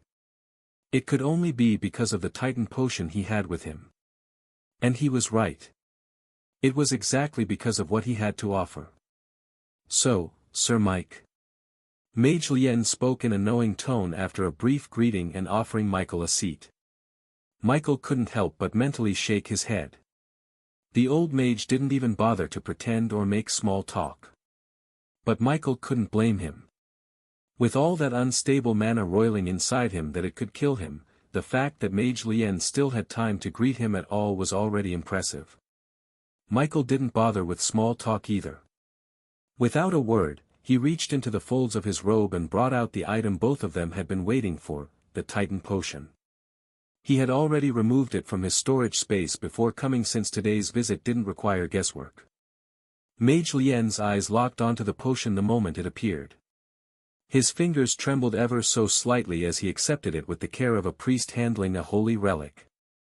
The glass veil shimmered faintly, and the thick liquid inside glowed with suppressed vitality. A cocktail of emotions flickered across the old mage's face. Joy. Relief. Anticipation. But also, conflict. Mage Lien was many things, a scholar, a master of arcane arts, a powerful figure in the capital. But more than that, he was a man who had grown old chasing power and avoiding death. But now, due to an issue concerning his life, he was forced to accept help from someone far younger, someone who had every right to be his junior, but had long since outgrown that title. He felt the weight of the potion in his hands. But more than that, he felt the weight of what it represented. This wasn't just a remedy. This was a debt. And it wasn't the kind of debt one could casually wave off with a thank you gift or a noble favor. In a certain way, Michael had saved his life. Mage Lien knew it. And that knowledge dug a hollow pit into the pride he'd held for decades. It wasn't like before. When they'd first struck the deal for the Titan potion, Mage Lien had seen himself as the one who would benefit after receiving the potion. But now he knew better.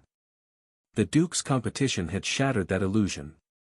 He had seen Michael. The power the youth in front of him held was more than enough to be his equal, if not more. Mage Lien looked at Michael, and for the first time, truly saw him. Not as a junior. Not as a pawn. But as an equal. And that realization changed everything. Because among equals, one could not afford to be casual. He would have to tread carefully now. There was no room for arrogance or manipulation. Mage Lien exhaled slowly and placed the potion gently on the table beside him. "I won't waste words," he said, voice quiet and heavy with sincerity. "This means more than you know." Michael leaned back in his seat. "I'm aware." There was no smugness in his voice. No arrogance. Just quiet acknowledgement. It made things even more uncomfortable. Mage Lien studied him for a moment longer, then gave a slow nod. "Then allow me to ask," the old mage said, folding his hands in front of him, "do you have anything in mind you want now? I'll try my best to make it possible if it's within my power." Michael didn't respond immediately. He leaned back slightly, arms resting on the armrest, eyes narrowing in thought. What did he want? Michael knew he could ask for anything. Yet, Michael found that he didn't have much in mind. He wasn't lacking resources, at least, not in the conventional sense. Michael tapped his finger lightly against the armrest. There was one thing, though. A curiosity. A beast-taming method. However, though Michael had the Grand Mage in mind, it was only as a backup. He wanted to interact with the Duke's daughter first. Just as he was weighing whether to ask for the beast-taming method or keep the favor in his pocket for later, Mage Lien suddenly spoke again. "Do you still remember the matter concerning your reward from that corrupted monster incident?" the old man asked, his tone casual but eyes sharp. Michael's gaze sharpened immediately. Of course he remembered. How could he forget? Even now, the mastermind behind the disaster remained sealed in his storage space, waiting to be contracted. The incident had also provided him dozens of rank 2 spirit crystals even he was unwilling to use causally. "I remember," Michael said simply. Mage Lien gave a slow nod. "Then you should also recall that the kingdom wanted to reward you with access to a national treasure." Michael's expression didn't change, but internally, a ripple passed through him. He remembered very well. The reward had felt more like a leash. One wrapped in silk and offered with a bow, but a leash nonetheless. Access to a national treasure was no small thing. But Michael had refused it then, because he understood the implication. If he'd accepted it, he would have essentially been linking himself into the kingdom's grasp. It was a gilded cage. And Michael didn't do cages. Mage Lien chuckled softly. "You refused the opportunity." "It's still a little puzzling to be honest." The old man leaned back, stroking his beard thoughtfully. "However, you did mention something else, didn't you? You asked me if the value of that reward could be exchanged for rare materials instead. You even said you'd be willing to supplement with your own funds if necessary." Michael's eyes lit up. That was true. Back then, with the aftermath of the battle and his priorities elsewhere, he hadn't pursued the matter. But now he had plans. Now he had a legion to empower. "Yes," he said slowly, his mind already racing ahead. "I'm still very interested in that exchange." Mage Lien gave a satisfied nod. "I thought so. I had the court mages estimate the equivalent value of your provided corpses for high-grade resources you could exchange with. With your reputation now, no one dared object. The princess also approved of it, which was the biggest help." Michael's brows rose slightly. He was conflicted inside. He really did want to be in the mind of this gray being, but it was also because of her he might no longer need to acquire materials for his advancement in Aurora.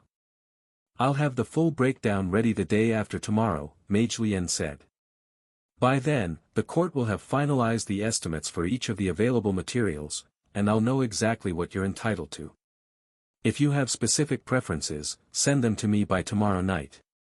That way, I can make sure they're included." Michael hesitated for a moment, then nodded slowly. That gave him some time to think, some time to plan. "All right. I'll compile the list." He stood, but paused before turning to leave. "Also," Michael said, his tone neutral but deliberate, "extend my thanks to the princess." Mage Lien nodded. "Consider it done." Michael nodded. Then, quietly, "I know." And with that, he turned and exited the room. As for their previous conversation, the two wisely did not speak about it. For a matter like that, any time was the right time. Once Michael was out of the room, silence settled like dust. Mage Lien didn't move for a moment. He simply stared at the door, his aged eyes thoughtful and faintly tired. Then, slowly, he turned his gaze to the Titan potion resting on the table. He picked it up with reverence, cradling it in both hands. The glass was cool, but he could feel the turbulent power swirling inside, the dense vitality. A heavy sigh left his lips.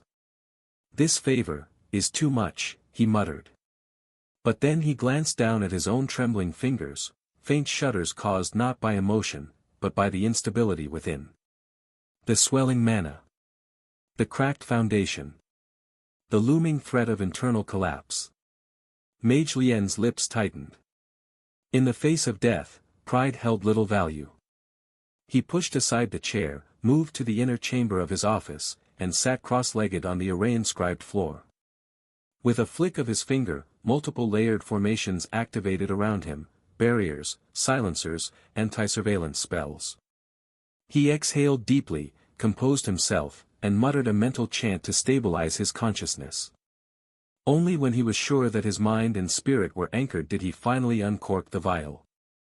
The moment the seal broke, a thick mist rolled out, and the room's temperature shifted. Mage Lien didn't hesitate. He drank it all in one breath. At first, nothing. Then, everything. His body seized. A tidal wave of raw power surged through him, rampaging through his bloodstream, slamming into every organ, nerve, and cell. It felt like his insides were being reforged with fire and lightning. His heartbeat roared like a war drum, and veins bulged across his face and neck. The mana that had been unstable in his core suddenly met its match, no, more than that. It was being tamed. The wild, swollen torrents of unstable mana were drowned out by a stronger force. Not suppressed, but harmonized. The Titan potion didn't destroy or overwrite, it reinforced, strengthened, and anchored. Mage Lien gritted his teeth as his bones creaked and groaned. His skin pulsed with faint glowing veins. Then, slowly, the pain receded. The violent tide became a calm sea. Sweat poured from his brow, soaking into his robe. His face was pale, yet, steady. His breathing leveled. Mage Lien's eyes opened, clearer, sharper than before. There was still the look of age, but now, beneath it, a newfound vitality. "It worked," he whispered, voice hoarse with disbelief. Then he laughed. A quiet, tired, relieved laugh that filled the chamber with a long-overdue release of pressure. Now, his life was no longer in danger. After calming himself and directing his senses inward, Mage Lien began to assess the state of his body, and what he found left him momentarily speechless. Not only had the Titan potion stabilized the uncontrollable mana surge within him, it had reinforced his entire physical structure. His previously fragile mana veins, strained to the brink by the two souls magic fruit he had consumed weeks ago, were now sturdier, wider, and more elastic. What had once seemed like a fatal mistake had become a catalyst for evolution. The Titan potion didn't just fortify his body to contain vast quantities of mana, it enhanced the very foundation of his physical strength. He flexed his fingers and slowly rotated his arm, eyes narrowing in thought. The difference was clear. His body now held a strength mages weren't meant to possess. Though not truly on the level of a Grand Tier Knight, he was certainly beyond an advanced tier. In some ways, he could be called a pseudo-Grand Tier Knight, a shocking feat, considering his class. Very few mages could claim such physical might, and even fewer had the durability to match. The increase in strength wasn't just a luxury. It was survival. The Titan potion hadn't merely healed him. It had granted him power, durability, and extended longevity. In battle, where spell interruption and close-range assaults were lethal for most mages, this newfound sturdiness could mean the difference between life and death. Mage Lien looked down at his hands, steady, unshaking. It was a miracle potion. No. More than that. It was a turning point. Mage Lien took a deep breath, letting the sensation of stability wash over him. For the first time in weeks, the throbbing pressure behind his eyes had faded. His thoughts were no longer cluttered by the constant effort of controlling mana that threatened to tear him apart from within. Now, it was as if the storm had passed, and in its place stood an unshakable mountain. He rose slowly to his feet, marveling at how light he felt, how fluid his movements were. The subtle aches he'd grown used to ignoring were gone. Mage Lien remained still, breathing steadily as the weight of everything washed over him. And then, inevitably, his thoughts drifted back to Michael. The boy, aside from helping him, also had no idea of what he'd done. Winning the Duke's competition had been more than what it was on the surface. It had been a critical moment in the political chessboard of the continent. Mage Lien's gaze dimmed, his fingers drumming slowly against his thigh. A single misstep. That was all it would have taken. Had Michael lost, had Prince Rui won, the Empire would have used it as a foothold. By marrying the Duke's daughter, the prince wouldn't just have claimed a noble title, he would have gained a binding tie to the Lionheart Kingdom's noble line. With that, and the Empire's subtle pressure, they could have lobbied for subtle integration. Their claim would have been legitimate. After all, it was a recognized competition. An open invitation. A fair event, on paper. And that was the loophole. Mage Lien's eyes narrowed. All of this scheming had started because of a single thing, an ancient ruin. A legendary site uncovered by the old king, one that could change the fate of a nation. Coincidentally, or not, the revelation of the discovery of that ruin matched Duke Evermoon competition. Fortunately, by winning the competition, by standing tall in the arena, Michael had severed the Empire's creeping hand at its wrist. Mage Lien chuckled darkly to himself, the sound low and rough. The boy really has no idea, he murmured. He once again helped the kingdom and doesn't even know it. Mage Lien slowly pushed himself to his feet, still adjusting to the renewed strength coursing through his limbs. The soft hum of the mana array beneath his feet faded as he deactivated the formations and moved toward the shelves lining the room. There was much to do. Duties never paused, even after near death. As he began returning to his responsibilities, a soft mutter escaped his lips, almost unconsciously. It seems like the potion didn't just stabilize me, it increased my lifespan. There was no small amount of satisfaction in his voice.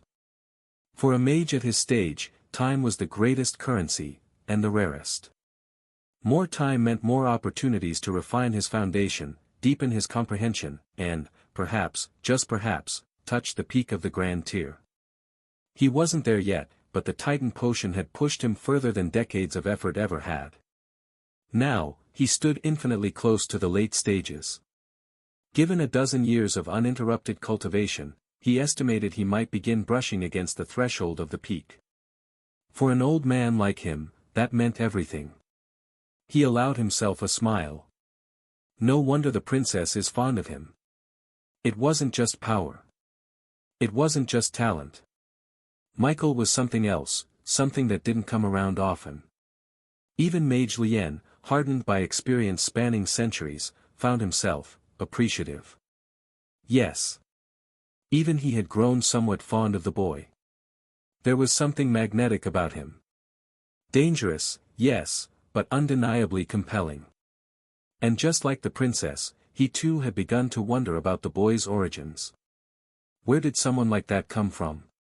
What kind of background could produce a being like Michael? The princess might know. She certainly acted like she had some inkling. Unfortunately, he couldn't directly question her. Michael was in a good mood as he walked through the clean, stone-paved streets of the inner city.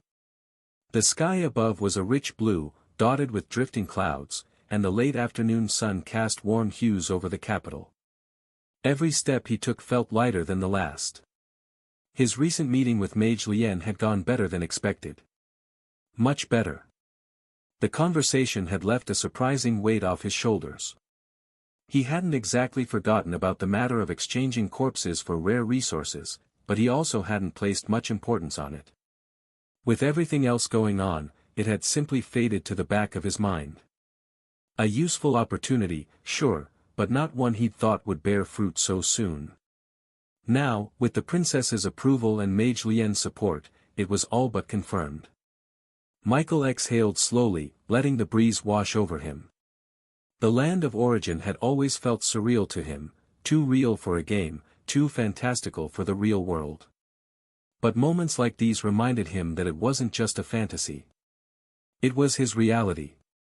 The materials for his advancement were vital, not exactly for himself, but for his undead. The result of their evolution and advancement to rank 2 depended on it.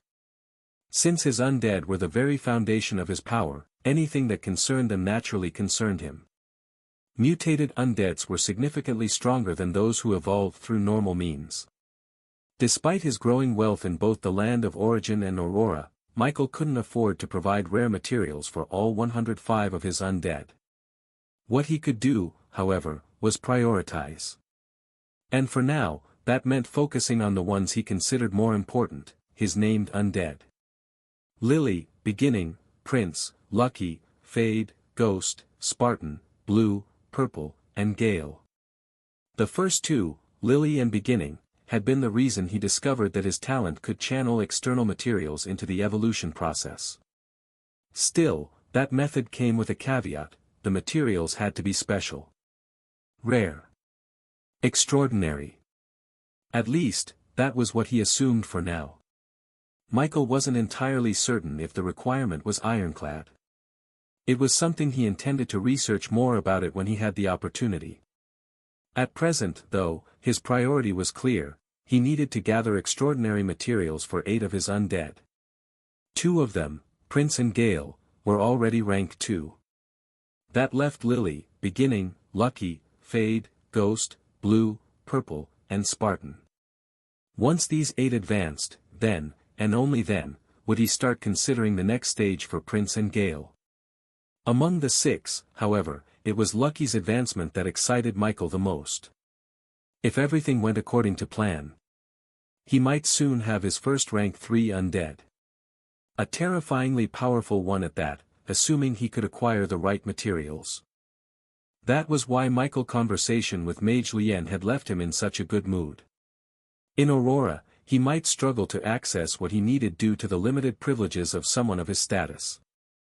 In the land of origin, however, his influence stretched farther. Here, he wasn't a background player, he was at the top. In this part of the world, at least. Which meant that if he wanted something obscure, rare, or tightly controlled, he had a far better chance of acquiring it here. Still, Michael didn't plan to rely solely on origin. Aurora was where his body truly existed. He couldn't afford to bet everything on the exchange. That was why he had decided to prepare his advancement from Aurora's side first.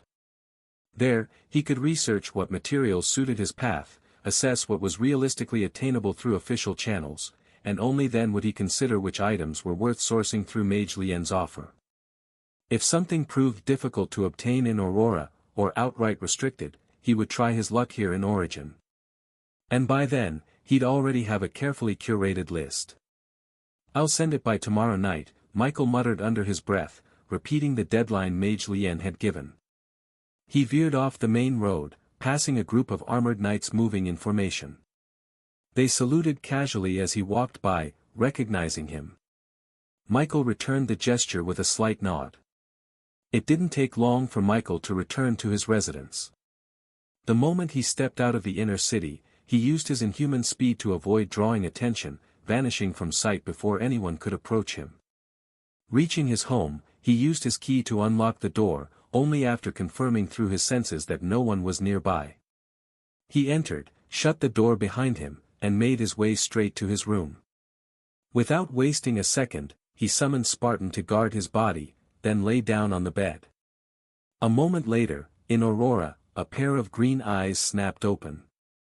The first thing Michael did was reach for his phone. It was close to noon in the land of origin. Here in Aurora, it was just a little before 9 a.m. Michael pushed himself off the bed, rubbing his eyes briefly before rising to his feet. He walked barefoot across the tiled floor and stepped into the hallway. The house was quiet, too quiet, but not unfamiliar. His senses confirmed it. Aunt Mia was out, no doubt already at her workplace, and Lily was likely at school. That left only a few undead lingering in the shadows of the house, idle and still. He ignored them. Stretching his arms with a quiet yawn, Michael moved into the kitchen. On instinct, his thumb was already swiping across his phone, logging into the Supers Association forum. There was food in the pot. It was still slightly warm, so Michael didn't bother reheating it. Balancing his phone in one hand, he scooped out a modest portion and began eating directly in the kitchen. The quiet of the house, the gentle hum of an air conditioner, the tapping of his spoon against the plate, it all created an odd sort of calm. As he ate, Michael's eyes flicked back to his phone. Thanks to the Supers Association forum, Michael's knowledge of the supernatural world was anything but shallow, even though he hadn't yet enrolled in an Awakener Academy. He didn't bother scrolling through the forum's front page. Instead, he navigated straight to the private chat feature and opened a conversation with the site's integrated AI assistant. With the attributes of his most valued undead in mind, Michael began drafting a message. For Fade and Ghost, both of whom leaned towards stealth and assassination, especially Fade, who had near-perfect assassin potential if nurtured properly, he asked if there were any known materials with strong concealing properties. For Blue and Purple, who showed signs of developing illusion-type abilities, he inquired about any natural treasures or materials that possessed inherent illusion properties. For Lily and Beginning, he focused on durability. He requested a list of materials that were known to greatly enhance physical resilience, defense, or regeneration. As for Spartan and Lucky, he hesitated. Michael wasn't sure what kind of materials would suit either of them. In the past, he'd assumed his unique talent made failure in evolution impossible. Now, he was no longer so sure. If the wrong external material interfered with the process, it could very well lead to failure. For Spartan, he could try to get the same thing he gets for Lily and Beginning. But for Lucky? He really didn't have anything in mind yet. After weighing his thoughts, he summarized everything into a neatly worded request.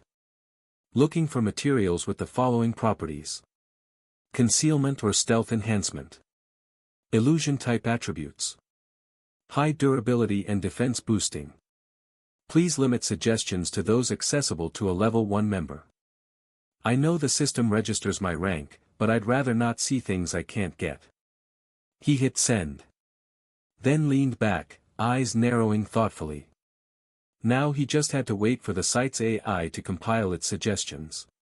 It didn't take long.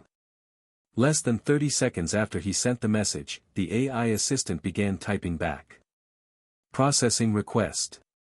Matching filters to known database. Cross-referencing level permissions. Michael finished his last bite of food, wiped his mouth with a nearby towel, and leaned on the counter as the list began populating in real time. Results: 27 materials found matching your parameters. 1. Shadowy fungus, a rare, cave-dwelling fungus known for its mana-masking spores. Often used in stealth gear or assassin-class augmentations. Harvestable in regions with dense ambient mana. Estimated market cost: $28,000 per piece. 2. Ghost root resin, a thick sap found in old ghostwood trees. Increases ambient mana dampening and weakens enemy perception fields. Cost, $12,000 to $18,000 per gram. 3. Mirror lotus petals, illusion-type material. Produces layered image fragments when infused with mana. Cost, $46,000 per piece. Michael's eyes narrowed slightly. He kept scrolling. 4. Ironleaf bark, natural armor-like properties. Cost, $6,500 per piece. He stopped there for now, eyes hovering over the list. A few things already stood out. With his wealth, he could afford all of them in small quantity. Ghost root resin and ironleaf bark, for example, looked like what would be suitable for fade and beginning, respectively. Shadowweave fungus was good too. Also, if it was within his power, nothing was stopping him from using multiple materials at once. Lily, who used multiple equipments to evolve, proved this. The mirror lotus petals intrigued him too. Michael kept scrolling. 17. Vital moss, a rare moss that feeds off energy. When refined, can produce mild regeneration-type enhancements. Cost, $19,000 per piece. 18. Dusk silk threads, naturally occurring fibers from a rare mana-spun cocoon. Cloaking properties that adapt to nearby shadows. When refined, can be infused into gears to grant low-grade invisibility under certain light conditions. Cost, $22,500 per strand. 20. Mind Veil sap, sap drawn from the mirage willow tree. Grants passive mental cloaking and can interfere with weak detection abilities. Cost, $31,000 per bottle. Michael tapped the screen. Dusk silk threads. That was a maybe, for Ghost or Fade. It synergized with what he wanted, and the end price wasn't absurd. If he combined it with Shadowweave or Ghost Root, it might create a stealth core unlike anything seen in early ranks. As for Mind Veil sap, it looked useful for blue or purple. Then came the next block of entries. 21. Abyss Amber, hardened mana stone found in mana-dead zones. Increases mana resistance and is often used in armor or undead shell enhancement. Cost, $26,800 per shard. 22. Glimmer Quartz, crystal that amplifies illusionary effects, often used in projection-type spells. Ideal for creatures developing mirage-type mutations. Cost, $27,000 per crystal. 23. Stoneheart resin, thick sap that hardens into a rock-like shell over time. Used to reinforce armor. Especially effective when fused with iron-based materials. Cost, $30,000 per unit. 24. Hollow core shell, shell of a hollow beetle. Naturally resists sound and energy detection. Cost, $44,500 per shell. 25. 26. 27. Michael nodded slowly. Abyss Amber and Stoneheart resin too. He imagined the two combined might make Lily and Beginning virtually unbreakable at rank 2. Glimmer Quartz, that one was definitely for purple and blue. Michael soon made a list. Final shortlist. For Fade and Ghost, Shadowweave fungus, Ghost root resin, Dusk silk threads, hollow core shell. For Blue and Purple, Mirror lotus petals, Glimmer Quartz, Mind Veil sap. For Lily and Beginning, Ironleaf bark, Stoneheart resin, Abyss amber, Vital moss. It was a good start. Enough for now. Michael shut off the screen. His mind had already begun sorting combinations, potentials, and fallback options. Michael memorized each name carefully, repeating them mentally as if etching them into stone. He intended to add them to the material list he'd submit to Mage Lien tomorrow night. Hopefully, the kingdom's reserves had these items and even better alternatives hidden away. Michael washed the plates he used to eat, the rhythmic sound of water splashing against the ceramic providing a sense of calm. His mind, however, was still occupied with the growing list of materials he'd need for his undead. The knowledge he'd gained from his conversation with Mage Lien was reassuring, but the urgency of his preparations still hung over him. With everything to consider, time was a luxury he couldn't afford. Once he was finished, he returned to his room. But before he could focus on shifting his consciousness back to his body in the land of origin, his phone vibrated, breaking his concentration. Michael glanced down and saw it was a group text message. The notification indicated it was from the group created by the teacher in charge of the Awakeners tied to Bright Academy, the school his sister Lily attended. Curious, Michael tapped the message and began reading it. The content was brief but impactful. The date for the upcoming college entrance exams has been set. The exams will start 10 days from now and will last for 3 days. Part of the exams will be public. The latter part caught Michael off guard. Public? Why would the exams be broadcast? He wondered if it was an attempt by the Federation to allow the general public a glimpse into the world of the supernatural. With a soft sigh, Michael pocketed his phone and shifted his focus to the task ahead. There was a lot to do in the coming days, and now more than ever, he needed to stay focused on the materials he was gathering for his undead and his own preparations. Michael sat cross-legged on the bed. He took a slow breath, letting the calm settle over him before reaching into his storage space. With a flicker of mana, a small, cloudy white crystal appeared in his palm. It wasn't a rank 2 spirit crystal, those were far too valuable. They took time to refine, time to absorb. This one was unranked. Perfect for quick absorption. He still had a few rank 1 crystals as well, but those 2 he had been saving, for Lily, mostly. She would be able to use them soon, and he hadn't felt much need for them himself. Michael stared at the crystal for a moment longer, then clenched his fingers around it. "I'll get my intelligence stat to 200 today," he muttered. There was no dramatic surge of light, no burst of mana, just a soft pulse. Energy flowed into him. His body accepted the spirit crystal's contents eagerly. Michael closed his eyes, breathing evenly as the energy coursed through him. Once the energy was almost entirely absorbed, he allowed his breathing to slow. His fingers relaxed. The crystal in his hand crumbled to ash. Only then did he shift. Not because he wanted to stop his meditation but because something else made him do so. It also wasn't because of the exhausted spirit crystal. "Your mana is overwhelming. You have gained the skill, telepathy. Telepathy, basic mastery, proficiency, 2%. The ability to transmit thoughts or information directly from one mind to another without using physical senses." This was the description of the new skill Michael gained when his intelligence stat reached 200 points. For a moment, he almost wanted to cry. Finally, after all this time, I actually gained a skill.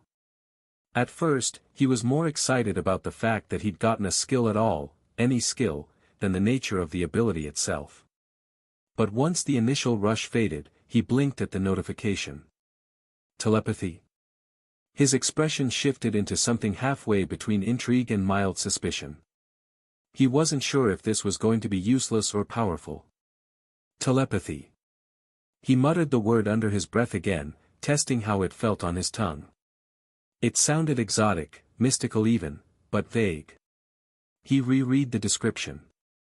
The ability to transmit thoughts or information directly from one mind to another without using physical senses. Michael frowned. No cooldown. No mana cost listed. No range either. He tried to activate it. Nothing happened. Or, maybe something did. He closed his eyes and focused. "Hey, you." He thought the words firmly, directing the mental signal toward the undead human standing silently beside his bed like a loyal sentinel. A second passed. Then 2. The undead's head shifted, just slightly. Its gaze turned toward him. "Yes, Master." Michael's own eyes widened slightly. "Did you hear that?" he asked aloud. "Yes, Master." Michael blinked. "So you did feel something?" Michael felt incredible. One should know that what he used to communicate with Spartan just now wasn't through the connection they shared as Necromancer and Undead. Telepathy. Just like how he could command his undead without speaking, it now seemed he could extend that silent communication to others as well.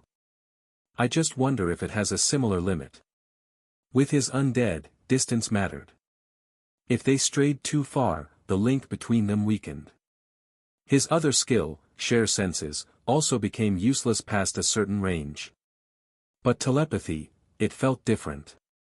Broader. Freer. Michael tilted his head, a thoughtful expression crossing his face.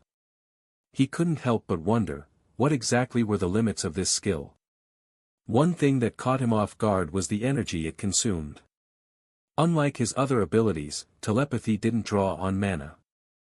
Instead, it tapped into something subtler, his mental energy. It reminded him of meditation, in a way. Perhaps, like meditation, the only limit was himself. Michael closed his eyes, curiosity flaring. He wanted to try something. Michael took a slow breath, then exhaled through his nose. His mind settled into a calm, focused state. He first wanted to see how far he could extend his awareness, his senses. He reached inward, not to draw mana, but to stretch his perception beyond his body. It was a difficult thing to describe. It started as a tingling at the edges of his consciousness. Then it grew. 5 meters. 20. 100. He could feel the space around him in fine detail, the contours of his room, the faint static in the walls. 200. 500. 1,000. It wasn't sight, sound, or touch. It was awareness. Like he'd become a still point in the middle of a rippling lake of presence. His perception pushed farther, buildings, distant movements, people walking on the street beyond the district, unaware of the invisible eye brushing past them. 1,500 meters. At this point, the mental strain kicked in. A subtle burn along his temples. But not overwhelming. 2,000 meters. Michael's breath caught slightly. He had never tried to reach this far before. He pulled back gradually. The radius of his awareness contracted until it settled close to his body once more. Michael opened his eyes slowly. Not bad, he muttered. His mental range had always been impressive thanks to his high intelligence, but now he was reminded, he was still a newcomer in the world of supernaturals. He was strong. Michael knew that much. But even without leveling up, he understood something else, a more experienced version of himself would easily outclass the current one. That was fine. That was the future Michael's problem. Right now, this Michael was simply excited to try something new. Michael took another slow breath. He wasn't done yet. This time, instead of simply expanding his awareness, he focused on something more, connection. He spread his senses again, letting that still lake of awareness ripple outward. Within the radius, 1,000 meters, 1,500, 2,000, he focused on the traces of life. He honed in on the closest one. A woman on the 3rd floor of a nearby apartment, talking to someone on a video call. Her voice didn't reach him, but her presence did. Michael narrowed his focus and whispered mentally. "Can you hear me?" There was no reply. He tried again, a bit firmer this time, directing the thought like a beam of pressure. "Can you hear me?" The woman paused mid-conversation. A flicker of confusion crossed her face. She glanced around the room, muttered something to her caller, then shook her head. Michael quickly pulled his mind back. "She definitely felt that," he whispered. He tried again, this time aiming toward a young man walking briskly down the sidewalk, headphones in. "Hello?" "Nothing." Michael pushed just a bit harder. The man slowed. His head jerked up. He looked around, confused, yanked out an earbud, then shook his head and kept walking. Michael sat back, mind buzzing with possibilities. So far, the results were mixed. The message wasn't perfectly received, but the presence was definitely felt. With higher proficiency, maybe clarity would come too. Michael exhaled slowly. Alright, range is real. Clarity depends on focus. Proficiency probably expands both. He leaned back, smiling slightly. It wasn't perfect. But it was something. He thought about how this could also help him better manage his horde of undead. With this new skill, directing and coordinating them, especially across distances, might become significantly easier. A faint smile touched his lips. With telepathy, he had taken another step forward. Another step closer on the path to becoming a true necromancer. A powerful one. After Michael was done with whatever he needed to in Aurora, he returned his consciousness back to the land of origin. His last thought in his original world was envisioning how after getting to his territory, he might have more than enough free time on his hand to be wherever he wanted, just like back when he had just awakened. Back in the land of origin, he was just about to continue mediating, normally this time without a spirit crystal, when he heard a knock. The thing was that it didn't come down from his room door. It came from his front door. Spreading his senses out, Michael also found the signature of the person outside unfamiliar. A knock came again. Michael decided to check it out. Before making his way downstairs, he unsummoned Spartan. Michael moved through the house with calm steps, the faint creak of the wooden stairs beneath him barely audible. The knock came again, polite, measured. Not the kind of rapping that suggested urgency or threat. But still, it was early, and Michael wasn't expecting visitors. When he reached the door, he pulled it open without much fanfare. Standing just beyond the threshold was a young boy, no older than 12 or 13. He wore a blue uniform of simple but neat fabric, and a cap with a small silver pin holding it to one side.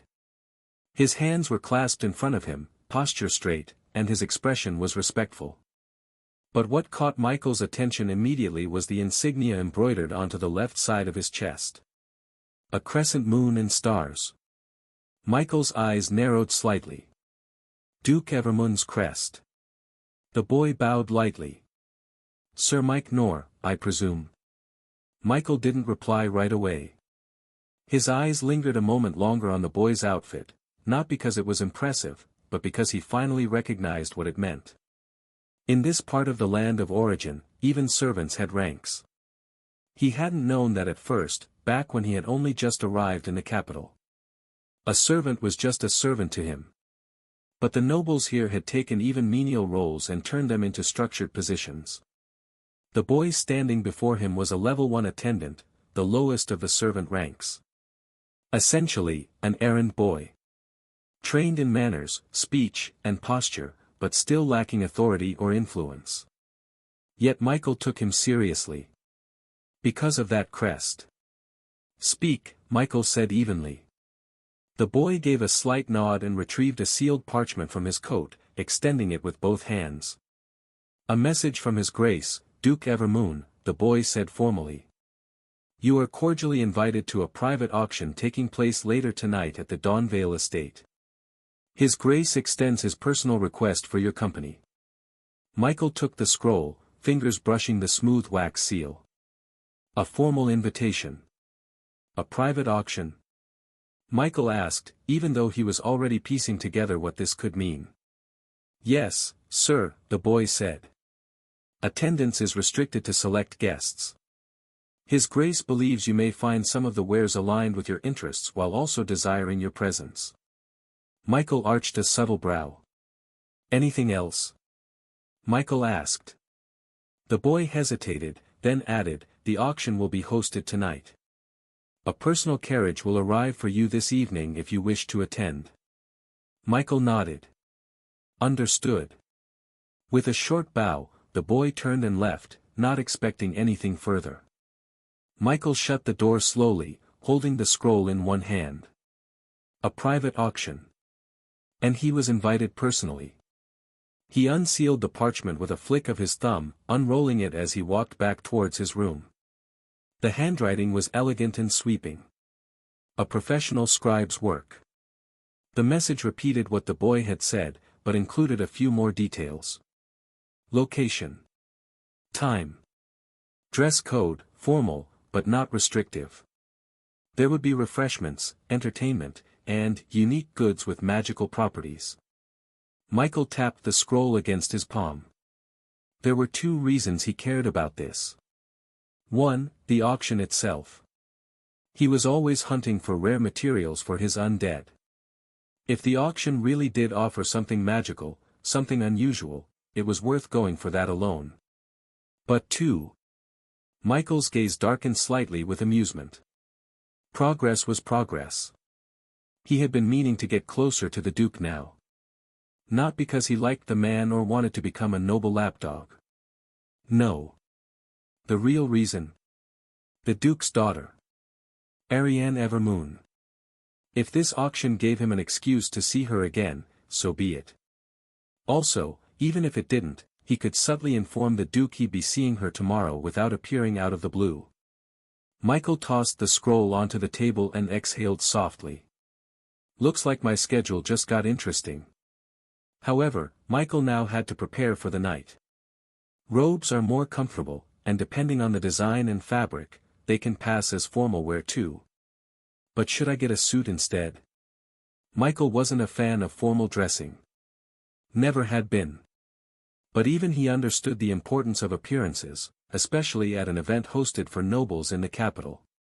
Even if it was a private auction and no one ended up sparing him a glance, he couldn't risk looking underdressed. He sighed. A suit it is, then. With that, he placed the invitation scroll into his storage space and stepped out of his residence, locking the door behind him. The outer city had its share of tailoring shops and ready-to-wear vendors, but none of them could match the style, material quality, or craftsmanship of the inner city. And more importantly, the outer district catered to relatively common folk. With Michael's current wealth and the image he wanted to present at the auction, only the inner city could meet his standards. As he walked through the increasingly refined streets, his mind drifted elsewhere. Should he get something for the Duke's daughter? He wasn't sure if she'd be at the auction, but there was a good chance he'd run into her sometime tomorrow regardless. It wouldn't hurt to be prepared. Gifts could be a good conversation starter, or, at the very least, a way to stay in her good graces. What does a girl like? He mumbled. There was a long pause. Damn. I'm hopeless. He shook his head, amused at himself, and picked up his pace. He'd figure it out. Hopefully before he made a fool of himself. Evening arrived quickly. Michael had already finished his preparations and was simply waiting for the Duke's carriage to arrive. Fortunately, he didn't have to wait long. When the sound of wheels rolling down the cobbled street reached his ears, he stepped outside. The breeze was cool, and the lamps lining the district cast a soft, flickering glow across the semi-dark streets of the outer city. Tonight, he was dressed well. His long black hair, smooth and glossy, had been pulled into a low ponytail tied with a silver band. A few stray strands framed his sharp features, and his emerald-green eyes gleamed beneath the soft glow of the lanterns. Calm. Sharp. Majestic. His outfit was a masterpiece tailored that same day in the inner city, and paid for entirely in gold coins. A deep obsidian suit trimmed with muted silver lines clung to his frame perfectly. The inner shirt beneath the jacket was a dark wine red, subtle yet refined. He wore no visible jewelry, save for a black onyx ring with a small green gem on his right middle finger. Even his shoes gleamed with recent polish, stitched leather wrapped around quiet soles designed to absorb the sound of footsteps. He looked like he belonged in the high circles of the capital who was trying to look simple. Michael walked toward the elegant carriage without hesitation. The door was already being held open by a man in formal attire. Sir Mike Knorr, the man greeted, bowing slightly. Michael gave a curt nod in return and stepped inside. The carriage's interior was no less luxurious than the outside, plush velvet seats, and a faint aroma of aged wood and clean air. As the carriage pulled away, Michael leaned slightly against the window, watching the outer district fade behind him. He didn't feel nervous. Not exactly. But there was a quiet anticipation in his chest. An auction. This was the first time in his 2 lives he was attending one. He wondered how auctions worked in the land of origin. And even if it wasn't for this. Well, there was still the Duke's daughter. The ride was smooth. Soon, the scenery changed. The outer city gave way to the inner capital, buildings grew grander, cleaner, older in a good way. Then the carriage slowed. Michael leaned slightly forward. They had arrived. The location was a secluded estate at the edge of the inner city, one of the older noble domains where events like this, quiet, exclusive, and drenched in subtle influence, often took place. Through the open curtains of the carriage window, he saw the private grounds of the Dawnvale estate unfold like something out of a royal brochure. The entire entrance was lit with gentle blue lanterns that cast a cool, almost ethereal glow over the scene. A cobbled courtyard opened before a towering mansion. Dozens of carriages were already parked in a sweeping arc around the estate's drive, sleek, ornate, all clearly belonging to nobles or powerful merchants. Gold-rimmed wheels, silver-trimmed doors, house emblems, and rare steads. Michael's gaze swept over them briefly. Every single guest here tonight could likely buy a city block in the outer city with pocket change. And they were all here for a private auction. His own carriage came to a smooth stop near the back of the line, but as Michael reached for the handle to step out, the driver turned halfway in his seat and cleared his throat softly. "Sir Mike Knorr," he said, "His Grace, the Duke, has requested that you be brought directly to his personal carriage." Michael blinked. Oh. He adjusted his cuffs, composed himself, and gave a short nod. Very well. With a tug of the reins, the carriage curved away from the parking line and was guided around to a section near the front of the estate, far closer to the estate side entrance. There, standing like a shadowy colossus among the sleek rides, was a larger, heavily reinforced obsidian black carriage adorned with the Evermoon family crest. 2 armored knights in silver-plated gear stood at the front, one on each side of the driver. Their gazes followed Michael's carriage calmly, without alarm, but definitely with awareness. When Michael's carriage halted beside the Duke's, one of the knights gave a crisp nod and approached. "Sir Mike Knorr," the knight said, voice even and practiced. "His Grace is awaiting your presence inside." Michael stepped out of his ride, brushing off a faint bit of invisible dust from his sleeve. He didn't feel overwhelmed. He didn't feel flattered either. He felt curious. The Duke had sent someone to personally fetch him. Michael wondered if the Duke truly just wanted some company or it was because of something else. Either way, Michael was ready. He walked across the short distance, heels making soft clicks against the ground, and paused beside the Duke's carriage. The door opened smoothly from within. "Sir Mike Knorr," came a strangely familiar voice.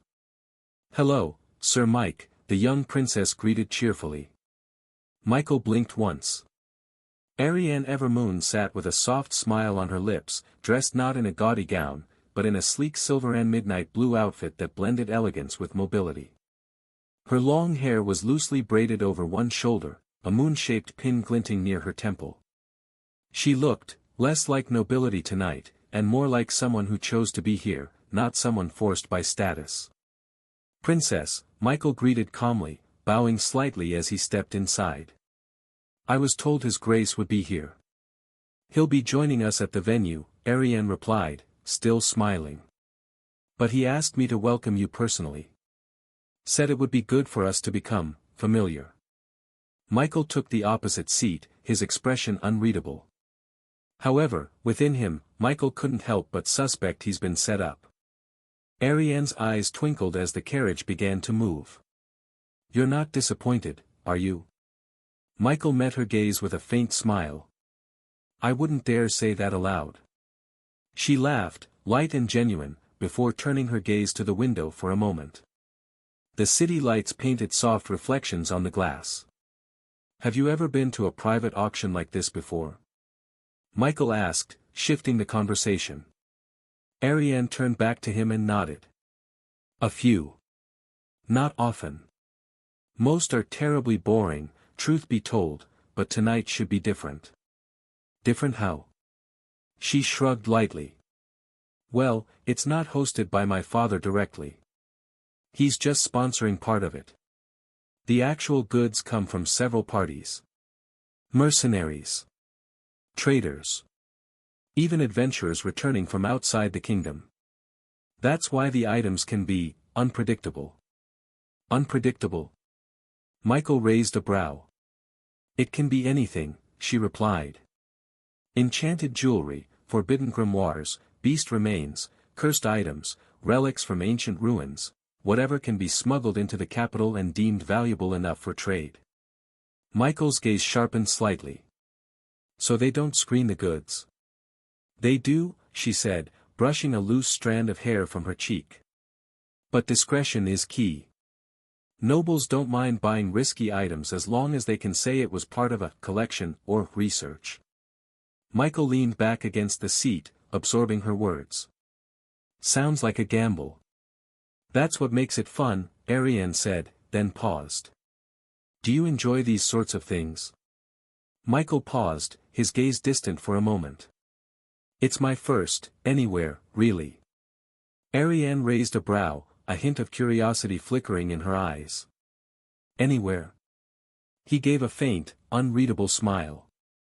Let's just say I don't exactly have a long history with noble gatherings. She studied him for a second, then simply nodded, as if sensing there was more behind his words but choosing not to dig. Well, she said, her tone light, you're in for a strange evening. Everyone at that estate is either powerful, wealthy, or pretending to be both. Just try not to look too bored. Michael chuckled under his breath. No promises. Ariane's laughter was soft, genuine. It made the carriage feel a little less like a noble prison and more like a shared moment. Good. Because something tells me this auction isn't going to be the quiet kind. Michael's fingers tapped once against the window frame. That's exactly what I'm hoping for. Really? No, Michael admitted with a small grin. It just felt like the right thing to say. Ariane let out a soft, melodic laugh, the kind that lingered in the air. One might expect Ariane to resent whoever won her father's political competition, or even resent her father himself.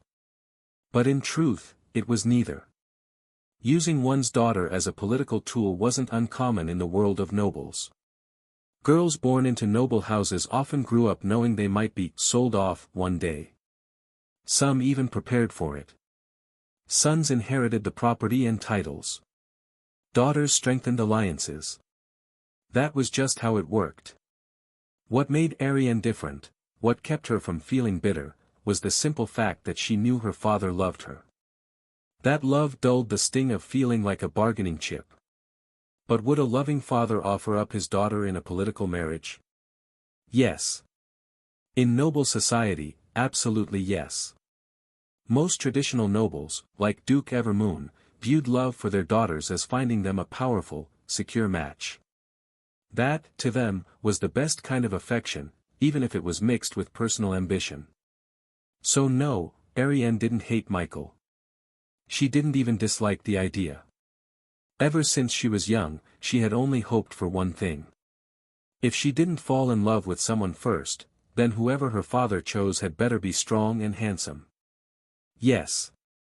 Ariane was a little shallow when it came to appearances. And Michael? Let's not even talk about how he looked like he was sculpted by the gods themselves.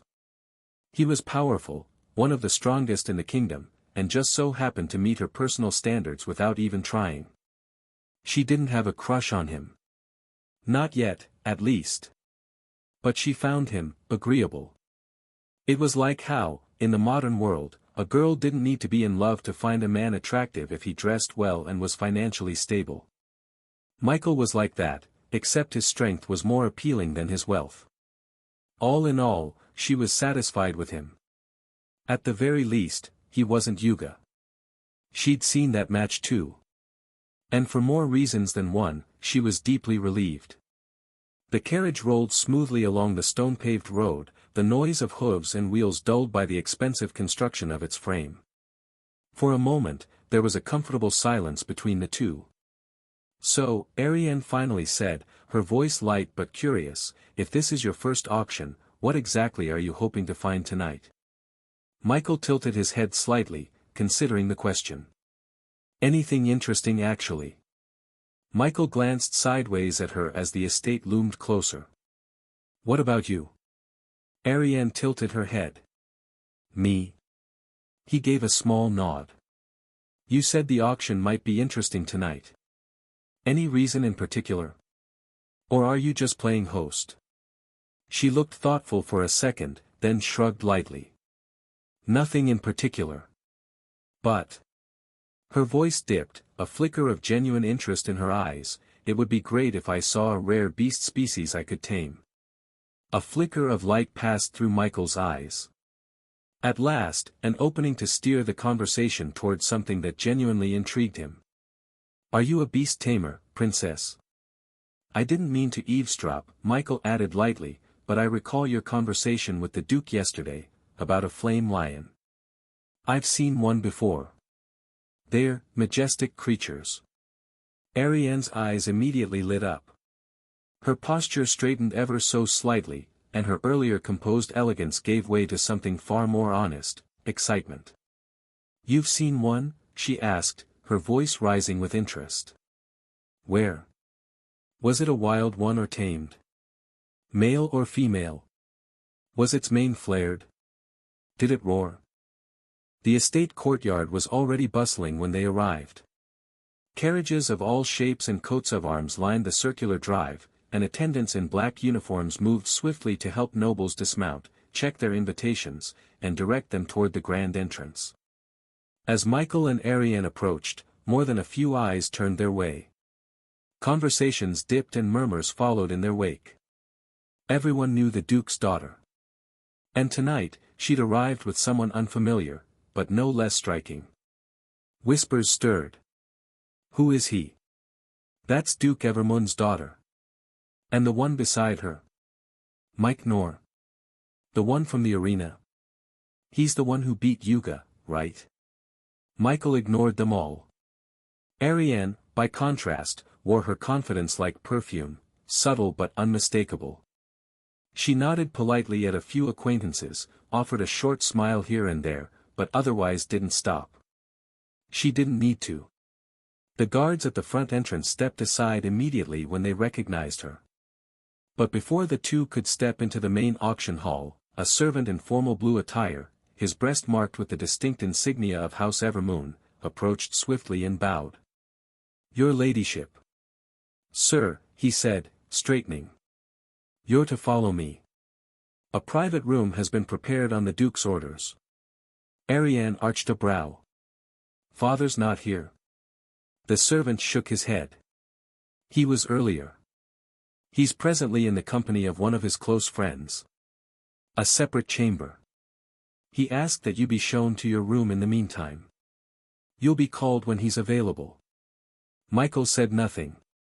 Ariane didn't seem bothered. She simply nodded. Lead the way. They followed the servant past the main hall. A few guests took notice, some with curiosity, others with veiled judgment. Not everyone got a private room at events like this. It was reserved for a very specific few. Their room was located on the second floor, with a view overlooking the central auction chamber. It wasn't a large space, just enough for 4 or 5 people, but it was elegant. Deep blue drapes, a small crystal table set with refreshments, and padded chairs arranged in a half-circle facing a wide viewing pane. Once the servant bowed and left, closing the door quietly behind him, Ariane sighed and took a seat. Well, this is better than standing shoulder to shoulder with sweaty merchants, she muttered. Michael remained standing, his gaze sweeping the room once before settling on the viewing pane. Below, the seats were filling quickly. Nobles, traders, scholars, and even a few mercenary leaders had shown up. The air buzzed with anticipation. Ariane reached for a glass of wine. Don't worry. We can still go down if something catches your eye. I'm fine here, Michael replied, finally sitting down beside her. Besides, this view gives me a better sense of the room. Michael smiled faintly. Down below, a chime echoed through the chamber, signaling the start of the auction. A man in a fine burgundy coat stepped onto the central platform and raised a hand for silence. "Ladies and gentlemen," he said smoothly, voice carrying without strain, "thank you for honoring us with your presence tonight. The Ninth Moon Auction welcomes you.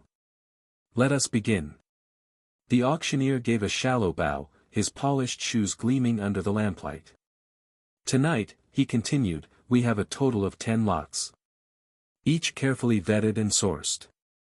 A ripple of amusement passed through the room, followed by the soft clink of glasses and rustling fabric as nobles leaned forward in interest. "The 10th and final item," he added, pausing just long enough to stoke anticipation, "is a special listing. Even we only confirmed its arrival an hour ago." The murmur that followed was a bit louder this time. From their room above, Michael turned to Ariane. "Do you know what it is?" She shook her head, lips pressed lightly together in thought. "No. My father might know, but he didn't mention anything." She leaned back, swirling her wine slowly in the glass. "That's not unusual, though. Auctions of this level always have a wildcard lot. Something to bait the curious, the ambitious, or the foolish." Below, the auctioneer clapped once. "Let's not delay further. First item of the evening." The auctioneer's voice rang out crisply through the grand hall. At his signal, a pair of elegantly dressed attendants entered from opposite sides of the platform. They were striking, tall, graceful women in form-fitting black and gold dresses that shimmered subtly under the lamplight. Their steps were practiced, poised, and just seductive enough to stir murmurs in the crowd. Each pushed a small wheeled pedestal draped in crimson velvet, atop which rested a glass case glowing faintly from within. Ariane arched a brow and let out a quiet hum of amusement. "Ah. So they're using the distract with beauty method tonight." Michael's lips twitched. As the women stepped aside, revealing the contents of the case, the auctioneer gestured toward it with a flourish. "Ladies and gentlemen," he said, "our first item of the evening, a fire core, harvested from a peak advanced tier beast." That drew a few appreciative murmurs. "A rare find," the man continued, "as not all magical beasts are capable of condensing a true core. The core remains intact and radiating. It can be used in high-tier alchemy, artifact forging, or even absorbed for breakthroughs, though that last method carries certain, manageable risks." He let the silence stretch for effect. "The starting price is 500 gold coins. Minimum increment, 20 gold." A moment passed. Then the first paddle was raised. 520. Michael leaned back in his seat, unimpressed. Ariane sipped her wine and gave a lazy wave of her fingers. "It's a good item," she murmured, "but not for us." Michael nodded. He didn't gain power like ordinary supernaturals did.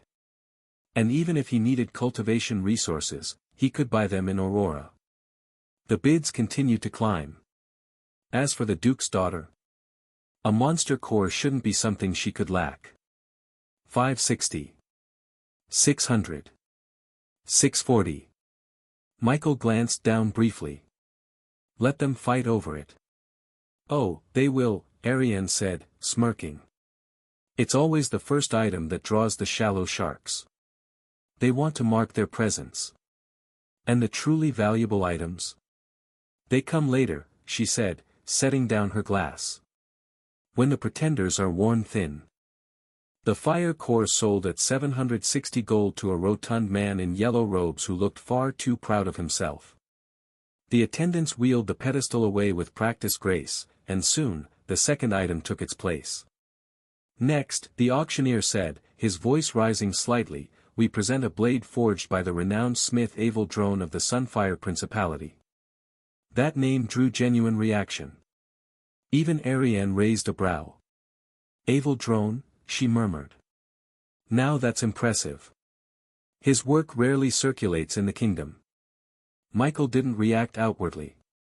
"Avel Drone forged this weapon 31 years ago," the auctioneer continued, as an attendant removed the silk cover. The blade has since changed hands 6 times, and now, it finds its way to our humble chamber. Gasps followed as the weapon was revealed. It wasn't adorned in jewels or magic inscriptions. No, it was painfully simple, sleek black steel with a gently curved edge and a faint sheen that made it look wet. But its presence, it commanded the room. Starting bid, 1,200 gold. The room didn't hesitate. Paddles flew up like it was a reflex. Even Ariane leaned forward slightly. "Now this is a real auction," she whispered. The bidding reached 2,000 gold before slowing. A scholar with ink-stained fingers and a white-furred mantle clinched the final offer. Michael didn't bid. But he did commit the look of the blade to memory. 1 silver coin was roughly equivalent to $1 in Aurora. That meant this trade was worth over $150,000. A substantial amount, by any standard. The third item was a scholar's curiosity, an ancient scroll sealed in glass, supposedly taken from a tomb deep beneath the sea. The fourth was a set of beast claws said to retain their poison even after death, mounted on a chain. The fifth was a palm-sized silver box, locked, and no one knew what was inside. It drew laughter, then curiosity, and finally a massive bid from an older woman in green robes who claimed to feel destiny in her bones. Michael's only comment during that was a deadpan, expensive gamble. Ariane chuckled. That's half the fun. The sixth item was perhaps the most visually stunning, a harp carved from what was said to be the horn of a skystag. The strings shimmered with threads of light and, according to the auctioneer, could mimic the voice of any singer it heard. It was bought by a young noblewoman with tear-streaked makeup and an entourage of maids. Michael watched her briefly, wondering if she'd bought it for nostalgia, or heartbreak. Item after item passed. Each one more extravagant or mysterious than the last. And though none of it interested Michael personally, he had to admit, it was entertaining. Not just the auction, but the quiet space he shared with Ariane. There was something about the soft lighting, the distance from the crowd, the occasional brush of their shoulders when they leaned forward to whisper remarks. It wasn't romantic. At least, not to Michael. But it was comfortable. At one point, Ariane had smiled at him, wine glass in hand, and said, "If you ever find yourself bored at the capital, you can visit me. My father's estate is large enough. Just send word in advance." Michael had only nodded with a small smile. He hadn't promised anything. But he didn't dismiss it either. Then came the seventh item. The seventh item was rolled in under a thick, gray cloth. Unlike the earlier displays, it wasn't set on a pedestal. This one came on wheels, and its shape was unmistakable. A cage. Ariane's lips thinned into a frown the moment she saw it. "Oh," she said softly, the mirth gone from her voice. "It seems the trade has shifted, from what to who." Michael didn't need her to explain. He understood immediately, and a faint crease formed between his brows. Slave trade. He hadn't seen it since coming to this world, hadn't even heard of it, at least not in Aurora. But here, in the heart of a noble gathering, behind velvet curtains and gold-tipped wine glasses, it had apparently reared its head. His gaze sharpened. The auctioneer's voice carried again, but this time with a touch more caution, almost as if he knew this would provoke mixed reactions. "Our next offering," he said, "is exceedingly rare." Michael's eyes narrowed. The cloth was pulled back. And what was revealed silenced the room. Inside the cage stood a figure, tall, lithe, and completely still. A girl. No chains bound her limbs. She wasn't hunched, nor did she cower like a beaten servant. She stood upright, proud even, her back straight and chin raised. Her clothing was minimal and foreign, clearly not of local make. Her skin was dark with a faint shiny glow, her hair long and silver blonde, cascading down her back like liquid moonlight. But it wasn't her beauty that stole Michael's attention. It was her ears. They were long. Unnaturally so, elegant, sweeping back at a sharp angle and twitched faintly. Michael's breath caught. An elf, he muttered. Michael's mind reeled. He was well aware that there were myriad races in the universe. But even after 2 months since his awakening, he hadn't met one yet. Not until now. This was the first time since his transmigration that he was faced with another intelligent race. A real, living, breathing elf. And she was in a cage. The room had gone utterly still. Even the soft murmurs and clinks of glasses had died away, replaced by a thick, collective silence. The auctioneer took a slow breath, letting the tension steep before he continued.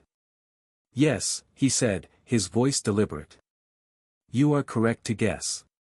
This is a pure-blooded dark elf." Gasps, then sharp whispers, spread like wildfire through the room. "Now, before anyone grows too unsettled, allow me to clarify her presence here. This one was not captured on a hunt, nor bought from a slaver ship. She was found after a failed assassination attempt on a noble lord." The auctioneer raised both hands, gesturing for silence. "Let me remind you," he said smoothly, "that dark elves are a mythical race rarely seen in the kingdoms of men." He turned slightly, allowing the light to catch the silver hair of the girl in the cage. She didn't flinch or blink, merely stared at the crowd with cool, dispassionate eyes. "They are born attuned to the shadow. Their bodies are lean, but their strength is deceptive, muscle density, bone structure, reflexes, and nerve response all outclass even trained humans. From birth, they are simply more." A pause. "This one," he said, "has been measured at the peak of the advanced stage in terms of energy and physical readings. But let me be very clear. That only applies when using human standards." Michael's eyes sharpened. Dark elves, even at the same level, are naturally superior. Their bodies age slower. Their minds process faster. Their mana flow is cleaner, more instinctive. This girl before you may be listed as advanced stage, but in practical combat, she has already overwhelmed 2 advanced tier knights during her attempted assassination. The room stirred again. A few nobles leaned forward, eyes narrowing with greed, interest, or concern. "And yes," the auctioneer added, his tone dropping lower, "her presence here is no accident. She was captured after a failed assassination attempt on a noble lord." "Why wasn't she executed?" a voice called from the floor. The auctioneer smiled faintly.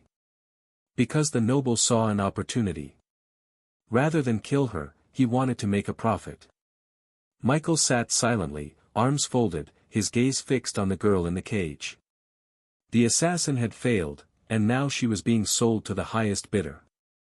He didn't agree with it, but he also understood the logic behind it. Power had its rules. Consequences followed action. Even so, seeing another race, one he'd only read about, brought a flare of curiosity. And something deeper. Possibility. This world just got a little bigger. He turned to Ariane beside him. "Is this your first time seeing one?" The Duke's daughter didn't answer right away. Her expression had relaxed, she no longer frowned. "It's not," she said, voice quieter now. Michael's brows lifted slightly. Ariane met his gaze, swirling the wine in her glass. "I saw a sea folk once, 3 years ago. My father hosted a delegation from the coastal duchies, and one of them had a bodyguard who wasn't entirely human. Gills on the neck. Fins down the arms. Very graceful." Michael absorbed that. "So races like this aren't myths." "They're just rare," she replied. "And most of them live far beyond the reaches of the Empire. We only ever see them under very specific, and usually political, circumstances." She gestured lightly to the cage below. This is unusual, but not unheard of. Slavery is frowned upon in the central provinces, but the outer lords, let's just say their ethics are more fluid." Michael nodded slowly. "So you're not bothered?" Ariane shrugged delicately. She tried to assassinate a noble, Sir Mike. Whether I like the system or not, she's reaping the consequences. The law would have executed her. Instead, she's being auctioned like a magical beast. A beat passed. I'd argue she's lucky. Michael didn't comment. His gaze returned to the elf. Ariane followed his gaze, then tilted her head slightly toward him. You know, she said in a calm tone, if you're interested, you could try bidding. Michael blinked, surprised. For her. She's strong, Ariane replied. You heard the auctioneer.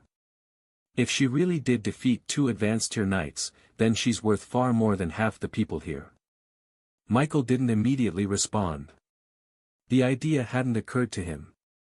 Owning someone, buying them like an object, was something he instinctively pushed against. But from a pragmatic perspective, she was valuable. A powerful bodyguard. Still, he hesitated. Even if I bought her, he said quietly, I'd have to worry about her loyalty. She's not a magical artifact you can just wield. Ariane gave a soft smile. You wouldn't need to worry. For situations like this, a master-servant contract is always prepared by the auction house. It's magically enforced.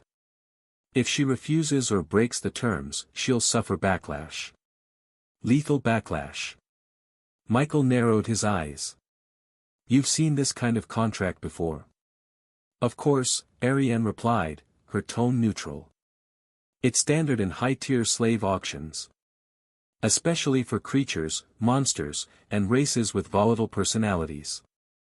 It's not just about ownership, it's about control. Safety.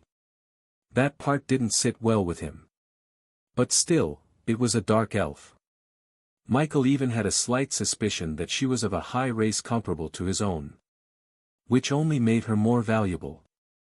A race with potential, one he'd never even seen until tonight. If she really was that strong, and if he could find a way to eventually earn her true loyalty, past the contract, it could be more than worth it. Michael leaned forward slightly, gaze still locked on the girl in the cage. He had a decision to make. Michael turned his attention back to the stage. The room below them remained silent, but not with disinterest. The real tension wasn't among the common audience. It was up here, behind the tinted glass of the private balconies. These were the bidders. The auctioneer waited until the anticipation had fully settled. The bidding, he said, will begin at 5,000 gold coins. Minimum increment, 100. Even Ariane let out a slow whistle at that. That's 500,000 silver. $500,000 in Aurora's terms. Michael said nothing, calculating quietly. In sheer numbers, that was the price of a manor. Or a city block. But for a living, breathing, combat-ready dark elf. An assassin who'd overwhelmed advanced stage knights and come out on top. Maybe not overpriced.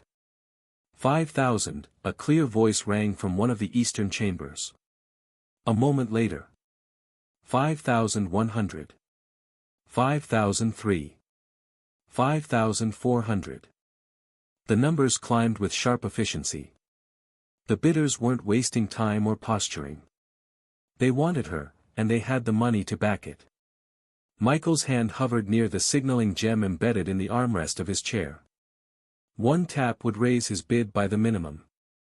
A second would double it. He watched the elf's face. Ariane noticed.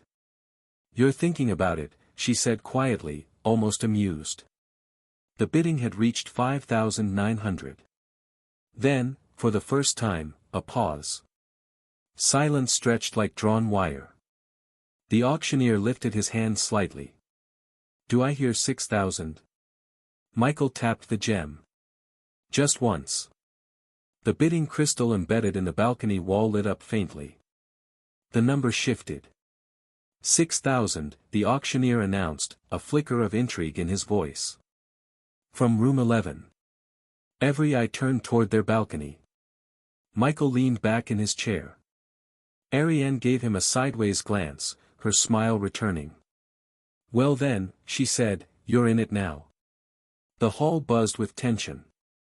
As soon as Michael's bid rang out from room 11, the price reached a psychological threshold. Most casual bidders dropped out immediately, either out of budget or sense. But not all. 6,100, came the voice of a man from room 4. Confident. Arrogant. Michael's finger hovered again. 6,002, he tapped. 6,3. 6,4. The battle was no longer fast, but it was persistent. Ariane sipped her wine calmly, but her eyes followed the numbers with interest. Then, just as Michael raised the bid to 6,800, the hall shifted. A gruff voice cut through the air with deliberate volume. Room 11, the man from room 4 spoke again. Surely this noble one can give this face and let it end here? Michael's eyes narrowed slightly. Face. Ariane stopped mid-sip. Her gaze flicked sideways. Did he just? As if to confirm his audacity, the man added smoothly, I am Vayne Calidor, third son of Marquis Calidor. I assume even room 11 wouldn't wish to offend a major house over one slave. A few nobles murmured from the audience below. It was a subtle threat. Michael remained silent. But before he could respond, Ariane stood. Her voice was crisp, clear, and carried weight. Marquis Calidor's son, are you threatening the Evermoon household? The air froze. Michael turned to her, briefly surprised by how fast she'd acted. Below, the auctioneer went still. The attendants held their positions. Even the girl in the cage finally blinked once. The silence that followed was deafening. Room 4 went quiet for a full beat. Then the voice returned, but more restrained now. My lady, I meant no offense. I did not realize the Evermoon household had such direct interest. He was trying to backtrack, but the tone had changed, neither fully apologetic nor defiant. A coward's middle ground. Ariane's expression remained neutral, but Michael could sense the heat behind her calm voice. Ariane was angry because someone had tried to use status to pressure the person sitting beside her, and in front of him, no less. She sat down again, but this time without her usual grace. That man's face is too thin for such a thick ego. Michael didn't reply. His eyes returned to the bidding crystal. 6,900, he tapped again. The tension snapped. Room 4 didn't bid again. The silence stretched for 10 heartbeats, then the auctioneer raised his hand. No further bids. Going once. He looked around the chamber. Going twice. Still nothing. Sold. To room 11. A final chime echoed through the chamber. Michael leaned back in his seat. He hadn't just bought a powerful asset. Michael leaned slightly toward Ariane. What now? She didn't hesitate. Now. You wait. Someone will bring her to here. Probably one of the auction staff. Michael nodded. Ariane set her wine down and folded her hands across her lap, tilting her head toward him with a casual smile. You'll need to sign the ownership contract once she arrives. They'll also confirm the transfer of funds and imprint the slave seal, unless you request a delay. Michael raised a brow. Delay. Ariane nodded. Some buyers prefer to hold off until they have better containment or transport arranged. In your case. She gave him a once-over, eyes twinkling faintly. I doubt that's necessary. He didn't rise to the tease. Down below, the auction resumed. The auctioneer cleared his throat, his voice steady but subtly charged with anticipation. And now, for our 8th item of the evening, something extraordinary. The lights dimmed slightly. The attendants wheeled out a new pedestal, this time carrying a heavy black iron box covered in intricate, rune-like engravings. Michael tilted his head, brow furrowing slightly. The moment the latch was undone. Boom! A wave of invisible pressure erupted from the box like a thunderclap. Michael's eyes widened faintly as a pulse of crimson aura flooded the hall. The walls shook ever so subtly. Ariane's face paled and she instinctively sat straighter beside him, her glass still in hand but unmoving. Gasps echoed throughout the hall. The auctioneer didn't lose composure, though even his voice was a notch tighter. Contained within this sealed relic is the blood essence of a peak grand tier poison wyvern. This essence was extracted from a slain wyvern in the Ashen Wastes nearly 6 years ago by one of our top warrior groups. It has been refined and sealed to preserve its purity. Suitable for high-grade pill crafting, advanced alchemy, and, most notably, for bloodline infusion. Murmurs rippled. Particularly favored by those walking the path of bloodline knights or attempting to awaken draconic affinities, the auctioneer added. This essence has been appraised by 3 guild-verified alchemists and confirmed to still retain 70% of its original potency. This was what it meant to the others in the hall. To Michael, it was different. Ordinarily, he might not have cared much about a drop of monster blood, no matter how rare or potent. But the situation had changed. This wasn't just any material. This was a perfect fit for his undead. More specifically, isn't this really suited for Lucky? Okay, maybe it was a bit of a stretch to say it was perfectly suited for Lucky, especially with Gale around. In Michael's mind, wyverns were like the lesser cousins of true dragons, still dangerous, still powerful. Gale, as a griffin, also had wings. Infusing it with the blood essence of a poison wyvern could potentially enhance its flight capabilities or even awaken a new trait. But the problem was obvious, their attributes didn't align. The wyvern was poison-aligned. Gale, on the other hand, was a wind-type creature through and through. Fusing the two might cause a mutation. Whether that would be beneficial or disastrous, no one could say. Now, Lucky was a different story. It didn't have wings, but it was poison-aligned. If any of his undead had a natural compatibility with the essence, it was Lucky. In the end, the blood essence was valuable to both. Whether it went to Lucky or Gale, it wouldn't be a loss. Michael's eyes stayed locked on the box at the center of the platform. He was getting that treasure. One way or another. The starting price was soon stated. 50,000 gold coins. Minimum increment, 5,000. The murmurs returned, but this time, laced with awe and apprehension. This wasn't just a valuable item. It was a test of wealth. Michael didn't move. Not yet. He watched as the room recalibrated. 50,000 gold coins was no casual bid. And still, the first paddle rose. 55,000, called a deep voice from room 2. Another quickly followed. 60. Then. 70,000. The bids climbed like steps to a distant summit. 75. 80. 85. When the bid reached 95,000, there was a noticeable lull. The auctioneer, professional as ever, gestured with poise. Do I hear 100,000? Silence. Michael leaned forward, just enough for the signaling crystal to activate beneath his fingertips. He tapped. A soft chime echoed. 100,000, the auctioneer announced, this time unable to fully mask his surprise. Room 11 enters the bidding. The room shifted. A collective breath seemed to hold. 100,000 gold. That was over 10 million silver coins. They weren't just shocked by the number. Duke Evermoon's daughter, she's rich. So fierce with her bidding. But despite the awe, confusion lingered. Why would the princess need something like that? The essence's greatest value lay in high-grade alchemy and as a cultivation resource for bloodline knights, two fields that had little to do with Ariane Evermoon.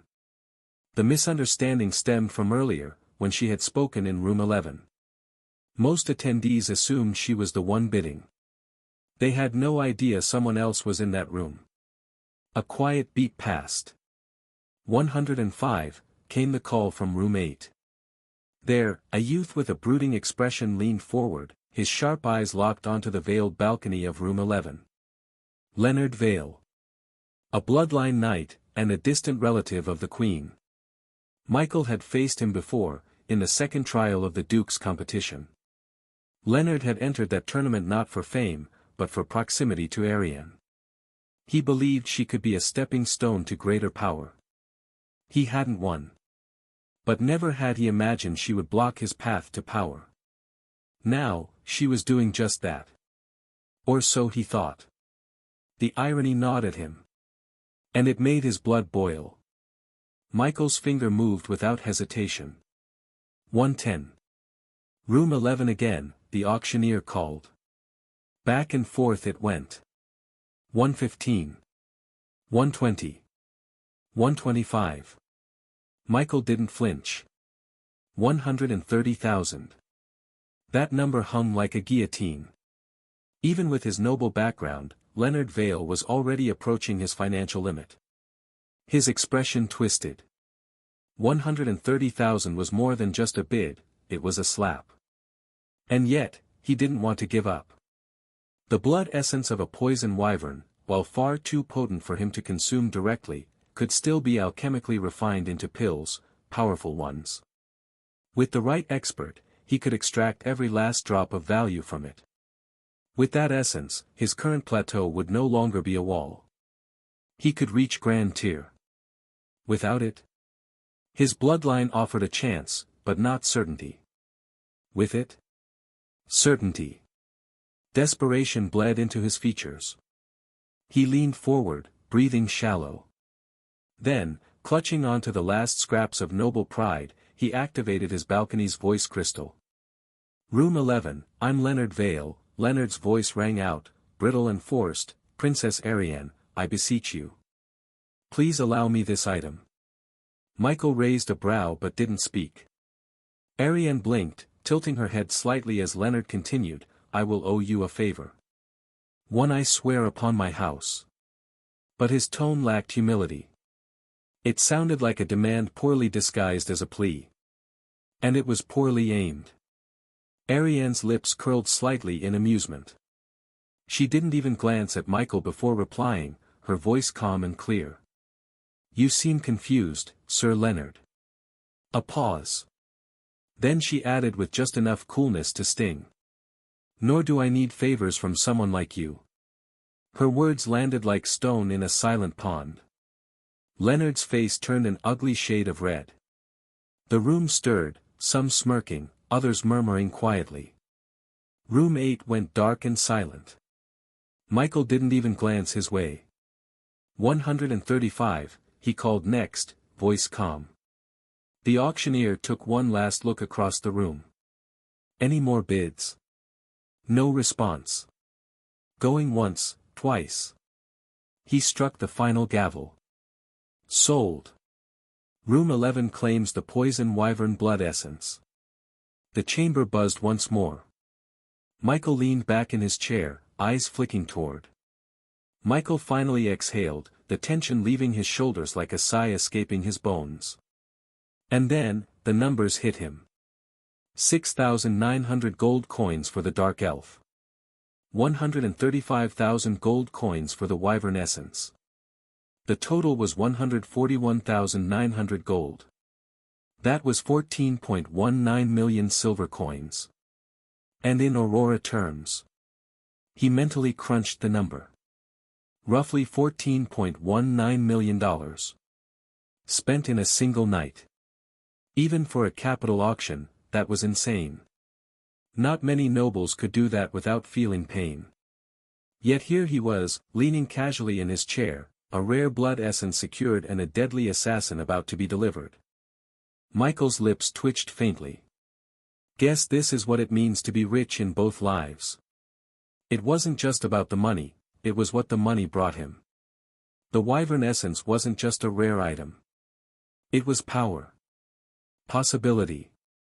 A future for his undead that most necromancers could only dream about. And the Dark Elf? A living weapon. A trump card. He had walked into this auction with no real goal beyond curiosity. Now. He'd walked out with two of the most valuable assets in the entire event. Worth it. Every damn coin. Even so, he couldn't help but let out a quiet snort.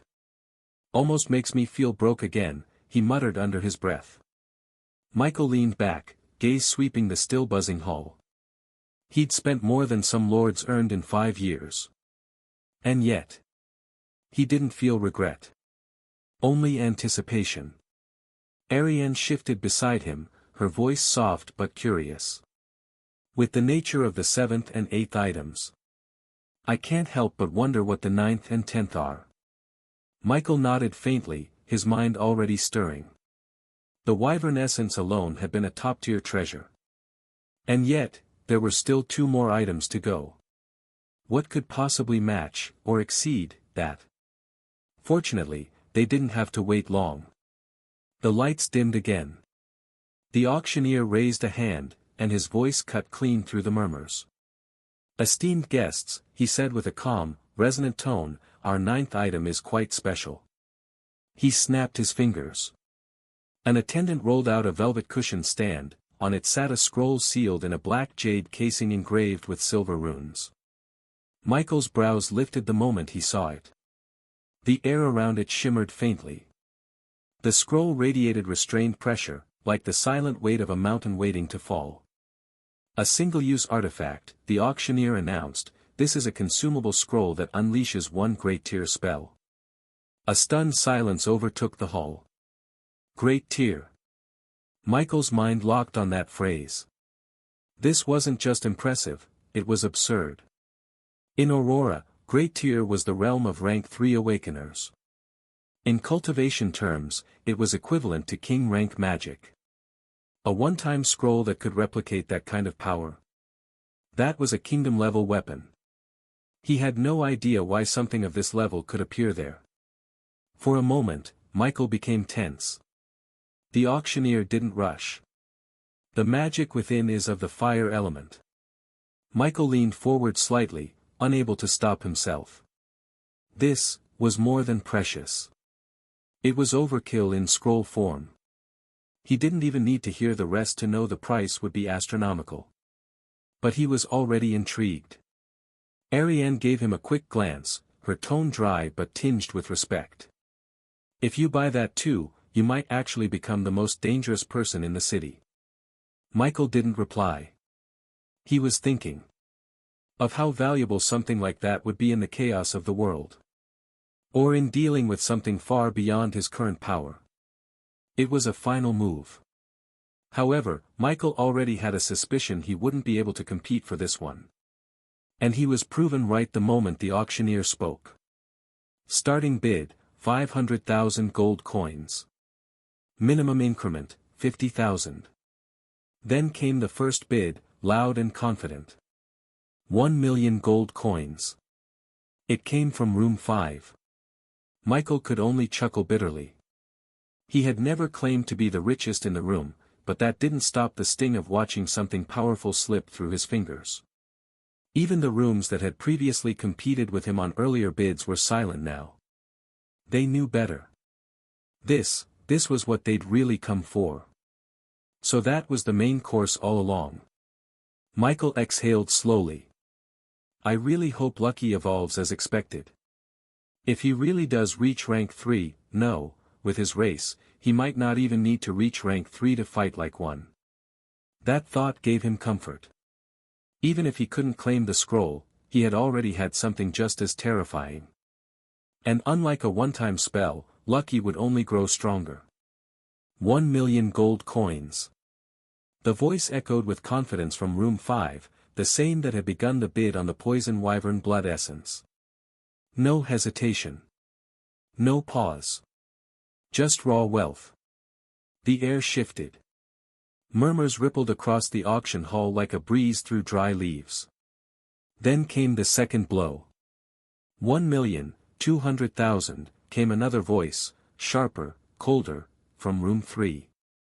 Michael raised an eyebrow. That room had been silent for most of the auction. 1,500,000. This time from room 1.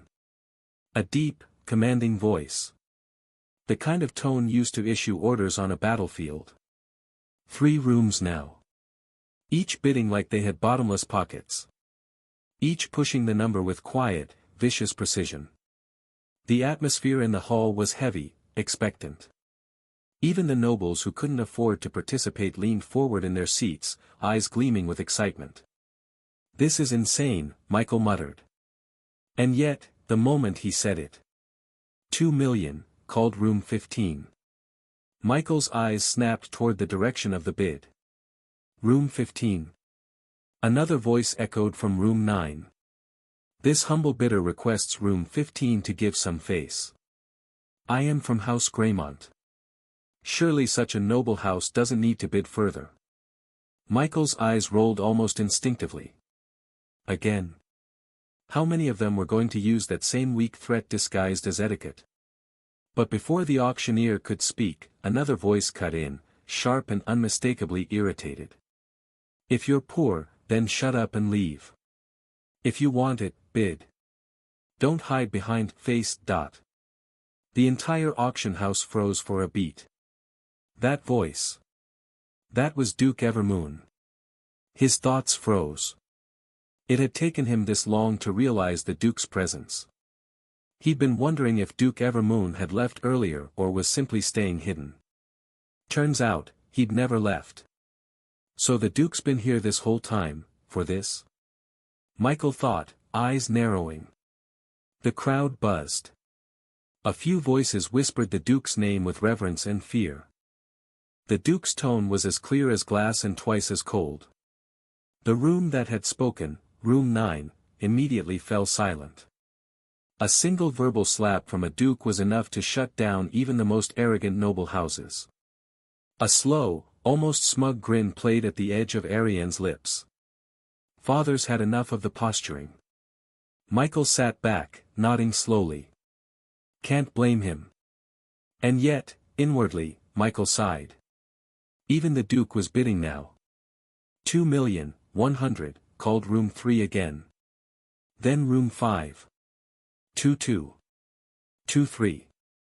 2,500,000, came the thunderous bid from room 15. The hall shook, not literally, but the weight of the number struck every listener like a hammer. Some nobles gasped. Others fell silent, their expressions stiff. Michael simply exhaled. Yeah. I'm definitely not in the right tax bracket for this one. He glanced at the crystal embedded in his seat. Not even worth considering. I swear, he muttered to himself, this place wasn't built for a poor man like me. Ariane laughed softly beside him. You've done more than enough tonight. If you bought that scroll too, people would riot. Michael offered a dry chuckle, but his mind was already racing through the conversion. 2,500,000 gold coins. That was, over 250 million silver coins.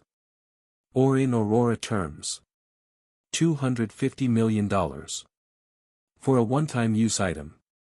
Sure, it was powerful. But still.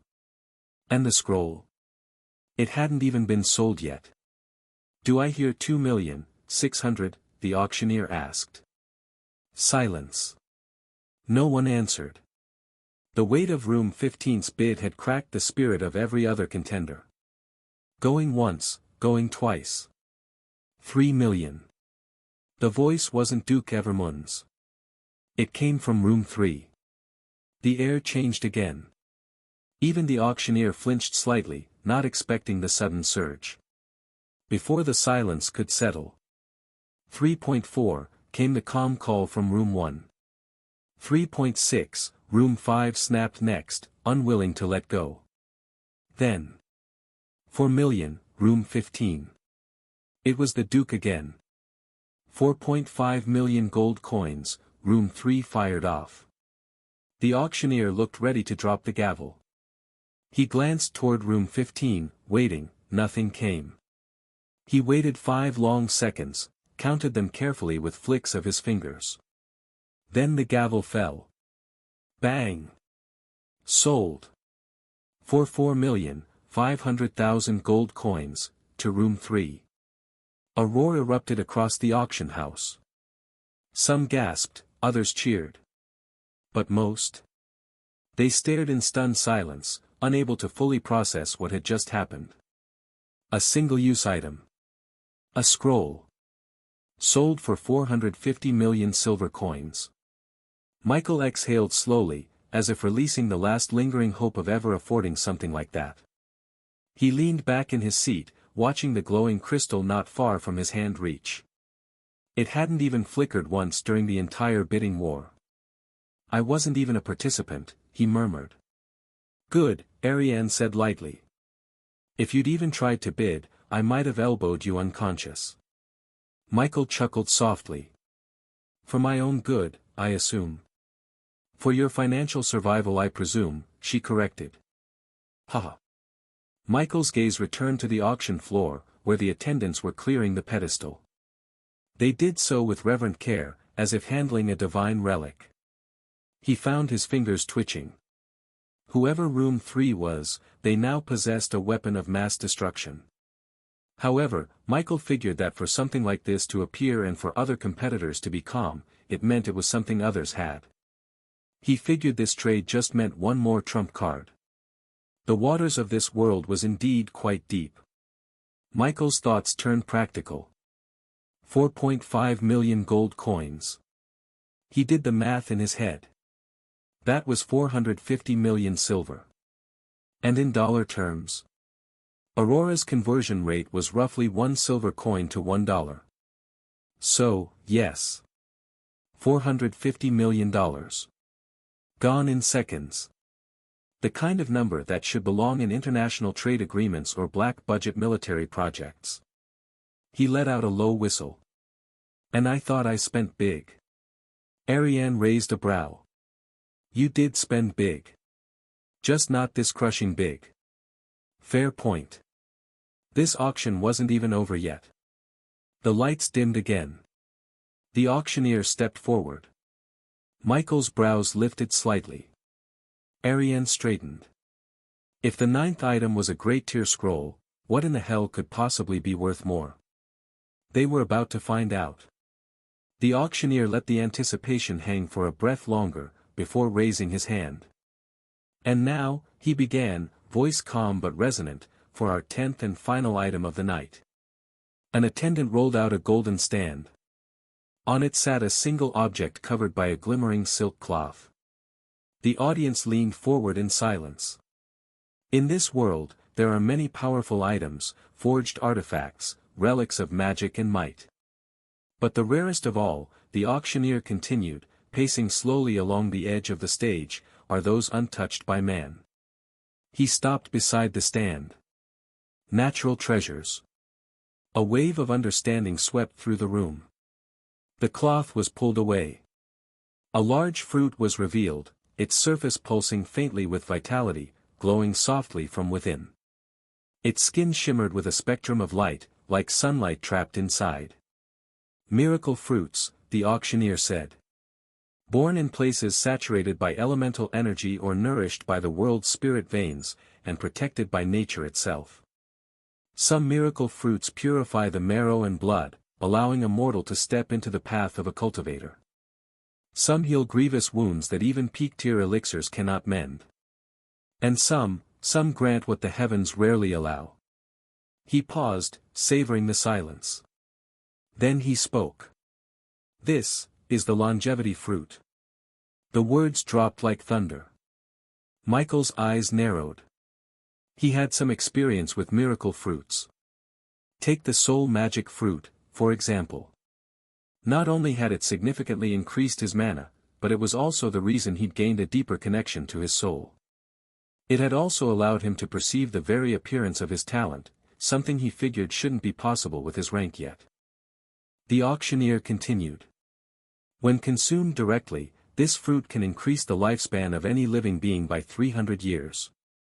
It matters not your race, rank, or cultivation stage.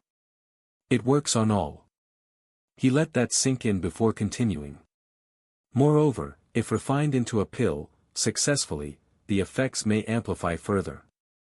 Depending on the alchemist's skill and the quality of the refinement, the resulting pill can add another 100 years, at the very least. Now the room was truly silent. Not even whispers. But the auctioneer wasn't done. And perhaps most astonishing of all, mortals can consume this fruit with no adverse side effects. In fact, in rare cases, they may leap directly to the intermediate cultivation stage. For the powerful, this was a treasure to extend their reign. An opportunity to gain even greater power if they could. For the weak, this was a miracle. Michael exhaled slowly. A fruit that could rewrite someone's fate. This was priceless. This was indeed the main show of the auction. Tonight's final battle was about to begin. The auctioneer let the weight of his words linger before finally announcing. Starting bid is 5 million gold coins. Minimum increment is 100,000. A ripple of tension shot through the hall. 5 million. That wasn't just more than the scroll. It was more than what the scroll had even sold for. Michael felt the air change. He leaned forward slightly, watching the crowd, watching the tension coil like a spring. Then, a bid was called. 7 million. Gasps erupted. Someone had jumped the bid by 2 full million coins in one move. The auctioneer, a professional to the bone, couldn't help but flinch. 7 million gold coins, he confirmed. Room 7 enters the bidding. Michael blinked. That room hadn't participated in anything all night. It made sense though. For a treasure like the longevity fruit, there were people who would wait all night for just one moment. 7.2, another voice followed, room 1 again. The commanding voice that had joined in for the scroll. Then. 7.5. 8 million. 8.5. The bids were rising fast now, rolling like thunder. Unlike the earlier items, no one tried to posture or bluff. No pleas for face. No hollow threats.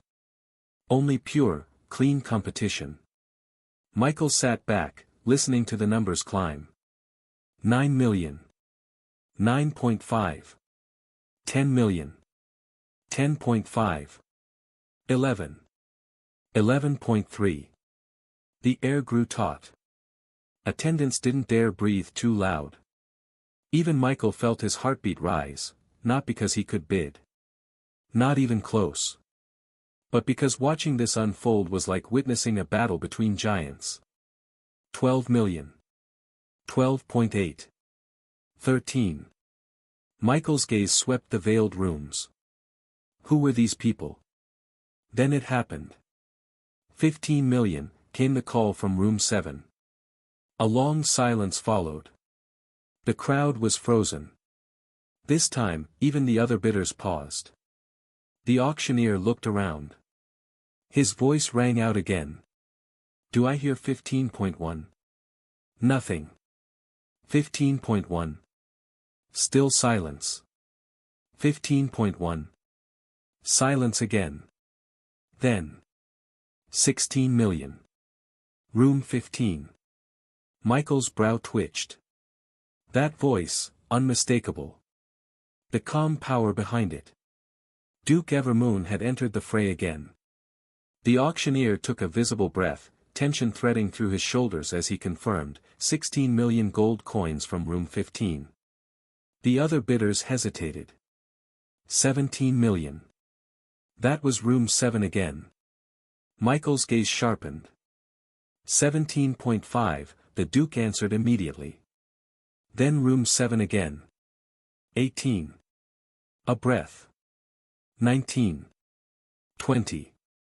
The Duke didn't stop. He didn't even flinch. And room 7. 21. 21 million. Gasps echoed.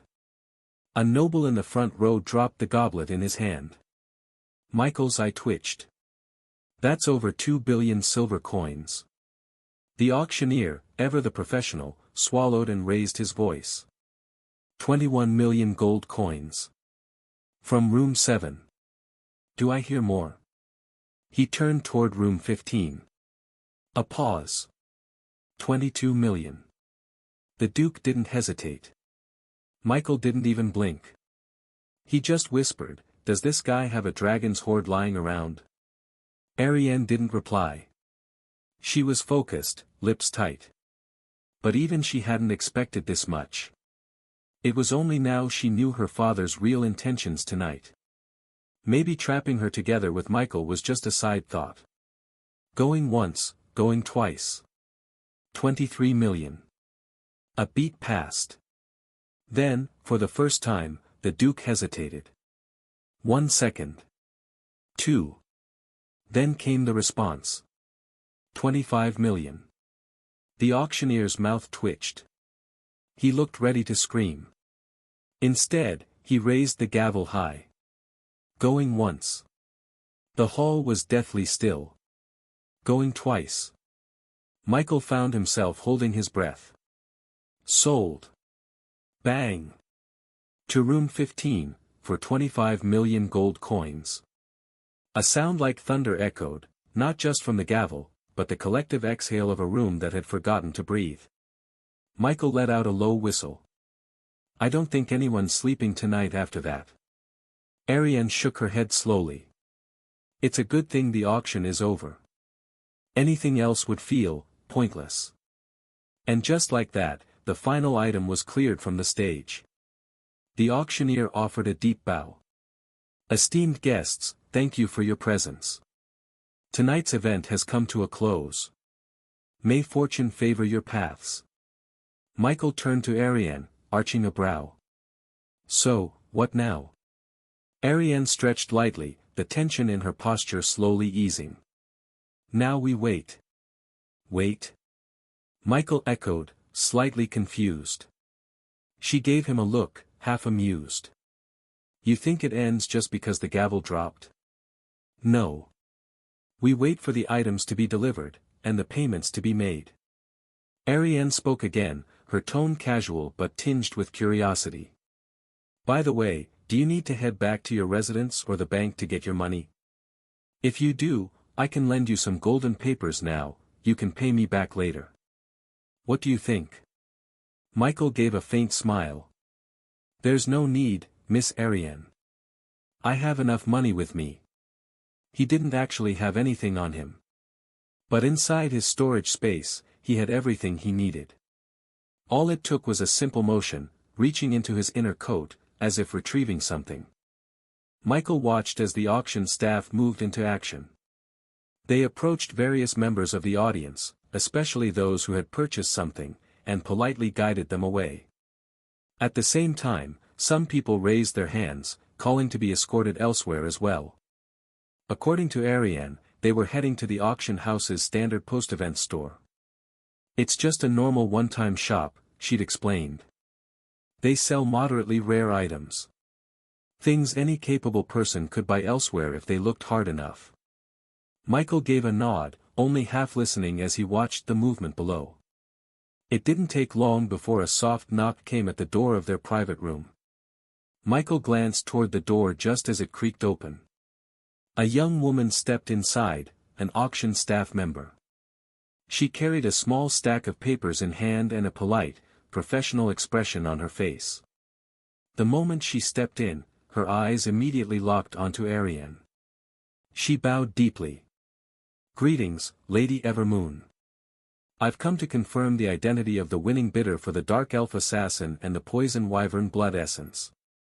Then she turned slightly toward Michael, her expression shifting just a fraction. Surprise flickered in her eyes. She hadn't expected anyone else in the room. But for some reason, she also felt the youth in front of her looked a bit familiar. Before she could speak, Ariane cut in with a small smile. Oh, the items weren't for me. The woman blinked, momentarily stunned. She looked between Ariane and Michael again, once, then twice. Then her gaze lingered on Michael, confusion now obvious in her eyes. She tried to recover her professional poise, bowing slightly to him as well. My apologies, sir. I wasn't informed there was another guest in room 11. Michael waved it off calmly. No issue. The staffer quickly shook herself free of the confusion and returned to business. Very well. May I confirm your identity, sir, for the record? Mike Knorr. It was then it clicked to the staff. So this was Mike Knorr. No wonder he looked familiar. After all, she had watched bits of the competition a few days ago, but she never expected to see him now. Her gaze shifted between the two people in front of her and a suspicious thought came to her. However, she didn't dare to speak of it. Your items will be delivered shortly. We ask that payment be confirmed before the transfer. Of course, Michael replied smoothly. The woman bowed once more, cast one last curious glance between him and Ariane, and stepped out. Once the door clicked shut, Michael leaned back slightly and sighed. It shouldn't be long before the next knock came, and with it, the delivery of 2 acquisitions. 1 blood essence. And 1 dark elf assassin. As he waited for the staff to arrive, Michael subtly reached into his coat, his fingers brushing against the invisible boundary of his storage space. With practiced ease, he withdrew the exact amount of golden papers he needed, plus a little extra. A golden paper was worth 1,000 gold coins. With his huge purchase, Michael just needed a bit close to 150.